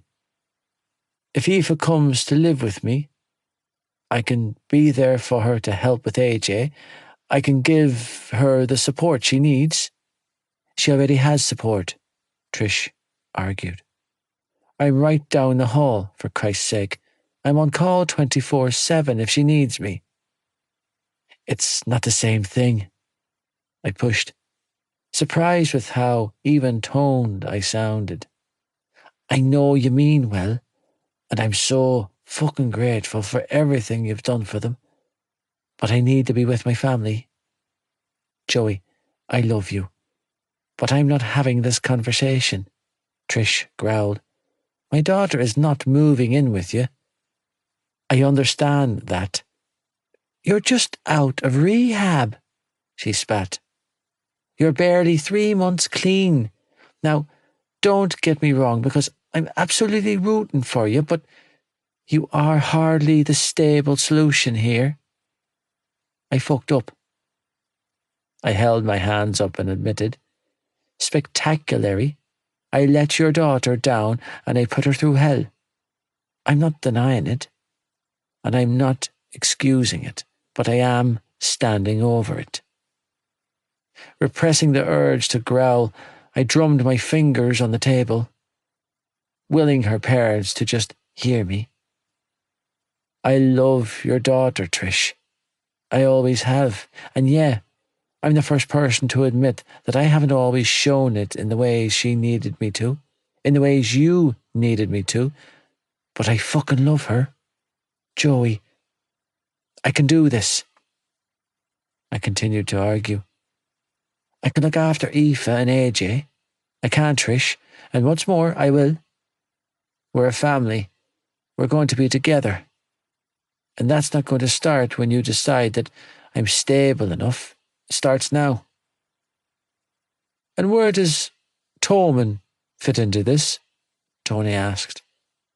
You're at school by day. Aoife will be on her own in this annex with the baby until you get home in the evenings. And what about when she goes back to BCS in a couple of months? Trish interjected. What do you propose then? With you two attending different schools?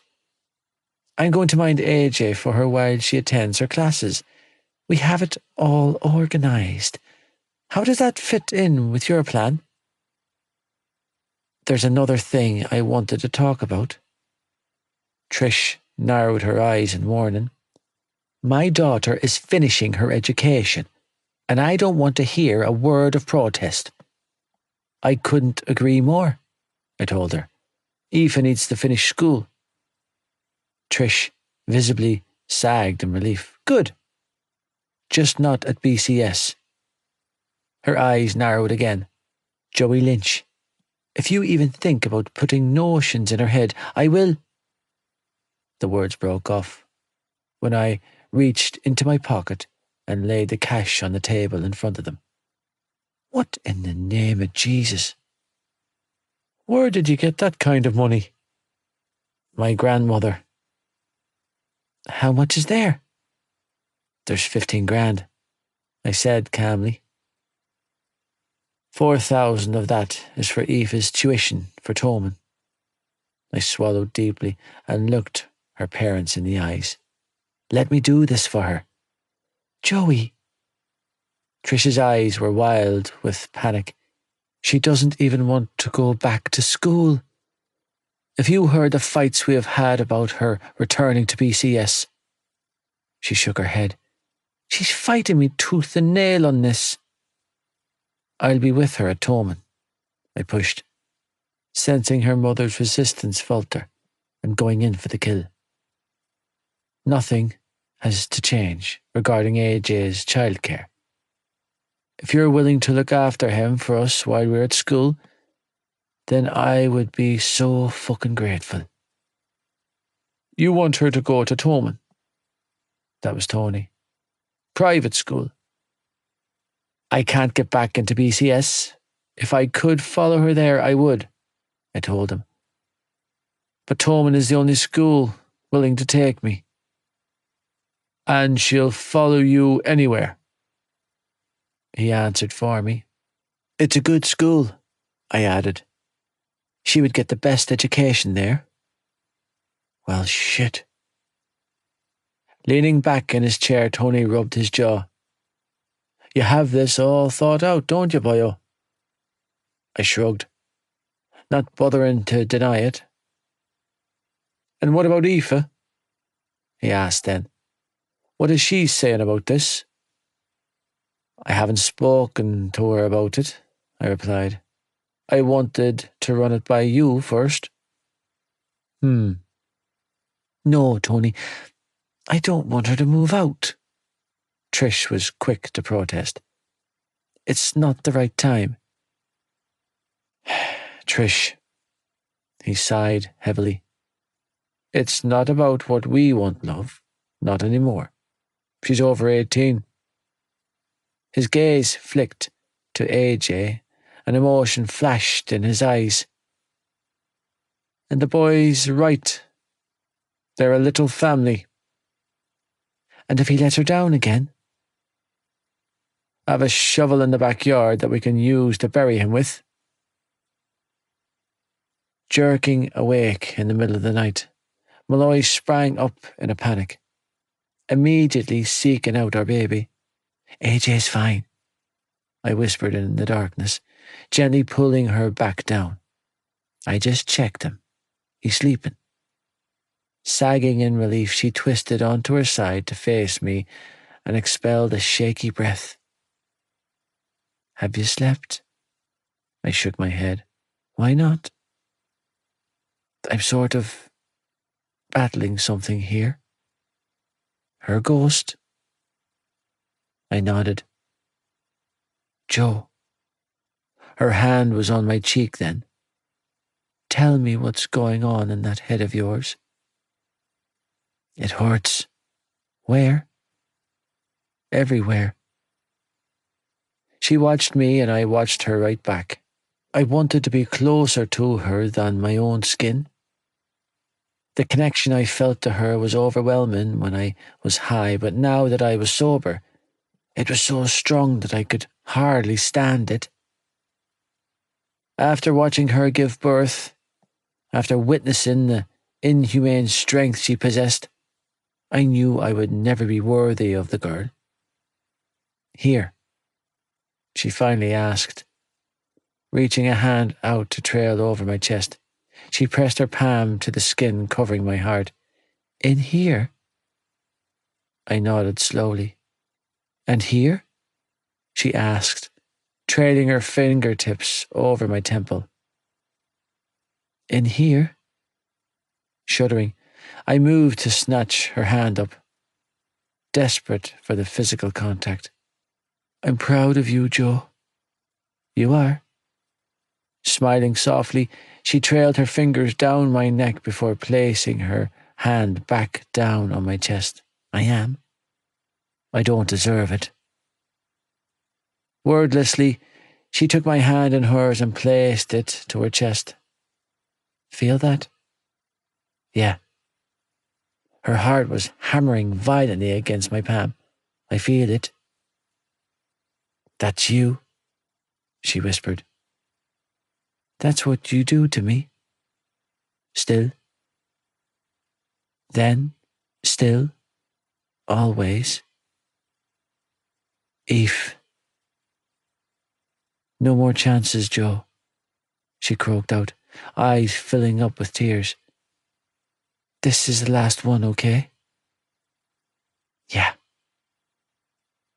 Nodding, I blew out a ragged breath. It's the last one I'll need. I mean it, she added. You screw up again and we're done. One more time and we're done. I'm out of your life and there's no way back. She eyed me wearily. I can't risk his safety. A shiver rolled through her. I won't put us before our son. I don't want you to, I strangled out, breathing hard and fast as the prospect of having her back in my life danced before my eyes. He comes first. Before drugs. Swallowing the lump in my throat, I nodded stiffly. You both come first. I know it won't be easy for you. No, it won't, I agreed. But I'm making you and him my first priority. I don't want you to drink either, she blurted out. If that's a hard limit for you, then we need to say so now. I know you're not alcohol dependent, but I can't risk you losing your head. I get it, I hurried to soothe. And I agree, I won't drink. I know what's at stake. I want to keep you alive, Joe, she whispered, looking into my eyes. I need you alive. Chewing on her bottom lip, she glanced at the bassinet next to her bed. I don't want to do this on my own. My heart cracked in my chest. You won't have to, I vowed, finding strength in having someone need me again. I needed that. I suddenly realized I needed to be needed. I was programmed to take care of the people I loved. Not having that made me feel off balance. Maybe that was unhealthy, but I'd take it over sticking needles in my veins any day of the week. Good, she sniffled. Now kiss me and make it worth it. Wholeheartedly complying with her wishes, I leaned in and brushed my lips against hers, shivering when I felt the familiar jolt of excitement shoot through me at the feel of her lips on mine. Shivering, she wrapped her arms around my neck and whispered the words, "Ride or die, Joe." My heart gunned ferociously in my chest, because I knew she meant it. And when I whispered the words, "Ride or die, Malloy," I knew I meant it too, more than anything. Better days are coming. Aoife. Secretly thrilled that Joey was handed a 2-week suspension from Tommen, I soaked in every second of having him with me. Because the truth was that I felt better when he was around, more stable, more supported, more like me. Unlike when I was with my mother, I didn't feel embarrassed or inadequate when I had to ask him a question about AJ. It was like home economics class all over again, and I had the best partner. He was so patient with me, even when I didn't have any patience for myself. For the first week of his suspension, he rarely left our sides. By the second week, he managed to coax me out of the house with the prospect of hitting the shop. The boy knew my weakness and targeted it with unapologetic deviousness. How would you feel about taking a spin over to the manor? Joey asked on Tuesday morning, as he drove us back from the doctor's office after taking our son to his 2-week checkup. The Pogues' A Rainy Night in Soho was playing on the radio, and the lyrics were curling round my heart like a little blanket of warmth. Everyone will be at school, so it'll just be Adele and Sean. He was quick to add, reaching across the console to give my thigh a reassuring squeeze. Nothing too stressful, I promise. Of course, Joe, I replied, snatching his hand up in mine. God, I'm sorry, I didn't even think that you would want to bring AJ over to see your family. I want to bring the both of you over, he corrected gruffly, but it doesn't have to be today if you're not feeling up to it. Why wouldn't I feel up to it? You've had a hard couple of weeks, Malloy. So have you. He snorted. Hardly. You've literally done every single night feed for the past 7 nights. Because you've literally grown a human for the past 9 months. You think I can do this, right, Joe? I asked, looking back to check on AJ, who was nestled in his car seat in the back of my car. You think I can be a good mam, right? I don't think it, Malloy. I know it. I'm getting better at it though, right? I chewed out my lip, feeling another horrible wave of uncertainty. It's just that I love him so much, Joe. Every time I look at him, I get completely overwhelmed thinking about all the things that could go wrong, all the things I don't know. The thought of doing something wrong or making a mistake with him makes the anxiety inside of me multiply until I can't breathe. I feel the exact same way, he replied, squeezing my hand. You do? He nodded. With you, Malloy. My breath hitched and my heart squeezed tight. Joe, listen to me. You are an unbelievable man, and that kid is lucky to have you, he urged. You don't need to second guess a damn thing you do, Eve. You honestly don't, because you've got this baby. You're the glue. The three of us are here together because of you. He squeezed my hand again. AJ wouldn't be here without you, but neither would I. So don't doubt yourself because you're temporarily out of steam. The only reason you've been running on fumes in the first place is because you've spent your entire pregnancy picking up the slack for me. His words curled around my heart and I shivered. Joe, it's okay. I understand. You were sick. Yeah, I was. He agreed. And I can't change that part of our story, but I can lighten the load for you now. I can step up now, Eve, so let me do it, okay? He cast a glance in my direction, imploring me with his clear green eyes to listen to him. Let me take care of you. Joey? Adele called out from behind the kitchen door. Is that you, love?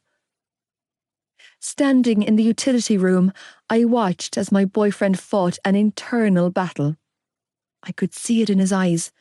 I knew exactly what was happening in his brain. Joe was willing himself not to run. He was willing himself to trust the woman on the other side of the door.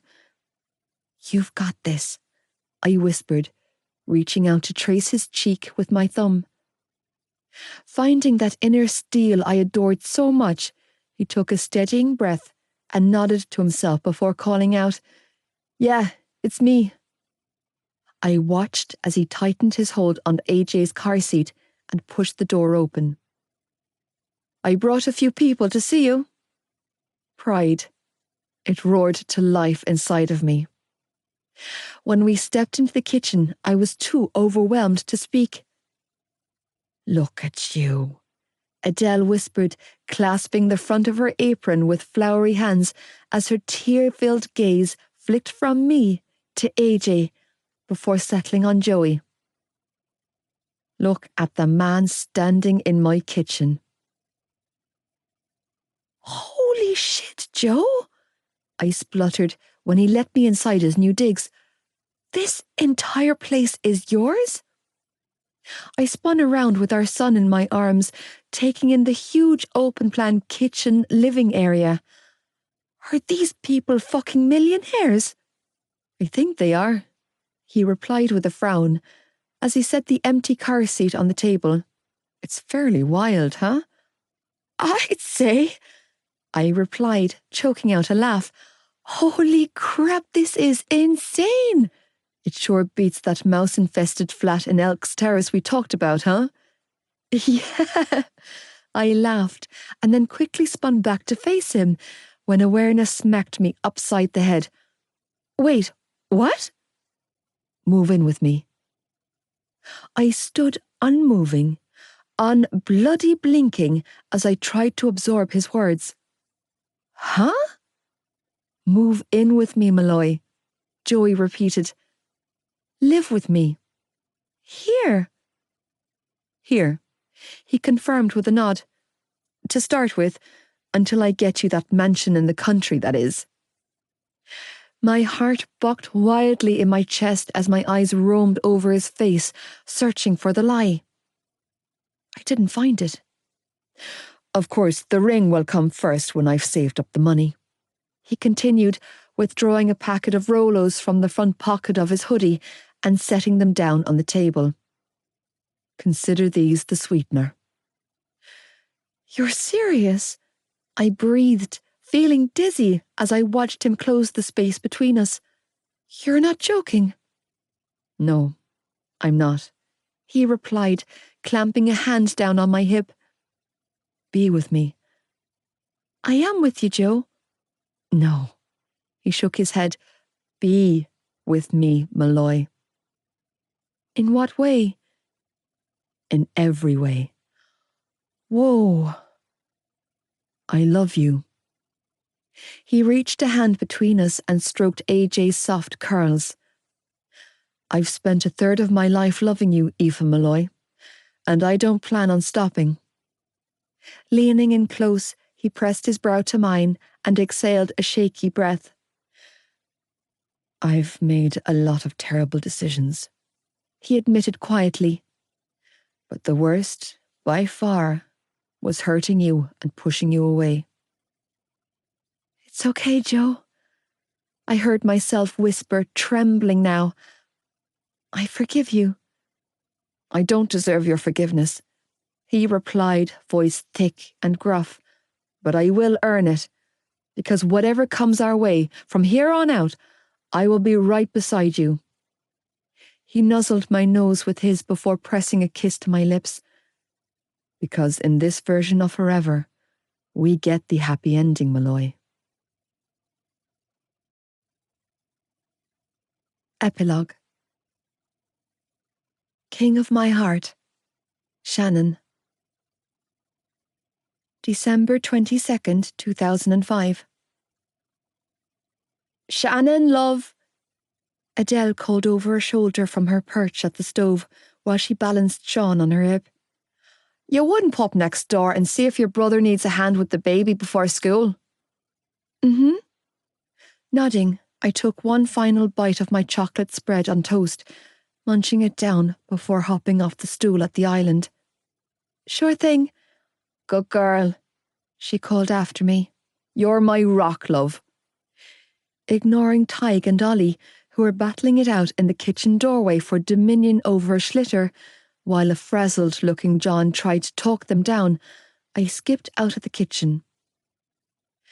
The minute I stepped outside, the Arctic December morning air hit my face and I smiled, revelling in the sensation of the light dusting of snow as it fell from the sky. It wouldn't stick, of course. At least, not enough of it to make a snowman, but it sure was beautiful to look at. Inhaling deeply, I took a moment to just breathe and take it all in. The calmness, the tranquility, the contentment, the Christmas spirit. Today was our last day of school before winter break, and I couldn't wait to spend 2 whole weeks at home with my family. And Johnny. Okay, so mostly Johnny. It was closer to 80-20 in Johnny's favour. Maybe 90. With my shoulders relaxed and a smile etched on my face, I tiptoed around a couple of ice-filled puddles left over from yesterday's heavy downpour, and then broke into a run, desperate to get to the safety of the annex before Bunny and Cupcake realised that I was outside. If they noticed me, then the perfectly ironed uniform I was donning would be toast. Muddy toast. "Joe?" I called out, hurrying inside without knocking when my foster mother's yellow-tailed demons came into sight, all muddy-pawed and ready to inflict affection on me. That wasn't to say that I didn't love Bonnie and Cupcake. I adored them. But those dogs gave Gibbsy and Claire a run for their money in the boisterous stakes, and that was an impressive feat. The minute I closed the door of my brother's glorified apartment, I heard a huge thud on the other side of it. "Did one of those dopes crash into the door again?" Joey called down from upstairs.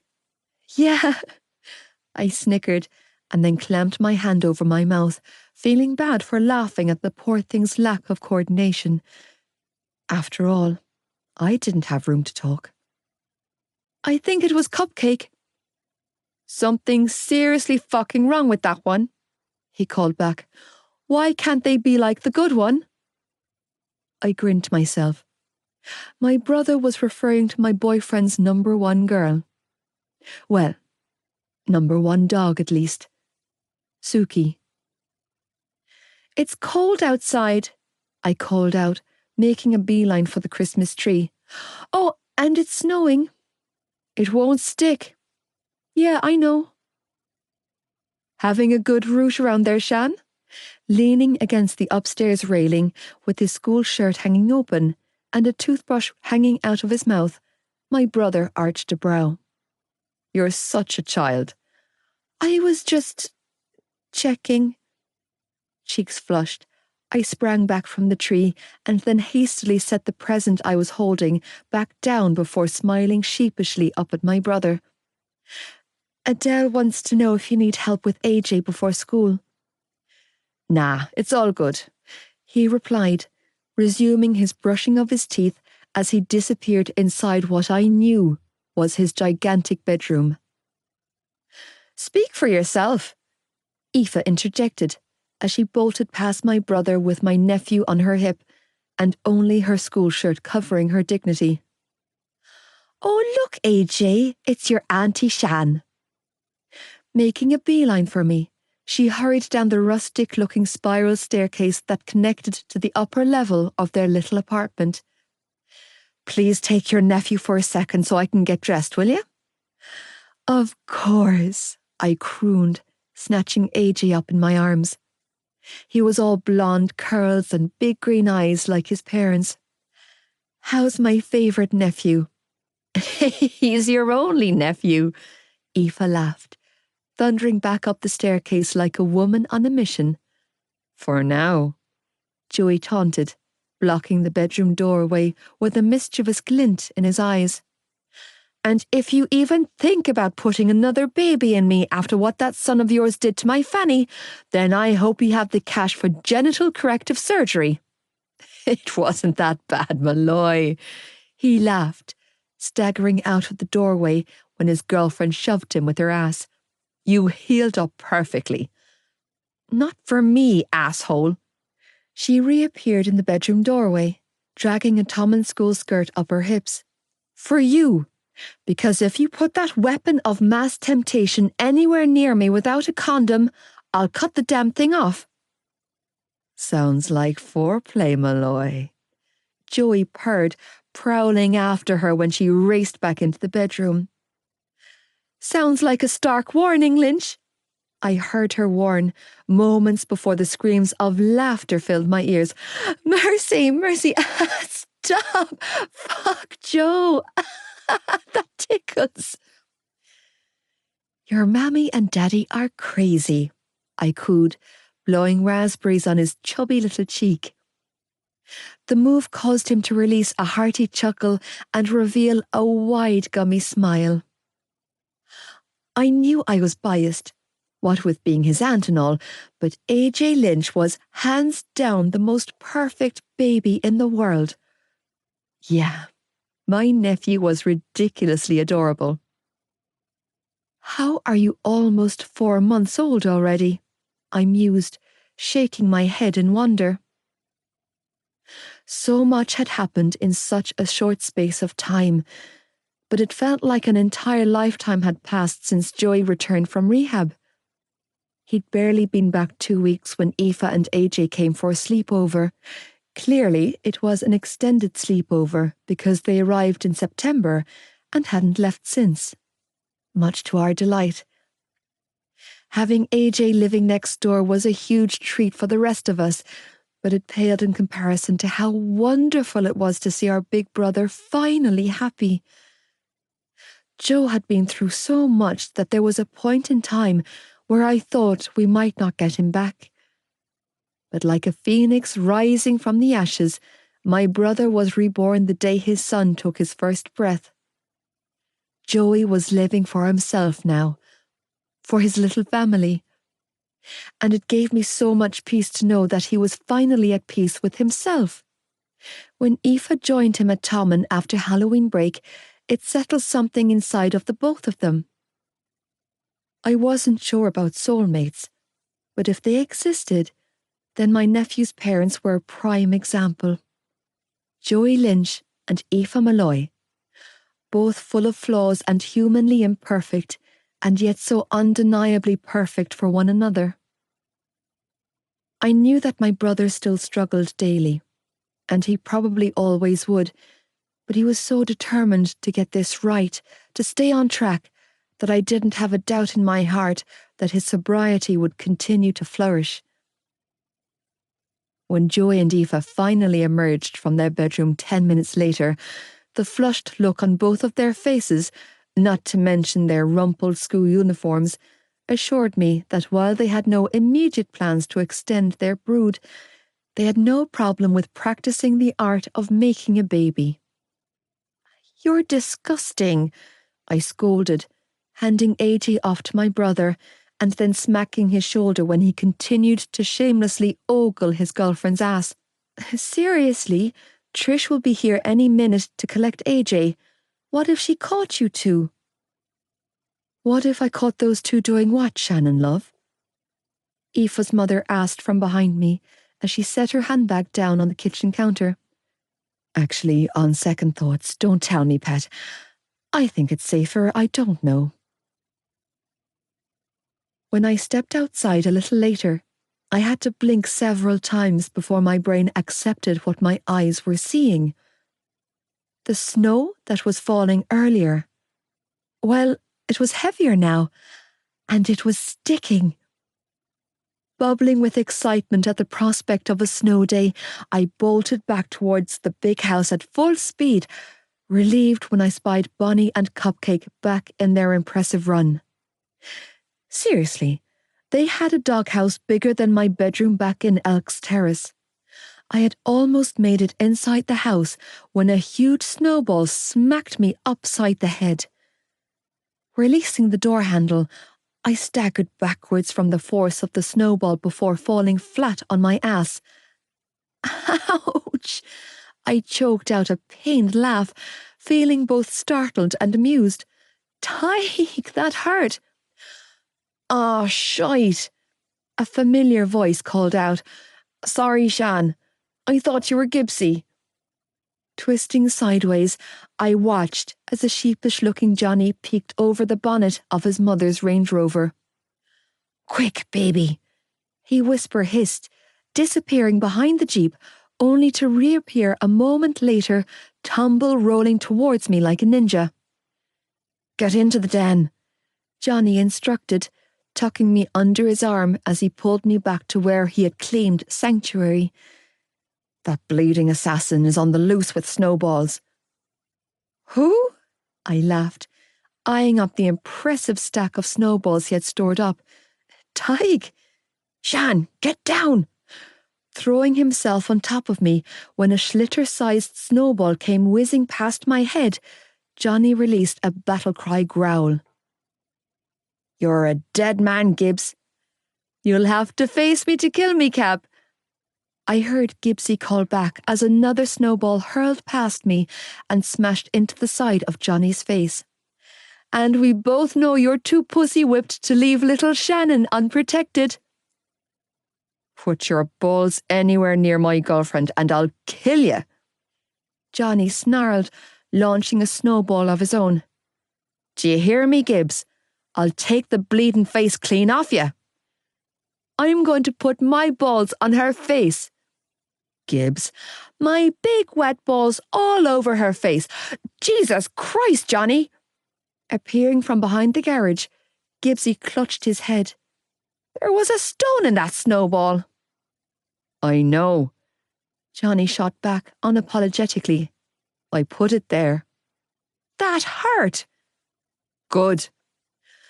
"I'm not playing anymore."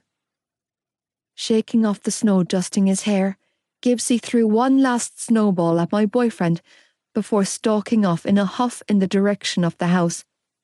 "I'm telling Mammy Kay." "Who's the pussy now?" Johnny called after him. "You little rat." "Johnny," I scolded, smacking his arm. "Don't be so mean. You know he's a sensitive soul deep down." Ah, he'll live. Johnny chuckled, turning his attention to me. Smiling, he leaned in close and tucked a strand of hair behind my ear. Hi, Shannon. Shivering, I beamed back at him. Hi, Johnny. Sorry about the snowball earlier. He shrugged sheepishly. Apparently, I have a thing for hitting you in the head with my balls. Yeah, well, I waggled my brows teasingly. You could aim lower next time. Is that so? Johnny purred, leaning in to brush a kiss to my lips. How low? My lips. Which lips? You choose. Fuck. Johnny blew out an impressed breath and grinned.